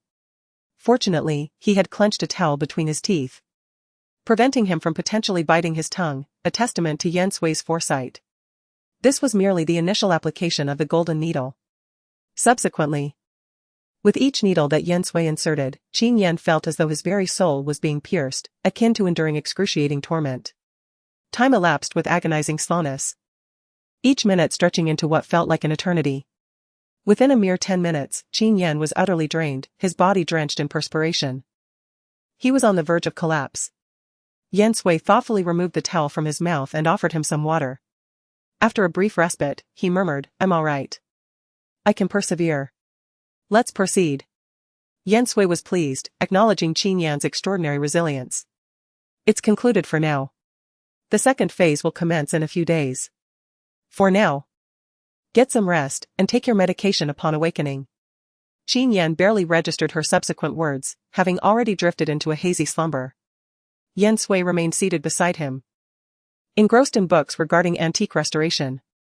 She harbored a keen interest in the subject, particularly with a readily available specimen at hand, lacking only the necessary tools. Otherwise, she would have already commenced restoring the calligraphy and painting. She unfurled the artwork once more, softly murmuring, "River Sky Autumn White Pear." After repeatedly uttering the name of the piece, Yan Sui experienced a growing sense of familiarity, ultimately recalling why she knew of its multi-million-dollar value. It was this very artwork that Ren Ziqiao had put up for auction, the proceeds of which propelled him closer to becoming the wealthiest individual. Yes. Yan Sui remembered it now. In the kitchen, she busied herself with the preparation of the meal, while the cheerful sounds of laughter emanated from the living room. Though she longed to step outside and join the revelry, her duties tethered her to the kitchen until dinner was ready. Later on, she would only glean information from the television. By that time, Ren Ziqiao had already sold the painting. Ah! Who would have thought that this artwork would end up in her possession in this lifetime? The realization that Ren Ziqiao must have acquainted himself with a master restorer to have the damaged painting repaired cast a shadow over Yan Sui's expression. Such talent should not be exploited by someone like Ren Ziqiao. She closed the book and returned it to the drawer. Each time she recalled her past life or anything pertaining to Ren Ziqiao, her emotions were tumultuous. After all, she had sacrificed so much only to meet a tragic end. The profound resentment and bitterness she felt could not be easily dismissed. Given the chance to relive her life, she was determined to reclaim everything from Ren Ziqiao, ensuring that both he and Yan Hui would experience the suffering she had endured. Xiao Sui? Just as Yan Sui was about to be engulfed by a heavy wave of resentment, a refreshing voice, like a gentle breeze, reached her ears, snapping her back to reality. She lifted her gaze to find Qin Yan, who had awakened at some point, looking at her with concern. Are you all right? He asked. Yan Sui smiled softly. I'm fine. The medicine should be ready, I'll pour it for you. However, as she turned away, Qin Yan's brow furrowed deeply. He was certain he had not misjudged. He had seen a flicker of intense murderous intent in her eyes, the corners tinged with red. Something significant had undoubtedly transpired in Yan Sui's life. Yet, he was puzzled. The old commander had already dispatched someone to investigate Yan Sui's background, and nothing untoward had been discovered. Apart from the unexpected occurrence involving Ren Ziqiao. Chapter 55, Rising to his feet. Since receiving comfort from Yan Hui, Ren Ziqiao gradually began to regain his spirits. However, he merely ceased to hide away in his room. He remained utterly perplexed regarding the next steps in his life, feeling as though his existence had been irrevocably marred by Yan Sui. He harbored thoughts of vengeance against Yan Sui, yet he had no idea of her whereabouts. He could only wish for the swift demise of the man she had married. Hoping for him to be either severely disabled or to meet an untimely end. Wang Fengrong observed all of this, feeling a mixture of heartache and urgency. She believed that Ren Ziqiao was simply resentful that such a prime opportunity had slipped away, yet ultimately, he merely yearned for a woman's warmth in his bed. Remembering a recent encounter, she recalled that someone from the neighboring village had approached her with a marriage proposal, extolling the virtues of their elder sister, industrious and capable. Apart from being somewhat advanced in age, she was deemed exceptional in every aspect. Wang Fengrong shared her thoughts with Ren Ziqiao. Even producing 5 yuan from her purse, a sum she had reluctantly mustered. She suggested buying a new outfit, perhaps getting a haircut, to present himself in a more vibrant manner. And then bringing the prospective bride over for him to meet. Ren Ziqiao clutched the money, his expression inscrutable. Wang Fengrong hesitated to say much more. Fearing it might displease him, while also believing that at his age, he surely had his own plans. Speaking too much could easily yield counterproductive results. The future of the entire Ren family rested upon Ren Ziqiao's shoulders. After a lengthy pause, Ren Ziqiao seemed to arrive at a resolution, finally stepping out of his home. He had steeled himself to confront all the curious gazes. To his surprise, no one paid him any mind, they were all engrossed in earning their work points. In fact, some even greeted him. The events of a month prior had long since faded from the collective memory of the people. Ren Ziqiao was momentarily taken aback. But soon straightened his back, as if rediscovering his self-assurance. He brought out his bicycle and went to the town to get a haircut. Afterward, he purchased some items and took a stroll towards the school. Little did he know, the principal, who had just been transferred, found Ren Ziqiao's appearance quite appealing. Having graduated from high school, he was more than qualified to serve as an elementary school teacher. Moreover, Ren Ziqiao possessed exceptional social skills and knew how to present gifts. Securing the job felt surreal to him, he was elated, almost wanting to return to his village to host a grand feast. As fate would have it, Yan Hui, passing by, hardly recognized Ren Ziqiao. The man, transformed and revitalized, exuded a warmth reminiscent of his former self, causing her heart to race at the mere sight of him. Upon a sudden thought, Ren Ziqiao smiled, radiating a refreshing charm. The confident and composed Ren Ziqiao of yesteryears had returned. Xiao Hui, I recall you work at the nearby garment factory. Perhaps we could commute together, he suggested. Yan Hui's eyes sparkled with excitement. She realized that Ren Ziqiao had emerged from the school, signifying that he was now a teacher. She had always believed that the man who became a billionaire by 40 would not easily be toppled. Indeed, he effortlessly secured such a respectable position. With this in mind, Yan Hui gazed at him with an even gentler demeanor. Brother Ren, you truly are impressive. Feeling the admiration from the woman, Ren Ziqiao's confidence soared. Come. Allow me to treat you to some noodles. Blushing demurely, Yan Hui trailed after Ren Ziqiao, savoring even a meager bowl of plain noodles as if it were a delicacy. Envisioning a luminous future as a wealthy magnate's wife, Ren Ziqiao spent every last coin before returning home, his pockets bare. Wang Fengrong, his mother, was initially displeased at not receiving a single penny, but upon learning that Ren Ziqiao had secured a position at the school, she ecstatically slaughtered a chicken in celebration. She remarked to Ren Ziqiao that she had personally inspected the girl from the neighboring village and found her to be an exceptional worker, adding that his new job at the school would be considered a step up for her family. Despite having just shared noodles with Yan Hui, Ren Ziqiao remained silent, allowing Wang Fengrong to make arrangements.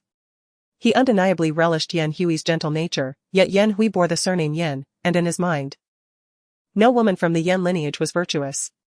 Following the resumption of Qin Yan's regular acupuncture and massage treatments, not only Yan Sui but also Shen Zhizhou and Lu Jingyu observed a palpable improvement in Qin Yan's complexion. Qin Yan himself was even more aware of the change. He now fell asleep quickly each night and awoke punctually, feeling a newfound lightness in his body. Sui. Yan Sui, occupied in the kitchen, paused upon hearing Qin Yan's voice. Wiping her hands. What is it? She inquired. Entering the room, Yan Sui stood transfixed. A tall figure stood by the window, his silhouette framed by the radiant sunlight, which cast a gentle golden halo around him.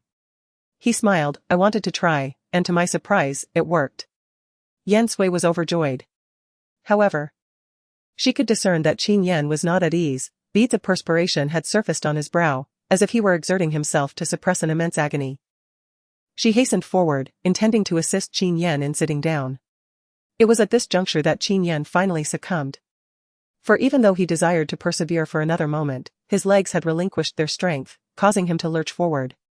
Look out! Both uttered simultaneously. Yet Yan Sui did not evade but instead permitted Qin Yan to employ her as a human cushion, collapsing onto the bed. She breathed a sigh of relief. For had he fallen onto the floor, she would have suffered dire consequences. Qin Yan, pressing upon Yan Sui, sought to prop himself up with his hands, apprehensive of crushing her. Alas, he could not muster any strength at that moment, feeling as though his body had abruptly become exceedingly heavy. He was on the verge of requesting Yan Sui to push him away when he realized that the distance between their faces was but a fist's breadth. Their eyes met, and a faint current seemed to surge between them. Their breaths intertwined, intensifying the ambiguity. Yan Sui had initially intended to inquire whether Qin Yan was well. But at this moment, she found herself unable to speak, her mind somewhat addled. What should she do now? She lowered her eyelashes, noticing the man's sensuous Adam's apple move, which prompted her to close her eyes in embarrassment. If Qin Yan were to attempt something, she would not refuse. With such a handsome man before her, having lived 2 lifetimes, how could she not understand the joy of the present moment? The instant their lips met, they parted. It turned out that Qin Yan's downward pressure was a buildup of strength, and with a single hand, he braced himself, rolling over to the other side. He panted roughly. Phew, I'm sorry, are you all right? Yan Sui opened her eyes, beholding only the top of the mosquito net. She took a moment to collect herself before struggling to sit up, immediately checking Qin Yan's legs, confirming that he merely had a slight cramp and no other significant issues. It was a rather fortunate beginning. However, next time you attempt to rise, it would be wise to find something to hold on to for support. Qin Yan, under the impression that Yan Sui was bothered by the incident of him having fallen atop her, felt a shadow cross his expression as he opened his mouth to apologize. Yet, he heard Yan Sui say, if I'm not around next time, who will catch you? Falling can be quite painful.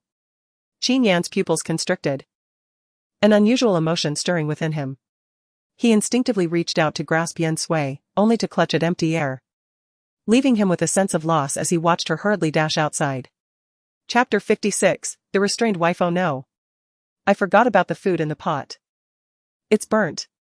Yan Sui dashed out, just in time to salvage the charred remnants, averting what could have easily turned into a fire hazard. She ladled a scoop of water into the pot. With the fire still burning beneath, the pot would be rendered unusable without it. After ensuring everything was in order, she finally breathed a sigh of relief. Qin Yan approached with concern, asking, Are you hurt? Yan Sui shook her head, somewhat embarrassed as she concealed the burnt dish, using her body as a shield. I'm fine, I'm fine.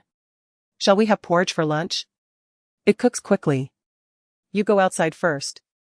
Qin Yan had already noticed the charred dish, which was difficult to ignore, accompanied by an unpleasant burnt odor. Nevertheless, he pretended not to see it and went over to open the window. Just then, a curious neighbor passed by. Captain Qin, is something burning in your house? No, he replied. Qin Yan demurred. The aunt, momentarily uncertain, questioned, Really? No, this is definitely burnt food. She cast a glance at Yan Sui, a look that seemed to say, Young wives these days can't even cook, truly, each generation is worse than the last. Before she could speak, Qin Yan interjected, I was the one who scorched the dish. My wife was merely offering guidance. Is there a problem with that? With that, Qin Yan abruptly picked up the spatula, startling the aunt, who hastily retreated, forcing a smile. Oh, is that so? Commander Qin is truly doting on his wife. Well, I believe I have some bedding to air out. I mustn't intrude any longer. Watching the aunt's hasty departure, Yan Sui burst into laughter. She hadn't anticipated Qin Yan taking the blame for her. She was aware that the aunt would undoubtedly spread rumors, suggesting that Qin Yan, a grown man, was cooking at home under his wife's instruction, leading to the misconception that he was henpecked. Yan Sui understood that. Despite the advocacy for women's equality, many outdated ideas persisted. She jested, Commander Qin, aren't you afraid of being ridiculed by your comrades for cooking at home? You might be labeled as henpecked. Qin Yan was momentarily puzzled. Henpecked? What does that mean? It means to be dominated by one's wife. Yan Sui inwardly chided herself for almost prematurely introducing modern terms. Fortunately, Qin Yan didn't seem to mind, finding the term amusing. It was the first time he had heard it. He chuckled, and what if I am henpecked? It is not inherently the wife's obligation to prepare meals, rather. Should she willingly undertake this task for her husband, he ought to reciprocate with profound gratitude and understanding for the exertion she invests. For instance, although I may not possess culinary expertise, I am willing to learn from you, assisting in any capacity I can. It must be acknowledged that men of comely appearance and upright moral character are as rare as pandas, thus, Yan Sui deemed herself exceptionally fortunate to have found one. Yan Sui jested, very well, I shall enlist Commander Qin's aid in mincing scallions to garnish the congee later. Qin Yan procured the scallions, rinsed them under the faucet, and proceeded to meticulously dice them into diminutive segments of uniform length upon the cutting board. Yan Sui could not resist offering a commendatory gesture, remarking, as expected of a military man, your diligence is impeccable. In response to Yan Sui's praise, Qin Yan's handsome countenance flushed with a delicate blush as he diligently continued his task, reducing the entire bunch of scallions to fragments. Yan Sui, both amused and exasperated, observed that the sheer quantity of scallions would likely obscure the congee beneath. However, refraining from criticism, she remarked, this is quite innovative, I anticipate a delightful flavor, owing to my fondness for scallions. Upon completing the task, Qin Yan realized the folly he had committed. Yet, hearing Yan Sui's words, he could not help but smile. I, too, relish scallions, he confessed. Their eyes met in a moment of shared mirth, as if an aura of rosy affection permeated their surroundings. Following the meal, Yan Sui urged Qin Yan to take a midday respite, saying, given your recent leave, you should avail yourself of the opportunity to rest. Set aside other matters for the time being. She remained uncertain of the intentions of those in leadership positions. Nor could she discern whether the granting of Qin Yan's leave held ulterior motives. Obediently, Qin Yan retired for an afternoon respite.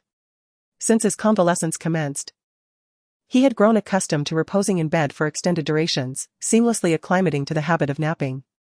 Thus, it was not long after he reclined that slumber enveloped him.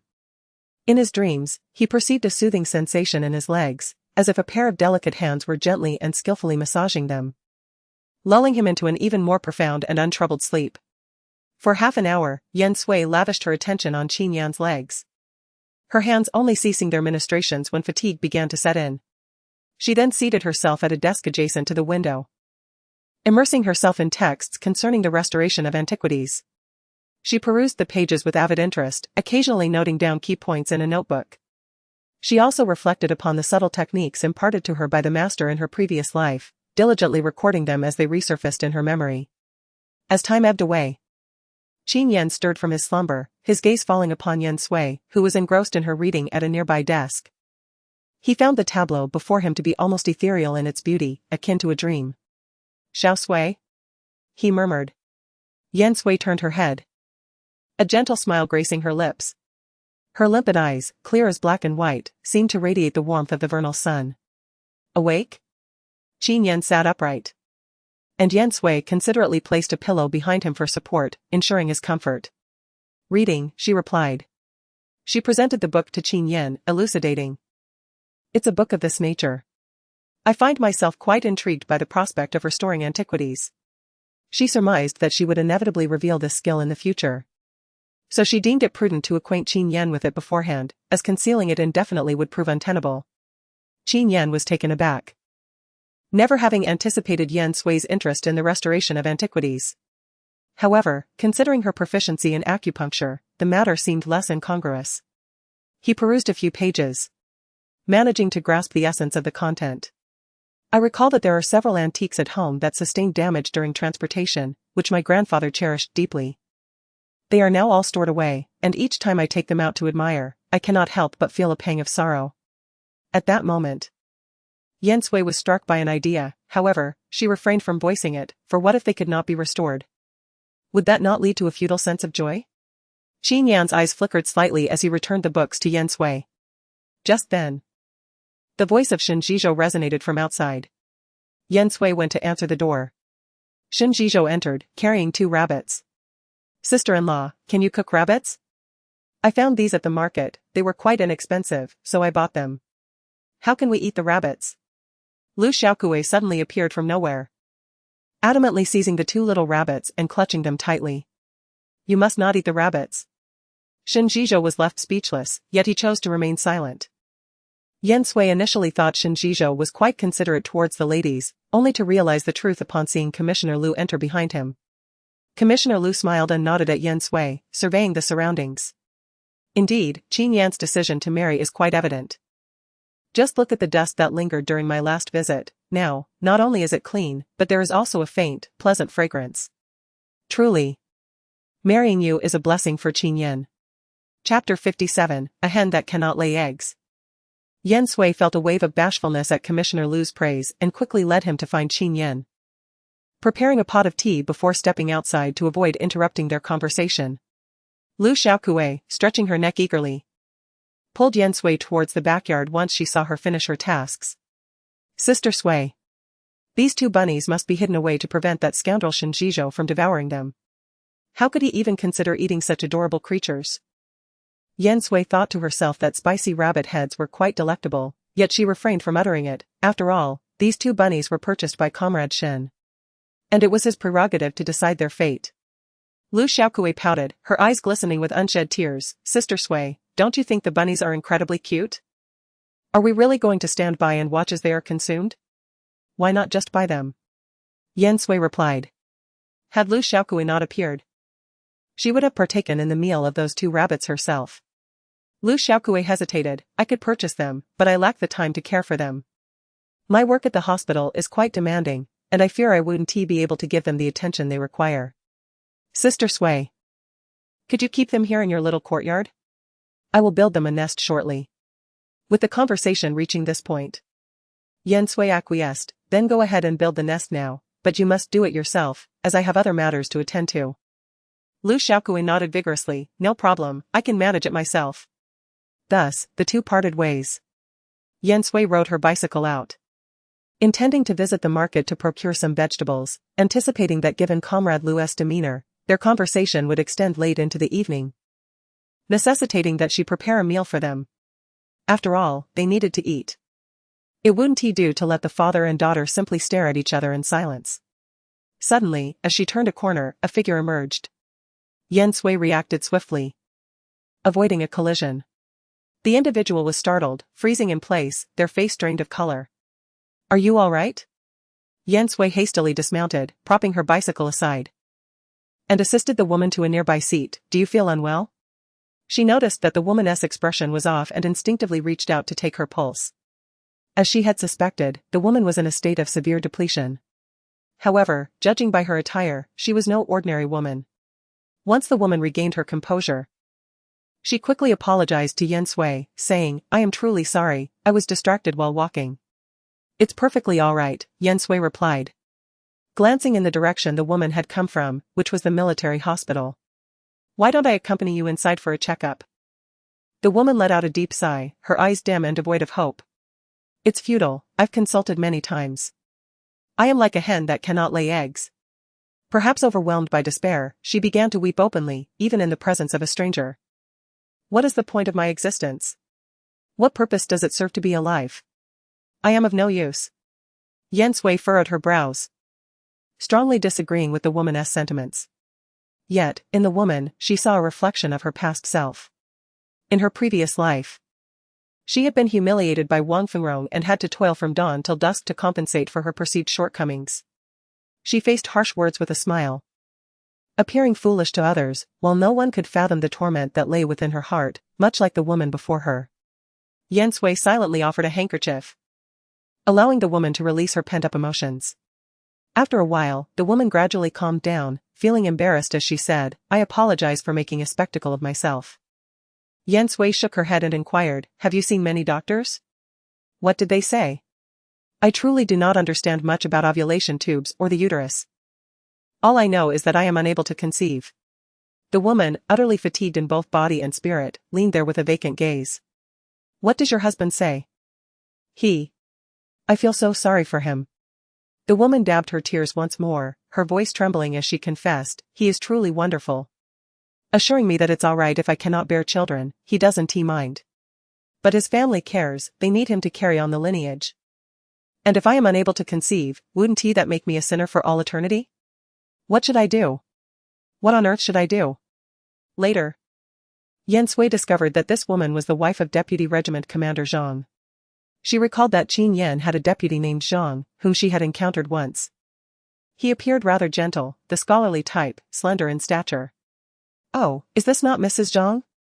How many examinations have you endured this past month?" Zhang Xia emerged from the military hospital, her face a mask of derision. "I'm not trying to be harsh, but after all these years of marriage, you still haven't given birth to a single child. Who do you think you're deceiving? If I were in your position, I would have divorced Deputy Commander Zhang long ago, lest I drag him down." Mrs. Zhang lowered her head in shame, silently shedding tears. Zhang Xia smirked, casting a glance at Yan Sui. TSK, it seems that like attracts like, those who cannot bear children have all congregated here." "Oh, Mrs. Liu. If I'm not mistaken, you must be a woman, correct?" Yan Sui replied with a smile. "Of course I'm a woman, am I supposed to be a man?" Zhang Xia rolled her eyes dramatically. "If you are indeed a woman, why do you make life difficult for other women? Is being unable to conceive truly a capital offense? Such antiquated notions are unacceptable. If word of this spreads, do you not fear it might tarnish Commander Liu's reputation? Madame Liu, now please apologize to Madame Zhang. And we can put this matter behind us. Otherwise, I do not mind escalating the situation further." Under Yan Sui's stern warning, Zhang Xia found herself compelled to relent. "Very well, I concede my mistake, I should not have articulated the truth. Madame Liu, is it truly so arduous to utter 3 simple words? Must you preface your apology with such superfluous dialogue? If you are at a loss for words, I believe Commander Liu would be aware of the situation." Yan Sui coldly interjected, cutting off Zhang Xia. "My time is exceedingly precious, I grant you one final opportunity, and I hope you will value it." This time, Zhang Xia refrained from further chatter, promptly apologized to Madame Zhang, and stormed off in a huff. Madame Zhang gazed after her, seemingly still in disbelief. She had long been subjected to Zhang Xia's bullying and had never anticipated receiving an apology from her. Yan Sui sighed softly, empathizing with Madame Zhang's current sentiment. Madame Zhang had always believed she was in the wrong, how could she ever expect Zhang Xia to apologize? "Madame Zhang, may I inquire what you typically do at home? Are you particularly busy caring for your large family, with your own meals often irregular, perhaps even erratic, sometimes going hungry and other times feasting? Do you toil from dawn till dusk, scarcely allowing yourself enough time to rest?" "How do you know?" Madame Zhang exclaimed in astonishment. Yan Sui's expression darkened slightly. Indeed, she was witnessing a reflection of her own past. This compelled her to take action. "Madame Zhang, shall we find a place to sit and converse?" "I apologize, but I must return to prepare dinner. My sister-in-law will be coming home from school shortly, and my mother-in-law still requires her medication. This entire family cannot function without me." Madame Zhang expressed her gratitude to Yan Sui repeatedly. Due to this minor incident, Yan Sui purchased nothing and returned home. She pushed her bicycle into the residential compound.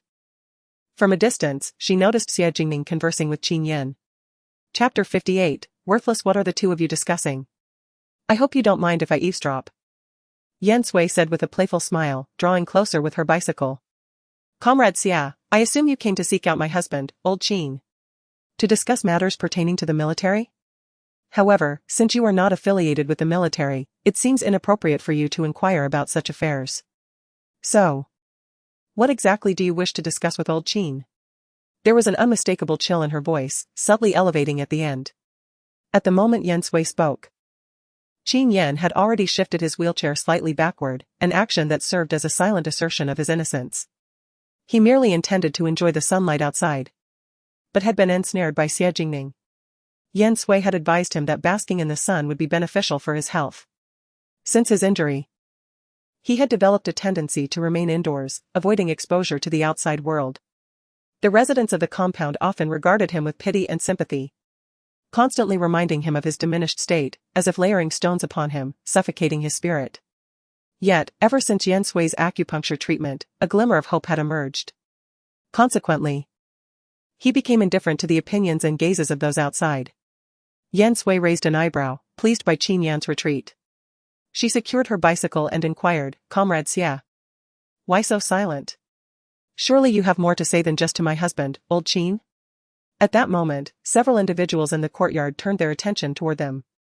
Xie Jingning clenched his teeth in frustration, forcing a smile. "Comrade Yan Sui." "No, please call me Mrs. Qin." Yan Sui earnestly corrected Xie Jingning's form of address. She insisted that every time Xie Jingning greeted her, he must acknowledge the reality that she was now the legitimate wife of Qin Yan, and that he should abandon any misguided hopes.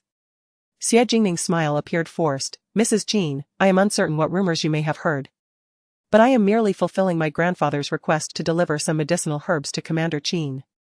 This is a monthly obligation, and this month is no exception."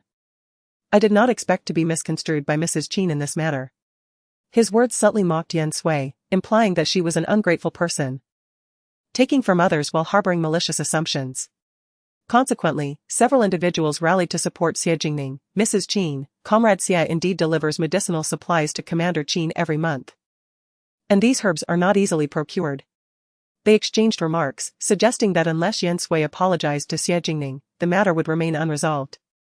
Just as Qin Yan intended to speak, he was stopped by Yan Sui. If he intervened, it would surely appear as though they were colluding to intimidate others. It was more appropriate for women to resolve such matters. "So it was Elder Xie who sent you to deliver the herbs. I was unaware of that. Having only arrived a month ago. Ignorance is no crime, is it? I trust Comrade Xie possesses the magnanimity not to take offense. However, there seems to be an issue with this medicine." Xie Jingning assumed Yan Sui was conceding. Yet the abrupt turn of events left him perplexed as he glanced at the herbs laid upon the table, drawing the attention of others. "What seems to be the problem?" "Before addressing your inquiry, I wish to ascertain with precision, these medicinal herbs were dispatched by Elder Xie, correct?" inquired Yan Sui. Xie Jingning's gaze wavered momentarily. Yet she swiftly regained her composure, affirming, "Indeed, they were sent by my grandfather." "Is there a matter of concern? What precisely are you implying?" "I shall not coerce an apology from you if you deem yourself blameless and disinclined to express remorse. These medicinal ingredients are of exceedingly poor quality." Yan Sui casually picked up a ginseng root, its aroma and appearance betraying its true worth. She scoffed, "Utterly worthless." Her pronouncement ignited a wave of murmurs and exclamations throughout the assembly. Yan Sui's words were perceived as a direct affront to Elder Xie. The notion that the Xie family would procure valueless medicinal herbs as gifts seemed preposterous. Before Xie Jingning could retaliate, an individual interjected in defense of the Xie family, scoffing. "Regimental Commander Qin, is your royal spouse not being excessively presumptuous? Who was unaware of Elder Xie's substantial contributions? Yet, she dares to malign him with mere words. Surely, you will not stand idly by? Consider the fact that Elder Xie has been providing you with medicinal herbs on a monthly basis." With assistance forthcoming, Xie Jingning secretly rejoiced. She need merely stand as a victim, allowing the assembled crowd to condemn Yan Sui with their collective disdain. Many demanded that Yan Sui apologize to Xie Jingning and subsequently offer an apology to Elder Xie at the Xie residence. Amidst the clamor, Qin Yan maneuvered his wheelchair, positioning himself before Yan Sui, gradually silencing the crowd. The foremost individual challenged, "Regimental Commander Qin, you would not persist in defending her at this juncture, would you? Coming from humble beginnings is inconsequential, but possessing a sense of reverence is paramount. Not every transgression can be absolved with a plea of ignorance." With eyes brimming with tears, Xie Jingning glared intently at Yan Sui. "Brother Yan, you are well aware of my grandfather's benevolence towards you, as is everyone else. Are you now willing to allow others to tarnish his reputation? Indeed, Commander Qin, a husband and wife are one. Her denigration of Elder Xia is tantamount to a disgrace to your own honor. Precisely. If she does not offer an apology to Elder Xia, our compound cannot accommodate such an arrogant and condescending rustic. Yet, even in the face of such widespread indignation, Qin Yan remained steadfastly in front of Yan Sui, showing no inclination to yield. He parted his lips slightly and said, "Xiao Zhao, fetch Elder Xia here." "No." Xie Jingming hastily interjected. "Why the reluctance?" Yan Sui inquired with a sardonic smile, her gaze scrutinizing. "Are you afraid of the truth being unveiled, exposing your own unsightly intentions?" Xie Jingming appeared flustered. "My grandfather. He is indisposed and needs to rest at home." In the ensuing moment, someone refuted her fabrication. "That's incorrect. I saw Elder Xia returning from his morning stroll earlier today. He appeared to be in perfect health." Xie Jingming adamantly refused to allow Elder Xia to come, asserting that if he were to come and something were to happen, no one would be able to bear the responsibility. This placed everyone in a quandary, as they were indeed unable to assume such a burden. "Regardless of the consequences, I shall bear the full responsibility." Qin Yan's gaze was calm and piercing, his dark eyes somber, exuding an indescribable sense of oppression. Each word resonated with unwavering conviction. Shielded by Qin Yan, Yan Sui's pupils contracted slightly, surprised that he would stand against everyone for her sake. Did he have such confidence in her? Wasn't he afraid that she was talking nonsense out of anger? She composed herself, then raised her eyes again, her gaze chilling. "Everyone, please be patient. What I said was that these medicinal herbs are worthless. And I had no intention of disrespecting Elder Xia, because I am certain that Elder Xia would never give away such inferior herbs. That's why I repeatedly confirmed the source of the herbs with Comrade Xia. But now it seems that Comrade Xia is lying. Who is bullying my granddaughter?" A dignified voice thundered. The crowd parted to both sides, and Elder Xia appeared, leaning on a cane, with 2 guards behind him. Yan Sui and Qin Yan exchanged a glance, knowing who had notified Elder Xia. If Elder Xia hadn't come, this matter would have been glossed over carelessly. And the only one left with a bad reputation would have been Yan Sui, so this matter could only be made bigger and clarified. Sure enough, Xie Jingming was not very happy to see Elder Xia appear. On the contrary, she was a little flustered. "Grandpa, I heard Wang Ma say this morning that you weren't feeling well. Why are you out now?" Elder Xia's expression changed slightly. But he did not expose Xie Jingming in public. Instead, he looked at Qin Yan. "Little Qin, I heard that someone is bullying Mingming here. But I don't think it's possible. After all, you are here." The implication was to accuse Qin Yan of not only failing to protect Xie Jingming, but also joining forces with Yan Sui to bully Xie Jingming. Qin Yan's expression was indifferent. "Elder Xia, no one is bullying Jingming here. We merely observed anomalies in the medicinal herbs she delivered and sought clarification." "The herbs are substandard?" A pall settled over Elder Xia's countenance. Since Qin Yan's leg injuries, his continued presence in the military underscored his exceptional caliber, naturally eliciting Elder Xia's admiration. Contemplating the monthly provision of medicinal herbs to Qin Yan as a gesture of timely aid, should the occasion arise, he would be well positioned to make requests. The younger generation inevitably surpasses the old, the world ultimately belongs to the youth. Indeed, these herbs, including this ginseng, are of the poorest quality. Seizing an unguarded moment, Yan Sui directly presented the herbs to Elder Xia. "I trust you are well aware of the disparity in quality among medicinal herbs." Elder Xia's pupils dilated in astonishment. At a glance, he discerned that the herbs were indeed, as Yan Sui asserted, worthless. But how could this be?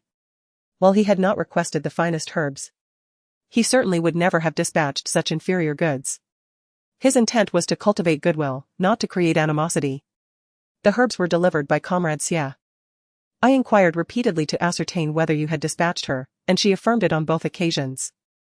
Those present can attest to this," Yan Sui stated calmly. At this juncture, Xie Jingming's face was ashen. She desperately sought to flee. "Mingming, explain why these inferior herbs were sent." Elder Xia still harbored a glimmer of hope. She was his most cherished granddaughter. Despite her spoiled and willful nature, she would surely retain a modicum of integrity. Xie Jingming shook her head repeatedly, tears welling in her eyes. "Grandfather, I am unaware. I truly know nothing." I merely observed that the herbs were prepared and delivered them to Brother Yan. Investigate this matter thoroughly, Xiaolu, Mr. Xia commanded, his countenance darkening. I intend to discover who had the audacity to procure such substandard medicinal ingredients and profit illicitly from the transaction. Yes, sir. A guard responded promptly. As matters stood, both Yan Sui and Xie Jingning were unscathed. Mr. Xie instructed Xie Jingning to apologize to Yan Sui. Having learned the entire sequence of events and recognizing the inadequacy of a superficial resolution, especially with Qin Yan observing with a frigid expression, Xie Jingning, albeit reluctantly, complied. Tears streaked her face as she adopted a pitiable demeanor. I apologize, Mrs. Qin. It is my fault for being ignorant of pharmacology and failing to discern the quality of the medicinal materials. I recall you stating earlier that not all situations can be resolved with a plea of ignorance, Yan Sui remarked. A hint of amusement in her gaze as she fixed her eyes on Xie Jingning. And everyone present heard it. The latter part of her statement was directed at Mr. Xia, ensuring he understood that even with his inclination to protect Xie Jingning, the latter had sealed her own fate. Mr. Xia felt a throbbing headache.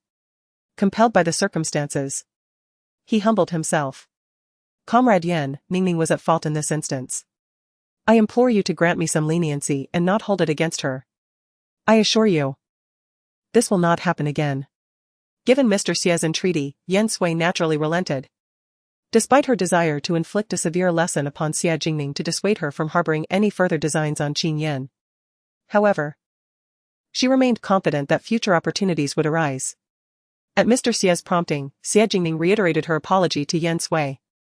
With a genial smile, Yan Sui remarked, indeed. It's all a misunderstanding. Comrade Xia was simply unaware of the issue with the medicinal herbs. However, in similar situations henceforth, it would be preferable if Comrade Xia refrained from hasty conclusions.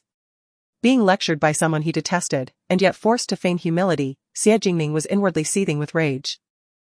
Yes, you're quite right. I shall endeavor to be more circumspect in the future. Elder Xia turned his gaze towards Qin Yan, evidently displeased by the latter's silence. Young Qin, I've been apprised of the situation in the military. Since you're on leave, you should avail yourself of the opportunity to rest at home.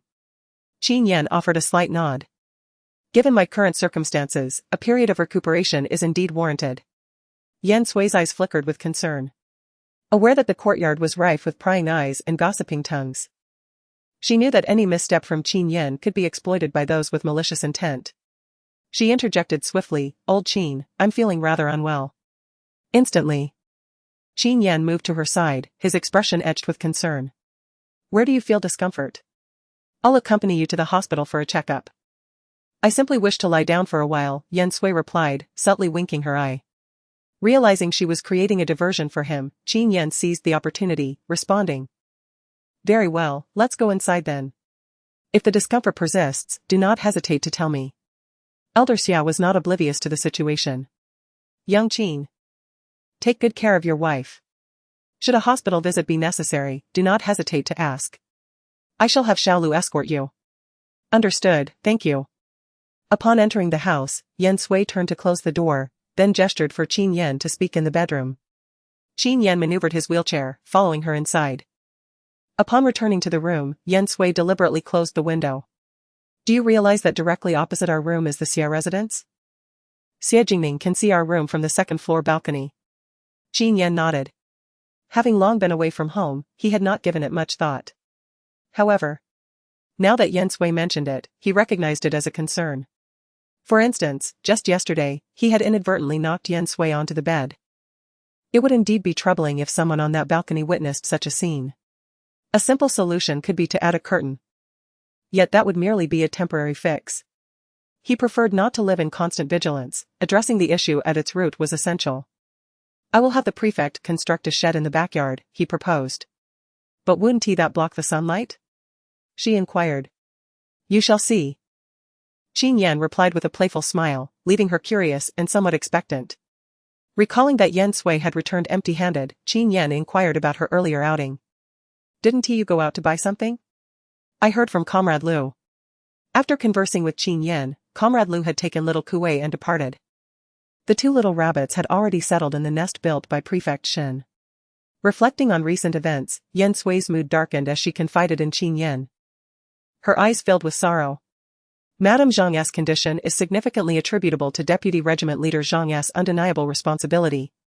What do you think? Chapter 60, assisting Madame Zhang. Yan Sui was eager to know how he would respond if he were faced with such dilemmas. Among the men she had encountered or was acquainted with, it seemed they all regarded a wife's inability to bear children as a grave sin. They were the source of women's misfortune yet remained oblivious to the need for self-reflection. I concur with your perspective. Qin Yan validated Yan Sui's viewpoint before articulating his own. I have never believed that the union of two individuals is solely for procreation. It should be rooted in mutual affection, reciprocal attraction, and shared growth. Undeniably, each of Qin Yan's words resonated deeply with Yan Sui. Nevertheless, she playfully jested, what about children? Is it acceptable to have none? Qin Yan responded with earnestness, let's leave it to fate. Let it unfold organically. But shouldn't we both strive towards it? Yan Sui inquired. In response, Qin Yan remained silent and maneuvered his wheelchair, stating, I'm going to the restroom. He presumed that Yan Sui desired children. A prospect he was currently incapable of fulfilling, fearing that further discussion might introduce fissures into their relationship.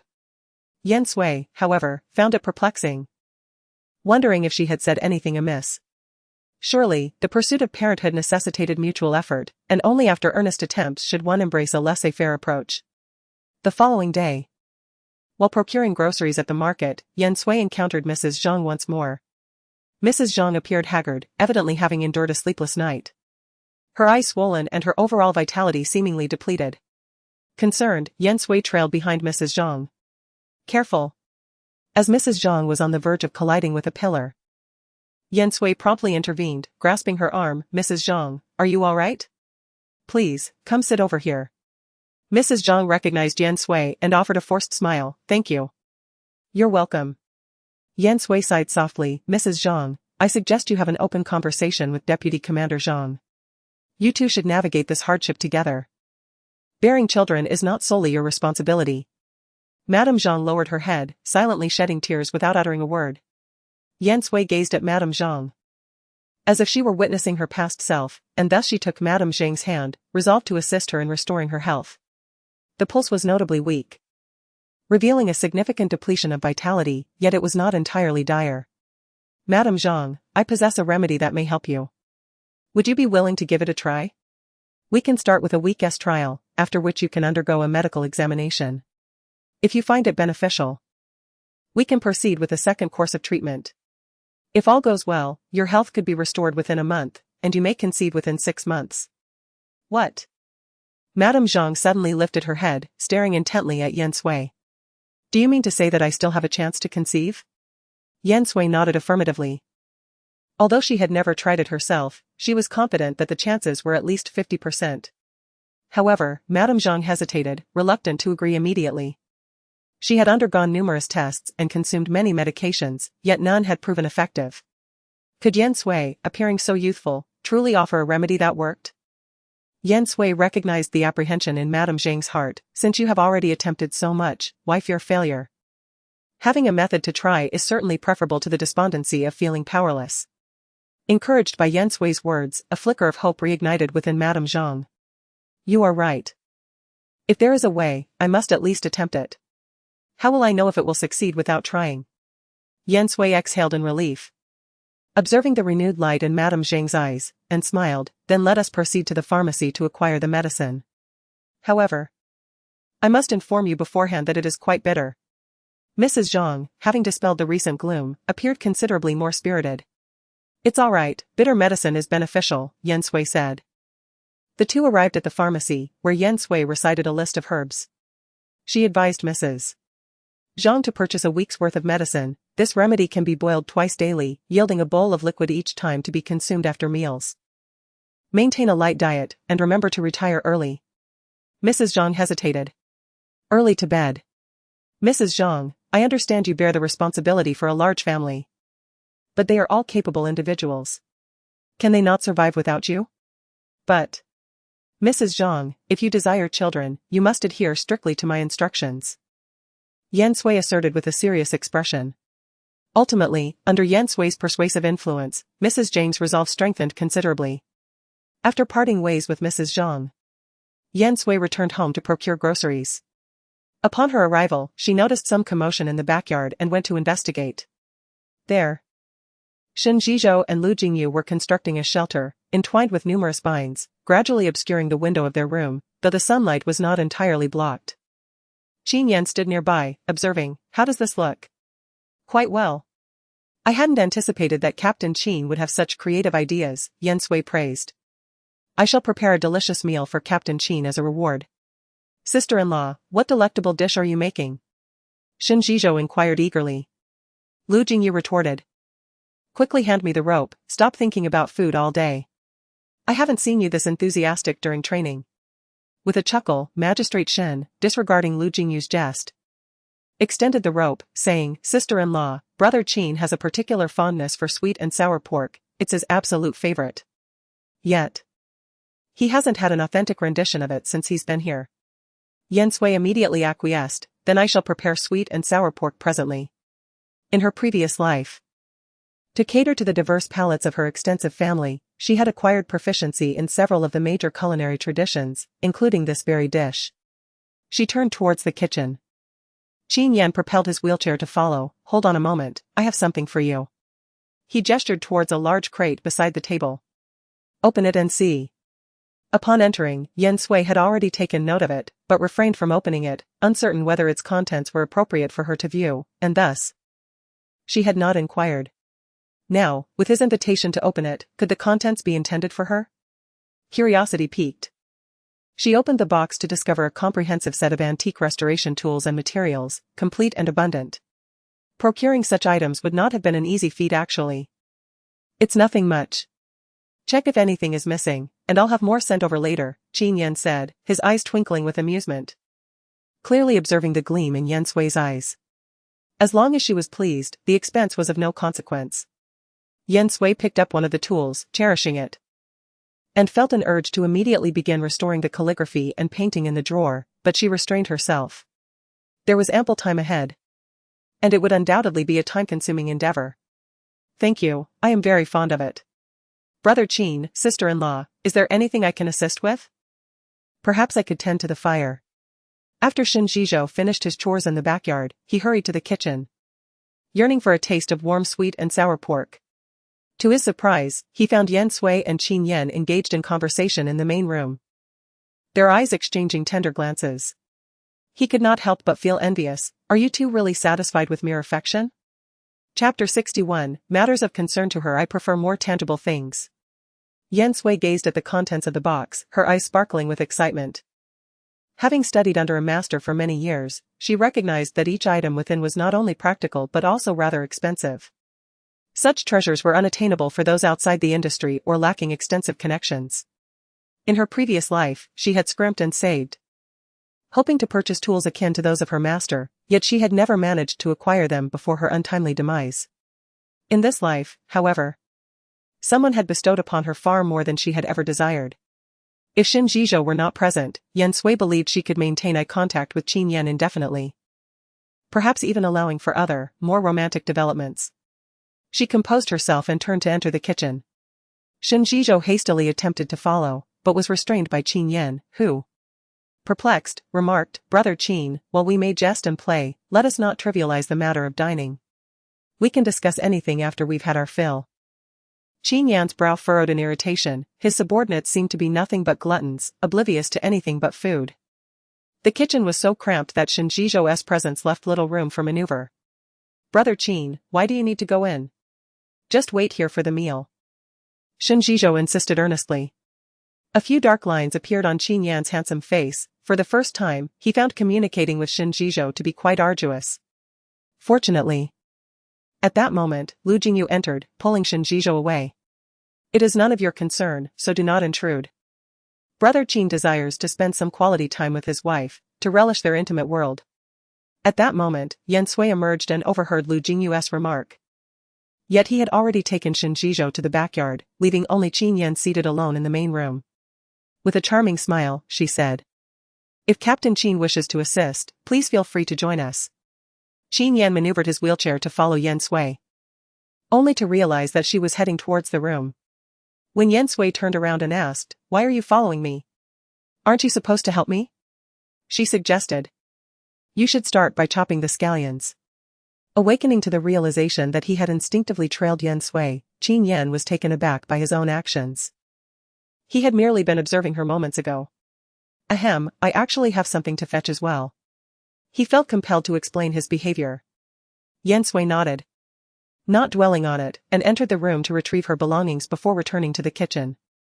Qin Yan lingered in the room for a moment, recalibrating his thoughts, before proceeding to the kitchen to assist Yan Sui. The 4 dishes and a soup were soon prepared. As the enticing aroma wafted through the air, Shen Zhizhou emerged from an obscure corner, standing outside the kitchen window with a goofy expression that resembled that of a playful husky. Brother Qin, sister-in-law, is dinner ready? He inquired eagerly. Yes, it is.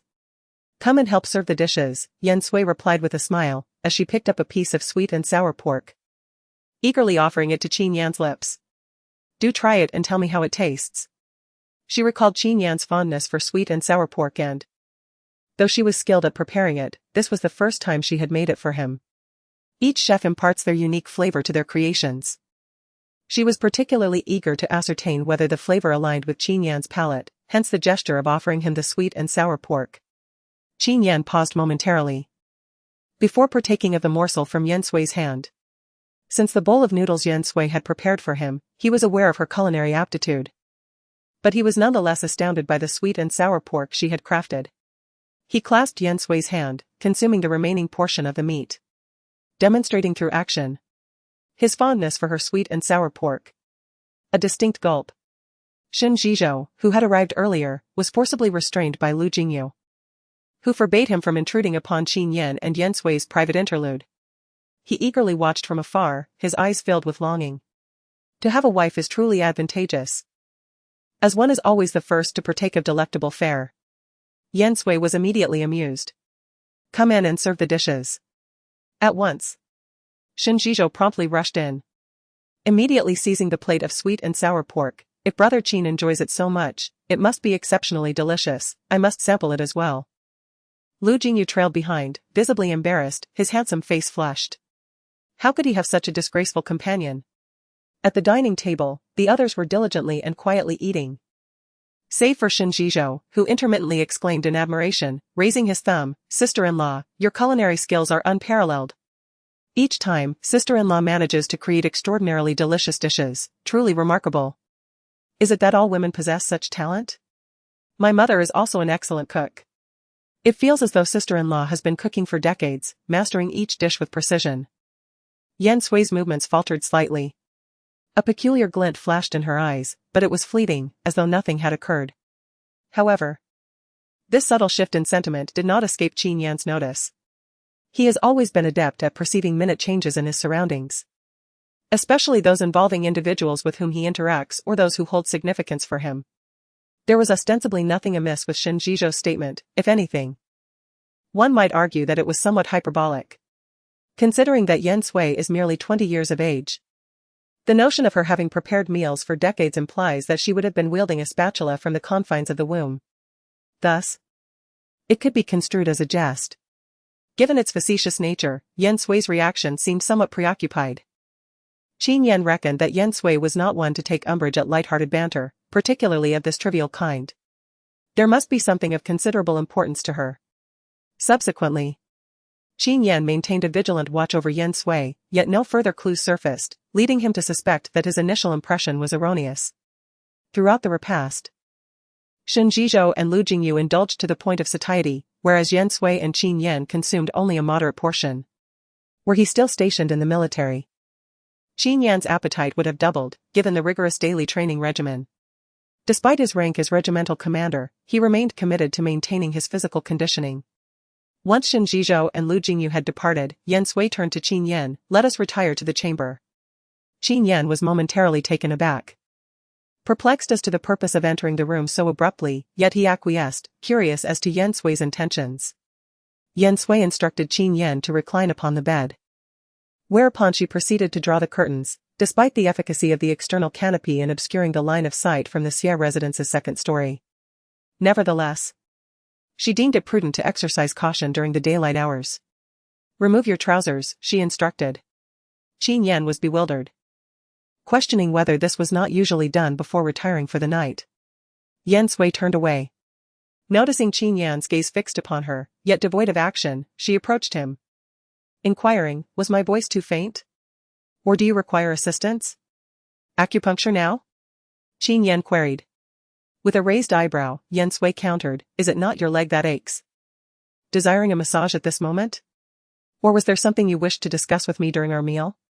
She discerned Qin Yan's attentiveness throughout their repast, leading her to await the departure of Shen Zhizhou and Lu Jingyu, surmising Qin Yan's reluctance to share in the presence of others.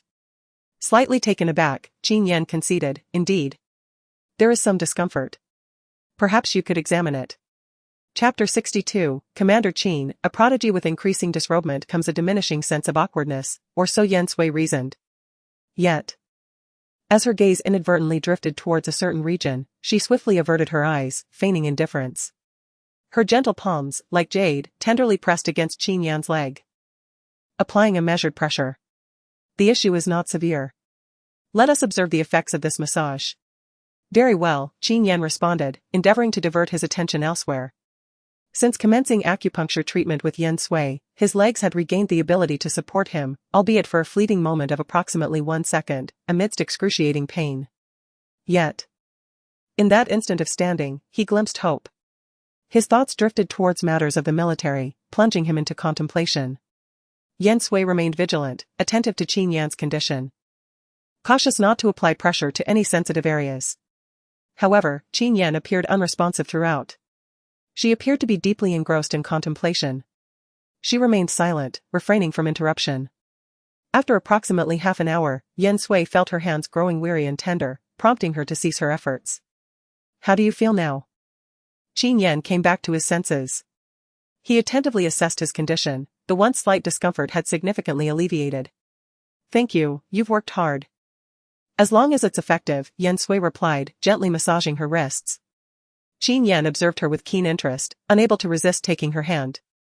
Discovering that her skin was remarkably soft and fair, her wrists delicately slender, and even her nail beds seemed particularly lustrous and charming. What's wrong? Yan Sui queried, puzzled.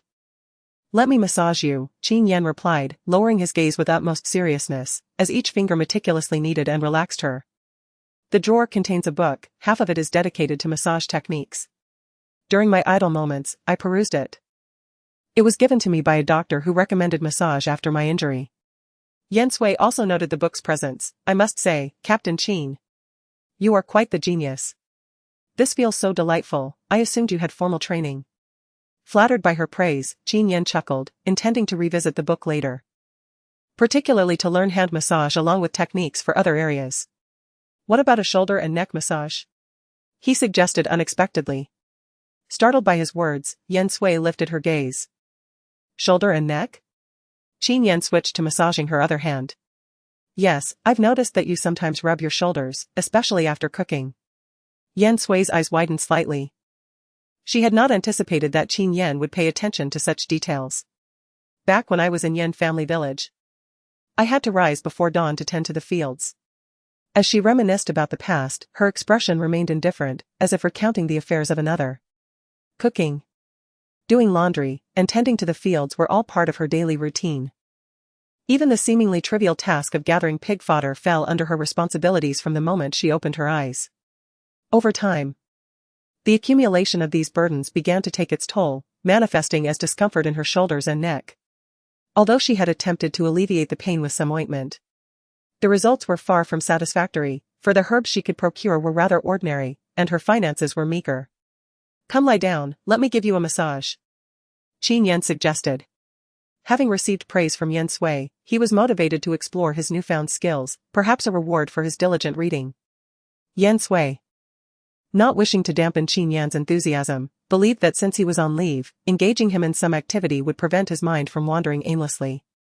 She lay on the bed, inquiring, is this all right? Yes, Qin Yan replied, sitting in his wheelchair, extending his hands to knead her shoulders, applying pressure to several key areas as instructed in his reading. Despite knowing Qin Yan was a genius, Yan Sui was taken aback by the immediate effectiveness of his technique. The first practical application yielded such delightful results. She felt a wave of comfort wash over her, almost lulling her to sleep. With her eyes closed, she sighed contentedly, That feels wonderful. Involuntarily, she let out a soft, delicate sound. In an instant, both were taken aback. Yan Sui's cheeks flushed crimson as she buried her face in her arm, unable to face Qin Yan, embarrassed by the pleasure that had escaped her lips. How could it feel so good that she produced such a sound? Qin Yan's gaze flickered, his dark eyes seemingly struggling to conceal something profound. Those instinctual, primal desires made his throat move up and down. A warmth enveloped his entire being, particularly when his large hand made contact with certain areas. Gliding down along Yan Sui's shoulder and neck.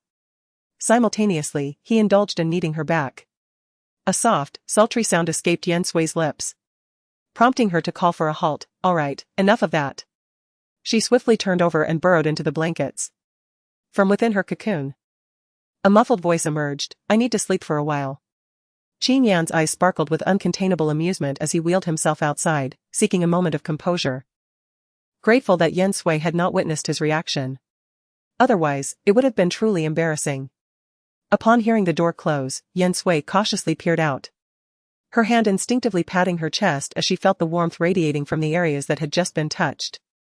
A tingling sensation coursed through her, igniting an insatiable yearning for more. She nestled back into the blankets. In her previous life, although Yan Sui had never engaged in any substantial relationship with Ren Ziqiao, she had overheard many discussions among the village's matrons. Despite their conservative nature, the women who had married and bore multiple children were unreserved when gathered together, often delving into topics of intimacy with abandon, leaving listeners blushing and their imaginations running wild. Some of the matrons would hurriedly return home to seek out their husbands, eliciting hearty laughter from their peers, and even Yan Sui, who sat nearby weaving shoes, found herself joining in the merriment. In those moments, it seemed that her greatest source of amusement and delight lay in such conversations. The smile on Yan Sui's face gradually faded. The allure of beauty is often vanquished by the harsh realities of existence, for their proportions are seldom equitable. Awakening from her midday slumber, Yan Sui detected a commotion emanating from the backyard. Drawing back the curtains, she beheld Qin Yan irrigating the vegetables he had cultivated for her. She arched her back, cradling her chin in her hand. Good afternoon, Regiment Commander Qin. Qin Yan turned, captivated by the resplendence before him. Sunlight enveloped Yan Sui, accentuating her exquisite features and alabaster complexion. Her raven tresses framed her face, accentuating her vermilion lips and dark, elegant brows, rendering her appearance strikingly radiant. The tableau resembled a masterfully rendered oil painting. Judging by their current growth, we should be able to partake of our homegrown vegetables in a fortnight. I also desire to cultivate pumpkins. Yan Sui mused earnestly, her voice as sweet and soft as if infused with cotton candy. Even inconsequential matters were rendered captivating by her dulcet tones. Qin Yan inclined his head slightly. Very well, I shall instruct Zhizhou to procure some pumpkin seeds later. Are there any other desiderata? Yan Sui gazed intently at the arbor entwined with verdant foliage. Pray tell, what is this precisely? Chapter 63, I'll bring you something delicious when I return. Yan Sui was unable to elicit an answer from Qin Yan, causing her to pout slightly. If you decline to divulge the information, I shall ascertain it myself. I shall venture forth and examine it meticulously. With that, she turned and hastened towards the backyard. In the blink of an eye, Yan Sui stood beside Qin Yan, beneath the arbor. In truth, I have surmised its nature, but I lack definitive certainty. Had Yan Sui's gaze not flickered momentarily, Qin Yan might have credited her assertion. He smiled brightly, saying, I knew Mrs. Qin must be quite intelligent, so I shall refrain from elaborating further. Yan Sui was momentarily speechless. She had intended to extract more information. It seemed that Captain Qin was indeed deserving of his reputation. She leaned closer to observe Yi Zi. There was a faint sense of familiarity, yet she could not quite place it. Is Comrade Yan Sui home? Upon hearing that voice, Yan Sui recognized it belonged to Director Chen Xiaofeng from the broadcasting station. She turned to Qin Yan and said, It's Director Chen from the broadcasting station. I will go see what she needs. Qin Yan maneuvered his wheelchair to follow her. As Yan Sui opened the door, she saw Chen Xiaofeng had parked her bicycle at the entrance. Director Chen, is there something I can assist you with? Due to the current task, Yan Sui had taken a half-month leave with Qin Yan's help. Initially, she had only planned to take a few days off, but as uncertainties arose, she extended her leave. Nevertheless, Qin Xiaofeng still required Yan Sui to write articles from time to time. The reason was simple: Yan Sui's writing was the finest in the entire broadcasting station. Captivating and widely appreciated.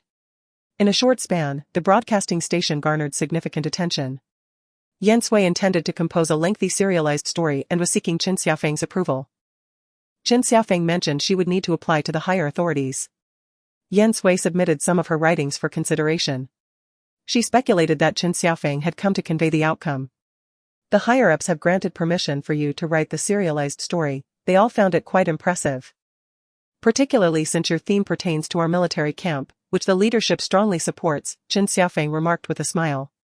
From the moment she laid eyes on Yan Sui, she sensed there was something extraordinary about her. Among her peers, Yan Sui exhibited the most maturity and composure. Yan Sui invited Qin Xiaofeng inside for a glass of water. At this moment, Qin Yan approached and greeted Qin Xiaofeng briefly, saying, "Director Qin." Qin Xiaofeng's eyes brightened. She had long heard of Qin Yan's esteemed reputation. After all, to ascend to the position of deputy leader at such a young age required not only skill but also substantial strength. Qin Yan had indeed achieved both. She smiled and nodded, replying, "Hello, Leader Qin." However, her gaze fell upon Qin Yan's wheelchair, and her expression shifted to one of regret and pity. Qin Yan's eyes flickered momentarily. Yan Sui noticed this change and gently massaged Qin Yan's shoulder, offering silent comfort and whispering, "Just trust me." In the past, whenever Qin Yan encountered such looks, he would succumb to despondency for an extended period, as if yet another weight had been added to his burden, stacking upon the previous stone, suffocating him. Fortunately, he now had Yan Sui by his side, who seemed to be gradually lifting the stones pressing down on him, allowing him to breathe once more and slowly regain his footing. Qin Xiaofeng took a sip of water and began discussing the recent developments at the broadcasting station. "Oh. By the way, Zhu Xiaoling has also taken an extended leave, so we have recruited another female colleague for the station, who possesses commendable writing skills. You will find out when you return." In truth, she wished to indicate that the newcomer's writing was inferior to Yan Sui's. Yet she refrained from voicing such sentiments. It would be unwise if those with ill intentions overheard and spread rumors, especially since she was the director of the broadcasting station. She could not lead in speaking ill of others. Upon learning of Zhu Xiaoling's extended leave, Yan Sui felt a twinge of concern. She had long suspected that something was amiss with Zhu Xiaoling, yet lacked the evidence to substantiate her doubts. Was there something troubling her family? It seems that her father fell from a tractor and broke his leg, while her mother, already in poor health, requires care as well. Consequently, she had no choice but to return to her hometown. Qin Xiaofeng sighed deeply, feeling immense sympathy for Zhu Xiaoling. Where is Zhu Xiaoling's hometown? It seems to be in Heilongjiang province, though she couldn't recall the details clearly. In any case, it requires several days of train travel to return. Qin Xiaofeng finished the water in her cup and stood up. There's no need to rush with this lengthy story. You can submit it in 2 days. I can come to collect it then, or if it's convenient for you to bring it to the broadcasting station, that works too. Yan Sui escorted Qin Xiaofeng to the door. Alright, I'll deliver it then. Riding my bicycle is quite convenient, so you needn't trouble yourself. Qin Xiaofeng had noticed the brand new female bicycle at Yan Sui's home earlier, feeling a pang of envy deep within her. How different it was from her own, which was a male model. Initially, it was presented as her dowry, and one would think a female bicycle ought to have been purchased.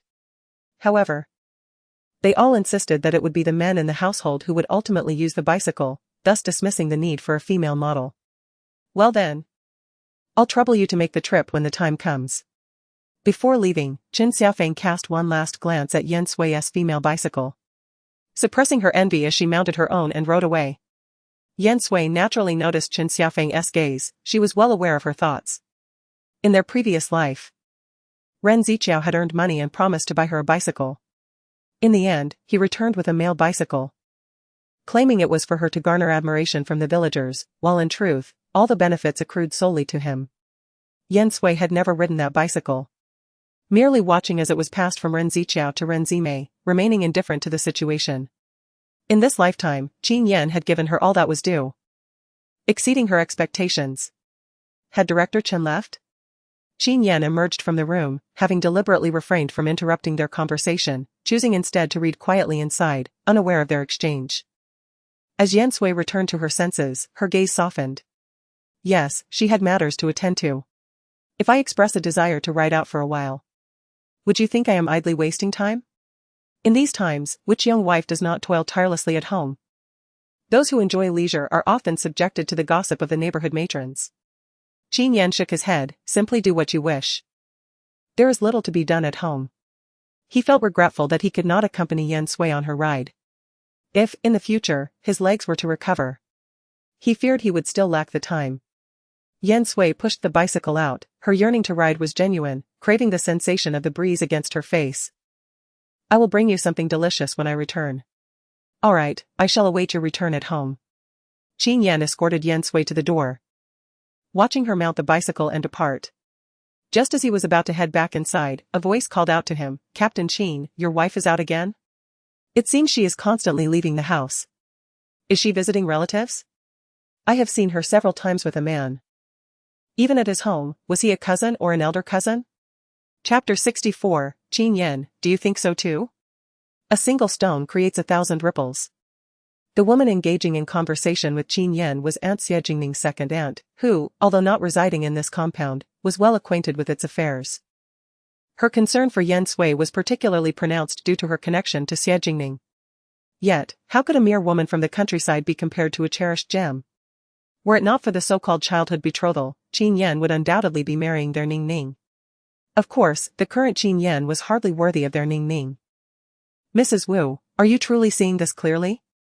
Be cautious with your words, warned one, as those who had witnessed prior events dared not question Yan Sui lightly, fearing that a careless remark might lead to their expulsion from the family compound. After all, trouble often arises from careless speech. Aunt Xie snorted disdainfully. I see everything with utmost clarity. You all tell me, she didn't go to the broadcasting station today, and she just rode out on her bicycle. It's not as if she needed to buy groceries in the morning. Where could she possibly be going? Don't return empty-handed later, at least put on a fayade. Aunt Xie had anticipated that many would rally to her side, given the Xie family's esteemed position within the compound. Each visit saw numerous individuals flattering and ingratiating themselves with her. To her surprise, however, no one echoed her sentiments. No one dared to agree. Why was the situation not as she had envisioned? A flicker of anger flashed in Qin Yan's eyes, his gaze towards Aunt Xie colder than a frozen lake. Aunt Xie. My wife has no relatives here. So I ask you one last time, are you certain you saw my wife enter the house with another man? A wave of chilling premonition washed over second Aunt Xie, causing her to shudder involuntarily. I saw a woman who bore a striking resemblance to your wife enter the neighboring alley, specifically the third house on the left. The neighboring alley? Someone interjected. When I arrived, I believe I saw Commander Qin's wife cycling in that direction. Second Aunt Xie's spirits soared as if she had been injected with adrenaline. See? I wasn't mistaken. Someone else witnessed it as well. In broad daylight, there's nothing to fear. A flurry of conjecture erupted among those present. Qin Yan's brow furrowed. While he undoubtedly trusted Yan Sui, the eyewitness account came from a notoriously honest member of the compound, someone incapable of fabrication. Consequently, the tide of opinion swiftly turned. Someone suggested that Qin Yan investigate the matter personally. Qin Yan's handsome face darkened with grim resolve. Now left with no alternative, he had to ascertain the truth for Yan Sui's sake. He raised his gaze, his eyes glacial. Anyone present is welcome to accompany me to uncover the truth. However, he cautioned, let me make this unequivocally clear, if second Aunt Xie, you are mistaken, no one will be able to shield you from the consequences. The unspoken implication was that even old Master Xie's intervention would be futile. Second Aunt Xie's heart skipped a beat, but she steeled her resolve. I absolutely cannot be mistaken. Let's proceed without delay, lest the deed be done.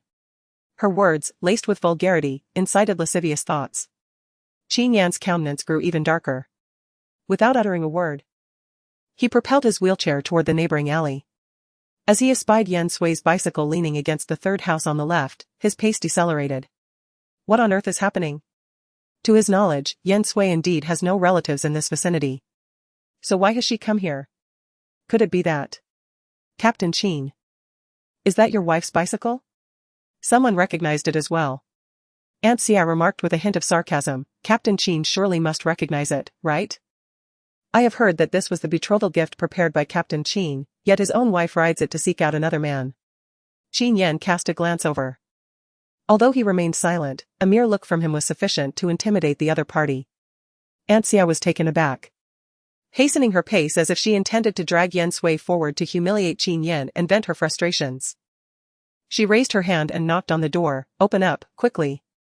After a while, someone answered the door. With a click, the door swung open, revealing a delicate visage that caught the attention of those present. It was indeed Yan Sui. Surprised, she gazed at Qin Yan at the entrance. "How did you know I was here? You wouldn't dare let Captain Qin know of your presence here, would you?" Aunt Xia breathed a sigh of relief, secretly grateful for her accurate assumption. "Captain Qin, did you not say that your wife has no relatives here? So how is it that she is currently here? Still doubting my words? She is indeed seeking out other men behind your back." The onlookers who had come to join the commotion also believed this to be the truth, murmuring amongst themselves. They thought it was something virtuous. Only to discover such a scandal. I had long suspected she was not a woman of virtue. Surely she must disdain Captain Qin for his disability and seek another man to fill that void. Listening to their chatter, Yan Sui finally grasped the situation. She wore a gloomy expression. "Qin Yan, do you share the same opinion?" The judgments of others held little significance for her, for she possessed the evidence to decisively refute those who slandered her. Yet Qin Yan was her confidant, the one with whom she intended to spend her life. How could he not believe in her? Qin Yan remained silent, instead inquiring, "First, explain why you are here." His faith seemed futile. It was the individuals present who required an explanation. Rumors could obliterate a person, drowning them in disgrace.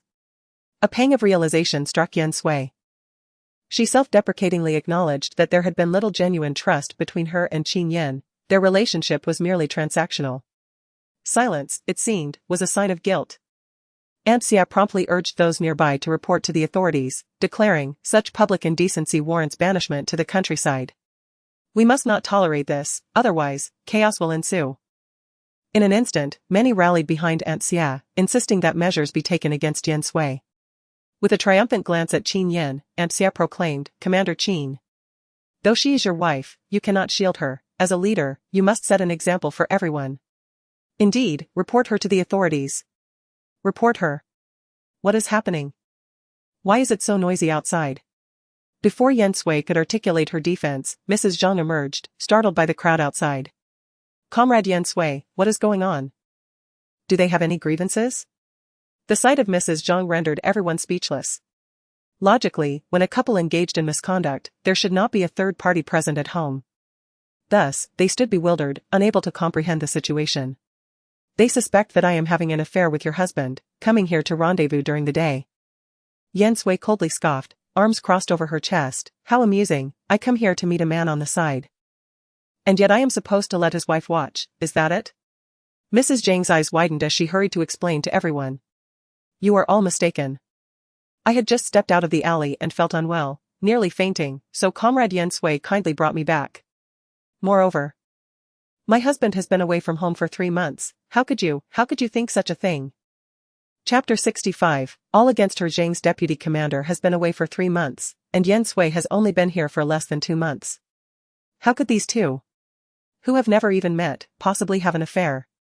That would be pure fantasy. The truth unveiled, Aunt Xia turned pale, but I truly saw the wife of Commander Qin entering and exiting with a man. Could it be that I have seen a ghost? Mrs. Zhang interjected, "You must have made a mistake. However, there has indeed been a young woman frequently coming and going from the house next door. She is the fiancée of their eldest son, and her figure is quite similar to that of Comrade Yan Sui." Realizing that she had indeed misjudged, Aunt Xia trembled in fear. Now, how could she rectify the situation? She quickly apologized, "I am sorry, Commander Qin, I must have seen it wrong. But I only meant well, fearing that you might be at a disadvantage. After all, in your current state, what woman would still be willing to marry you? Especially such a young and beautiful woman. Marrying her would only mean waiting for a ghost of a husband." In a moment of desperation, Aunt Xia blurted out everything that came to her mind. "I've watched you grow up, and I can't bear to see you being deceived. I was just overwhelmed with concern." Yan Sui's face was tense, and she remained silent, wanting to see what Qin Yan would say, considering their close relationship since childhood. Qin Yan said icily, "Aunt Xia, I already warned you before we came. Now you're slandering my wife and making a mess of things. You must bear the consequences." His words struck heavily in everyone's hearts. Aunt Xia was so frightened that her legs went weak, and she repeatedly begged for mercy, even bringing up the Xia family. She even sent someone to call old Master Xia, the only one who could save her now. However, Qin Yan's words filled her with despair. "I've already informed old Master Xia about this matter, but his absence indicates his stance." After saying that, Qin Yan ordered his men to take Aunt Xia away. Her cries of despair soon faded away in the alley. The others apologized one after another and quickly slipped away. Watching the crowd disperse, Yan Sui suddenly felt a little exhausted. She couldn't even remember how many times this had happened. It seemed that many people in the compound were deliberately targeting her. Separately, it seemed like nothing, but all together. "Commander Qin," Mrs. Zhang greeted Qin Yan hurriedly, "rest assured. Comrade Yan Sui has definitely not done anything to let you down. If I hadn't happened to run into her, I don't know what would have happened. Thank you so much, Comrade Yan Sui." "Thank you." Yan Sui snapped out of her thoughts and couldn't help but frown.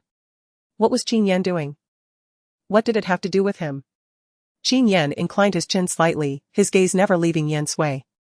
He said softly, "Little Sui. Are you finished with your work? I'll wait for you, so we can go home together."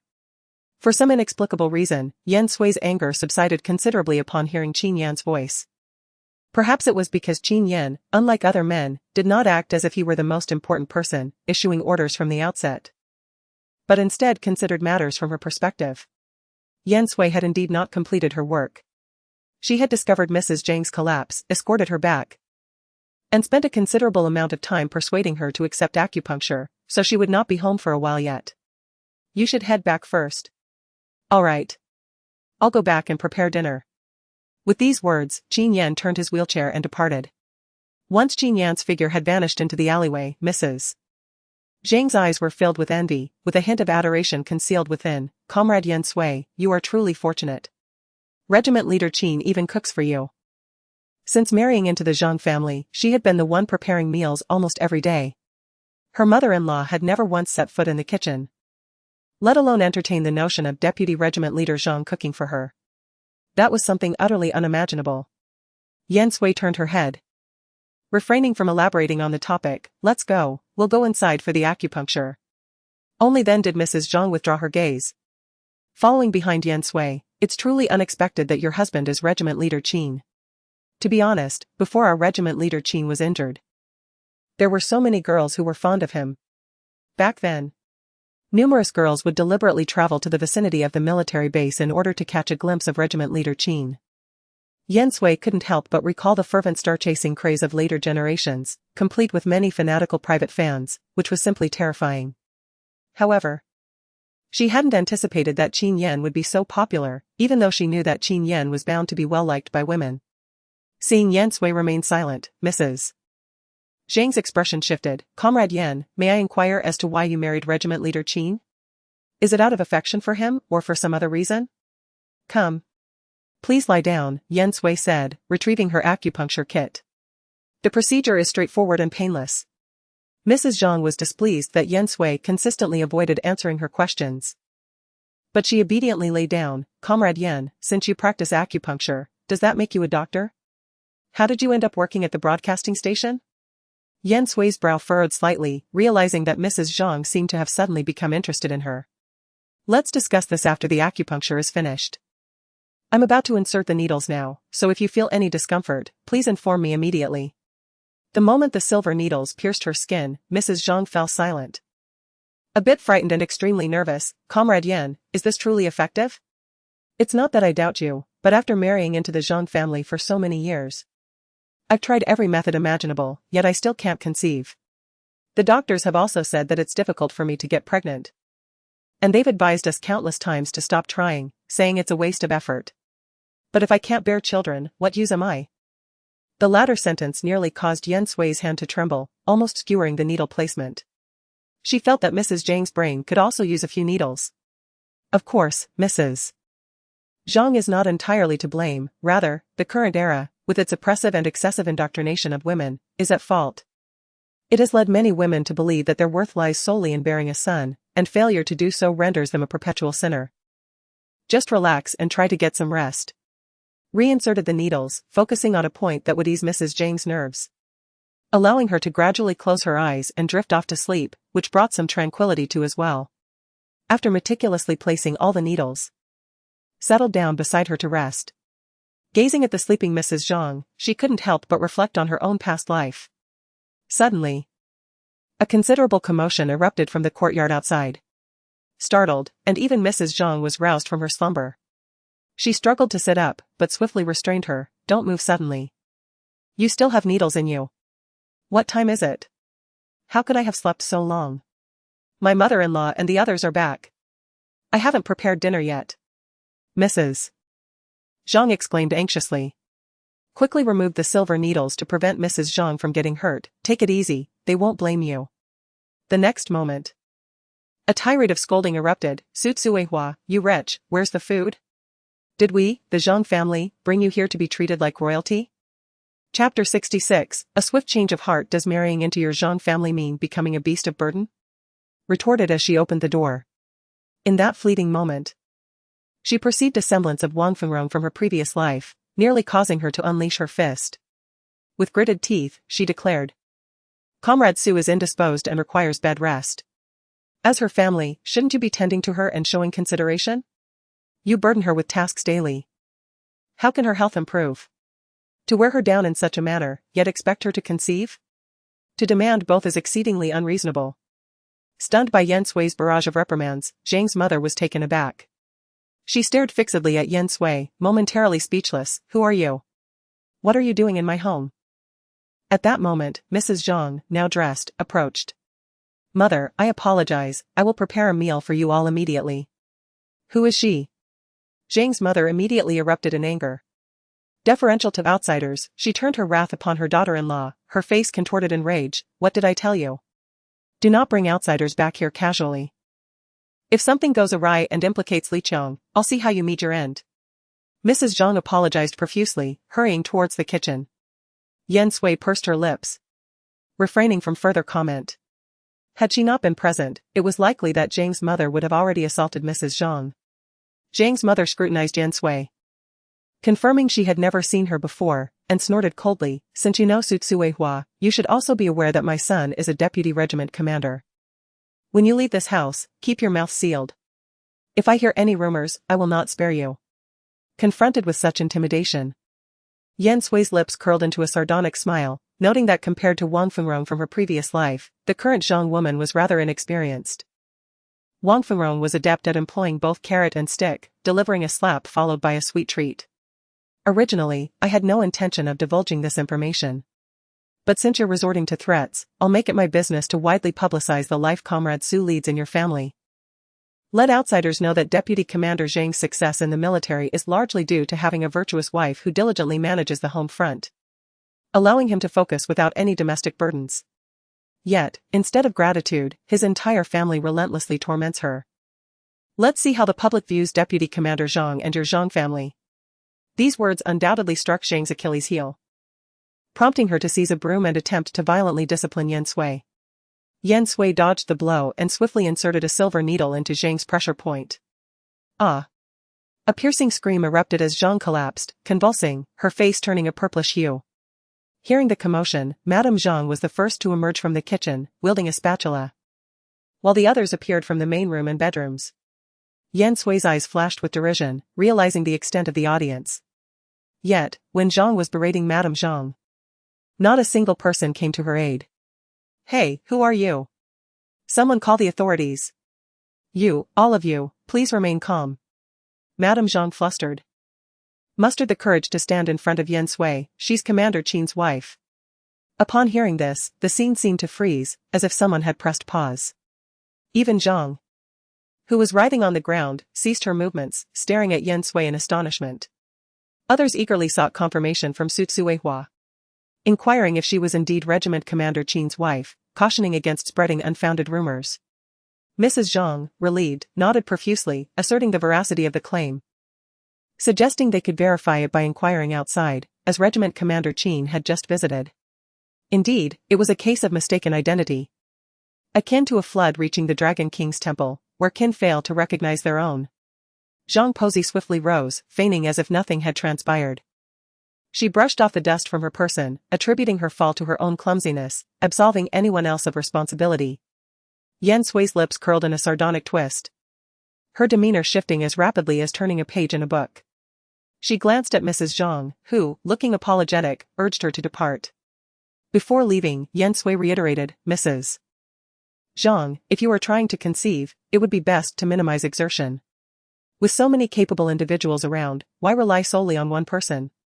She cautioned that such matters, if divulged, could significantly impact Zhang Liqiang's reputation as the deputy leader. Zhang Pozi and the others, intimidated, dared not utter a word.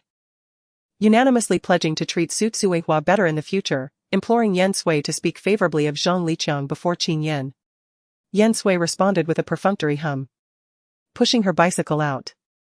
Zhang Pozi even escorted her to the doorway, and likely would have accompanied her all the way home had Yan Sui not demurred, leaving her speechless as she pedaled away swiftly. Upon arriving home, Yan Sui was greeted by the acrid scent of burnt rice. She hastened to the kitchen, where she found Qin Yan frantically attempting to salvage a scorched pot of rice, his efforts hampered by his confinement to a wheelchair. "Allow me." "You need not concern yourself with this," Yan Sui asserted, gently pushing Qin Yan aside. Observing Yan Sui's busy figure, Qin Yan yearned to assist, yet found himself unable to contribute, relegated to a position of helplessness that weighed heavily on his heart. If he were not in such a predicament, he would not have burdened Yan Sui with the task of cleaning up the mess. However, Yan Sui was too preoccupied to notice Qin Yan's sentiments. Her focus was solely on the tasks at hand. When she eventually turned around, Qin Yan's presence was no longer visible, but she dismissed the thought without further contemplation. Once the meal was ready, Yan Sui called out to Qin Yan to join her for dinner, only to discover him intently studying a diagram of human acupuncture points, accompanied by a book on massage techniques. This sight softened her heart. "Qin Yan, it's time to eat," she said softly. Hearing her voice, Qin Yan returned to reality. Yet he remained unhurried, jotting down key points in his notes. "Very well, after dinner, I shall give you a massage for your hands." He recalled how Yan Sui must have strained her hands while performing acupuncture on Mrs. Zhang. As Yan Sui recalled the events that transpired during Qin Yan's massage, her cheeks flushed. Let us eat first. My hands aren't that sore, really." "Wherever you think needs massaging is fine," she replied. "Let us discuss this later." With her face still burning, she turned to leave. Qin Yan let out a quiet sigh of relief. He had genuinely sensed Yan Sui's earlier anger, feeling as though she thought he did not trust her. Fortunately, her ire seemed to have subsided. Yet, he remained uncertain whether Yan Sui truly bore no ill will. He resolved to test the waters later, intent on clarifying their misunderstandings to prevent any rifts in their relationship. Over supper, Yan Sui inquired about second Aunt Xia. "As she hails from the Xia family, won't your handling of her stir discontent with Elder Xia? The Xia family is at fault, Elder Xia will have no objections." Qin Yan placed a morsel of meat on Yan Sui's plate. "I shall submit a report to the commander and we shall hold a belated wedding banquet at the state-owned hotel." Chapter 67, a peculiar dissonance. This sudden proposition caught Yan Sui off guard, yet considering the series of events, she comprehended Qin Yan's intention. However, she demurred. "Let us postpone the wedding banquet until a more opportune moment.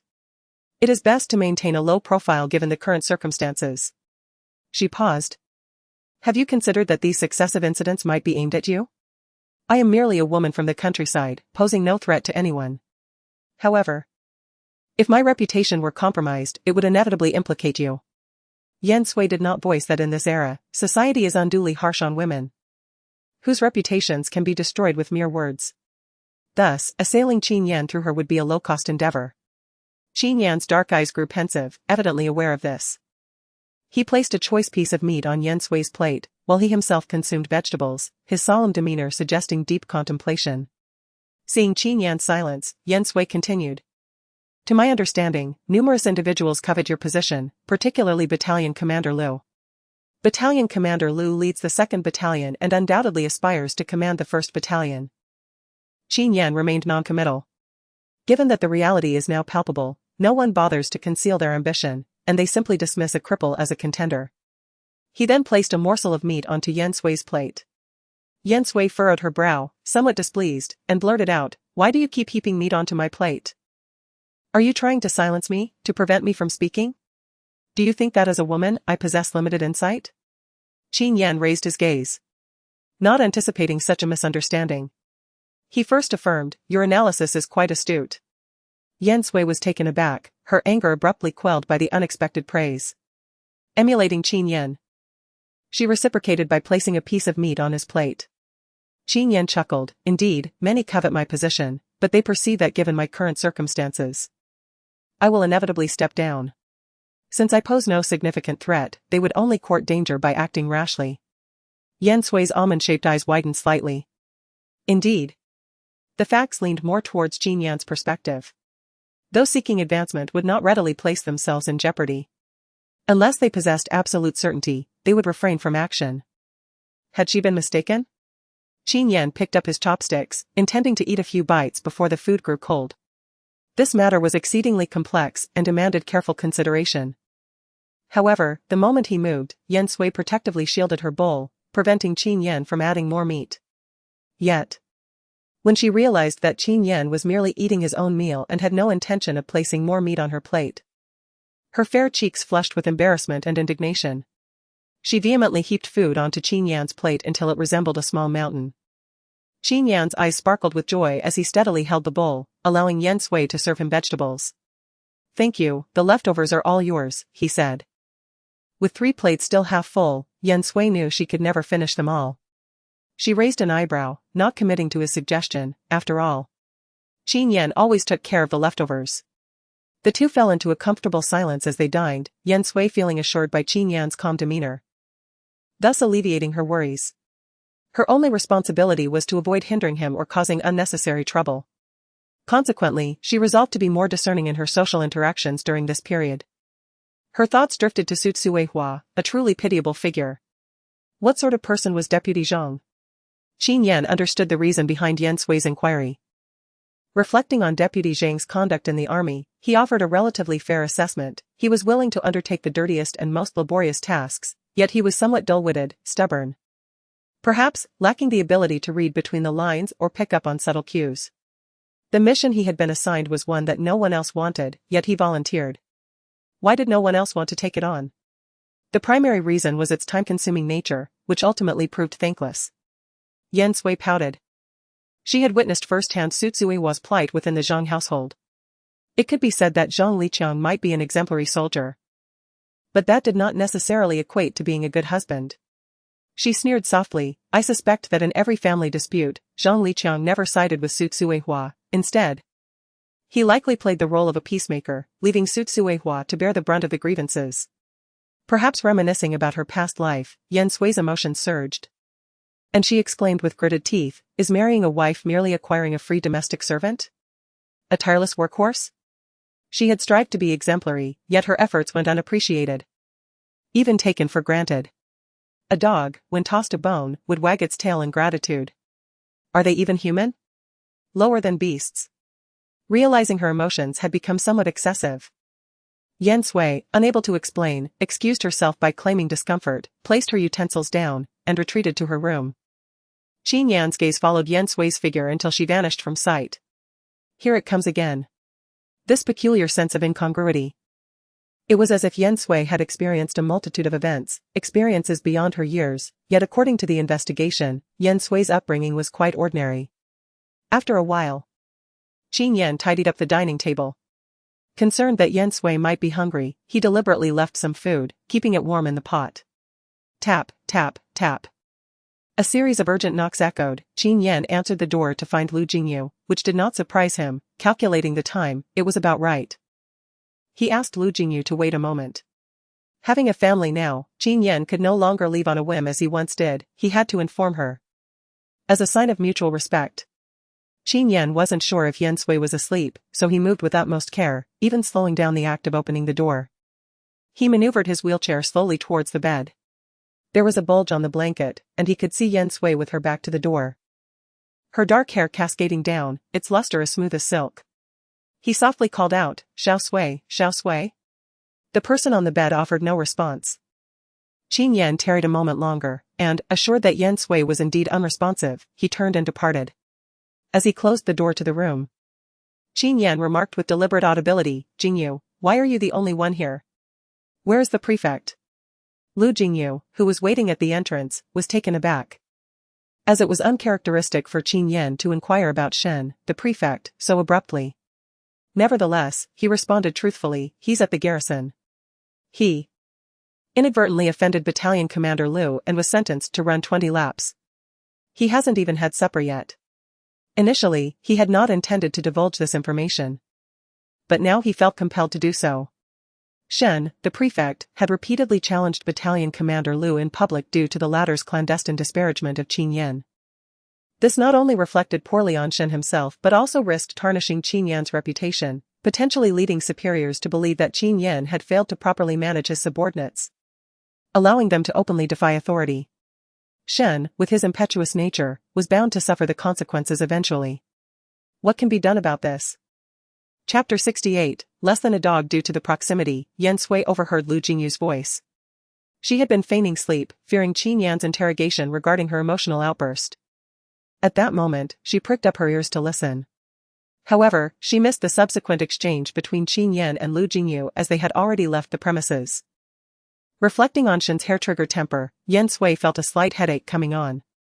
After all, Shen was considered to be one of Qin Yan's closest associates. Should Shen's conduct be criticized, it would inevitably reflect on Qin Yan, leading people to believe that Qin Yan had instigated Shen's actions. It was entirely possible that some individuals were already scrutinizing Shen. Awakened from her slumber, Yan Sui sat upright, finding herself devoid of sleep. Especially with the current disarray of affairs. Her stomach rumbled audibly. She rested her forehead in her hand, realizing she had been preoccupied with speaking and had neglected to eat, making hunger inevitable. Considering Qin Yan's seemingly boundless appetite, Yan Sui surmised that he had likely consumed all the leftovers, driven by his principle of avoiding waste. Contemplating preparing some noodles, Yan Sui entered the kitchen only to discover a piece of firewood burning in the stove. She promptly lifted the pot lid, revealing the remaining dishes still warm, which stirred a sense of warmth within her. It was undeniable that Qin Yan's attentiveness was remarkable for a man of his stature. After her meal, Yan Sui considered visiting Su Tsuehua, who resided in the adjacent alley. Opting for a leisurely walk instead of cycling, she soon encountered Xie Jingning, proving the adage that adversaries often cross paths. Xie Jingning was accompanied by another man. Yan Sui was taken aback, recalling that Xie Jingning had been previously protected by someone. Though she couldn't recall his name, nor did it hold any significance for her. Upon noticing Yan Sui, Xie Jingning promptly distanced herself from her companion, indicating a clandestine relationship. The man's eyes lit up as he noticed Yan Sui, clearly surprised by her refreshing beauty, and instinctively moved towards her. However, a glare from Xie Jingning jolted him back to reality. "Greetings," Yan Sui offered with a polite nod. Taking this as encouragement, the man pressed on. "May I inquire as to your name? Do you reside in the same compound as Ningning? I observed you exiting from within, yet I don't recall having seen you before." "My husband is Qin Yan, the regimental commander," she replied. Yan Sui's expression was frigid. "Surely you are aware of the esteemed reputation of Captain Qin, which resonates like thunder." The other party was momentarily taken aback, instinctively retracting his demeanor. However, upon recalling that the current Qin Yan was merely a frail individual confined to a wheelchair, he smirked. It is unfortunate that Captain Qin was grievously injured while on a mission. What a pity indeed, it was more a manifestation of schadenfreude. Yan Sui's gaze sharpened, her eyes reflecting a glacial clarity. "So you are aware that Captain Qin sustained his injuries in the line of duty. Yet your tone and expression reveal not an ounce of respect or reverence for him. Do you possess no sense of shame in your humanity? Are you truly incapable of gratitude?"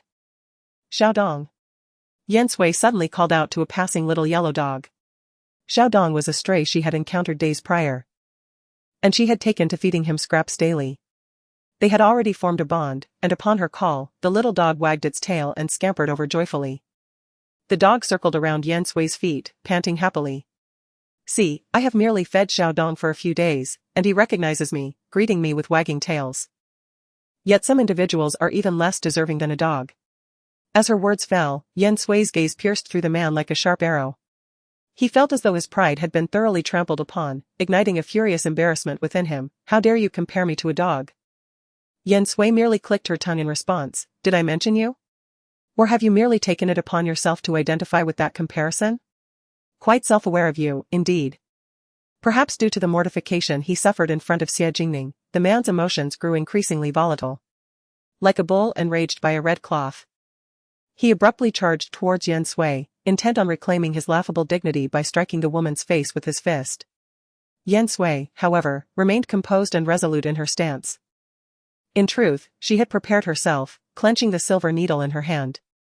Xie Jingning, who had been observing from the sidelines, assumed that Yan Sui was paralyzed with fear, and inwardly sneered, believing that Yan Sui deserved a sound thrashing. Yet, in the next instant, it was not Yan Sui who fell. The man collapsed to the ground, stirring up a cloud of dust, which caused Yan Sui to recoil slightly, waving her hand in front of her nose. TSK, she remarked, this is far too feeble. Comrade Xia should be more discerning when choosing a partner, this one is not as impressive as the last. Having uttered these words, Yan Sui ceased wasting her time with the pair and proceeded forward, brushing past Xie Jingning. Xie Jingning remained in a state of utter astonishment, unable to believe the outcome. How could this be? What exactly had transpired? Hearing the groans of agony emanating from the man on the ground, Xie Jingning suppressed her inner revulsion and stepped forward to inquire, Ming, are you all right? What did she do to you? Xing Ming clutched his arm in agony, struggling to sit up. He pondered meticulously, yet he could not fathom what Yan Sui had done to him. All he knew was that his arm had suddenly felt as if it had been struck by a firearm, and he had yet to recover. Perhaps, he stammered. I simply lost my balance and fell. Regardless, he could never admit to being felled by a petite woman, if word of that were to spread. Where would his pride be? Without a word, Xie Jingning examined Xing Ming's sleeve with meticulous attention, oblivious to the propriety between genders, causing Xing Ming to blush, under the impression that she was expressing concern for him. After a moment, Xie Jingning discovered a red spot on Xing Ming's arm, a mark left by a needle. She pressed down on it forcefully.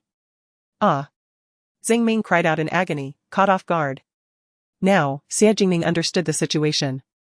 Her expression turned grave. And without regard for Xing Ming, who was still sitting on the ground, she hastily rose and rushed home. She needed to inform her grandfather about this matter immediately. This country bumpkin from the village was far more capable than they had imagined. Even seasoned veteran doctors of traditional Chinese medicine would likely be incapable of accurately inserting a needle into a person's pain point in such an emergency. Yet Yan Sui had accomplished it. This was truly terrifying. Xie Jingning ran in haste, her mind filled with the image of Yan Sui's swift, elusive movements. Despite watching with both eyes, she had seen nothing. Grandfather! Old Xia, who was sipping tea, frowned in displeasure. He had been quite unhappy with Xie Jingning's recent behavior, which had caused him to lose face and made him reluctant to go out. In such a fluster, what a disgrace. Normally, Xie Jingning would have been displeased, but she was too preoccupied to care. Catching her breath, she quickly recounted the events to old Xia. Clang! A delicate porcelain teacup slipped from old Xia's hand, shattering on the floor. Chapter 69, An unexpected encounter with Ren Ziqiao. Yan Sui remained oblivious to the considerable attention her recent altercation with Xing Ming had garnered. She had arrived at Su Tsuihua's doorstep, where she could hear a cacophony of harsh words emanating from within. Without exception, the voices were filled with vitriol directed at Su Tsuihua, laced with commands that suffocated the air. Our family, the Zhangs, has truly suffered generations of misfortune to have married such a barren hen. What use are you if you cannot bear children? You are merely a drain on resources. Consuming and consuming. Why don't you just starve to death? Your work is increasingly inept, and now you require money for medicine.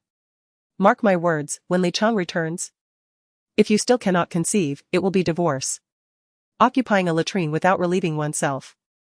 Bang, bang, bang. Yan Sui knocked on the door, but no one responded. So she resorted to pounding on it. At that moment, a man appeared behind her.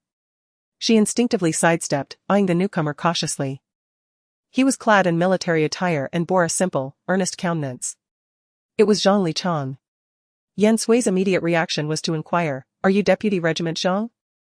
Zhang Lichang surveyed her before replying, "Yes, and you are?" Just then, Su Tsuehua approached the door. Her hair was disheveled, and her clothes appeared to have been torn, suggesting she had endured a beating from old lady Zhang. Upon seeing Zhang Lichang, her eyes brimmed with tears of grievance. "Lichang, you've returned," she choked out. Li Chang's return prompted a jubilant commotion from old lady Zhang and others, who rushed over to welcome him, unceremoniously shoving Su Tsuehua aside. They surrounded Li Chang as he entered, showering him with inquiries and expressions of concern, clearly delighted by his presence. At first glance, it appeared to be a picture of a loving and harmonious family. That is, if one were to disregard Su Tsuehua, who had been relegated to the sidelines and utterly ignored. Yan Sui, her countenance grave, approached and assisted Su Tsuehua, asking, "Are you all right?" Su Tsuehua, seemingly only then becoming aware of Yan Sui's presence, offered a strained smile. "I apologize for making you witness such a spectacle. Now that my husband has returned, it's not convenient for me to entertain you. Perhaps you should head back for now."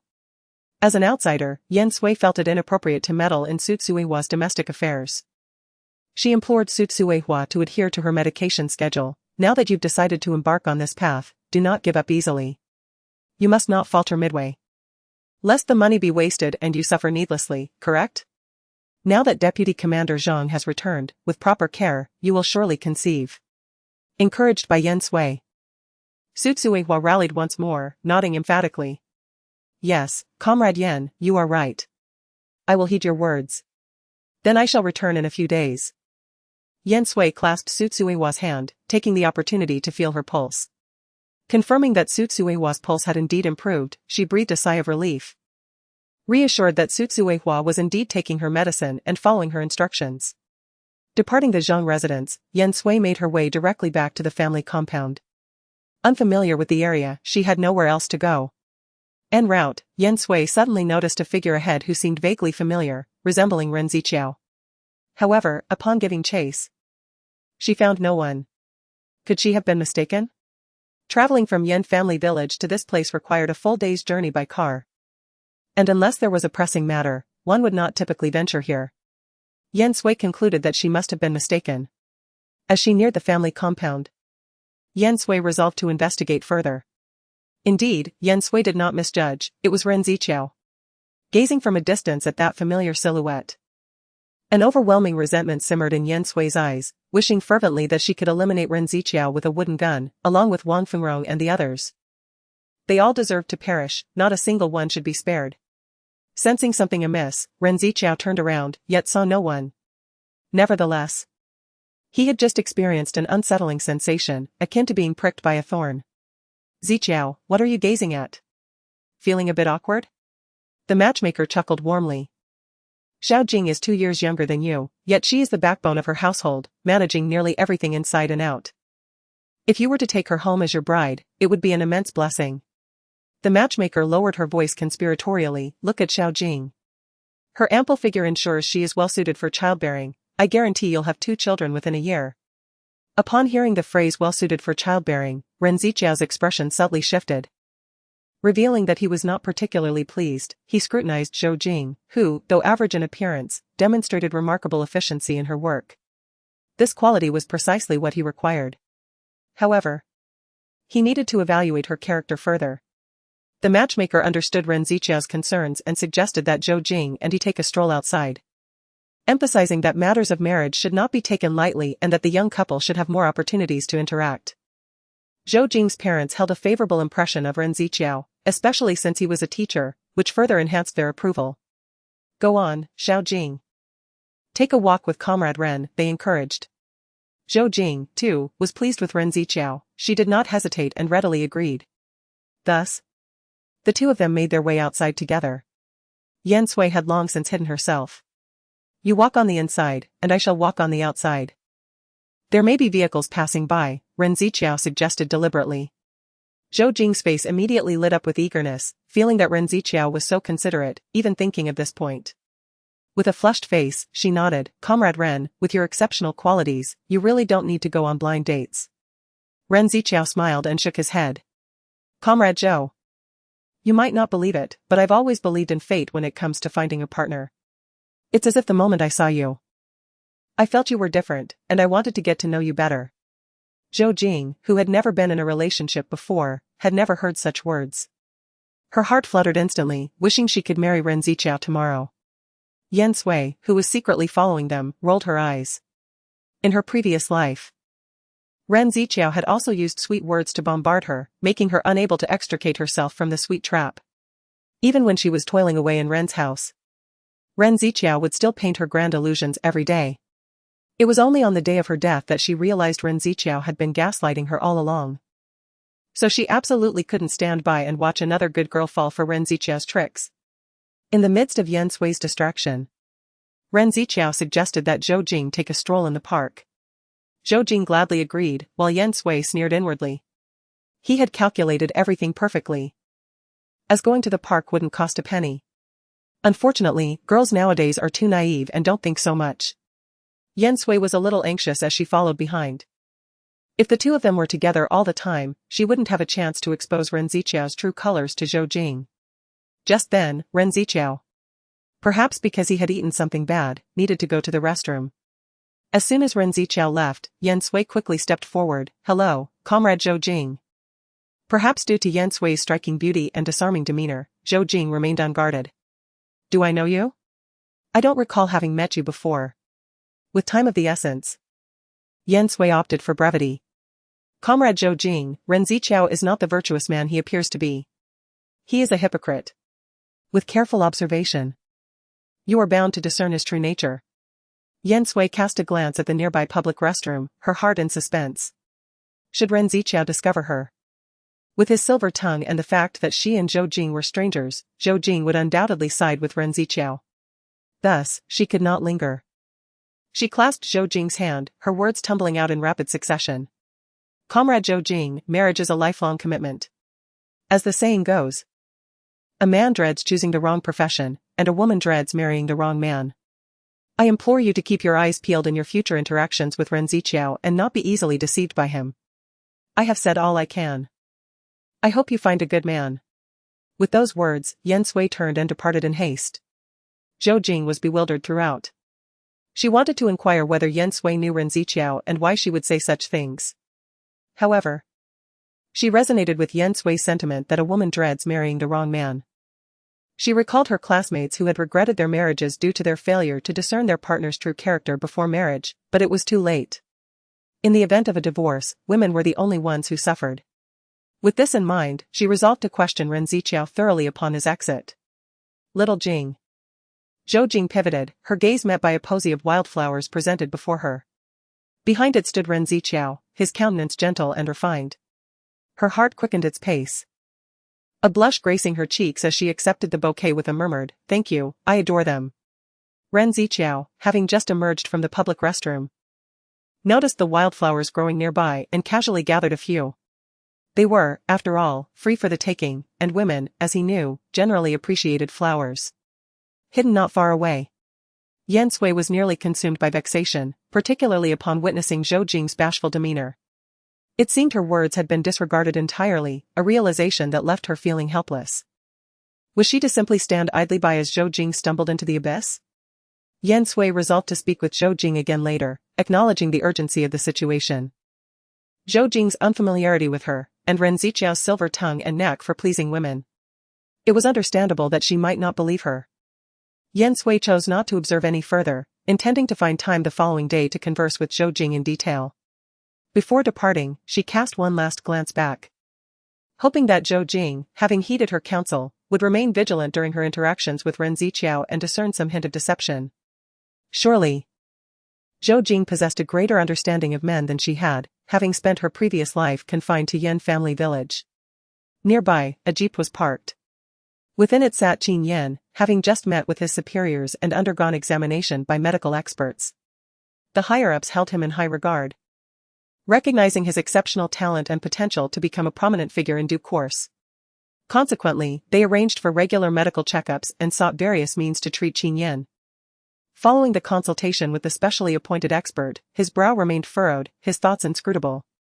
With a serene countenance, Qin Yan displayed none of his former preoccupation with the answer. Even Lu Jingyu remained composed, while Shen Zhizhou was visibly anxious. "Esteemed expert Wang, what is the current prognosis for our commander?" Has there been any amelioration in his condition?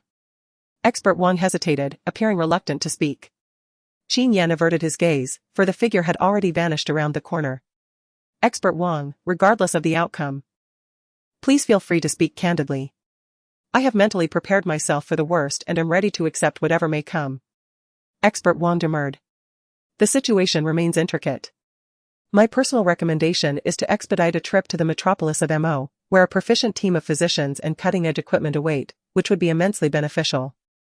The elder statesman had proffered similar advice to Qin Yan in the past. However, having consulted numerous physicians and witnessed his hopes dwindle, he had demurred. Unable to withstand the harsh blows of reality, as each doctor had declared his paralysis irreversible. Furthermore, he had imperative duties that necessitated his attention for deployment and research. Qin Yan lifted his eyes, his dark pupils profound and still, like an ancient well devoid of any ripple. I shall contemplate it. Expert Wang nodded effusively. Your willingness to reconsider is heartening. Even if absolute certainty eludes us, we must not relinquish even the faintest glimmer of hope. Let us venture forth. For success may yet be within our grasp. Lu Jingyu, who was at the helm, pursed his lips, casting a worried glance at Qin Yan in the rearview mirror. Shen Zhizhou interjected, offering his counsel. Brother Qin. Commander Qin, I concur with Expert Wang's assessment. Regardless of the outcome, we must pursue every avenue. A miracle may yet transpire. Let us stop here, Qin Yan suddenly interjected. You need not accompany Expert Wang to the train station. Lu Jingyu gradually brought the jeep to a halt at the roadside, alighting to retrieve the wheelchair. Shen Zhizhou, somewhat slow to comprehend, instinctively moved to assist. Yet was halted by a mere glance from Lu Jingyu. They stood in place, watching Qin Yan depart into the distance. Shen Zhizhou felt a wave of anxiety. Ever since the incident involving Qin Yan, he had scarcely ventured out alone. No, I must follow. What if something were to befall Brother Qin? How could I possibly explain that to the superior? Rest assured, Brother Qin will be fine, Lu Jingyu assured him, firmly pressing down on Shen Zhizhou's shoulder. Giving it a slight pinch. The unexpected pain made Shen Zhizhou yelp. Lu Jingyu smirked. You haven't been training diligently of late, have you? No wonder Captain Lu has been punishing you. It's as though you're being trained like a dog, bringing disgrace upon Brother Qin. At the mention of the punishment from Captain Lu, Shen Zhizhou grimaced. He is deliberately targeting me. Yet you still seek his approval. How foolish of you. What will the members of the 2nd and 3rd regiments think of our 1st regiment? What will they think of Brother Qin? I believe you would be better suited to the 2nd regiment. Hey, you. Get in the car, don't delay Expert Wang's train. Had Lu Jingyu not reminded him, Shen Zhizhou might have forgotten that Expert Wang was waiting inside the vehicle. He hurriedly climbed back in. They could not afford to neglect him. Meanwhile, Yan Sui, after leaving the park, realized she had become hopelessly lost. Since arriving here, her excursions had been limited to the family compound, the broadcasting station, or trips to buy groceries. She had scarcely ventured anywhere else. Had it not been for the pursuit of Ren Ziqiao and Zhou Jing, Yan Sui would not have ventured to the riverside park. She would have needed to inquire for directions. Unfortunately, the few individuals Yan Sui approached for guidance were oblivious. Just as she found herself at a loss, she turned and spotted a vendor selling roasted corn, her stomach grumbling in response. She decided to purchase an ear of roasted corn, intending to address her hunger before contemplating her next move. Surely, a person of her stature could not possibly lose her way home. The mere thought was laughable. Seated by the roadside, she took a bite of the roasted corn, instantly enveloped in its delightful aroma. It was exquisite. Her cheeks puffed out like a little hamster enjoying its meal, a sight so endearing that passers-by couldn't help but steal glances. Yet, those glances were fleeting. For interactions between men and women remained rather restrained at that moment, deterring prolonged scrutiny. However, a few unsavory characters lingered, casting lecherous looks her way. Chapter 71, A Shortcut. Yan Sui felt no apprehension. The street was bustling with people. She resolved to finish her corn before seeking directions again. Confident she would find her way home, she acknowledged that she ought to explore more and familiarize herself with the surroundings. Yet, wandering alone offered little appeal. And she pondered whether Qin Yan would be willing or available to accompany her. The thought of Qin Yan weighed heavily on her mind. Particularly due to the incident involving Su Tsuehua, stirring emotions she struggled to contain. She feared Qin Yan might perceive her turmoil, leaving her at a loss for explanation. After all, her acquaintance with Su Tsuehua was recent. It seemed excessive to feel such intense anger and empathy. A discerning individual would certainly find it rather peculiar. However, it was essential to remember that Qin Yan was no ordinary person. Recalling the moment she lost control, Yan Sui lifted her gaze to meet Qin Yan's probing eyes. An encounter that still left her with lingering unease. She felt as though no matter what kind of demons or specters might exist, they would all be exposed before Qin Yan. With her heart in turmoil, Yan Sui was completely unaware that several petty thugs were trailing her, observing their surroundings and exchanging glances from time to time. These individuals appeared to be seasoned criminals, well coordinated in their actions. One auntie, wanting to offer a warning to Yan Sui, was intimidated by them and immediately turned to head home in fright. After wandering aimlessly for a while, Yan Sui managed to clear her mind of her frustrations. She then considered asking passers-by for directions back to the family compound, confident that she must be quite close. Suddenly, Yan Sui paused. She noticed an alleyway nearby. Looking up, she spotted a persimmon tree in the distance, still adorned with a red ribbon. Could that not be the very persimmon tree in their compound? Precisely because of the red ribbon tied to it, Yan Sui had paid particular attention to it, never expecting it would now serve as a guide back home. Elated, she chose to take the shortcut. Just beyond the alleyway lay the family compound. Yan Sui eagerly stepped into the alley, only to sense that something was amiss. A figure suddenly appeared ahead, standing there with clearly malicious intent. Turning around, she discovered that two more individuals had materialized behind her. They advanced towards Yan Sui, their faces displaying lewd grins. TSK, this little lady is quite something up close. Hey, why don't you have some fun with us, beautiful? Yan Sui's expression darkened, and the silver needles concealed in her sleeves were at the ready. Tell me, she challenged. If I were to scream right now, do you think no one on either side would hear? It was unexpected to see Yan Sui so composed and calm, leaving the few teenage delinquents momentarily stunned. They found themselves in a dilemma, torn between retreat and reluctance to abandon their intentions. A thought crossed Yan Sui's mind: you are still young, why tread the path of crime? Is a fleeting moment of pleasure worth sacrificing a lifetime? If I don't return to cook soon, my entire family will undoubtedly come looking for me. Ah Yan Zi. Someone was calling out from outside. Yan Sui promptly replied. I'm here. The delinquents were instantly thrown into disarray, their courage dissipating as they fled the alley. Yan Sui exhaled in relief but remained vigilant. The voice she had just heard belonged to a man, a rather coincidental occurrence. She quickened her pace, moving ahead. Suddenly, a series of anguished cries pierced the air. Yan Sui recognized the voices of the very delinquents from before. What had transpired? After a brief moment of hesitation, she decided against intervening. What if trouble followed her? To meddle in affairs not her own, one must first ensure their own safety. Tension gripped her as she hastened her steps. Upon exiting the alley, she noticed numerous workers finishing their shifts, and her anxiety began to ease, dissipating the chill that had enveloped her moments earlier. Madam Qin, you have returned, greeted the security guard at the entrance of the residential compound. With a sense of relaxation washing over her, she recalled the earlier cries. Ignoring them was not an option. Despite their misdeeds, those youths were still young and deserving of a chance for redemption. She instructed the guard to accompany her back to the alley to assess the situation. No longer, they have all been apprehended.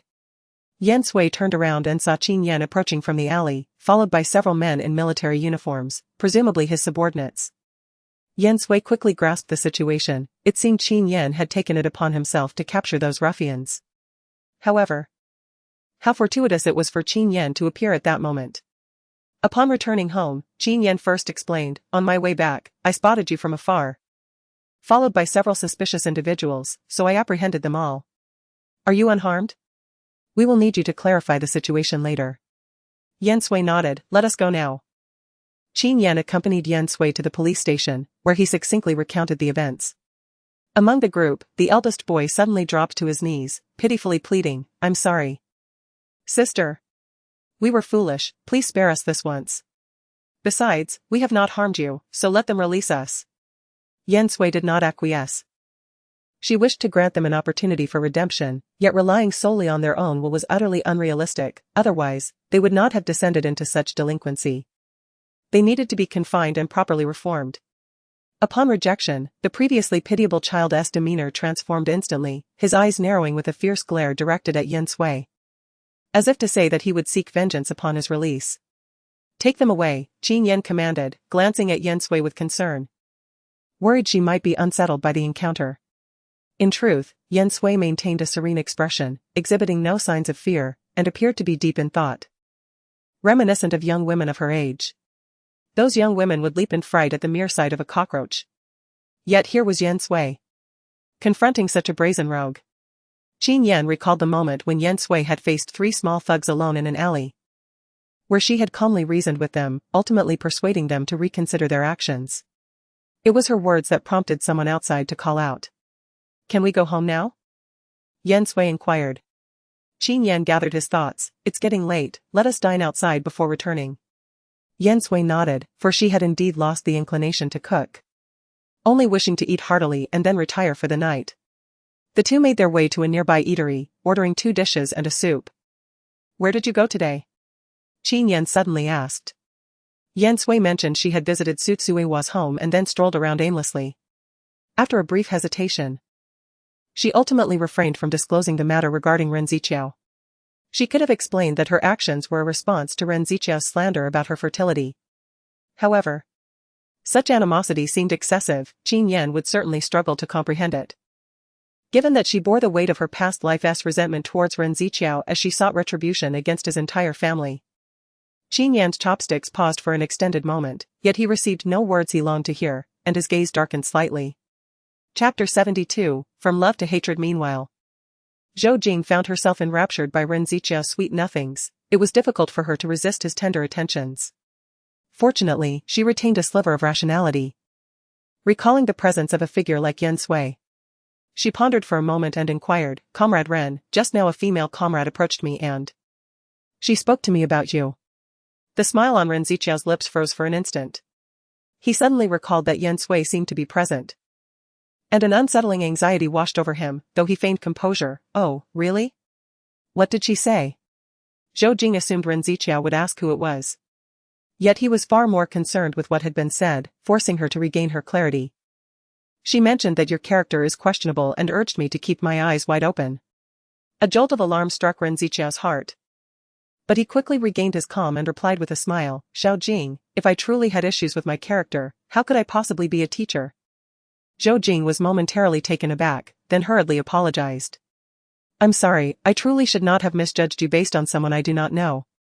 That person is indeed quite peculiar, abruptly running out to speak nonsense. However, she is rather beautiful, so Zhou Jing, this is not your fault. Ren Ziqiao shook his head, his gaze gentle. The fault lies with those who harbor ulterior motives. Perhaps unrequited love has driven her to lose her reason. Contemplating her future marriage to Ren Ziqiao, Zhou Jing felt compelled to clarify the entire situation, to prevent Yan Sui from approaching Zhou Jing again to speak indiscriminately. Ren Ziqiao concocted a tale. She is actually my next-door neighbor. Her mother passed away long ago, and her father has remarried. As the saying goes, with a stepmother comes a stepfather. At times, I find it difficult to stand by and not intervene, so I offer her some words of comfort and assistance, as I have a sister and consider her as one too. Who could fathom her? Alas, a solitary sigh seemed to encapsulate everything. Zhou Jing, through her own imagination, was immediately filled with sympathy for Ren Ziqiao. In her eyes, Ren Ziqiao was too exceptional, too gentle. It seemed almost justifiable that Yan Sui, starved of affection, would obsess over him and allow love to morph into resentment. To express her remorse, Zhou Jing apologized once more. Ren Ziqiao secretly breathed a sigh of relief, finding Zhou Jing quite easily deceived. Silly girl, he said, I told you, it's not your fault. If she seeks you out again, simply avoid her. There's no need to needlessly trouble yourself. Once you marry me, and we live a blissful life together, I trust she will understand. With that, he produced a crimson handwoven cord from his pocket. A small token for you, crafted by my own hands. I hope you won't find it displeasing. In truth, this cord was purchased for a mere pittance, intended for Yan Hui. However, at present, he needed to reassure Zhou Jing. Zhou Jing was utterly delighted. Thank you, she exclaimed, I adore it. Subsequently, Ren Ziqiao escorted Zhou Jing home. Upon turning away, his countenance darkened. He clenched his jaw, consumed by a desire to tear Yan Sui limb from limb. That vile woman. Now that she was married, why did she continue to pursue him relentlessly? Was it merely because he had uttered a falsehood? He was exceedingly pleased with Zhou Jing and could not permit Yan Sui to ruin everything. Brother Ren? Brother Ren. Observing Ren Ziqiao hurrying past, without so much as a glance in her direction, Yan Hui was consumed with anger, her voice rising involuntarily. Jolted back to reality by her fury, Ren Ziqiao finally registered Yan Hui's presence. However, he had no time to attend to her. Xiao Hui. I have matters to attend to. We shall converse later. Yan Hui stamped her foot in frustration and hurried after Ren Ziqiao. She had been waiting here for an entire day and could not easily let him off the hook. However, she overheard a conversation that only fueled her anger further. Wang Fengrong, upon seeing Ren Ziqiao return, immediately smiled and inquired about Zhou Jing. This little Jing was not only the only child in her family, but she also held a clerical job and was quite capable, making her more than a suitable match. Ren Ziqiao wholeheartedly agreed with this assessment. He then suggested that Wang Fengrong accompany him to a private room to discuss matters discreetly, as this was certainly not a favorable situation. Outside, Yan Hui's face was clouded with discontent. Recently, she had been frequently delivering eggs to Ren Ziqiao and occasionally even soup. Yet he remained silent and was secretly going on blind dates, even having chosen a prospective partner. The unfortunate part was that this match was far superior to her. What of her dreams of marrying a wealthy heir? No, she had to devise a plan to thwart this. The following day, Yan Sui prepared breakfast for Qin Yan and set out early to the broadcasting station to submit her written article, intending to stop by Zhou Jing's home afterward. To her dismay, Zhou Jing was unavailable and even requested that Yan Sui refrain from visiting in the future. Yan Sui was nearly driven to the brink of fury. She bore no ill will toward Zhou Jing. Instead, she blamed Ren Ziqiao for being too cunning and difficult to contend with, necessitating a different approach. At that moment, a middle-aged man rode in on a bicycle and greeted the neighbors. Yan Sui found him somewhat familiar. A thought flashed through her mind, and she suddenly recalled a prosperous businessman named Zhou Ming from the future, whose success was attributed not only to his own endeavors but also to the assistance of his daughter. Yan Sui watched as Zhou Ming pushed his bicycle into the adjacent courtyard, which belonged to Zhou Jing. This revelation indicated that Zhou Ming was indeed Zhou Jing's father. Contemplating Zhou Ming's future as a wealthy businessman, she pondered the implications of Zhou Jing marrying Ren Ziqiao. Wouldn't that mean Ren Ziqiao would have the support of a benefactor, thus embarking on a prosperous journey? This thought was intolerable. Yet, her confusion deepened regarding Zhou Jing. If Zhou Jing were not astute and capable, how could she assist Zhou Ming? Yet, Zhou Jing seemed oblivious to Ren Ziqiao's duplicitous nature, easily deceived and left in a daze. Could it be that Zhou Jing, being so young, lacked sufficient experience? At that moment, Yan Sui found herself at a loss, ultimately deciding to withdraw. She returned home after purchasing groceries. Qin Yan was basking in the sunlight at the doorstep, his eyes closed in peaceful repose.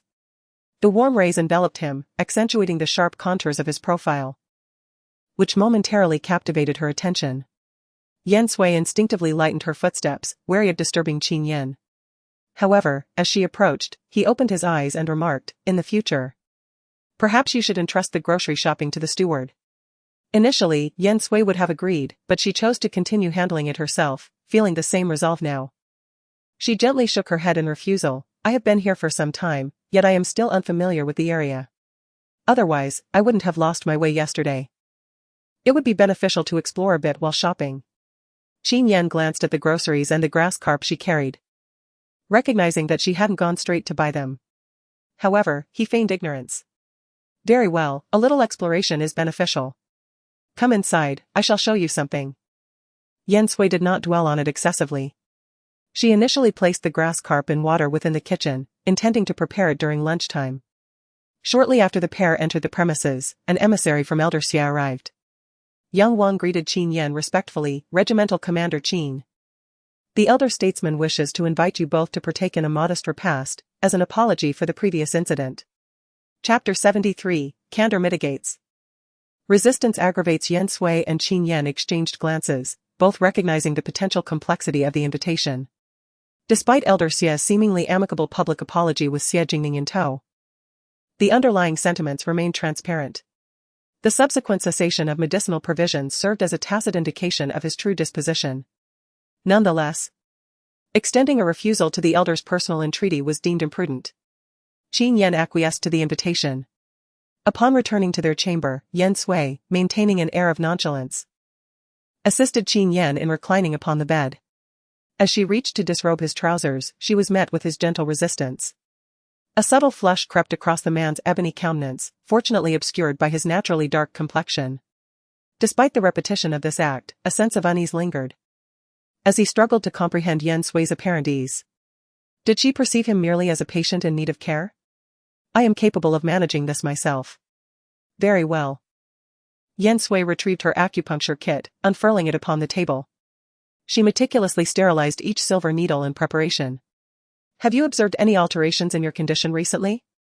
Qin Yan, having already removed his trousers and neatly arranged them aside, responded with a shake of his head to Yan Sui's inquiry, simultaneously drawing the quilt closer. The nocturnal discomfort has abated, a stark contrast to its previous intermittent torment. The varicose veins in my legs have also receded to their normal state, save for an occasional. Occasional? Yan Sui inquired, her eyes, pools of limpid clarity, radiating an almost disarming innocence. Bathed in the soft, oblique light filtering through the window, she sat with impeccable posture, enveloped in an ethereal halo, her countenance serene. Before her, dissembling seemed an insurmountable task. Qin Yan calmly averted his gaze. Yes, an occasional twinge. Aware that Qin Yan was withholding information, Yan Sui momentarily set aside the silver needles in her grasp, her expression assuming a grave demeanor.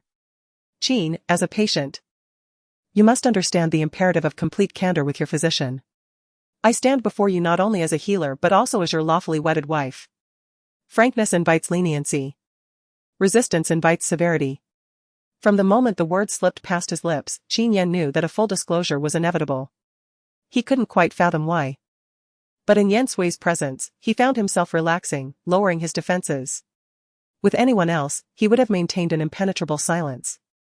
Occasionally, I attempt to stand, and then. Witnessing the deepening shadows on Yan Sui's face, Qin Yan realized he had incited her displeasure, his voice gradually diminishing in volume. I apologize for disregarding your instructions. I did attempt to stand and even took a few steps. However, I assure you, I never pushed myself beyond my limits. I ceased the moment I sensed it was time. Is this not the essence of rehabilitation? Qin Yan added, introducing a rationale for his actions. Hoping to mitigate Yan Sui's anger. Having comprehended the implications of Qin Yan's words, Yan Sui nearly succumbed to laughter. Perceiving Qin Yan's demeanor akin to a contrite schoolboy attempting to rectify an error, she maintained a composed countenance, stating, indeed, subsequent rehabilitation will be necessary, albeit not presently. Furthermore, forcibly rising in such a manner could inflict harm upon your legs, potentially impeding a complete recovery, even if you were to regain the ability to stand. In such a scenario, I would implore you not to impugn my medical expertise. Upon hearing this, a glimmer of illumination flickered within Qin Yan's eyes. Are you suggesting that my legs could be restored to their former condition? Hitherto, Yan Sui had refrained from such explicit pronouncements. Yan Sui remained noncommittal as she retrieved the silver needles. Suffice it to remember these 4 words: adhere diligently to medical advice, entrust the rest to me. With that, she meticulously inserted the silver needles into the acupuncture points on Qin Yan's legs. Now, endeavor to obtain some rest. Qin Yan intended to express his lack of drowsiness, yet, inexplicably, he soon succumbed to slumber. Once Qin Yan was asleep, Yan Sui drew the curtains to dim the room's illumination. She then retrieved a couple of books from the drawer and retreated outside to read. Originally, she had intended to commence the restoration of the calligraphy and painting today. But it appeared that it would have to be postponed.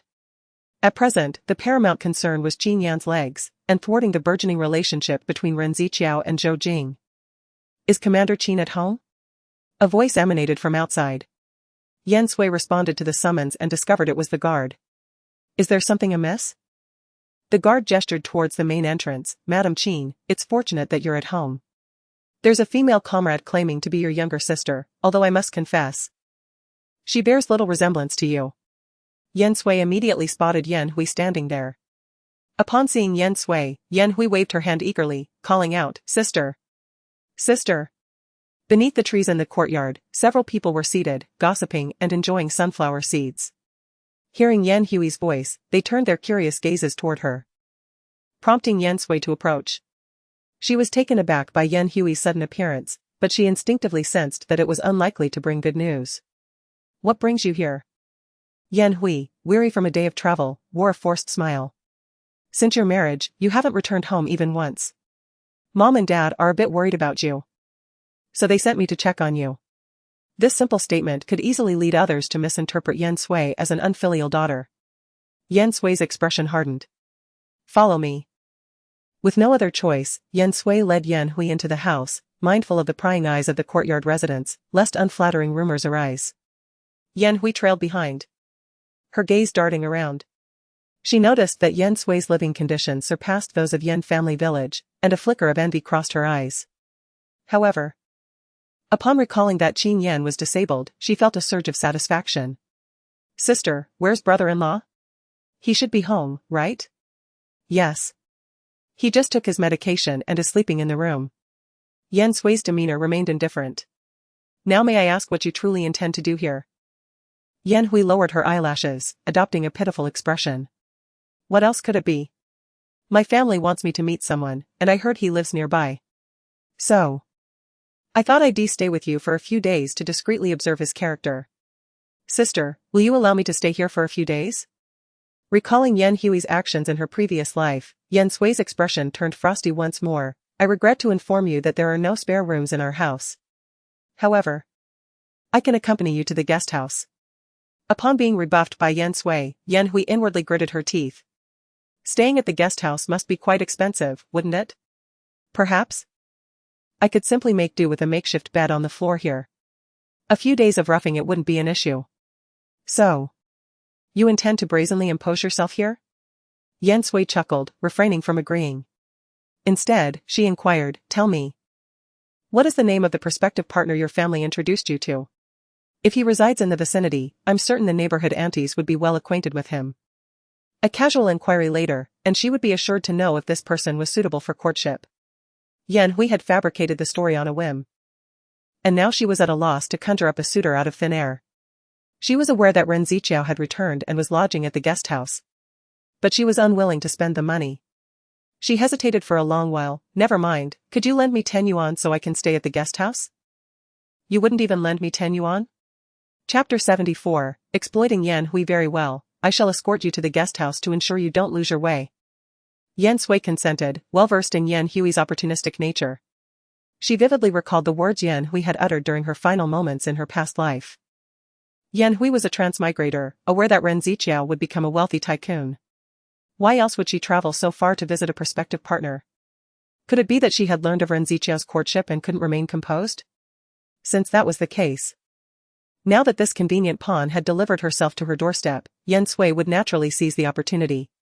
She asked Yan Hui to wait a moment. "I'll go inside to fetch a coat." As Yan Hui pivoted, a sudden shift transformed her countenance. The chronicles contained scant details regarding Qin Yan, given his predestined demise, relegating him to a mere footnote. Consequently, he garnered little of her consideration. Before his incapacitation, he was a personage of considerable importance. Yet, now he was physically impaired. She had heard that those afflicted with disabilities often succumb to feelings of inadequacy, moroseness, or even psychological derangement. How, then, could Yan Sui possibly thrive? In the annals, Yan Sui, subsequent to her union with Ren Ziqiao, was relegated to a life of servitude within the Ren household, tending to her 2 adolescent sisters-in-law and brother-in-law, while obsequiously attempting to ingratiate herself with her parents-in-law. However, the present Yan Sui was burdened only with the care of her disabled spouse, absolved of all other obligations. Crucially, she was the consort of a regimental commander. That wretched girl possessed exceptional fortune. Yan Hui fervently hoped for Qin Yan's expeditious demise, thereby consigning Yan Sui to a life of youthful widowhood, destitute and vulnerable. Engrossed in her own machinations, Yan Hui remained oblivious to Yan Sui's emergence. Her face contorted into a grotesque grimace, she stood in the shadows, resembling a malevolent specter. Yan Sui deliberately softened her footsteps. "Yan Hui, Yan Hui." "Ah." Yan Hui recoiled in alarm, beads of perspiration forming on her brow. Her eyes widened as she retreated, her back pressed against the wall. "Why did you startle me like that?" she exclaimed, her voice laced with vexation. Yan Sui offered a gentle smile. So easily frightened? The village elders often say that those with a clear conscience need not fear a midnight knock. Could it be that you have something weighing on your conscience? Given your exaggerated reaction? Yan Hui faltered, momentarily speechless. Forget it, forget it. Just take me to the guest house. I'm feeling unwell and wish to lie down for a while. Yan Sui feigned concern, inquiring after her well-being with a few carefully chosen words. Nearby, there is an inn, it won't take long, let us proceed. Outside. Onlookers cast curious glances at Yan Sui as she accompanies Yan Hui out, yet none dare to utter a word until the sisters' figures vanish from the courtyard. Is that the sister of Madame Qin? She appears rather different, does she not? Are they truly siblings? Perhaps? As the security guard mentioned that the young woman claimed to be Madame Qin's biological sister, surely, no one would dare to spread unfounded rumors. However, where might Madame Qin be taking her sister at this hour? The events unfolding here swiftly reached the ears of old Master Xia, who had arranged a sumptuous feast and fine wine in anticipation of Qin Yan and Yan Sui's arrival. Upon learning that Yan Sui had a sister who had come to visit, old Master Xia narrowed his eyes, dispatching someone to investigate the matter discreetly. Remember. Exercise caution and avoid detection. Last time, his men nearly fell into the clutches of Qin Yan's entourage, a situation that would have been difficult to explain, even though he had no malicious intentions. At that moment, Xie Jingming emerged from an undisclosed location, having eavesdropped on much of the conversation. Grandfather. I believe we should take advantage of Yan Sui's sister, perhaps teach her a lesson for her audacity. Old Master Xie immediately furrowed his brows. Xie Jingming. Are you aware of what you are saying? If you continue to speak so recklessly, you shall remain indoors for self-reflection. Enraged, Xie Jingming clenched her teeth and retreated to her room. She perceived her grandfather as a hypocrite, despite not being a virtuous man himself, he feigned righteousness. Regardless, she had no intention of listening, this was a golden opportunity that she must seize.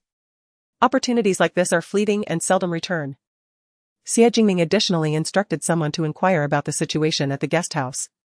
Remember, regardless of the matter, be sure to take notes. Yes, miss, you can rest assured. The driver, Xiao Zhang, assured her. Xie Jingming considered that family could serve as a point of leverage. At the guest house, Yan Sui and Yan Hui checked into a room. Yan Sui took the initiative to pay, but only for 1 day's stay. Yan Hui immediately became anxious. Sister, I need to stay here for 3 days. Hurry and provide more money. Yan Sui pulled Yan Hui aside. It's merely a meeting with a prospective partner, there's no need for 3 days. 1 day is more than sufficient. If anyone discovers that you are here for a matchmaking appointment, they might mistakenly perceive you as overly eager, which could lead to unnecessary ridicule. Though Yan Hui was reluctant, she had to concede to this reasoning. However, she planned to replenish the funds herself later. Sister, I'm hungry. Can we go to the state-run restaurant for a meal? Let's go, Yan Sui replied, leading the way. Yan Hui's eyes brightened at the prospect. Realizing that this appeal to her sister might indeed bear fruit, as they were headed to a state-run restaurant. She intended to make the most of it, after all. As the wife of the group leader, she ought to have funds at her disposal. In reality, Yan Sui took Yan Hui to a small noodle stall. Disregarding Yan Hui's astonishment, Yan Sui directly ordered 2 bowls of plain noodles, settled the bill, and sat down. When Yan Hui processed what had just occurred, she felt immense frustration. Had she ordered anything, she would have had to pay herself. In her annoyance, she pulled out a chair with a loud noise. Hey, comrade. If you break our chair, you will have to compensate for it. Upon being addressed by the proprietress, numerous gazes turned towards them. Yan Hui felt a surge of embarrassment wash over her and quickly offered an apology. I am truly sorry, it was unintentional. The proprietress rolled her eyes, fully aware of the situation. Well, you certainly possess considerable strength, she remarked with a hint of sarcasm. Internally, Yan Hui was seething with anger but chose to suppress it.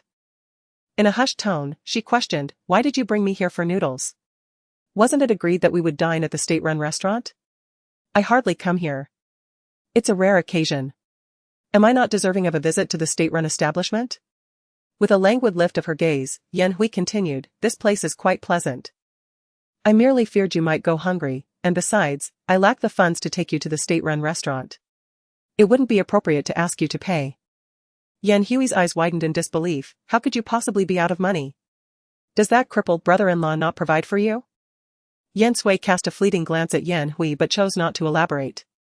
At that moment, the proprietress appeared, presenting 2 bowls of plain noodles. Enjoy your meal. The noodles are delectable. In front of the proprietress, Yan Hui quickly donned a smile. Indeed, it smells delightful. The proprietress smiled at Yan Sui but did not spare a glance for Yan Hui, which infuriated her further. She vowed that once she became the wife of a wealthy magnate, she would ensure the proprietress would pay for her disregard. After their meal, Yan Sui specifically led Yan Hui to stroll near Zhou Jing's residence.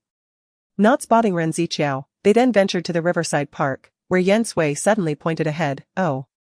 That man looks somewhat familiar. Chapter 75, The Feast at Hongmen. Upon hearing Yan Sui's words, Yan Hui promptly raised her head, her thoughts preoccupied with finding Ren Ziqiao.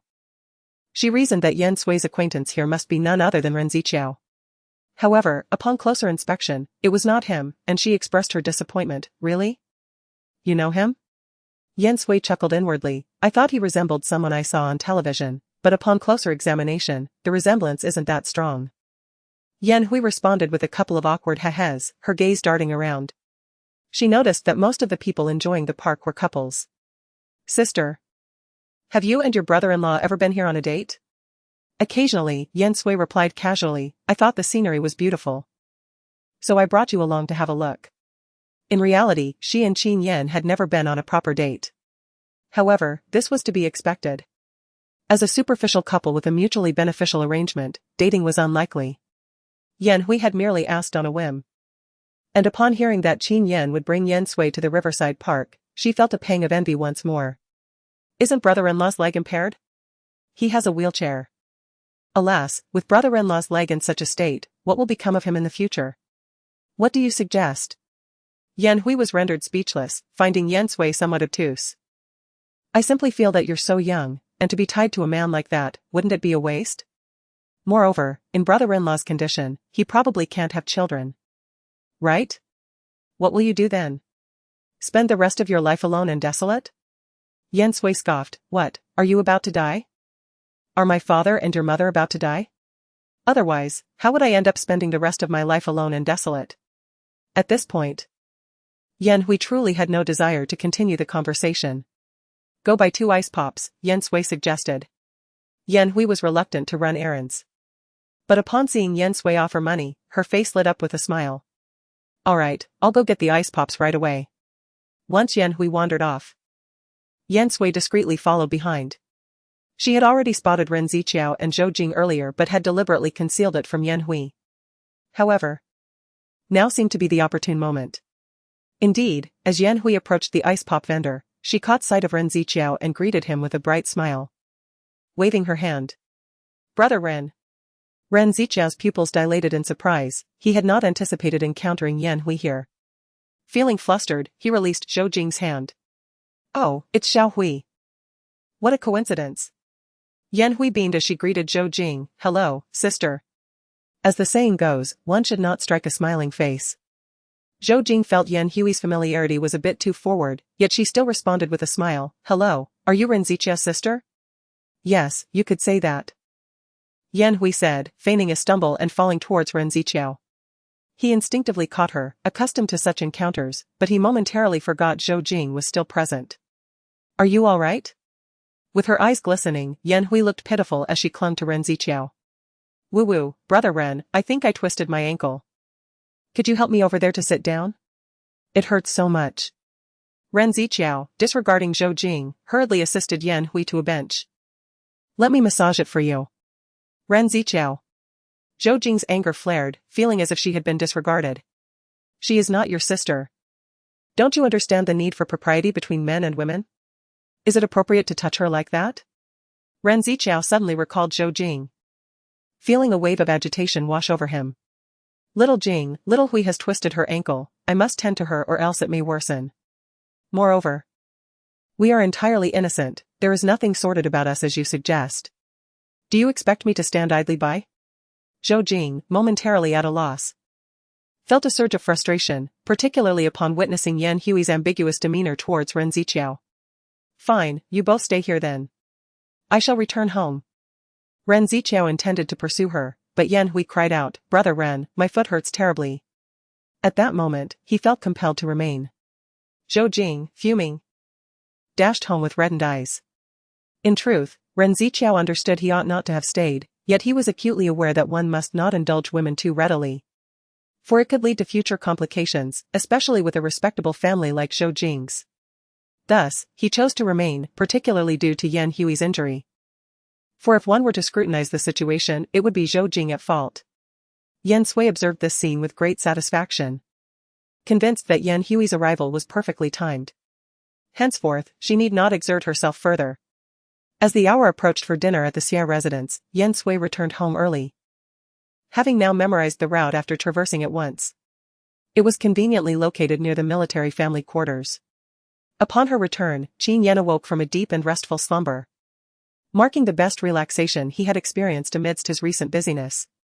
He finally comprehended Yan Sui's intentions. Awake? We must head to the Xia household, she whispered. Qin Yan sat up, replying, Yes, I shall wash my face first. Just outside, Yan Sui was biding her time. Before long, a messenger from the Xia household arrived to remind them, seemingly concerned they might forget, which Yan Sui found amusing, suspecting the evening might be a trap.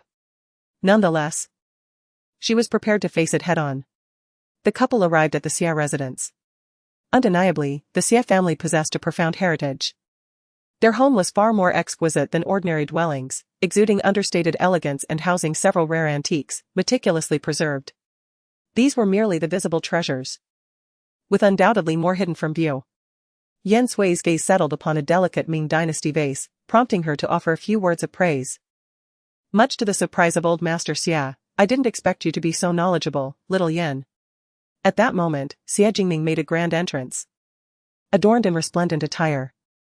However, due to Yan Sui's expertise, everyone's attention was diverted from Xia Jingning, much to her chagrin. Ahem, Brother Yan, you've arrived? Qin Yan turned his head, offering a slight nod, a gesture of polite acknowledgement. Yan Sui then cast her eyes upon the longevity painting hanging on the wall, her brow furrowing slightly. It was a forgery, but of no concern to her. Old Master Xia chuckled, What do you think of the painting? Is it particularly good?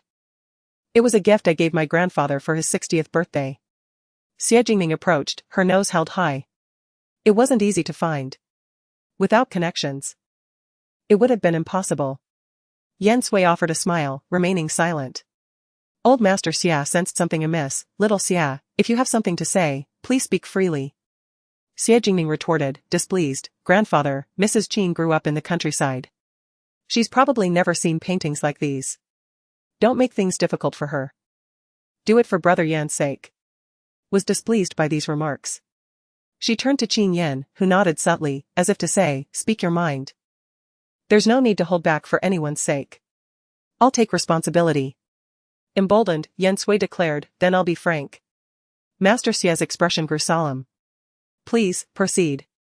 Before I do, Yan Sui said with a smile, looking at Xia Jingning, may I inquire how much this painting cost? It shouldn't be too extravagant, should it? Chapter 76, Is this a death wish? I believe this painting wasn't costly and holds little value, Yan Sui stated earnestly, her bright eyes filled with sincerity. Much to Xia Jingning's vexation, her face flushed crimson, and she gritted her teeth. Comrade Yan, if you lack understanding, we wouldn't mock you. But to speak recklessly without comprehending the painting's worth is inappropriate, wouldn't you agree? Master Xia refrained from hasty conclusions. Yan Sui had readily identified the dynasty and royal patron of his cherished vase, indicating she was no mere outsider. He cautioned Xia Jingning, Jingning, don't be hasty. Comrade Yan's assertion that this calligraphy lacks value is debatable. It's an artifact from the Ming and Qin dynasties. As for its creator, I won't elaborate. Those in the know understand. How can it be deemed valueless? Perhaps you should reconsider?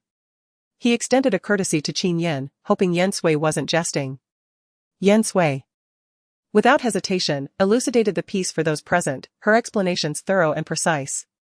If you doubt my assessment, you're welcome to consult an expert. Impossible. Xia Jingning remained unconvinced by the harsh reality. If the calligraphy was indeed a forgery, her grandfather would have discerned it. Yan Sui, in response, remained silent, taking a sip of her tea. Noticing Qin Yan's gaze, she playfully winked. Qin Yan suppressed a smile, while only old Xia appeared embarrassed. Xiao Lu, fetch old Zhang. Tell him there's something for him to examine. Yes. Soon, Xiao Lu ushered old Zhang in. What's the occasion? Old Zhang chuckled. Inviting me for a meal? Judging by the spread, I won't hold back. Patience, there's something to show you first. Old Xia instructed Xiao Lu to bring the box. The calligraphy, previously displayed, had been placed back into the box, as if it had just been acquired. Old Zhang's eyes lit up. I knew you had something good for me, old Xia. Then take a closer look. But upon unfurling the calligraphy, old Zhang's face fell. TSK, old Xia. Who is the scoundrel audacious enough to deceive you with such a forgery? Are they tired of living? Since Commander Qin is here, seize the culprit and investigate thoroughly. These counterfeiters must be eradicated. They're ruining our treasures. Old Xia chuckled awkwardly, nodding perfunctorily, and directed Xiao Lu to put the calligraphy away. Come. Let's eat before the food gets cold. Had the circumstances permitted, Yan Sui would have already doubled over with laughter. Marveling at the humor of the elderly gentleman, his wit was truly exceptional. Qin Yan, too, found himself stifling a chuckle, raising his fist to his lips in a light cough. The previously arrogant Xie Jingming now wished for nothing more than to vanish into the ground, utterly mortified. However, Xiao Lao, accustomed to grand occasions, took it all in stride. Ning, why don't you fetch the wine that your grandfather has been keeping? I'd like to share a couple of drinks with your grandpa Zhang. Seizing the opportunity to escape, Xie Jingming dashed away, her eyes glistening with unshed tears. Grandpa Zhang, puzzled, turned to Qin Yan with a teasing glint in his eye. Captain Qin, are you bullying little Ning? Suddenly called out. Qin Yan nearly choked on his water. Grandpa Zhang, you misunderstand. Besides, I am already married, this is my wife. Following Qin Yan's gaze, Grandpa Zhang finally noticed Yan Sui's presence. His surprise was palpable. Captain Qin, you're married? What delightful news. Just registered? Do let me know when you hold the celebratory banquet. Qin Yan replied with a smile. Yan Sui also greeted him with warmth. Hello, Grandpa Zhang. I am Yan Sui. And I just married Captain Qin last month. I apologize for not informing you sooner. Grandpa Zhang appraised Yan Sui with approval. Nodding in appreciation, I always thought Captain Qin had no intention of settling down. It appears he has found a wonderful girl, excellent. While this sentiment seemed innocuous, the concealed Xie Jingming seethed with resentment towards Grandpa Zhang, interpreting his words as thinly veiled mockery. Please, everyone, take a seat. Do not stand on ceremony, Xiao interjected, aiming to ease the tension. Subsequently, Xie Jingming did not reappear, nor was she mentioned again. After several rounds of drinks, Elder Xie inquired about Qin Yan's leg, questioning its current state of recuperation. Qin Yan, having indulged in a couple of glasses of wine, yet appearing quite invigorated, responded, it's progressing favorably. Thanks in no small part to the medicinal herbs you've been so kind as to send each month. He chose to attribute the progress to Elder Xia. As of now, the number of individuals aware of Yan Sui's acupuncture treatments for Qin Yan remained relatively small, and the matter was not yet overtly public. Consequently, Qin Yan opted to conceal it. Elder Xia paused subtly, already comprehending Qin Yan's intent. The more deliberately Qin Yan concealed Yan Sui, the more it substantiated that Yan Sui genuinely possessed ability, a fact that warranted vigilance. Qin Yan, in turn, speculated as to why Elder Xia would suddenly pose such a question. Yan Sui, who had been dining quietly, also experienced inner turmoil. She was abruptly reminded of the time when she had taken action against Xingming, and Xie Jingming had remained rooted to the spot. Perhaps this was the reason for tonight's dinner invitation. Otherwise, why would Elder Xia have inquired in such a manner? If those medicinal herbs can be of assistance to you, that would be optimal. In the future, should you require anything, do not hesitate to ask, Elder Xia said, adopting a benevolent demeanor. Subsequently, Elder Xia turned his gaze toward Yan Sui, feigning casualness as he inquired, Comrade Xiao Yan, I heard that your sister came to see you today. Why didn't you invite her to join us for a simple meal? She felt unwell from the car ride, so I allowed her to rest comfortably, Yan Sui replied. Given her recent conjecture, she had already begun to be wary of Elder Xia, and her response was carefully crafted to be innocuous. It appeared that Elder Xia Despite ostensibly being retired at home, was fully aware of all the events transpiring within the compound, perhaps even possessing an encyclopedic knowledge of them. Please accept some medication as you depart, Mr. Xia said with concern. I may not have much, but I have an abundance of medicinal herbs. As I advance in years, I find myself in need of remedies quite frequently. Thank you, Yan Sui responded with a gentle smile. Meanwhile, Mr. Zhang thoroughly enjoyed the meal, engaging Mr. Xia in a lively discussion about antique artifacts. As the meal drew to a close, Qin Yan and Yan Sui took their leave. Upon arriving home, Yan Sui prepared a basin of warm water, intending for Qin Yan to cleanse his face and alleviate the effects of the alcohol. However, she discovered him already asleep in his wheelchair. She dampened a towel and wrung it out. The moment the towel's warmth touched his skin, Qin Yan abruptly opened his eyes. Upon recognizing Yan Sui, the coldness in his eyes dissipated. Yan Sui was taken aback, breaking out in a cold sweat. She was certain that even in a seated position, Qin Yan was capable of ending her life. I apologize for startling you, Qin Yan said. It's nothing, Yan Sui replied, shaking her head.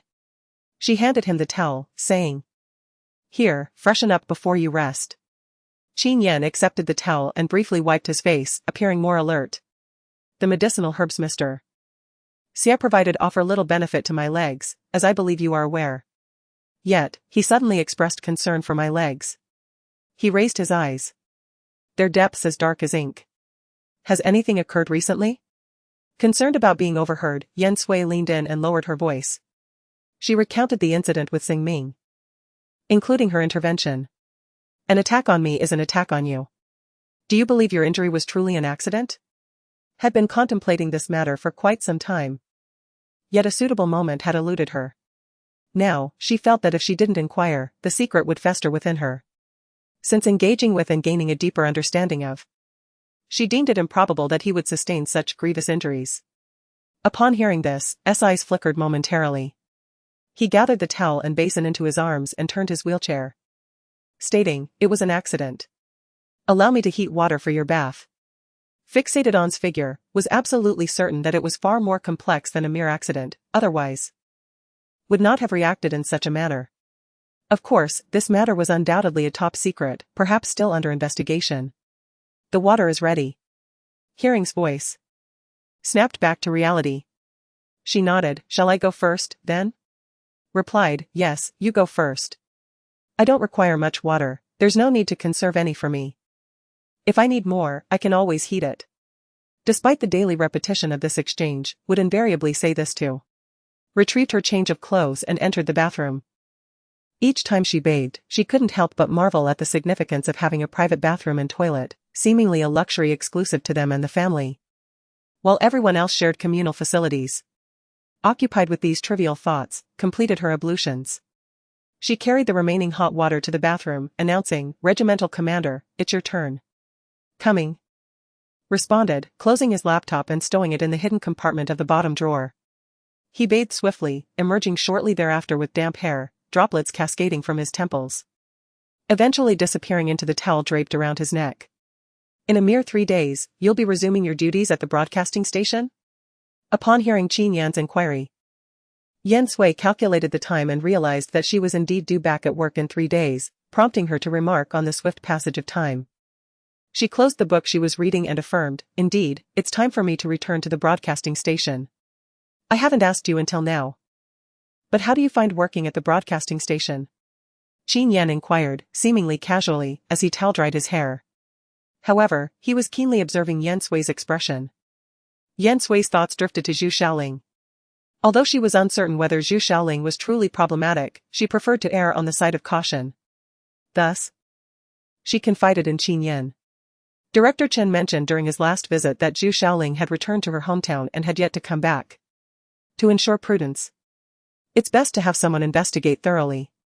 Qin Yan held a degree of faith in Yan Sui's intuition, considering that she had been instrumental in exposing Dr. Bai. His countenance grew serious as he responded, Very well, I'll have someone look into it. You must also exercise caution. If Zhu Xiaoling is truly problematic, it's unlikely that she genuinely returned to her hometown. She might be lurking somewhere. Yan Sui nodded in agreement. Her gaze swept over Qin Yan. eventually settling on a particular area with direct and unreserved intent. Qin Yan instinctively began to turn away, but Yan Sui interjected, "I haven't properly inquired before. But did you experience any arousal this morning?"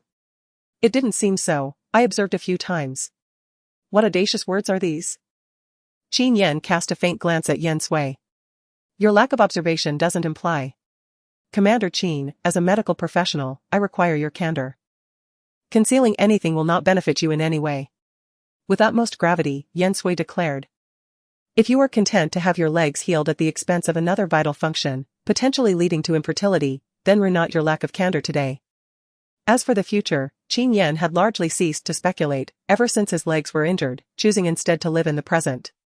He maintained this philosophy still. However, Yan Sui's grave demeanor, bordering on vexation, prompted a response. Occasionally, in the mornings, he conceded. "That is irregular."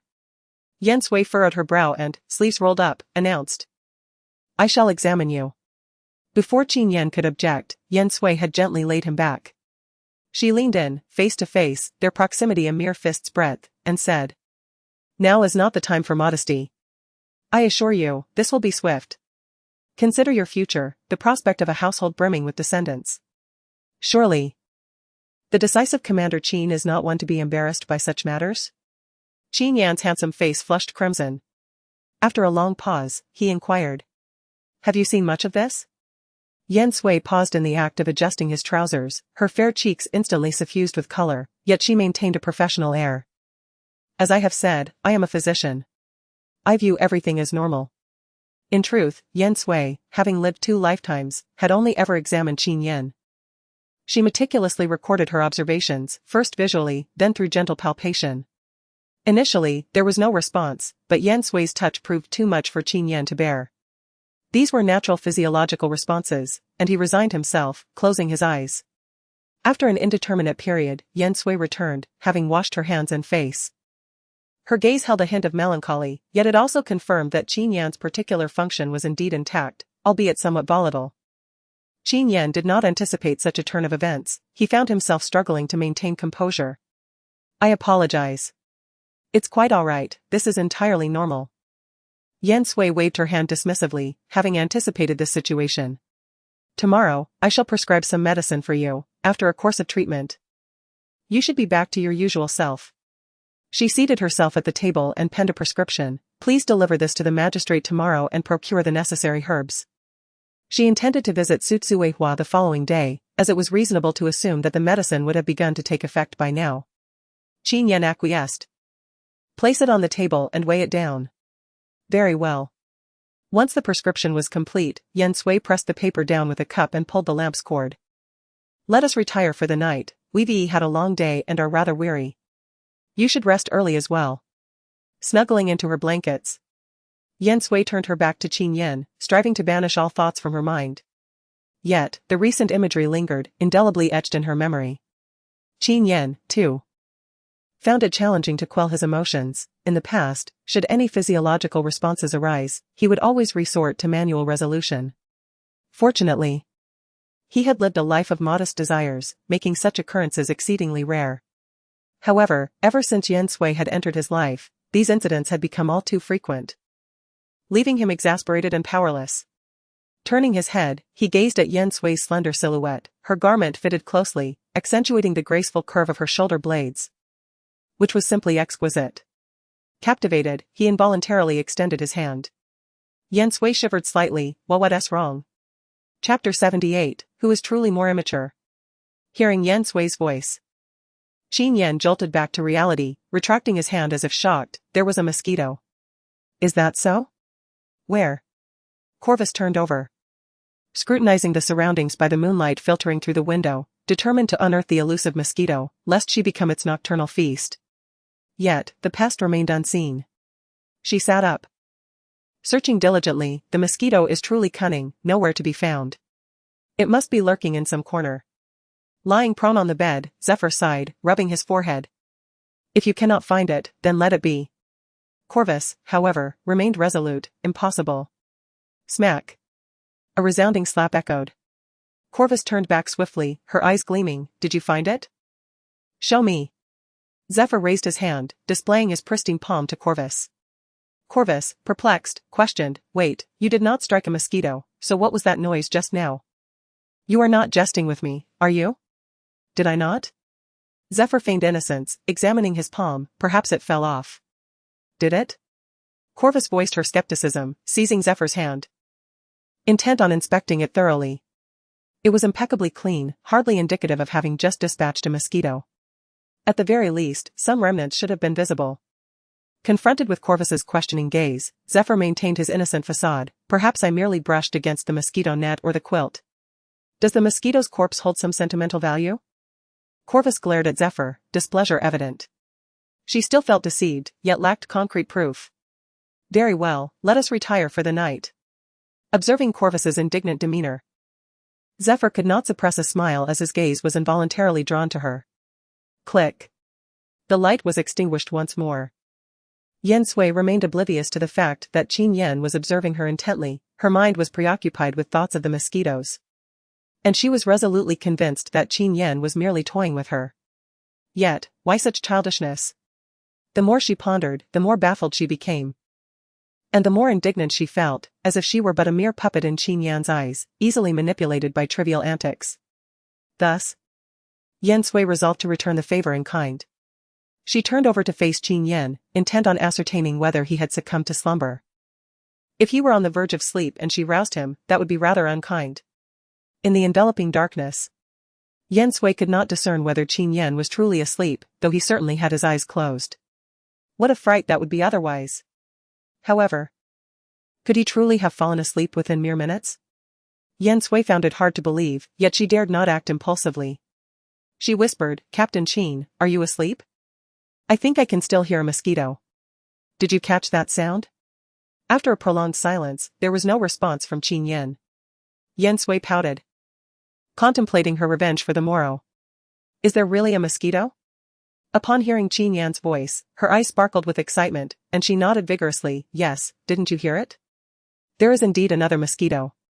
The corners of a certain man's mouth nearly stretched to his earlobes, yet his voice remained steady, as if he had been ensnared in her ruse. From what you say, it seems there might actually be a mosquito. Perhaps you should turn on the light. No need. She replied, I have adjusted to the darkness, and the moonlight is quite bright. Now, please remain silent and listen closely, so we can catch it unawares. Yan Sui spoke with utmost seriousness, though in truth, she simply wished to avoid the trouble of getting up to switch on the light. After all, she was merely fabricating an excuse, eager to turn the tables and then settle down for the night. All right, I shall leave it to you. Upon hearing Qin Yan's words, Yan Sui initially feigned interest, but then playfully struck Qin Yan's chest. Got you. Want to take a look? She had already devised a plan to feign innocence using Qin Yan's recent rhetoric. Qin Yan responded, forget it, it's too dark for me to see anything. Yan Sui, undeterred, insisted, extending her hand towards Qin Yan, her eyes bright with clarity, and her long eyelashes resembling delicate fans, enhancing the brilliance of her gaze. Look, from this close. You must be able to see clearly even without the lights. With a mischievous expression akin to a wicked gardenia, she extended her delicate hand further. See. Can you see it now? Qin Yan played along. I can't see anything. How could you not? I distinctly swatted a mosquito, Yan Sui asserted earnestly. She glanced at her palm, realization dawning. I understand now. It must have accidentally brushed against the mosquito net or the quilt, just like you said earlier. Qin Yan mimicked Yan Sui's earlier tone of skepticism. Really? I feel like. Of course it's true. Besides, you weren't particularly keen on looking before. Now that I've accidentally wiped it away, it hardly matters, does it? Yan Sui's tone was laced with innocence. She propped herself up with one hand, leaning closer to ensure Qin Yan could discern the purity of her expression, though the cunning in her eyes was unmistakable, brimming with delight. It was as if she reveled in the notion that while he may disapprove of her, he was utterly powerless to act against her. In the narrow, elongated depths of Qin Yan's eyes, a glimmer of amusement emerged. Very well, let us sleep. Recognizing the tone of helplessness stemming from being playfully teased, Yan Sui felt a sense of satisfaction. Just as she was about to recline, her body tilted, resulting in her falling onto Qin Yan. Her soft lips inadvertently pressed against his pronounced Adam's apple. In that instant, both bodies froze, caught in such an intimate encounter. I am sorry. Yan Sui quickly apologized. I did not mean to, are you all right? There was a fleeting sensation of breathlessness as Qin Yan coughed lightly. It's nothing, how about you? Yan Sui retreated to her designated side of the bed, lying down as though a galaxy separated her from Qin Yan. She turned her back to him, then. Let us sleep early. Good night. The man's voice was husky. He closed his eyes tightly, unable to forget the recent sensation. He could still feel the warmth that uniquely belonged to Yan Sui lingering upon him, accompanied by her subtle fragrance, igniting a fervor within him. He struggled to divert his attention, gradually calming the restlessness within him. When he turned his focus back to Yan Sui, he discovered her breathing had become steady and even. Though clearly fatigued, she still found the energy to tease him before succumbing to sleep. Who, then, was the more childish? Qin Yan chuckled softly, then closed his eyes, settling into a peaceful slumber. At the Xia residence, Xia Jingming remained troubled by the earlier incident. Grandfather, she is utterly insufferable. It must be mere luck. Or perhaps Qin Yan informed her in advance. Otherwise, how could a simple country girl possibly possess such knowledge? Indeed, Qin Yan is a regiment leader. And bringing a country woman along is hardly dignified. Observing Xia Jingming's irrational demeanor, Elder Xia furrowed his brows and said, Ningning, what have I always told you? One must remain composed in the face of adversity. Look at yourself now, what a sight. If you wish to conquer your adversaries, do not allow yourself to be easily provoked. Otherwise, defeat is certain. Chapter 79, Do you not wish to engage in that matter? The following morning, when Yan Sui awoke, she found herself enveloped in a warm embrace. As she groggily opened her eyes, she was met with the striking visage of a ruggedly handsome man. The overwhelming scent of masculinity washed over her, causing her cheeks to flush and her heart to race. Realizing that Qin Yan was stirring, Yan Sui quickly shut her eyes. Then remembered that she was still nestled in his arms. There was no turning back now. Should she continue to linger in this manner? It seemed rather inappropriate. While Yan Sui hesitated, Qin Yan had already opened his eyes, his gaze lowered, taking in the expression of struggle on her face. A subtle smile played at the corners of his lips. Last night, when Yan Sui had rolled into his embrace, he had noticed immediately. Yet, this was not the first time. Qin Yan had grown accustomed to being treated like a human doll by Yan Sui, allowing her to hold him as she pleased. Had it not been for his late night, he might have remained unaware of her audacity in slumber. As Qin Yan pondered how to provide Yan Sui with an opportunity to escape, the sound of a bugle training outside interrupted his thoughts. Seizing the opportune moment, Yan Sui gracefully disengaged herself from Qin Yan's embrace. Feigning continued slumber, she harbored a nervous anticipation, wondering if Qin Yan had discerned anything amiss. Fortunately, Qin Yan roused himself at an opportune moment, seemingly oblivious to any subtle nuances. Only after the chamber door had swung open and then shut did Yan Sui exhale a protracted sigh of relief, feeling as though she had narrowly averted a potential predicament. Yet, in retrospect, a blush crept upon her countenance. Although she and Qin Yan had shared a bed for nearly a month, their interactions had remained purely platonic. Qin Yan had never evinced any inclinations towards her in that regard. If Qin Yan had exhibited no reaction whatsoever, Yan Sui could have accepted his lack of interest. However, she recalled vividly the incident when she had nearly drowned and Qin Yan had inadvertently seen her exposed. He had displayed a palpable response. Yan Sui remembered distinctly that after ensuring her well-being, Qin Yan had retreated to the lavatory for over an hour, preferring self-gratification to seeking solace from his lawful wife. No. No. Yan Sui mentally remonstrated, shaking her head. How could such unsettling thoughts have infiltrated her mind? Their arrangement was merely one of mutual convenience. And Qin Yan would naturally refrain from making such demands upon her. It was she who was entertaining these chaotic notions. She then engaged in a process of self-consolation. What was amiss with a person who had lived a second life harboring desires and inclinations in this realm? The youth of later generations were even more uninhibited in this regard, embracing a philosophy that, while not entirely sound, prioritized individual happiness and fulfillment. Upon further reflection, Yan Sui composed herself, reminding herself that the present era differed significantly from the future, where conventional mores remained deeply entrenched. After a series of self-assuring pep talks, Yan Sui managed to regain her composure. Unbeknownst to her, Qin Yan had once again resorted to a cold shower that morning. Sister. Yan Sui and Qin Yan were having porridge when they heard Yan Hui's voice from the doorway. Before opening the door, Yan Sui briefly mentioned Yan Hui's visit the previous day to Qin Yan, almost forgetting about her existence. "Sister, I'm so hungry. I haven't had breakfast yet." Yan Hui peeked into the house, asking, "What are you and brother-in-law eating?" "Come in and we'll talk," Yan Sui said plainly. Although it was still early, many people were already awake, and some curious onlookers were watching. Yan Sui had no reason to keep Yan Hui out, saying, "If you want to eat, help yourself to the coarse grain porridge and pickles in the kitchen." Yan Hui exclaimed, clearly feeling that Yan Sui's breakfast shouldn't be like this. Hardly befitting a regiment commander's wife. She wondered if it was because of her arrival that Yan Sui was being deliberately stingy. Since she was very hungry, she could only make do. Yan Sui frowned and sternly rebuked, "Yan Hui, were you reincarnated as a hungry ghost? Is this how mom and dad taught you to behave? Without even a greeting? Moreover, this is your first time meeting your brother-in-law." Scolded, Yan Hui shrank her neck, thinking that he was just a cripple. And only you would treasure him. Regardless, she had to maintain appearances. She walked over and began, "Sister." Just as she opened her mouth, Yan Hui froze on the spot, utterly stunned by Qin Yan's handsome and rugged appearance. She was speechless for a long moment, realizing he was hundreds of times better than Ren Ziqiao. Even before transmigrating into the book, she had never seen such a strikingly handsome man. Recalling the book's scant descriptions of Qin Yan, she realized there was barely any mention of his appearance. Qin Yan glanced up, his expression aloof. Were it not for Yan Sui's presence, he would have undoubtedly flared up. Was it not patently impolite to stare so fixedly at someone? "What are you doing?" Yan Sui's possessiveness surged as she stepped in front of Qin Yan. "I told you to greet your brother-in-law. Have you lost your tongue?"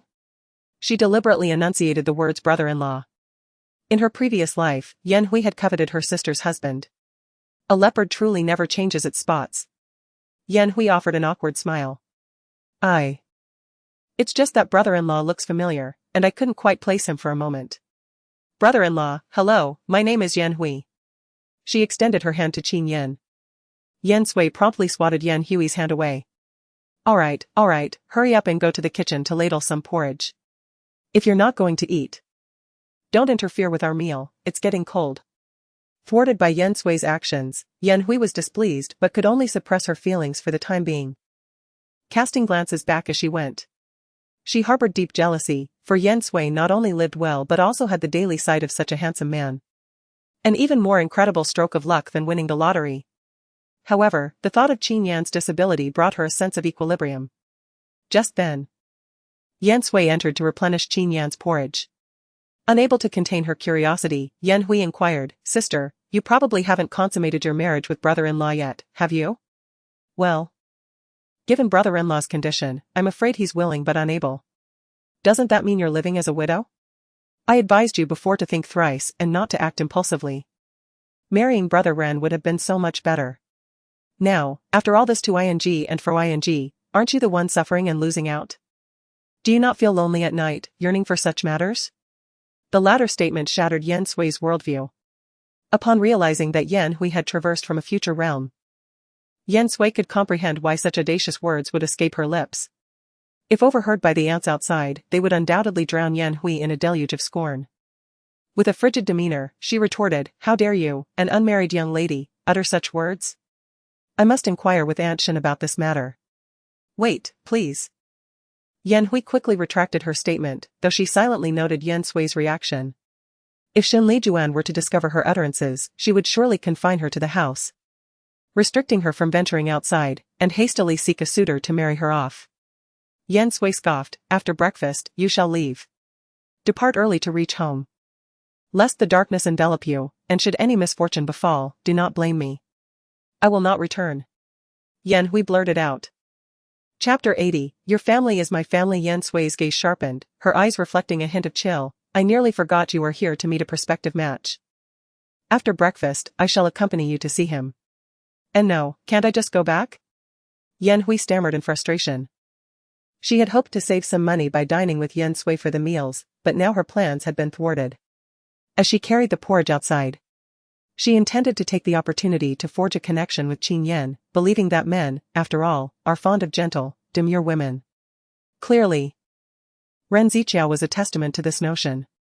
During the period when Ren Ziqiao and Yan Sui had interactions, she was already secretly engaging with Ren Ziqiao. Unexpectedly, Qin Yan was nowhere to be seen in the main room. Yan Hui was greatly disappointed, wondering if her brother-in-law had finished eating so quickly. Yan Sui was also slightly surprised, still holding a bowl of hot porridge in her hands. She remarked that he must not be feeling well, and told her sister to eat and leave, as she was occupied with taking care of her brother-in-law. She placed some pickled vegetables in her bowl and carried the hot porridge into the room. Qin Yan was seated at the table, engrossed in a book. Yan Sui apologized for the spectacle and placed the porridge beside Qin Yan, urging him not to go hungry on account of her sister and promising to send her away shortly, ensuring she wouldn't return. Qin Yan demurred, insisting that as her sister, she shouldn't be kept away. He explained that he had retreated to the room to allow the sisters to converse freely, and she shouldn't concern herself too much with him, as her family was his own. These words moved Yan Sui deeply. Regrettably, Yan Hui was not a virtuous sister. She spoke candidly to Qin Yan, revealing that they did not share the same mother and that both her sister and her mother disliked her, insinuating the presence of a stepmother and, consequently, a stepfather. She refrained from elaborating further. Yan Sui couldn't comprehend why her father, who had shown her great affection in her childhood, had transformed after remarrying following her mother's passing. Whenever she pondered this, Yan Sui felt a sharp, piercing pain in her heart. Sensing the dimness in Yan Sui's eyes, Qin Yan's emotions were stirred, and he felt a pang of distress. He reached out to draw Yan Sui into his embrace to comfort her, but Yan Hui's voice interrupted from outside, calling out to her sister. Inevitably, Yan Sui had to go outside. She did not forget to exhort Qin Yan to consume the porridge. An occasional coarse-grained porridge is beneficial for your health. Very well, I shall heed your advice. Qin Yan gave a slight nod. Yan Sui chuckled softly and turned to depart, her graceful figure reflected in Qin Yan's eyes, his ears still resonating with the conversation he had inadvertently overheard. It was none other than Yan Hui inquiring whether Yan Sui would feel lonesome in the evening and if she desired to engage in such matters. His gaze darkened somewhat. Yan Sui strode out in exasperation, having eaten your fill, if you're not leaving, why aren't you washing the dishes? Yan Hui was taken aback. Sister, could you perhaps lend me 10 yuan? What conveyance do you require that necessitates 10 yuan? Yan Sui retorted, extracting 1 yuan from her pocket. There, now hurry back. Gallivanting about before marriage, if word gets out, what respectable family would desire you in the future? Yan Sui deliberately mimicked Shen Lijuan's tone to lecture Yan Hui. As expected, Yan Hui's rebellious spirit intensified, and she snatched the money impatiently. I understand. Since you married, you've become just like my mother. Heh. I am not as fortunate as your mother to have a daughter such as yourself, Yan Sui retorted sarcastically. Yan Hui's countenance shifted slightly, she found the words grating. Yet upon closer inspection, they were not entirely flawed. Having no reason to linger, Yan Hui could only depart. However, she merely returned to the guest house for the time being, as she had already paid for 3 days. She intended to seek out Zhou Jing later, and the thought of Ren Ziqiao being so kind to Zhou Jing filled her with resentment. Once Yan Sui was certain that Yan Hui had left the compound, she returned to give Qin Yan a massage. At this stage, it is best to administer a massage once in the morning and once in the evening to aid blood circulation in the legs, which is conducive to the recovery of his legs. She assisted Qin Yan in settling comfortably onto the bed. Observing his long, straight legs, Yan Sui couldn't help but marvel once more at how a tall man with elongated limbs indeed exudes an aura of charm and offers a sense of security.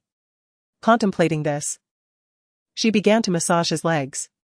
I must visit Mrs. Zhang shortly. It has been some time since she took her medicine, and if my calculations are correct, she should be able to conceive a child soon. The mere mention of children brought a smile to Yan Sui's lips. Qin Yan's gaze flickered slightly, coincidentally. I also need to return to the army for a while, but I will come back later. Yan Sui nodded, acknowledging that being occupied with their respective matters was quite agreeable. By the way, has Dr. Bai been found? Not yet, Qin Yan replied, shaking his head. Ever since that day, Dr. Bai seemed to have vanished without a trace, and they could not locate him anywhere. They even sent someone to his hometown, only to discover that no such person existed. It was evident that Dr. Bai must be a spy. Qin Yan cautioned Yan Sui to be careful while out, return early, and do not take shortcuts. Yan Sui nodded obediently.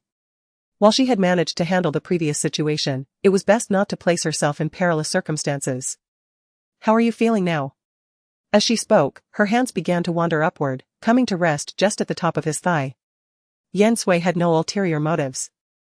But Qin Yan's thoughts wandered astray. He struggled to maintain his composure, reminding himself that this was not significant. However, even through the fabric, Yan Sui's touch proved to be quite evocative. Captain Qin? Yan Sui leaned closer. Is there any discomfort? Qin Yan lifted his gaze. His eyes drawn to Yan Sui's crimson lips, which parted and closed, emitting a refreshing fragrance that made him wonder if they held a secret sweetness. He composed himself and said, "No, I was merely contemplating other matters." The pressure was perfect, quite soothing, thank you. He extended his hand. Now it's my turn to massage your hands. It's been nearly half an hour, they must be weary.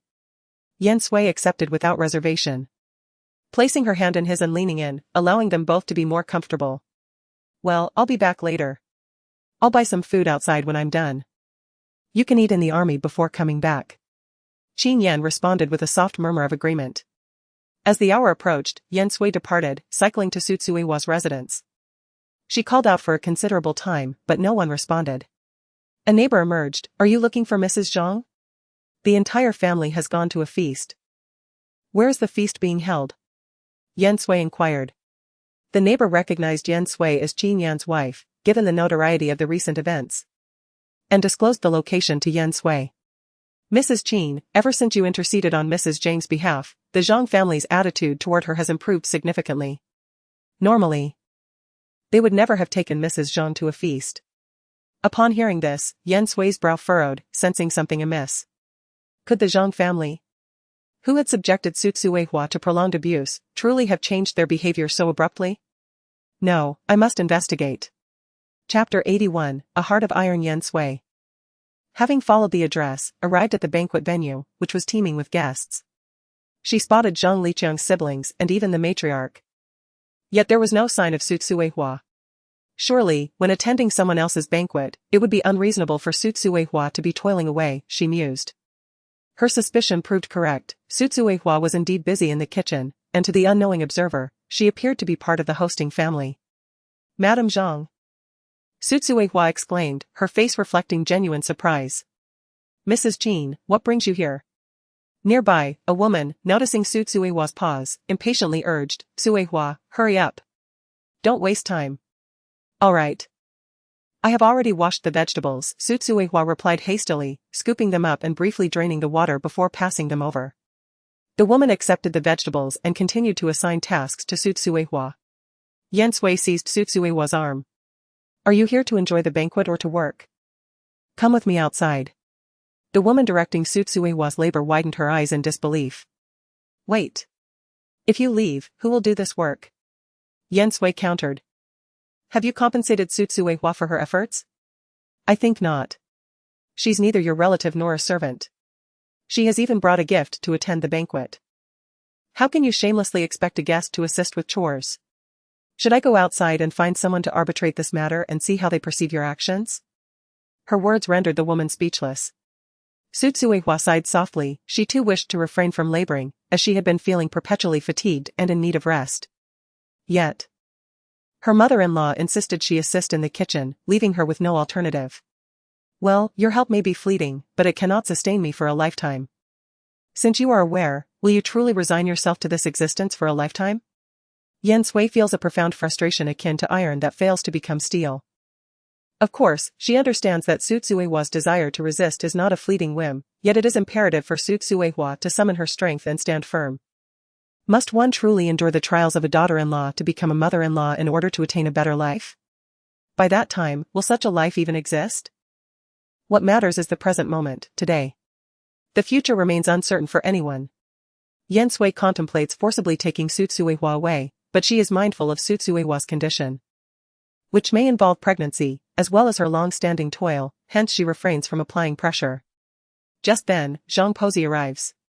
She immediately spots Yan Sui. Despite her ordinary attire, Yan Sui's alluring figure and radiant complexion make her impossible to overlook. Madame Qin, what seems to be the matter?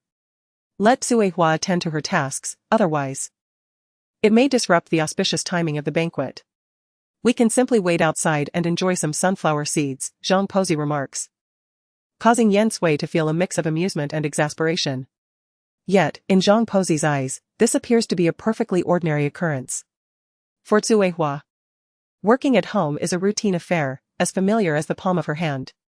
Yan Sui remained silent, her gaze fixed on Su Tsuehua.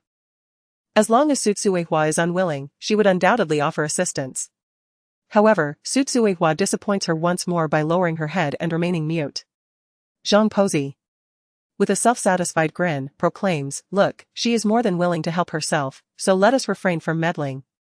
This leaves Yan Sui with no words. And she turns to leave. Unbeknownst to her, Yan Sui had arrived near Zhou Jing's residence. Mindful of Yan Hui's intentions, she opted to conceal herself and await developments, as she had no pressing engagements at the moment. As fate would have it, Yan Hui returned to the guest house, meticulously adorned herself, and sought out Zhou Jing. "What brings you here?" Zhou Jing inquired icily. "I merely happened to be passing by," Yan Hui replied, "and considering how concerned Brother Ren was for me yesterday, I feared you might misunderstand. I've come to clarify that my rapport with Brother Ren stems from our shared upbringing as neighbors. Had there been anything between us, we would have long since married. You wouldn't even be in the picture, would you?" Yan Hui's words grated on Zhou Jing's ears. She was no fool. She understood Yan Hui's intent perfectly. It was a blatant attempt to assert dominance and drive her away. In truth, Zhou Jing had already grown disheartened when Ren Ziqiao failed to pursue her the previous day. After all, she had only met the man twice and harbored no deep affection for him. If he was already entangled with another woman before marriage, what would become of their relationship after they wed? "Indeed, you speak the truth," Zhou Jing retorted with a scoff. "However, you may keep your brother Ren. I have no interest in him. He is merely an elementary school teacher, hardly a prize to be cherished." "Heavens, Comrade Zhou! How can you speak of Brother Ren in such a manner?" Yan Hui exclaimed, feigning distress. Observing Yan Hui's affected demeanor, Yan Sui immediately realized that Ren Ziqiao must be nearby. Sure enough, Ren Ziqiao emerged, his face darkened with displeasure. "Zhou Jing, what is the meaning of this? Even if we cannot become betrothed, there is no need to speak ill of me behind my back. Is this truly the extent of your upbringing? It is indeed quite disheartening." Upon the sudden appearance of Ren Ziqiao, Zhou Jing felt a twinge of guilt. She knew she shouldn't have spoken ill of him behind his back.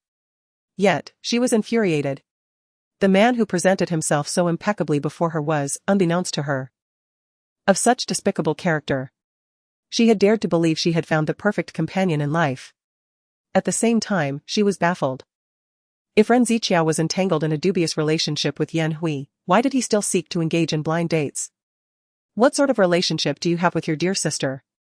"I do not wish to elaborate." "What relationship?" "Comrade Zhou, your thoughts seem rather sordid." "Don't they?" Ren Ziqiao stepped forward, nearly causing Zhou Jing to stumble. Just then, Zhou's father appeared, admonishing Ren Ziqiao. Unfazed, Ren Ziqiao retorted, "Uncle Zhou, before you question me, perhaps you should inquire of your beloved daughter why she felt the need to disparage me behind my back. If I had not shown up, one can only wonder how she would have slandered me." Zhou Jing, feeling cornered, grasped her father's arm. She swallowed her pride. "I apologize, Comrade Ren. It was my fault." Zhou's father found himself at a loss. "It is my mistake for having trusted the words of the matchmaker. I shall seek someone more suitable for you upon our return home." Once the father and daughter departed, Yan Hui immediately felt a pang of sympathy for Ren Ziqiao. "Big brother Ren, they have gone too far, even playing the victim. I merely wanted to clarify matters with her to avoid misunderstandings, yet I never anticipated such pettiness. It must be because she is the sole apple of her family's eye, utterly spoiled. If it comes to marriage, who knows who will truly be serving whom?" Upon hearing Yan Hui's words, Ren Ziqiao immediately ceased to feel vexed, recognizing the wisdom in her statement. He realized that the woman he intended to marry was not a delicate young lady, but someone capable of genuine labor. However, time was of the essence. He needed to hasten his search for a suitable partner for marriage. His gaze once again fixed upon Yan Hui. "Xiao Hui, you are truly remarkable. Were it not for you, I would remain oblivious to the true nature of Zhou Jing, and I would not have discerned who I genuinely desire." The two exchanged glances. their eyes brimming with affection. Concealed, Yan Sui observed this scene with great satisfaction. Ha, the scoundrel and the shameless woman are ensnared. Chapter 82, Su Tsuihua's misfortune. Witnessing Yan Hui's apparent capitulation, Yan Sui found it laughable and admired Yan Hui's exceptional acting skills. Yan Hui was not enamored with Ren Ziqiao for who he was, rather, she was infatuated with the prospect of him becoming a billionaire at the age of 40. Ren Ziqiao's ascent to wealth was not solely the result of his personal endeavors, he drained her of her vitality, exploiting her value to its fullest extent. She recalled the first opportunity Ren Ziqiao received, which occurred by chance when a factory director visited the countryside, seeking a location to establish a factory. And noticed Yan Sui at first glance. Although she had endured 5 years of hardship and appeared emaciated, her bone structure remained exquisite, and from a distance, she still resembled a great beauty. The man concocted an excuse to stay for a meal. Upon realizing the man's affluence, Ren Ziqiao eagerly acquiesced. During the meal, the man made unwelcome advances towards her. She attempted to seek Ren Ziqiao's assistance, yet he remained indifferent, even urging her to serve the man food and pour soup for him. This left her in a state of utter despair. Fortunately, the man did not make any more egregious demands, merely taking advantage of the situation. After the incident, the other party handed Ren Ziqiao 100 yuan, claiming it was for the meal. Indeed, what an exorbitant feast it was. This sum endowed Ren Ziqiao with the means to venture into business. She eagerly traveled to Yangqing to procure a vast array of clothing, only to find herself unable to sell a single piece. It was not until she resorted to hawking them in the town for several days that she managed to dispose of the entire stock. In summary, had it not been for her relentless toil, Ren Ziqiao would have amounted to nothing. When Yan Sui finally regained her composure, she realized that Yan Hui and Ren Ziqiao had vanished from sight, likely taking a bus back to Yanjiakan, lest they miss the last ride. Counting the days, she anticipated the return of the factory manager from her previous life to Yanjiakan. She was curious to see whether Ren Ziqiao could still procure that 100 yuan. With her thoughts settled, Yan Sui turned towards the military family compound, having made a special trip to purchase meat and vegetables, intending to prepare a sumptuous braised pork for Qin Yan that evening. For a long time, Qin Yan had subsisted on exceedingly bland medicinal dishes, perhaps to the point of rendering his palate insipid. "Oh, Madame Qin has brought back meat again?" remarked the auntie leaning against her door, her tone laced with envy and a hint of jealousy. Without meat rations, one cannot enjoy meat. However, the inclusion of the word again inevitably invites speculation. Yan Sui, with a smile that did not reach her eyes, retorted, "Auntie, why do you imply that my family feasts on meat daily? I didn't buy any meat yesterday, the day before, or the day prior to that. Why, just because I purchased meat today, do you fixate on it? Even if I were to buy meat every day, it would be perfectly reasonable. Colonel Qin requires nourishment." The aunt, taken aback by the retort, chuckled awkwardly and retreated indoors, aware of her misstep yet unwilling to concede. Yan Sui had grown accustomed to the routine. As she entered the kitchen and prepared to chop meat, an urgent voice pierced through the air. "Mrs. Qin, is Mrs. Qin there? Help." Recognizing the voice of old Zhang, she hastily set down the knife and rushed outside. From a distance, she saw old Zhang being blocked by the guards, her voice growing louder at the entrance. Yan Sui, sensing something was amiss, quickly approached. "What has happened?" "Oh dear, Mrs. Qin, please come with me. Tsuihua is losing a lot of blood, she sent me to find you." Old Zhang exclaimed, panic evident in her tone. Without a moment's hesitation, Yan Sui followed old Zhang. Her expression darkened as she deduced the situation concerning Su Tsuihua. Indeed, as Yan Sui suspected, Su Tsuihua had shown signs of a miscarriage due to overexertion, resulting in significant bleeding. Yan Sui promptly administered a needle to Su Tsuihua. "What are you all standing around for? We need to stop the bleeding," she commanded the bystanders.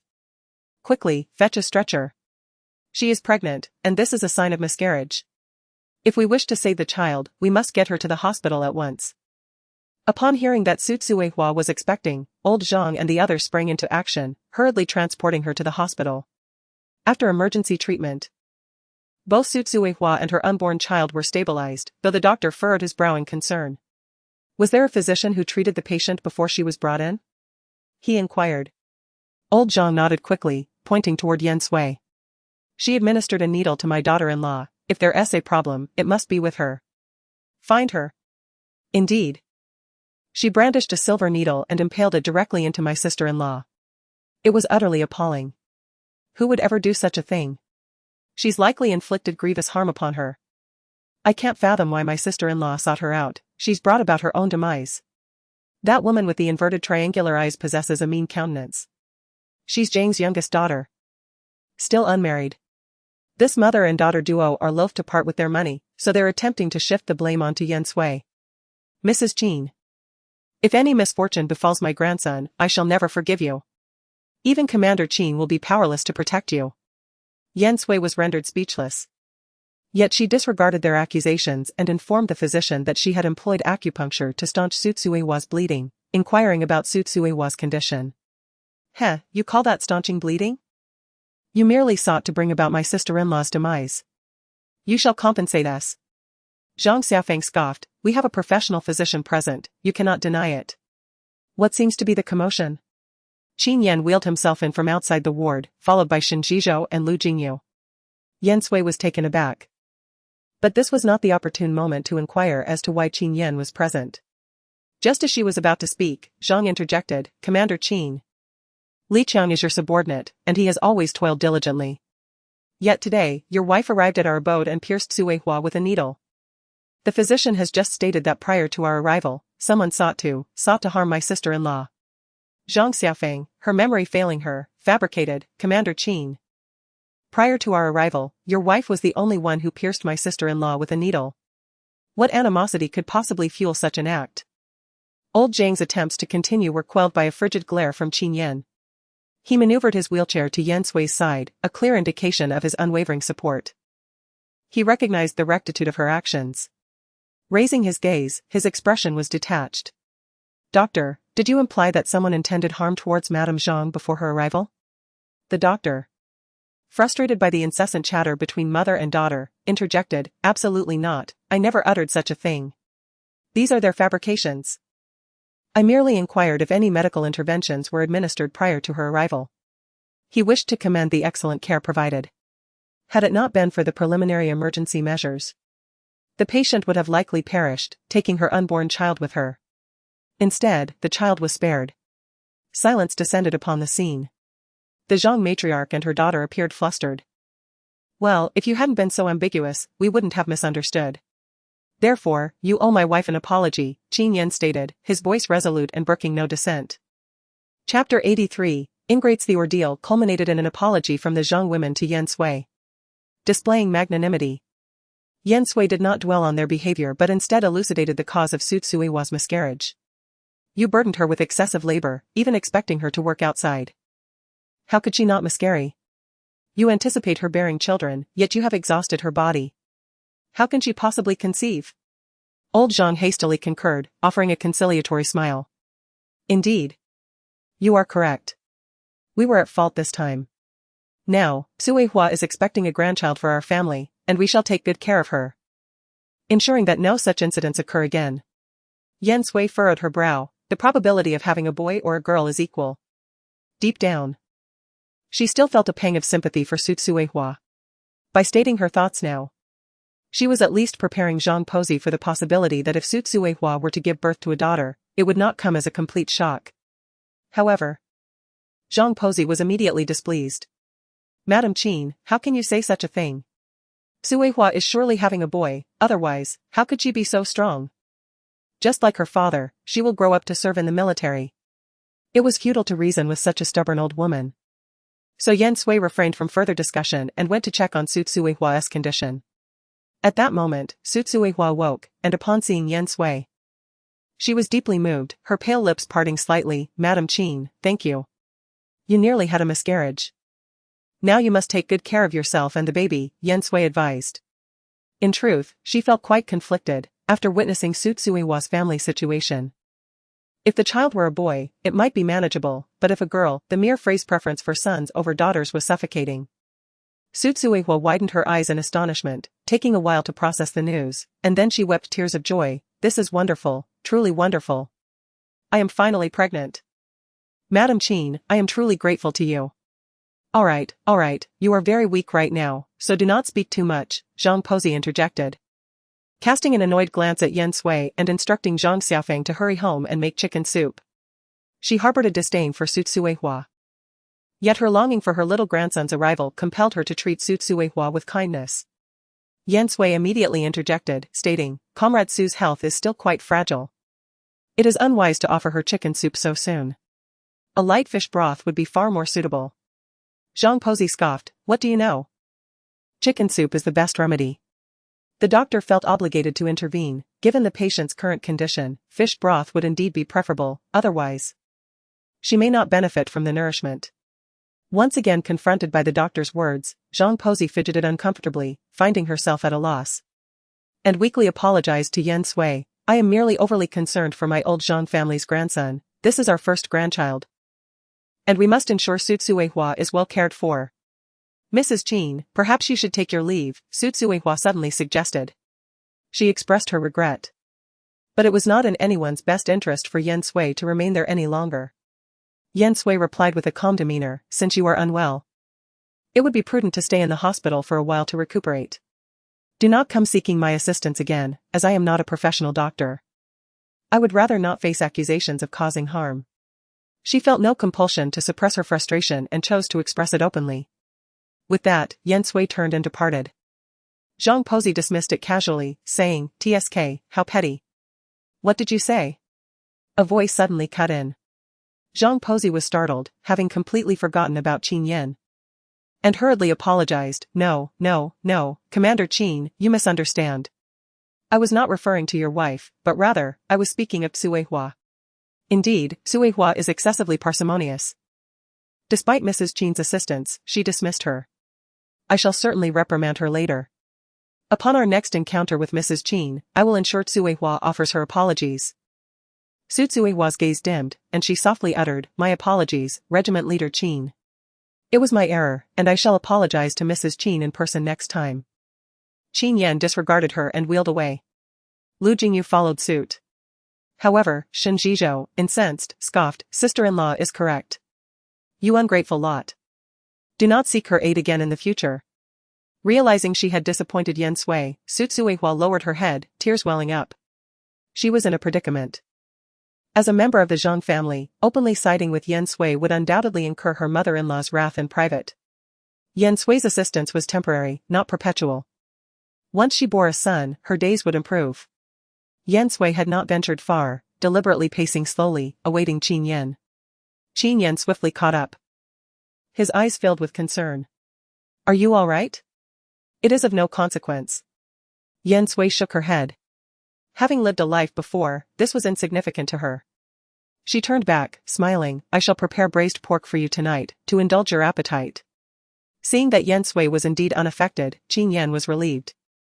Simultaneously, he marveled at her ability to recover so swiftly. Were it not for Yan Sui's rosy lips and fair complexion, Qin Yan would have surmised she possessed a wealth of life experience. He chuckled to himself, dismissing the notion as impossible. Perhaps Yan Sui's childhood experiences have profoundly affected him, eliciting a deeper sense of compassion from me. Very well, I shall return to prepare the meat. Lu Jingyu and Shen Zhizhou, who accompanied me, will also partake in this culinary delight. Upon arriving home, Yan Sui observed Qin Yan meticulously slicing the meat, his admiration growing with each precise cut. Commander Qin, she jested. Do you perhaps calculate the thickness in your mind before each slice? Sister-in-law, you may not be aware, but during our missions, Brother Qin would often prepare meals for us, which is why I particularly enjoyed accompanying him, Shen Zhizhou chimed in, as he washed the vegetables. Lu Jingyu, not one to be idle, assisted in tending the fire. Only Yan Sui remained unoccupied, seated on a chair, her gaze fixed upon Qin Yan's handsome profile. Even the simple act of slicing pork seemed imbued with a certain charm when performed by such a striking man. A handsome man slicing pork, she mused. A chuckle escaping her lips. Qin Yan glanced up, his eyes questioning. Yan Sui quickly shook her head. Is it ready? If so, it is my turn. It is. Qin Yan replied, placing the cleaver aside and wiping his hands before maneuvering his wheelchair backward. As if eager to showcase her skills, Yan Sui executed a dramatic walk toss. eliciting an exclamation of delight from Shinjizhou. Good heavens, sister-in-law, that was an impressive display. Qin Yan, however, was intrigued. He sensed a depth of knowledge within Yan Sui. Despite her youth. During the meal, Yan Sui suddenly inquired, is the mountain in the distance called Fengsha Mountain? Qin Yan nodded slightly. Indeed. Do you wish to visit? Yan Sui marveled at Qin Yan's perceptiveness. Before she could utter a word, he had already discerned her intentions. Yes, I have heard that Fengsha Mountain is abundant with treasures. Particularly medicinal herbs. I would like to explore it. Chapter 84, an earnest explanation. Fengsha Mountain is renowned for its magnificent sunset hues, and indeed, it harbors many treasures. However, peril also lurks within its boundaries, thus Qin Yan demurred, if you require specific medicinal ingredients, simply inform me, and I shall endeavor to procure them for you. There's no need to expose yourself to unnecessary risks. Yan Sui promptly enumerated several precious medicaments. It's not merely a matter of unavailability for purchase. Even locating them is an arduous task. That's precisely why I wish to venture there and try my luck. Crucially, these components can facilitate the complete restoration of your legs.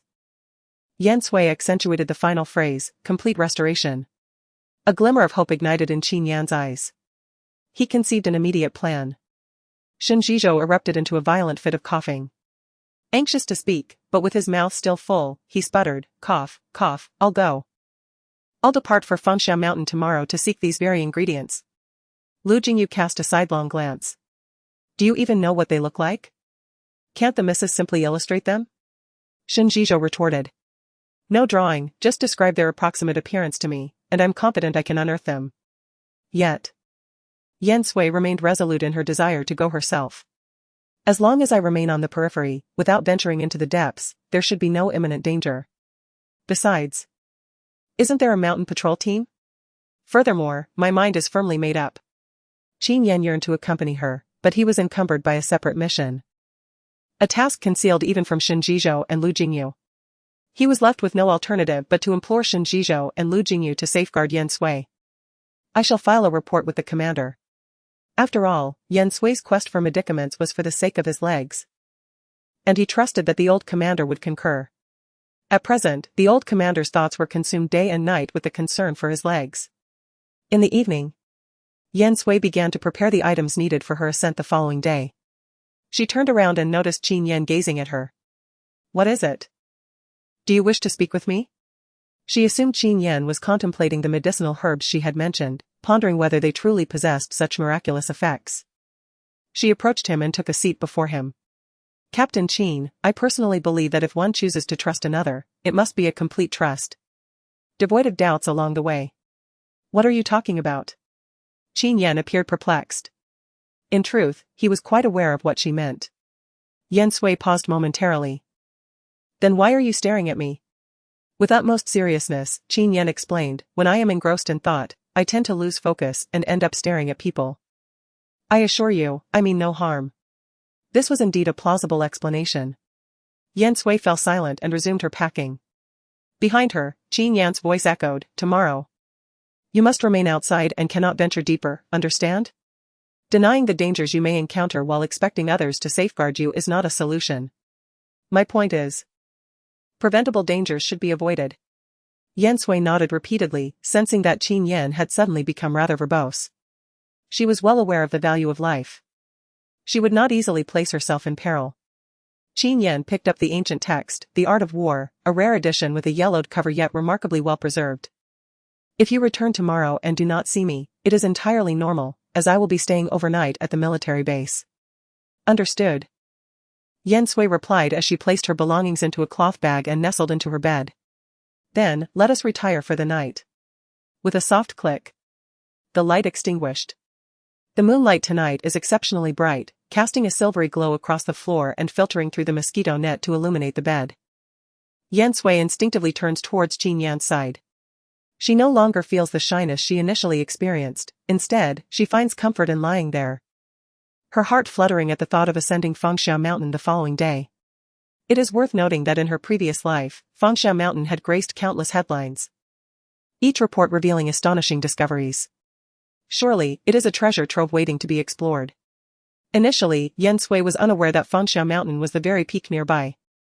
It was only through chance overhearing that she learned of its identity, igniting her curiosity.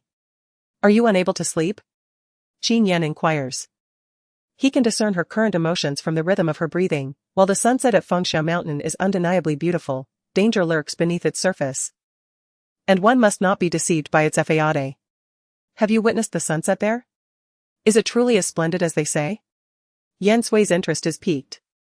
Meeting his gaze, which sparkles with intrigue, Qin Yan initially intends to advise her to rest early but ultimately refrains. Instead, sharing tales of the breathtaking evening glow he has witnessed while patrolling the mountain. He closes his eyes. A smile playing on his lips. That scene is difficult to encapsulate in mere words. One must experience it firsthand to truly appreciate its magnificence. This only heightens Yan Sui's anticipation. However, in the next moment, Qin Yan douses her enthusiasm with a dose of reality. You must not return too late. We must descend by 3 o'clock in the afternoon. I will ensure that Jizhou and Jin Yu are well informed, and you must be obedient. Or else you will not be permitted to ascend the mountain. Yan Sui pouts in frustration, conceding with a reluctant promise. She huffs and turns away from Qin Yan. Understood. Let's just sleep. Qin Yan chuckled, reaching out to gently adjust Yan Sui's quilt, ensuring her exposed shoulders were covered. Tuck yourself in properly, lest you catch a cold. Yan Sui rolled over again, finding this side more comfortable. The night passed without dreams. When Yan Sui awoke, she discovered that Qin Yan had already departed. As evidenced by a note left on the table. She was slightly puzzled, as it was still quite early. Just when did Qin Yan leave? She wondered. But didn't dwell on it, and proceeded to get up and wash. Sis-in-law. Shin Jizhou's voice called from outside the door. We brought you meat-filled buns. They're incredibly fragrant and delicious. Yan Sui opened the door, as she hadn't planned on making breakfast. Come in, then. Shin Jizhou placed the meat buns on the table and peered towards the bedroom, muttering, Has Brother Qin not risen yet? I hope he didn't overexert himself last night.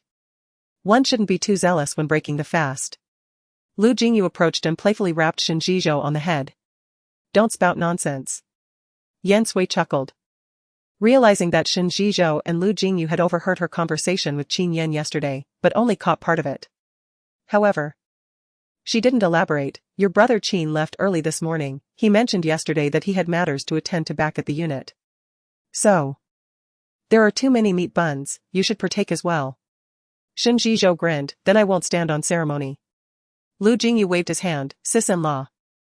Save them for later when you're up the mountain and feeling peckish. Climbing will be quite strenuous. Yan Sui had already prepared provisions, including portions for Shin Jizhou and Lu Jingyu. She showed them the cloth bag. If you get hungry later, just ask me for a flatbread. Sis-in-law. You're too kind. Shin Jizhou exclaimed with the exuberance of a child twice his weight. Lu Jingyu, lost in contemplation, remained silent. As they embarked, he carried the cloth bag, alleviating Yan Sui's burden. Yan Sui acquiesced, allowing Lu Jingyu to assist with the bag. The trio set forth towards Mount Fengsha. En route, they encountered Xie Jingning and Xingming. Upon learning of Yan Sui's destination, Xie Jingning expressed a desire to join them for a stroll. Chapter 85, Ascending the mountain to gather herbs. The group proceeded towards Mount Fengsha, albeit as two distinct parties. Yan Sui politely declined Xie Jingning's invitation to accompany them, stating, We have specific matters to attend to and hope you can understand, Comrade Xie. Mount Fengsha is a public domain, accessible to anyone, provided they refrain from entering the inner mountain. Xie Jingning inquired with curiosity, what matters might those be? If you're amenable, we could offer our assistance. Harboring lingering resentment from their previous encounter, Xingming retorted coldly, Ningning, let's not bother. Why should we offer assistance where it's not wanted? Besides, she's already accompanied by 2 escorts. Amused by his misconstrued words, Yan Sui, unwilling to indulge his pettiness, responded with a wry smile, Comrade. I implore you to mind your words. These 2 gentlemen are subordinates of my husband, accompanying me on official business. Should your words be misconstrued, the consequences would be far-reaching. Are you prepared to bear such responsibility? Seemingly only then did it occur to him that Yan Sui was married to Qin Yan. Xingming's countenance underwent a drastic alteration, and he hastily apologized to Yan Sui, my sincerest apologies, it was a momentary lapse of judgment. I implore you, Mrs. Qin, to overlook my transgression. He surreptitiously gestured to Xie Jingning, imploring her to intercede on his behalf. Xie Jingning was incandescent with rage, yet she had no choice but to assist. Comrade Yan. Xingming did not intend any harm. Let it pass, he has already offered his contrition. We are not petty individuals, are we? Yan Sui found the situation amusing. If I were to dwell on this, I would be considered petty? You possess a remarkable understanding of moral coercion. Had this been his first offense, I might have dismissed it as inconsequential, but it is evident that the previous lesson was insufficient. She inclined her head slightly. Shen Zhizhou promptly stepped forward, rest assured. I shall convey every detail of the preceding events to the regimental commander without omission. Upon hearing this, Xingming's face turned ashen. His lips trembled as he stammered, I. Yan Sui disregarded him and continued her ascent towards Mount Fengxia. Lu Jingyu followed closely behind.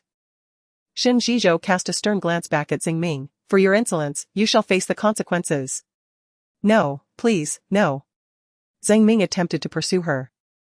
But the mere recollection of Qin Yan's countenance, as cold and severe as that of Yama, caused his legs to buckle, and he collapsed to his knees, requiring Xie Jingming's assistance to rise.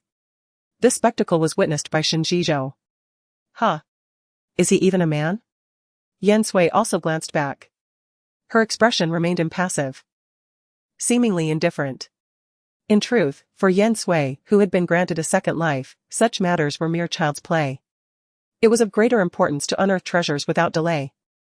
Observing the receding figures in the distance, Xie Jingming stamped her foot in vexation. However, she couldn't abandon Xingming. Suppressing her revulsion, she extended a hand towards him, exerting every ounce of her strength to pull him up. Yet, given Xingming's considerable height and weight, and Xie Jingming's petite frame, she was unable to budge him. Instead, she fell ignominiously onto her posterior. Instinctively, her gaze darted towards the direction in which Yan Sui and the others had departed. Despite no longer being able to discern Yan Sui, Xie Jingming was overcome with mortification and wept bitterly. She felt utterly humiliated. Yet her grandfather insisted that she cultivate a rapport with Xingming. She was determined to ascertain the reason for this directive from her grandfather later. Xingming, having recovered somewhat, suggested, forget it, let's just head back. Why bother climbing this forsaken mountain? It's a pointless endeavor. No, I have matters to attend to. You should descend the mountain on your own, Xie Jingming retorted, gritting her teeth. She was resolute in her decision to pursue Yan Sui and her companions, unwilling to concede defeat so easily. Meanwhile, Yan Sui had already met with success. She knelt on the ground, meticulously excavating medicinal herbs with her tools, while also directing Lu Jingyu and Shen Zhizhou in their efforts. Be meticulous, both of you, and ensure that you don't sever the roots.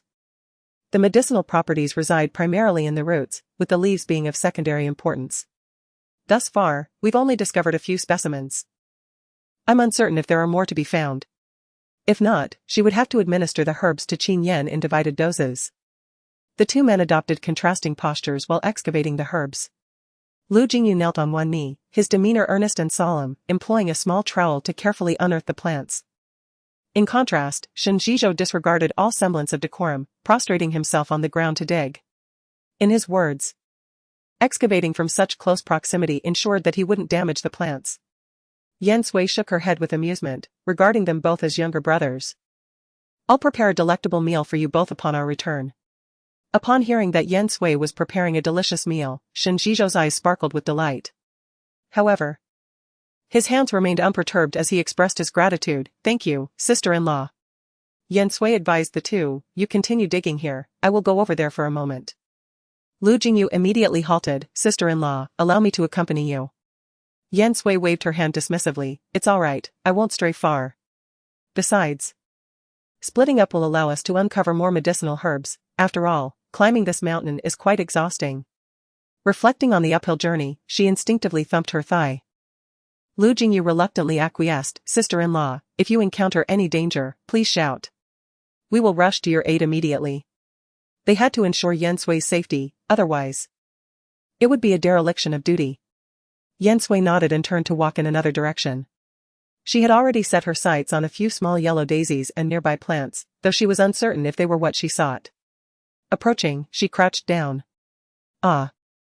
Indeed, it was the medicinal herb she had been searching for. It was exceedingly rare, with only a single specimen. The leaves emitted a faint, invigorating scent of mint. Refreshing and revitalizing. Crushing the herb and applying it to Qin Yan's legs would aid in the restoration of his nerve function. A remedy Yan Sui had long sought but never found. Fearful of damaging the root, she maintained her position for half an hour. Once she successfully unearthed the herb intact, she exhaled in relief, promptly wrapping it in a handkerchief and placing it into her cloth bag. At that moment, a rustling sound caught Yan Sui's attention. Could it be a snake? Yan Sui observed her surroundings discreetly. Emerging from the thicket was Xie Jingning. Yan Sui furrowed her brow, suspecting that Xie Jingning must have some peculiarities. Choosing to traverse the woods and grass instead of the clear path. Did he not fear snakes or other creatures lurking about? Indeed. Xie was one to tread an unconventional path. In truth, I'm lost, Xie Jingning offered as an excuse. May I accompany you down the mountain? Such a request was difficult to decline, leaving Yan Sui with no choice but to acquiesce.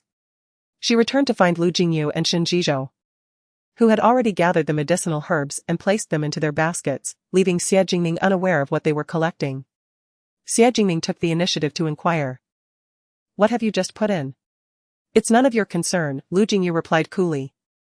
Xie Jingning was taken aback. She had thought Lu Jingyu would be the most amiable among them and had approached him with that expectation, only to receive a frosty reception. Embarrassed, she forced a smile. My apologies, I shouldn't have pried. Please, continue, I shall remain behind and will absolutely not disrupt you. Chapter 86, There are snakes seizing the rare opportunity. They had to seek out and unearth the herbs. Yan Sui ignored Xie Jingning, persistently searching for rare or essential medicinal plants, while Shen Jizhou and Lu Jingyu followed closely in her wake. Meanwhile, Xie Jingning trailed behind, fixated on Yan Sui, scheming to sabotage her efforts. Let us dig in this area, Yan Sui instructed Shen Jizhou and Lu Jingyu. The two sprang into action, with Shen Jizhou expressing delight. There is so much this time. If we sell it, we're sure to earn a considerable sum. In response, Yan Sui merely smiled and remained silent. Xie Jingning stepped forward briskly. Quietly noting the appearance of the herbs, she had encountered these very herbs at the foot of the mountain earlier and planned to return with others to collect them. Although her family provided her with ample sustenance, her financial resources were rather limited. Thus, upon hearing Shen Jizhou's words, she immediately conceived a plan. Yan Sui cast a glance at Xie Jingning, confirming that her attention was entirely focused on Shen Jizhou and Lu Jingyu, before she began to work. Effortlessly unearthing 2 roots of herbs and placing them into her cloth bag. Comrade Yan, you wouldn't be secretly harvesting these precious items for yourself, would you? Xie Jingning interjected unexpectedly. Both comrades Lu and Shen are so diligently assisting you. Are you truly concerned that they might stealthily come back to collect and sell them? Yan Sui's expression darkened slightly. What is wrong with utilizing one's own abilities to gather and sell? Why does your phrasing twist the meaning so? The final note of her voice rose sharply, unmistakably laced with a chilling intensity.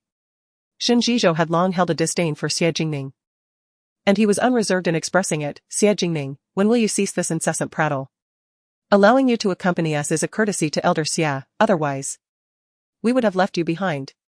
Lu Jingyu gently tugged at Shen Jizhou's sleeve, signaling him to remain calm. Comrade Xie, we conduct our affairs without the need for external commentary, please maintain your silence. During their exchange, Yan Sui managed to unearth another fine herb. Xie Jingning clenched her fists.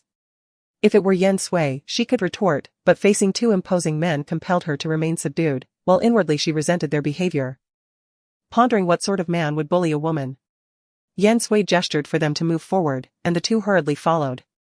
Xie Jingning remained stationary, unnoticed by anyone. She was reluctant to endure further discomfort in the current situation, and upon turning, she spotted a black snake, seemingly in slumber, utterly motionless. An idea struck her. Ah! Yan Sui, Shen Jizhou, and Lu Jingyu, walking ahead, heard Xie Jingning's piercing scream. They felt helpless, realizing they could not ignore it. What if something truly dire occurred? They could not bear the responsibility of a life lost. They hurried back to find Xie Jingning, discovering her seated on the ground, eyes reddened. I'm so sorry. I truly didn't mean to, but I twisted my ankle. Yan Sui's gaze flickered as she approached. Can you stand? Xie Jingning sniffled. Not really. Perhaps you could help me up, and then we can examine the situation on that patch of grass?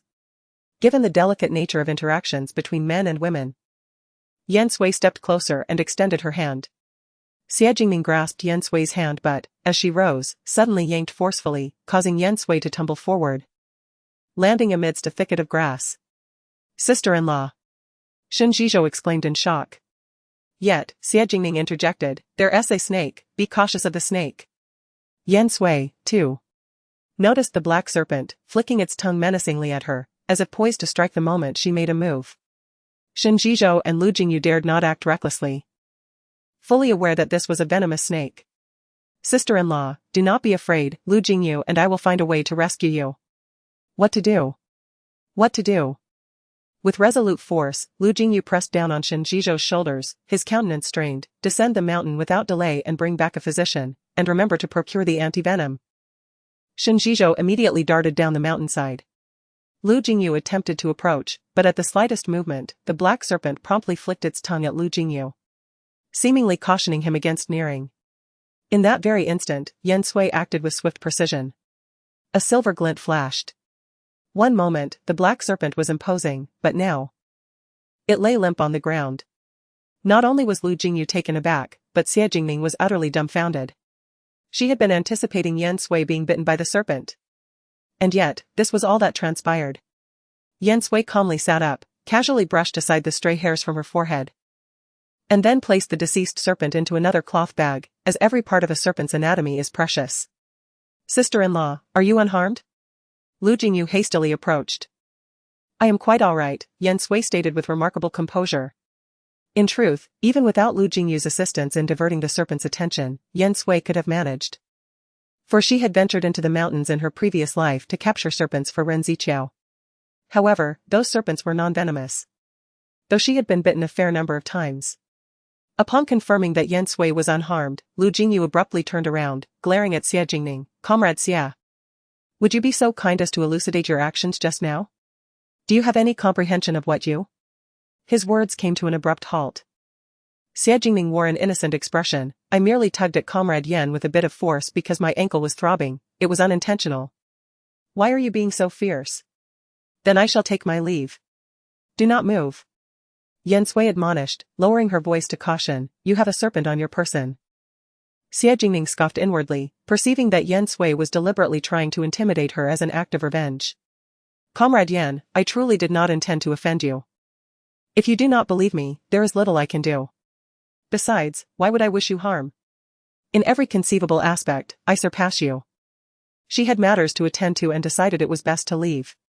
Yet, a sense of guilt compelled her to depart swiftly, otherwise. What would she do when Shen Zhizhou returned with a throng of people? Just as she turned to leave, she froze in her tracks. A slithering sound, reminiscent of a serpent's tongue, whispered in her ear. Indeed, there was a snake. Ah! Xie Jingming screamed in terror. The black serpent coiling around her, startled by her cry, bit her, only to be swiftly seized by Yan Sui, who pressed down on its vulnerable spot. Lu Jingyu's pupils constricted. He had not anticipated such a rapid response from Yan Sui. The venom spread swiftly, draining the color from Xie Jingming's face, leaving her lips a deep violet. Her body trembling uncontrollably as she collapsed to the ground, reaching out towards Yan Sui. Help, please save me. I beg you. Yan Sui's gaze narrowed slightly. First, answer me a question. Xie Jingming felt her life ebbing away, while Yan Sui remained unhurried, which infuriated her to the brink of bloodshed. Her throat felt sweet with blood as she stammered, you ask. Unfortunately, before Yan Sui could pose her inquiry, Shen Zhizhou returned with a group. The doctor trailing behind wheezed, cursing under his breath, country folk are truly ignorant, can't they even think to bring some realgar powder up the mountain? All they do is create trouble for us. Upon hearing the vituperative voice, Yan Sui raised her eyes, a sharp glint flashing across her face. What about country folk? We're standing here just fine. You'd better hurry and save your noble young lady. Due to the exigency of the situation, Shen Zhizhou had dragged old Xie's physician over. The doctor, upon seeing the moribund Xie Jingming, was greatly alarmed. Abandoning all sense of shame, he immediately began to treat Xie Jingming, administering anti-venom before hastily escorting her down the mountain. Shen Zhizhou turned his gaze back to Yan Sui, intending to inquire whether she wished to continue gathering medicinal herbs. But he was taken aback to see her collecting the deceased black snake with a composed and practiced air. He was stunned. Yan Sui rose to her feet, declaring that today's harvest was quite satisfactory. Let's go, we'll head down the mountain as well. But, sister-in-law, that snake, aren't you afraid? Qin Yan voiced the question that Lu Jingyu had been longing to ask. What's there to fear about a dead snake? Yan Sui countered. Qin Yan profoundly agreed. Oh, right. The snake is already dead, so there's nothing to be afraid of, haha. Lu Jingyu frowned. In the end, he still didn't ask anything. The three descended the mountain and were promptly taken to the hospital by individuals dispatched by old Xia, ostensibly out of concern that they might also be injured. Qin Yan was indignant. Good, this is the perfect opportunity to ask what Xie Jingning was doing. If she hadn't suddenly grabbed sister-in-law, she wouldn't have disturbed that black snake. Lu Jingyu tugged forcefully at Qin Yan, urging him to calm down. Even sister-in-law isn't as anxious as you are. Yan Sui smiled and entered the vehicle first. Despite the timely administration of serum to Xie Jingning, he has not yet fully emerged from danger, and a multitude of doctors busily attend to him in the hospital. With a grave expression, old Master Xia sits there, demanding to know what transpired. Lu Jingyu recounts the events in detail, particularly emphasizing how Xie Jingning feigned a sprained ankle to lure Yan Sui closer, only to forcefully pull her, resulting in her fall and the disturbance of the black snake. Upon learning that Xie Jingning engaged in such foolishness, old Master Xia's countenance darkened to an extreme. Yet, one question lingers: why was it Ningning who was ultimately bitten by the snake? Because grandfather. At this moment, Xie Jingning gradually regains consciousness, her voice quivering. Grandfather. They conspired against me, leading the black snake to my side so that it would bite me. This is murder, they should face the consequences. Lu Jingyu is almost amused by the absurdity, a rare emotion for him, and it is indeed his first time feeling such frustration today. Comrade Xie. I perceive your mind may still be muddled. Xie Jingning responds with a cold laugh, you are all in cahoots, undoubtedly having coordinated your stories beforehand. Old Master Xia's brow furrows in deep contemplation. For a moment, he is at a loss on how to proceed. Noticing Yan Sui's silence and that the current circumstances favor Xie Jingning, he reaches a resolution. One should harbor no intent to harm. Yet you have harbored murderous thoughts against Ningning, thus. Yan Sui opens a bag, revealing two deceased black snakes laid upon the table. This one on the left is the one that bit her, you can examine it for yourself, it still bears traces of blood. Lu Jingyu nods, proceeding to disclose the subsequent events. Old Master Xia falls into a state of silence. Why is there a reluctance to clarify matters entirely? He suspects that Yan Sui is undoubtedly acting with intent. Xie Jingning, taken aback, observed that both Qin Yan and Lu Jingyu were empty-handed, mistakenly believing that the black snakes had been left on the mountain. Little did she know they were actually with Yan Sui. Now, she found herself in a predicament. She flusteredly explained, I feel a bit dizzy, it must be the effect of the snake venom that caused me to misremember the details. What do you think, Elder Xie? Yan Sui coolly raised her gaze, it seems one moment of clarity leads to another of confusion. Clearly, the venom is indeed potent. I would advise resting at home for some time. Otherwise, should you venture outside and speak nonsense, you might be mistaken for a fool and meet a dire fate. As she spoke, a smile graced her lips, radiant yet chilling, sending an inexplicable shiver down one's spine. Elder Xie recognized this as a warning from Yan Sui. He was not afraid of her, but he could not overlook Qin Yan. Remembering Qin Yan, Elder Xie's brows knitted tighter, reports indicated that once Qin Yan left the courtyard, he vanished without a trace. What could he possibly be up to? The affair concluded with Xie Jingning's apology. Whether it was sincere or feigned mattered little to Yan Sui. She simply packed the two black snakes and departed. What a truly revolting sight. She was unfazed even by snakes. Xie Jingning gritted her teeth, realizing that not only had she been bested by Yan Sui, but she had also suffered a setback. Elder Xia remained silent. There were plenty of women who feared snakes. Yet Yan Sui exhibited no fear of venomous serpents.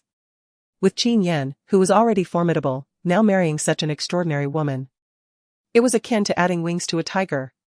Upon returning home, Yan Sui meticulously dealt with the medicinal herbs and the snake. As she took a moment to rest, The enticing aroma of dinner wafted from the courtyard, revealing that Qin Zhizhou and Lu Jingyu were still outside chopping firewood. Yan Sui hastily prepared a hearty bowl of noodles for the two, generously laden with meat, which they devoured with great satisfaction. Once their tasks were completed, they finally departed.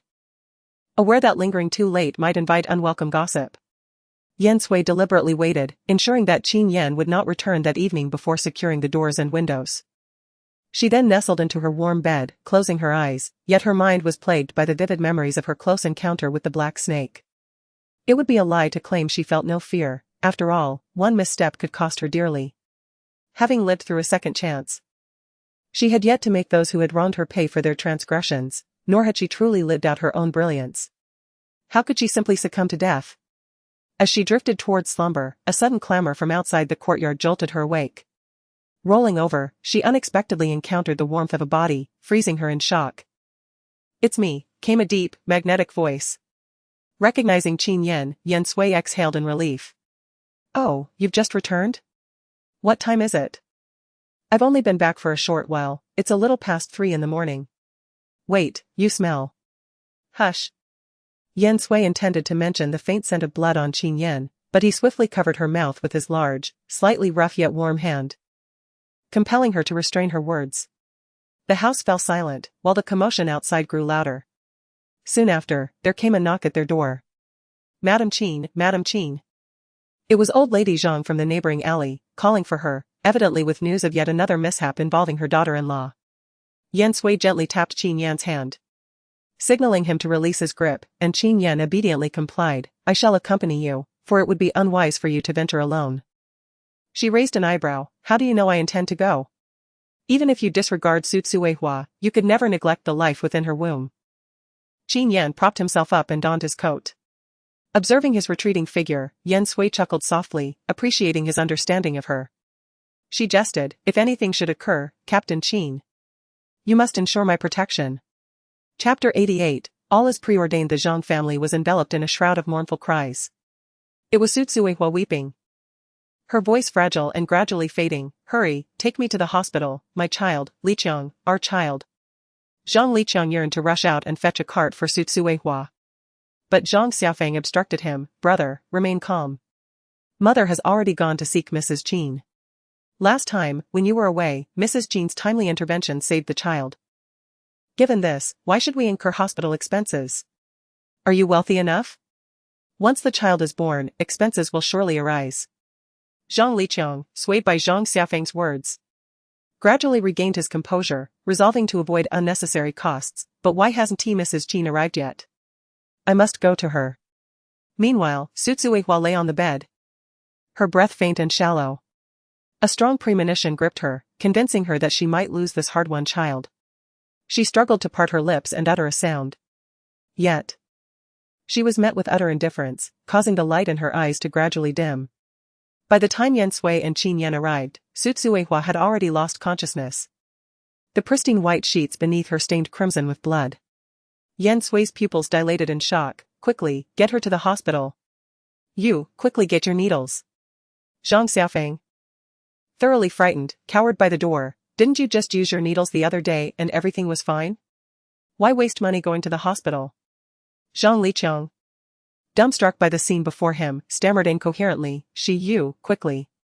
Suehua, Ahua. Come and help." Old lady Zhang also urged Yan Sui to save Su Tsuehua immediately. "Hurry.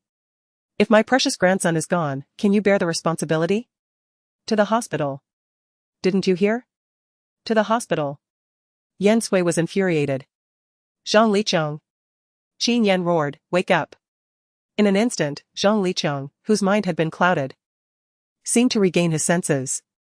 He decisively rushed out, borrowed a flatbed cart from the neighbors, and returned to carry Su Tsuehua onto it. After a flurry of chaos, Yan Sui and Qin Yan followed them to the hospital. Despite the efforts to save the child, Su Tsuehua's baby could not be saved. Upon receiving the news, the Zhang family was devastated. Old lady Zhang wailed like a banshee. "Heavens, my precious grandson. Mom, it's okay. Once Tsuehua recovers, she will surely conceive again." Zhang Liqiang seemed to have aged several years in an instant, his vitality completely drained. Hearing Zhang Liqiang's words, old lady Zhang gradually calmed down. Yes, yes. We'll make sure to nourish Suihua properly later. She reprimanded Zhang Xiaofeng, saying, you have been idle at home, once your sister-in-law is discharged. All household chores will fall upon you. If you dare to seek excuses to shirk your responsibilities, you shall face the consequences. Zhang Xiaofeng widened her eyes in shock. Yet she dared not oppose, reluctantly acquiescing. Yan Sui observed from the side, finding the situation amusing. Despite having previously warned them, it was evident that no one heeded her words regarding Su Tsuiwa's condition, which required attentive care rather than the relentless toil of the past. Noticing Yan Sui's mocking gaze, the old woman felt uncomfortable, turning away and muttering, I see that you young ones are far too indulged. When I was pregnant with both of you, I toiled in the fields day in and day out, even up until the day of delivery, without a single complaint. Where are Su Tsuiwa's family? At that moment, a doctor approached, holding a report. I have something to inform you. This miscarriage has severely affected Su Tsuiwa's health, and she may never conceive again. Bang! The old woman fainted immediately. Mother! Zhang Xiaofeng exclaimed in alarm, hurrying to call for a nurse. Zhang Liqiang, struck as if by a thunderbolt, stood frozen, speechless for a long while. To be frank, Yan Sui was not surprised by the outcome. Had they taken Su Tsuihua to the hospital in a timely manner, even if they could not save the child, she would certainly not have reached a point of being unable to conceive again. Qin Yan gently grasped Yan Sui's hand. Shall we visit her, or return home directly? Let us go home, Yan Sui replied, pushing the wheelchair towards the hospital exit. She felt no necessity to visit Su Tsuihua. Believing that after this incident, Su Tsuihua might comprehend certain truths, if one does not extend a hand, others cannot lift them. The two arrived home just before 1 in the morning. After washing their feet, they lay side by side in bed, both momentarily devoid of sleep. Regardless of the circumstances, it was a life that could have thrived but ultimately perished due to the indifference of those around it. Sensing Yan Sui's emotions, a large hand gently enveloped her small one beneath the covers. He whispered, in this world, 9 out of 10 things do not go as we wish. No emotion can alter the occurrence of predetermined events. What we can do is maintain the perspective of an observer and let things unfold naturally. Trust that everything has its own arrangement. Inspired by Qin Yan's words, Yan Sui felt her spirits lift considerably. She softly acknowledged him, and at that moment, drowsiness began to creep in. Suddenly recalling something, her eyes flew open. Wait. Are you injured? This was not a question but a firm assertion. Yan Sui quickly sat up, tugging at the light cord to illuminate the room, her expression stern. Speak up, where are you hurt? Qin Yan was momentarily taken aback, surprised that Yan Sui remembered this detail. Yes, I am injured, but it has already been treated, which is why the smell of blood is faint. However, Yan Sui was unconvinced and resolutely followed the scent to locate the wound. She initially thought it was on his arm, but to her astonishment, it was on his abdomen. Without hesitation, she lifted Qin Yan's shirt, and her eyes fell upon a white bandage stained with red. He had not tended to it adequately. The he referred to as the doctor who bandaged Qin Yan's wounds. She brought medical tools, intending to redress his injury. It was evident that his condition was quite severe. Given the circumstances, Qin Yan could no longer conceal the truth. He obediently sat up to facilitate Yan Sui's procedure. I apologize, it was not my intention to hide this. Yan Sui was engrossed in her meticulous task of bandaging, her focus unwavering. You certainly should not have concealed it. Upon cutting the gauze open and revealing the wound on Qin Yan's abdomen, she was taken aback, for it was a gunshot wound. Why are you here? Shouldn't you be in the hospital? Qin Yan shook his head, his expression calm. It's nothing serious. The injury was located on the right side of his abdomen and had not affected any vital organs. To Qin Yan, such an injury was not particularly alarming, especially considering his legs were still incapacitated. However, Yan Sui fell silent, her face tense as she diligently rebandaged his wound. This left Qin Yan feeling somewhat at a loss. He had never been skilled in soothing a woman's distress. Chapter 89, Has she been treated as a fool? Yan Sui's method of treating the wound was swift and proficient. She disposed of the cut gauze and blood-stained cotton with care before washing her hands. Then she returned to the room, turned off the light, and went to sleep, showing no inclination to acknowledge Qin Yan. He was left in a quandary, unsure of how to proceed. The situation required resolution, it could not be evaded. After a moment's contemplation, he said, "Thank you." Yan Sui did not respond. Her anger stemmed from the belief that Qin Yan had no need to hide this wound from her. As a doctor, she was particularly sensitive to the scent of blood. Was she truly being regarded as a fool? Were they not married? They were not spouses in the traditional sense, but rather a couple united by mutual needs. This explains his reticence in revealing his injury to her, or perhaps he simply deemed it unnecessary to confide in her. With her back turned to Qin Yan, Yan Sui repeatedly resisted the urge to turn over, accustomed as she was to facing the right. Qin Yan gazed at Yan Sui's form, opening his mouth several times. Yet finding himself at a loss for words, fearing that his explanations would only exacerbate the situation. Ultimately, they drifted off to sleep in silence and tranquility. Even in her slumber, Yan Sui instinctively turned and nestled against Qin Yan. The man, with his eyes closed, expertly reached out to embrace her. His brow unfurrowed. As if only then could he truly find repose. The following day, Yan Sui busied herself at home, processing the medicinal herbs she had unearthed the previous day. She promptly applied the dark, viscous paste to Qin Yan's leg, its murky appearance belying a subtle, refreshing fragrance. A wave of coolness washed over his leg upon application. Leave it on for about 30 minutes, then perhaps find a book to occupy your time. Yan Sui handed him a copy of The Art of War. Before departing with an impassive expression. She still had the 2 black snakes to deal with. Drawing upon her past life's experiences, she swiftly and skillfully prepared the 2 black snakes, intending to make a snake soup for tasting. Most people would recoil at the thought of touching venomous snakes, let alone preparing them for consumption. But Yan Sui was no ordinary person. As the snake soup neared completion, Shen Zhizhou arrived at the door. "Wow, that smells divine. Sister-in-law. What culinary masterpiece are you concocting now? May I offer my services in washing the dishes?" Yan Sui couldn't help but chuckle. When it came to food, Shen Zhizhou was remarkably adaptable, knowing when to yield and when to press forward. By offering to wash the dishes, he was practically guaranteeing himself a taste. Fortunately, there was an ample quantity of snake soup. Yan Sui smiled. "Help yourself. Hee, sister-in-law is the second best in the world." Shen Zhizhou entered the room with something in hand to find Qin Yan, and only then did he head to the kitchen. "What delectable dish is this?" Yan Sui had already savored the flavor and found it utterly delightful. "Snake soup. Wonderful, snake soup." "What? Snake soup?" Shen Zhizhou immediately leaped back. His expression one of astonishment. "Sister-in-law, did you turn those 2 black snakes from last night into snake soup? They are venomous." "Sister-in-law, how could you be even more gluttonous than I am?" Upon hearing the latter part of his statement, Yan Sui felt an overwhelming urge to strike Shen Zhizhou. "Oh. Then don't eat it." In front of Shen Zhizhou, she finished her bowl of snake soup and then brought some to Qin Yan. Yan Sui presumed Shen Zhizhou would sneak a taste in the kitchen. To her surprise, he followed closely behind her. "Brother Qin, sister-in-law made snake soup with venomous snakes.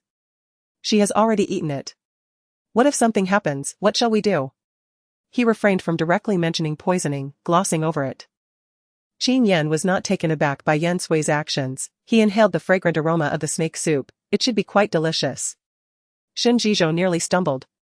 "Brother Qin, how have you become as greedy as sister-in-law?" Qin Yan was at a loss for words. He had quarreled with Yan Sui the day before. And now she had prepared such a feast for him, he was too pleased to even consider being picky. If you're not going to eat, then leave." Shen Zhizhou indeed turned to walk out, mumbling, "I'll go find a good cart to take you both to the hospital at any moment." Yan Sui and Qin Yan exchanged amused glances. "What a silly fool," Yan Sui commented. Qin Yan's eyes sparkled for a moment as he chuckled. "Indeed. He is quite the silly fool." Returning to the matter at hand, Yan Sui jested, "This is a genuine venomous serpent, Commander Qin. Do you truly dare to consume it? If you're hesitant, I shall partake, lest it be wasted." Qin Yan offered no rejoinder, but instead, he lifted the serpent soup and began to partake. Upon the first morsel, he was genuinely astounded. During their missions, when provisions were scarce, they would indeed consume serpents. However, that fare was incomparable to the serpent soup crafted by Yan Sui. Witnessing Qin Yan finish the soup, Yan Sui was elated. She scraped away the poultice applied to his leg and meticulously cleansed away any lingering residue. Shinjizhou observed from the sidelines for quite some time, and once assured that Yan Sui and Qin Yan were both well, he ventured into the kitchen to partake of the serpent soup himself. Initially, he ate with a degree of circumspection, but soon, he was consuming it in generous mouthfuls. Holding the bowl, he grinned, truly delectable. As Shinjizhou departed to cleanse the cookware, Yan Sui deliberately closed the door and drew the curtains before changing the dressing on Qin Yan's abdominal wound, her eyelashes lowered. Rest well at home these next few days. The wound remedy I'm applying is of my own unique concoction, designed to expedite the healing process.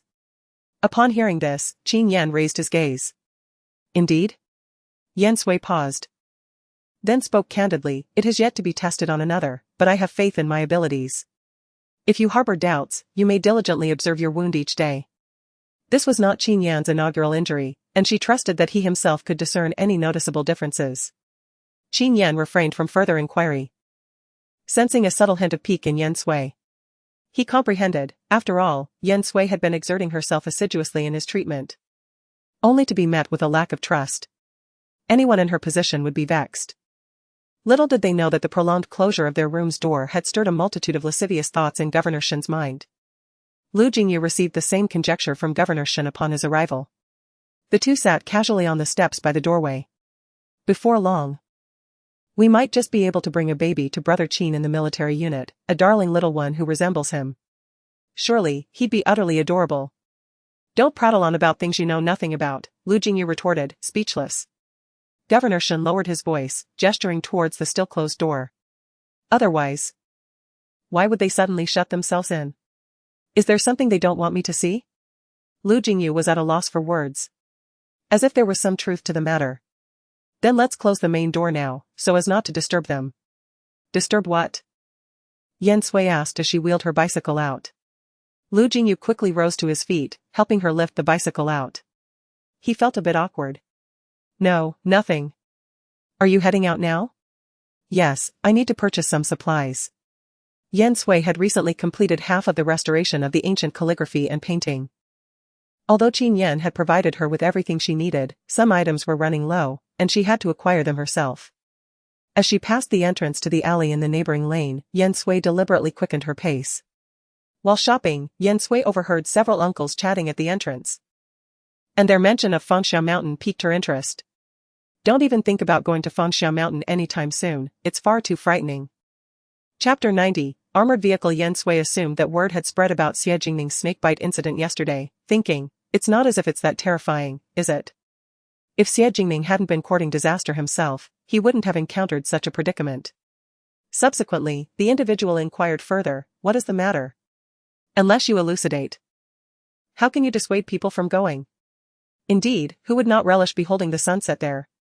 It is quite beautiful. Yielding to their entreaties, the portly uncle commenced. Lowering his voice, a few nights ago, whilst sauntering in that vicinity, I espied a spectral white figure. Instantly, the assembly dispersed. Even the corpulent uncle dared not linger in that spot. Yan Sui could not help but smile wryly, considering the current era, that such tales were still being propagated. She did not subscribe to such beliefs. Nevertheless, upon passing fragrant Sunset Mountain, Yan Sui was struck by an idea. The previous day, she had discerned some rather peculiar flora. But due to Xie Jingning's presence, she had been unable to examine them thoroughly. Now, however, she was alone. After a protracted deliberation, Yan Sui resolved to ascend the mountain. She parked her bicycle adjacent to the small shop at the foot of the mountain. Initially, Yan Sui found the ascent manageable, but gradually, her legs felt as though they were laden with lead, exacerbated by the previous day's climb. Yet, upon beholding the red rope tied to a branch, Yan Sui could not suppress a smile. It was she who had surreptitiously tied it there the previous day, with the express purpose of facilitating her return and locating the precise spot. Anticipating her destination, Yan Sui quickened her pace, and she successfully located the plants she had been longing to see. Deeming herself unobserved, she knelt and prostrated herself on the ground without regard for appearances. The dense undergrowth readily concealed Yan Sui's figure. Yan Sui was engrossed in her research when suddenly, a rumbling sound reverberated through the ground. Yan Sui's eyes flashed. Armored vehicles. What was the reason for their presence in this location? Yan Sui's breathing became cautious, as she perceived the presence of the armored vehicle as rather unusual. prompting her instinctively to seek concealment, wishing to remain undetected.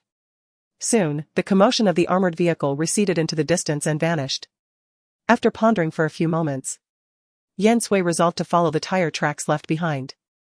In this manner, she arrived near a secluded cave where the armored vehicle had also halted, guarded by two individuals clad in ordinary attire.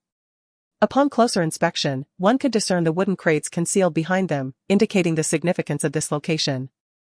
Yan Sui retraced her steps, realizing that these matters were beyond her capacity to influence alone. Mishandling the situation could jeopardize her life. She hurried down the mountain, pedaling her bicycle with fervor. As she neared home, Yan Sui slowed her pace, resuming her usual demeanor. Upon entering the house, she placed her bicycle down hastily and strode into the room, exclaiming, "Qin Yan, I have made a discovery." However, she found Qin Yan standing there, unable to sit down as he was in the midst of changing his trousers, not yet fully dressed. He prioritized donning his trousers before taking a seat before Yan Sui, nonchalantly supporting himself without the need for a table. "Isn't it much better than last time?" he inquired. Yan Sui's lips twitched involuntarily. It seemed he sought her praise for actions he had previously neglected. Qin Yan was aware of his misstep, yet he did not wish to appear boastful. After being cautioned by Yan Sui previously, today marked his first attempt to stand up. Please allow me to speak first," he said. Despite her anger, Yan Sui did not forget the matter at hand. She relayed her findings from the mountain to Qin Yan, urging him to dispatch someone to investigate promptly. Upon learning of Yan Sui's discovery, Qin Yan's initial reaction was one of anger. "Have I not advised you against venturing alone to Fengsha Mountain? What would you have done if they had found you? You did not even inform anyone of your intention to go to Fengsha Mountain." Yan Sui, aware of her fault, earnestly admitted, "I merely wished to retrieve the medicinal herbs I discovered yesterday. I did not anticipate this unexpected revelation. You must promptly report this matter. Do not waste any more time here with me." Reluctantly, Qin Yan resolved to consult the old leader first, but not before repeatedly admonishing Yan Sui, "Stay at home. You are not to go anywhere until I return." Yan Sui escorted Qin Yan to the door and raised her gaze towards the direction of the Xie family. She had heard that Xie Jingming had been discharged from the hospital to recuperate at home, yet doctors continued to come and go, leading one to believe that Xie Jingming's condition was critical. If that were truly the case, how could he have been released from the hospital? At the Xie residence, doctors arrived and departed, all shaking their heads in despair. "Old Xie, we are truly sorry, we are powerless in this matter. Perhaps it is time to seek a more skilled physician." Old Xie had heard such words so often that they had become a painful refrain, causing his heart to sink further. He instructed Xiao Lu to escort the doctor out. Old Xie entered Xie Jingming's room, where the curtains were drawn tightly, allowing no light to penetrate. The air was stifling, creating an oppressive atmosphere. "Ningning," murmured Xie's mother, who sat beside the bed, continuously wiping her tears. Her voice choked with emotion. "Ningning, your grandfather is here." Yet, Xie Jingming remained with her eyes closed, the bandages on her face starkly prominent. Xie's mother wished to call out to her daughter, but old Xie stopped her, saying, "Enough, just stay by her side." After old Xie departed, Xie's mother gently spoke. "Ningning, please don't act this way. How many physicians has your grandfather sought out for your sake? How could you possibly be angry with him?" Xie Jingming silently wept. "Mother, do you believe my face can ever recover?" "Of course it can," Xie's mother reassured her. "Moreover, I've examined it, and the marks on your face aren't extensive. They can be concealed." Xie Jingming shook her head, unable to comprehend the situation. She had merely been bitten by a venomous snake, how could it have resulted in disfigurement? Even the doctors were unable to provide an explanation. Thinking of Yan Sui's proficiency in acupuncture, wielding needles with divine skill, Xie Jingming's heart sank. She seized her mother's hand, causing her pain, yet the mother did not shake off Xie Jingming's grasp. "Ningning, what's wrong?" "Mother, I've finally grasped it." Xie Jingming's eyes were bloodshot, her demeanor somewhat deranged. Xie's mother was startled, her lips trembling. "Ningning, what on earth is wrong? Don't frighten me, child. I'll go fetch a doctor for you immediately." "No, summon grandfather." Xie Jingming gritted her teeth. Fearing something might happen to Xie Jingming, Xie's mother hurriedly went to find old Xie. Recounting Xie Jingming's unusual behavior, Ningning has always been obedient since childhood, but just now she seemed like a different person. It was terrifying. As if she were about to devour someone. Master, I heard today that there are malevolent entities on Fengsha Mountain. Could Ningning have been afflicted by them? Otherwise, it defies explanation. Old Xia cast a severe glance at his daughter-in-law. If you're ignorant, refrain from speaking nonsense. He pushed open the door and entered the room. Grandfather. It was Yan Sui who harmed me. Xia Jingning rose to her feet in a surge of emotion, exclaiming, it must be her. She possesses medical knowledge. Perhaps during our interactions, she has schemed against me. Her intent is to mar my appearance, thereby eliminating competition for Yan Gij. What a malicious woman. Chapter 91, Capturing Dr. Bai. Later, Qin Yan returned, his expression grave.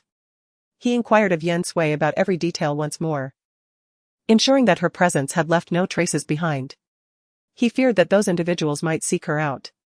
While the situation remained uncertain, it was evident that something was amiss. You must refrain from going out for the time being, it is best for you to stay at home. If you require anything, write it down, and each morning the magistrate will bring breakfast, he advised. Realizing the gravity of the circumstances, Yan Sui readily accepted the arrangement. Qin Yan poured her a glass of water.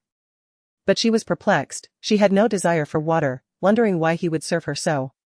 He then broached the earlier incident, saying, I truly did not intend to disregard your words. While changing my trousers, my mind wandered, and I instinctively stood up, just as you observed for those few seconds. This time was considerably better than before, I experienced minimal discomfort and managed to sit back down independently. During her solitary moments at home, Yan Sui had contemplated this matter. She had changed Qin Yan's dressing several times recently, and with each pulse check, his condition had improved. Yet, she had not permitted him to attempt standing. She desired complete certainty before allowing him to try standing and walking. Thus, Qin Yan taking that first step was, in essence, a choice he made for himself. In essence, exercise your discretion in this matter. Gradual progress will undoubtedly yield favorable outcomes. As Qin Yan stood, he could distinctly perceive the strength in his legs, albeit still considerably weaker than that of an average person. Yet, since his injury, he had been unable to feel anything but pain. Brother Qin. Shen Zhizhou's voice echoed from outside. Shen Zhizhou entered, panting slightly, and after a moment's respite, he declared, it's soil, contaminated soil. Those despicable individuals were manufacturing such harmful toxins there. Fortunately, your wife discovered it in time. We arrived just as they were loading the goods. It's truly astonishing what we uncovered. A full 300 pounds. If this material were to spread, countless individuals would suffer. Shen Zhizhou's eyes blazed with fury, wishing he could tear those responsible into pieces. The next moment, his expression shifted into a smile. There's also good news. The previously escaped Dr. Bai was among them and apprehended. He's currently being interrogated to determine who seeks to harm you, Brother Qin. We must unearth the person behind this. Yan Sui was delighted. She hadn't anticipated such a windfall. Dr. Bai's escape had been a nagging concern for her, a persistent threat. Fortunately, he had now been captured. Having delivered the news, Shen Zhizhou hesitated to linger, considering the lateness of the hour. Brother Qin, sister-in-law, I'll take my leave for now. I'll bring you meat-filled buns in the morning. The mere thought caused him to swallow hard. With your wife around, it's truly wonderful. Yan Sui was somewhat perplexed and chuckled. I didn't make the big meat buns, how does that make me good? Shen Zhizhou earnestly replied, only when sister-in-law is around does Brother Qin give me money. I get to eat big meat buns every day. I even snatched this job from Jin Yu. Before, Brother Qin would eat with us in the army. We were fed, but it wasn't delicious. Observing Shen Zhizhou's aggrieved expression, Yan Sui was both amused and touched, her respect for these endearing individuals growing. Enough talk, go back. Qin Yan coldly instructed, dismissing him. Shen Zhizhou grinned, all right, I'll be off then. After Shen Zhizhou departed, Yan Sui closed the gate and carried the heated water for a bath, also washing her hair, as she had been on the ground all day. If she didn't clean up, she wouldn't be able to sleep soundly. Half an hour later, Yan Sui entered the room, drying her damp hair. She sat by the window, while Qin Yan leaned against the bed, engrossed in the book she had given him, the one on massage techniques. Rather than a book, it was more like a notebook, meticulously compiled by her grandmother. It was a priceless treasure to Yan Sui. If there's anything you don't understand, you can ask me. Yan Sui noticed Qin Yan's earnestness and was delighted, as her grandmother's efforts were being valued by another. Qin Yan indeed had many questions. Come sit over here. Okay. Yan Sui draped her wet hair to one side, wrapped in a towel. As she leaned closer, Qin Yan detected a tempting, subtle fragrance, his throat tightening. His gaze involuntarily drawn to the fair curve of Yan Sui's neck. Yan Sui was oblivious, her attention fixed upon the notebook. She earnestly explained to Qin Yan. Extending her hand towards him, "Here, let me show you where this acupoint is located, just press it lightly and see how it feels." Noticing Qin Yan's lack of response, she lifted her gaze, only to unexpectedly meet his penetrating black eyes.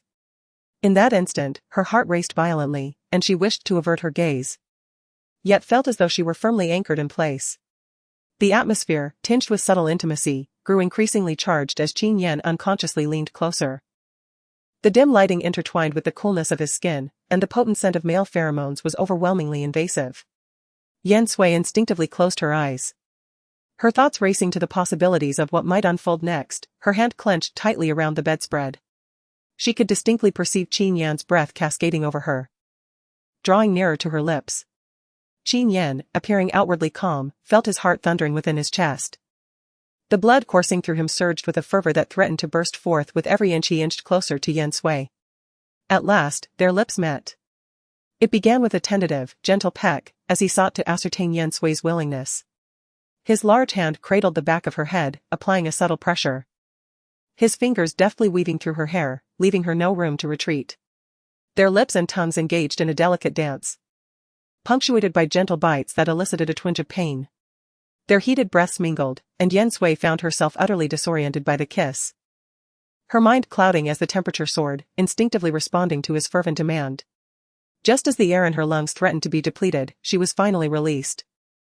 Gasping for breath, she nestled against Qin Yan, feeling utterly enervated. "Are you all right?" Yan's sensuous voice was low and husky, and he was chagrined that he had kissed her for so long, truly fearing that Yan Sui might faint. Hearing this, Yan Sui slowly opened her moist eyes. Her beautiful and lively eyes were as if veiled by a layer of gauze, hazy with charm, and full of amorous feelings. Her pearly teeth gently nibbled on her lower lip. Such an alluring scene made Qin Yan unable to control himself, his fingers slowly caressed her cheeks and neck, and then gently and tenderly cupped her face. The kiss that fell again was gentle and lingering. When his large hand touched a certain spot, Yan Sui trembled all over. Was she going to consummate their marriage tonight? Chapter 92. I am not disappointed. Just when the two were about to do everything, Qin Yan stopped. His voice hoarse, "I'm sorry." He grabbed the quilt in a flustered manner and covered Yan Sui entirely. Yan Sui, who had not yet reacted, was stunned. They had already undressed, and that was it? She was a little unwilling. His pectoral muscles, abdominal muscles, and Adonis belt felt so good to the touch. She yanked the quilt down, only to find that Qin Yan was nowhere to be seen. But the door to the room slammed against the wall, still trembling. Yan Sui thought for a moment, put on her clothes. She was a little worried about Qin Yan. Hearing the sound of water coming from the bathroom, Yan Sui didn't know whether to laugh or cry. She quietly returned to the room, as if she had never left, and obediently waited for Qin Yan to return. As Qin Yan's attending physician, she definitely had to figure out the reason. After a long time, Qin Yan finally returned. His expression was a little awkward, his eyes darting around, but Yan Sui stared straight at him, as if interrogating him, making him even more unable to face her. Those eyes were bright and clear. After a long while, Qin Yan finally gave in. "Next time." "So, you were unable to commence?" Yan Sui inquired. "I was able to," Qin Yan responded truthfully. "Then why?" Yan Sui began, but then swallowed the rest of her words, as if she desired something more. Never mind, perhaps another time." In truth, Qin Yan dreaded the prospect of faltering midway through. That would be the most mortifying scenario. As Qin Yan settled back into bed, Yan Sui reached for the light cord, dimming the room. After a moment's contemplation, she edged closer to Qin Yan, suppressing her shyness. "Actually, it was already quite pleasant. I wasn't disappointed." Indeed, Yan Sui wasn't attempting to console Qin Yan, she spoke truthfully. In her previous life, she had never experienced the pleasures of love between a man and a woman. Just now, Qin Yan, with merely his hands, had allowed her to savor those moments, which were truly exquisite and somewhat addictive. Early in the morning, Qin Yan awoke as usual, quite early. Despite the late hour of his dalliance with Yan Sui the previous night, his biological clock was set. Qin Yan propped himself up, gazing at the still slumbering Yan Sui. Her serene and docile countenance made it difficult for him not to be fond of her. He couldn't resist lowering his head and gently kissing her cheek. Anxious not to rouse Yan Sui, Qin Yan refrained from further action and quietly rose from the bed. After washing up, Qin Yan wished to arrive at the military unit early, to spare Yan Sui any potential embarrassment. As Qin Yan opened the door, he spotted a furtive figure stuffing meat buns into his mouth, much to Qin Yan's chagrin. It was Shen Zhizhou. Shen Zhizhou abruptly turned around, his mouth stuffed to the brim. Cough, cough, Qin, brother Qin. Observing Shen Zhizhou's flushed face, Qin Yan could only shake his head in exasperation, such a lack of composure. Shen Zhizhou sheepishly scratched his head. Brother Qin, you know I'm still growing. Qin Yan dismissed him with a wave of his hand. Heat the meat buns in the pot, then come back to the barracks with me. Shen Zhizhou handed Qin Yan 3 meat buns, but Qin Yan stopped him, returning one, then another, until only 1 meat bun remained in his hand. Take it in. Shen Zhizhou stared in disbelief. He was well aware of Qin Yan's appetite, which surpassed his own. How could he possibly settle for just 1 meat bun? Brother Qin, this. You'll be hungry. If your stomach acts up, sister-in-law will surely be upset. It's fine, I'll have some grain porridge at the barracks. Qin Yan replied, placing the last meat bun into the lunchbox. Take them all in, I'll eat the porridge. Shen Zhizhou wanted to protest, but a single glance from Qin Yan silenced him. Once at the barracks, Shen Zhizhou served himself 2 bowls of grain porridge. Watching Qin Yan savor his meal, Shen Zhizhou couldn't help but wonder if the food was truly that delicious. In truth, Qin Yan was preoccupied with the words Yan Sui had spoken the previous night. The joy in his eyes was unmistakable, and he was pleasantly surprised by the delightful flavor, which made every bite profoundly enjoyable. When Yan Sui finally awoke, it was past 8 o'clock. She quickly glanced at the empty space beside her and then outside, uncertain if Qin Yan was waiting. Yet, it was a confrontation she would have to face eventually, so Yan Sui feigned nonchalance. However, when she discovered that Qin Yan was not at home, a sense of emptiness enveloped her heart. Yan Sui lifted the pot lid, revealing 5 large meat buns inside, which amused her. It was far too much to consume. One would suffice to satisfy her hunger. Could it be that her lunch was nestled within? After savoring one of the meat buns, she stepped outside. Hello, comrade. Suddenly, someone called out to Yan Sui. She halted and recognized the voice belonged to Zhou Jing. Zhou Jing had been lingering near the riverside park for several days. And after discerning Ren Ziqiao's true nature, she realized she had unjustly accused Yan Sui and felt compelled to apologize. I regret not believing you that day and doubting your intentions, she confessed. It's all right, but have you truly seen through Ren Ziqiao's facade? Yan Sui inquired. Zhou Jing chuckled self-deprecatingly. Had it not been for his neighbor's sudden appearance, I might have ended up in a relationship with Ren Ziqiao, which would have spelled disaster for me. Can one expect honesty from a man who is deceitful before marriage? Yan Sui nodded in agreement, surprised at how much Zhou Jing had come to understand. Indeed, she was a clever individual, albeit with little experience. Besides, you are still young, there's no rush. You can take your time to find the right partner. I don't know, I suppose I'll leave it to fate, Zhou Jing replied with a forced smile. Yan Sui's attention was suddenly drawn to the bracelet on Zhou Jing's wrist. She was eager to examine it but felt hesitant to voice her desire, considering their limited acquaintance. Zhou Jing glanced down and asked, What's the matter? Nothing, Yan Sui hesitated. I just thought your bracelet was particularly beautiful. It must be a South red agate bead bracelet, an antique from the Qin dynasty, am I right? Zhou Jing widened her eyes in surprise. How did you know? I took it out, and everyone thought it was a worthless bracelet. Hardly anyone, except Yan Sui, could discern its true value at first glance and even identify its dynasty. Yan Sui chuckled. Actually, I have quite an interest in these matters. Zhou Jing decided to take the bracelet off and handed it to Yan Sui. See. It was a birthday gift from my grandfather, and he insisted I wear it with care. Thank you. Yan Sui graciously accepted the bracelet, examining it closely. Each bead was so lustrous, and the texture felt exquisite. If this bracelet were to be auctioned in later generations, it would likely fetch an astronomical price. No wonder the Zhou family has accumulated such wealth, they possess a rich heritage even now. Yan Sui returned the bracelet to Zhou Jing. Your grandfather was right. Wear it well, it will bring you much good. Zhou Jing fastened the bracelet back on. Where are you heading now? If you have some free time, I would like to take you somewhere you might enjoy.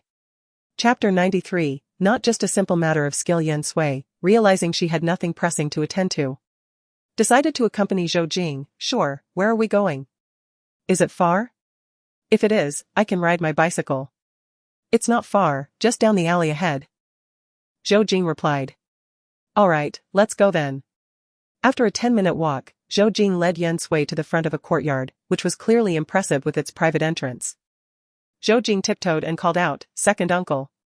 After a moment, someone came to the door. A gentleman, appearing to be in his 40s or 50s. With spectacles perched upon his nose, exuded an air of cultivated refinement. Little Jing, what brings you here so unexpectedly? Just yesterday. Your father mentioned you had been disinclined to venture out lately. Oh, uncle, Zhou Jing interjected, dismissing the subject with a wave of her hand. Drawing Yan Sui forward. She introduced her. This is my friend, Yan Sui. She possesses a profound understanding of antiques and artifacts. With a mere glance, she discerned that the bracelet adorning my wrist is a southern red agate bead bracelet. Furthermore, she can even ascertain its precise epoch. Lowering her voice conspiratorially, she continued. I surmised that you might possess an even more extensive collection here, uncle, and thus brought her along for a perusal. Zhou's uncle sighed, momentarily pinching the bridge of his nose. How could his niece be so artless, so indiscreet in her utterances? He cast a scrutinizing glance upon Yan Sui. Her gaze was limpid, seemingly incapable of any nefarious intent. Very well, come in then, he relented. He would need to pay a visit to his elder brother's residence later. As Zhou Jing's friend, Zhou's uncle presented Yan Sui with an antique artifact for her inspection, emphasizing, do not heed this lass's idle chatter. I do not possess an abundance of such items here. Were that the case, it would be quite extraordinary. As he spoke, he cast a pointed glare in Zhou Jing's direction. Zhou Jing, cognizant of her indiscretion, responded with a sheepish smile. However, she remained steadfast in her conviction that Yan Sui was not a malefactor, for she had aided her in unmasking Ren Ziqiao's true nature. Yan Sui, for her part, remained unperturbed, her attention riveted upon the red-glazed, gold-traced floral-patterned stem bowl she held in her hands. She marveled inwardly. Brimming with a retro aesthetic. It felt substantial in her grasp, evoking a sense of temporal displacement. Little Sui, what is this? Zhou Jing inquired with eager curiosity. A red-glazed, gold-traced floral-patterned stem bowl. Yan Sui replied. Elucidating her perspectives with eloquence, Yan Sui captivated the attention of the duo, leaving Uncle Zhou in profound astonishment. He had initially surmised that Yan Sui's involvement was merely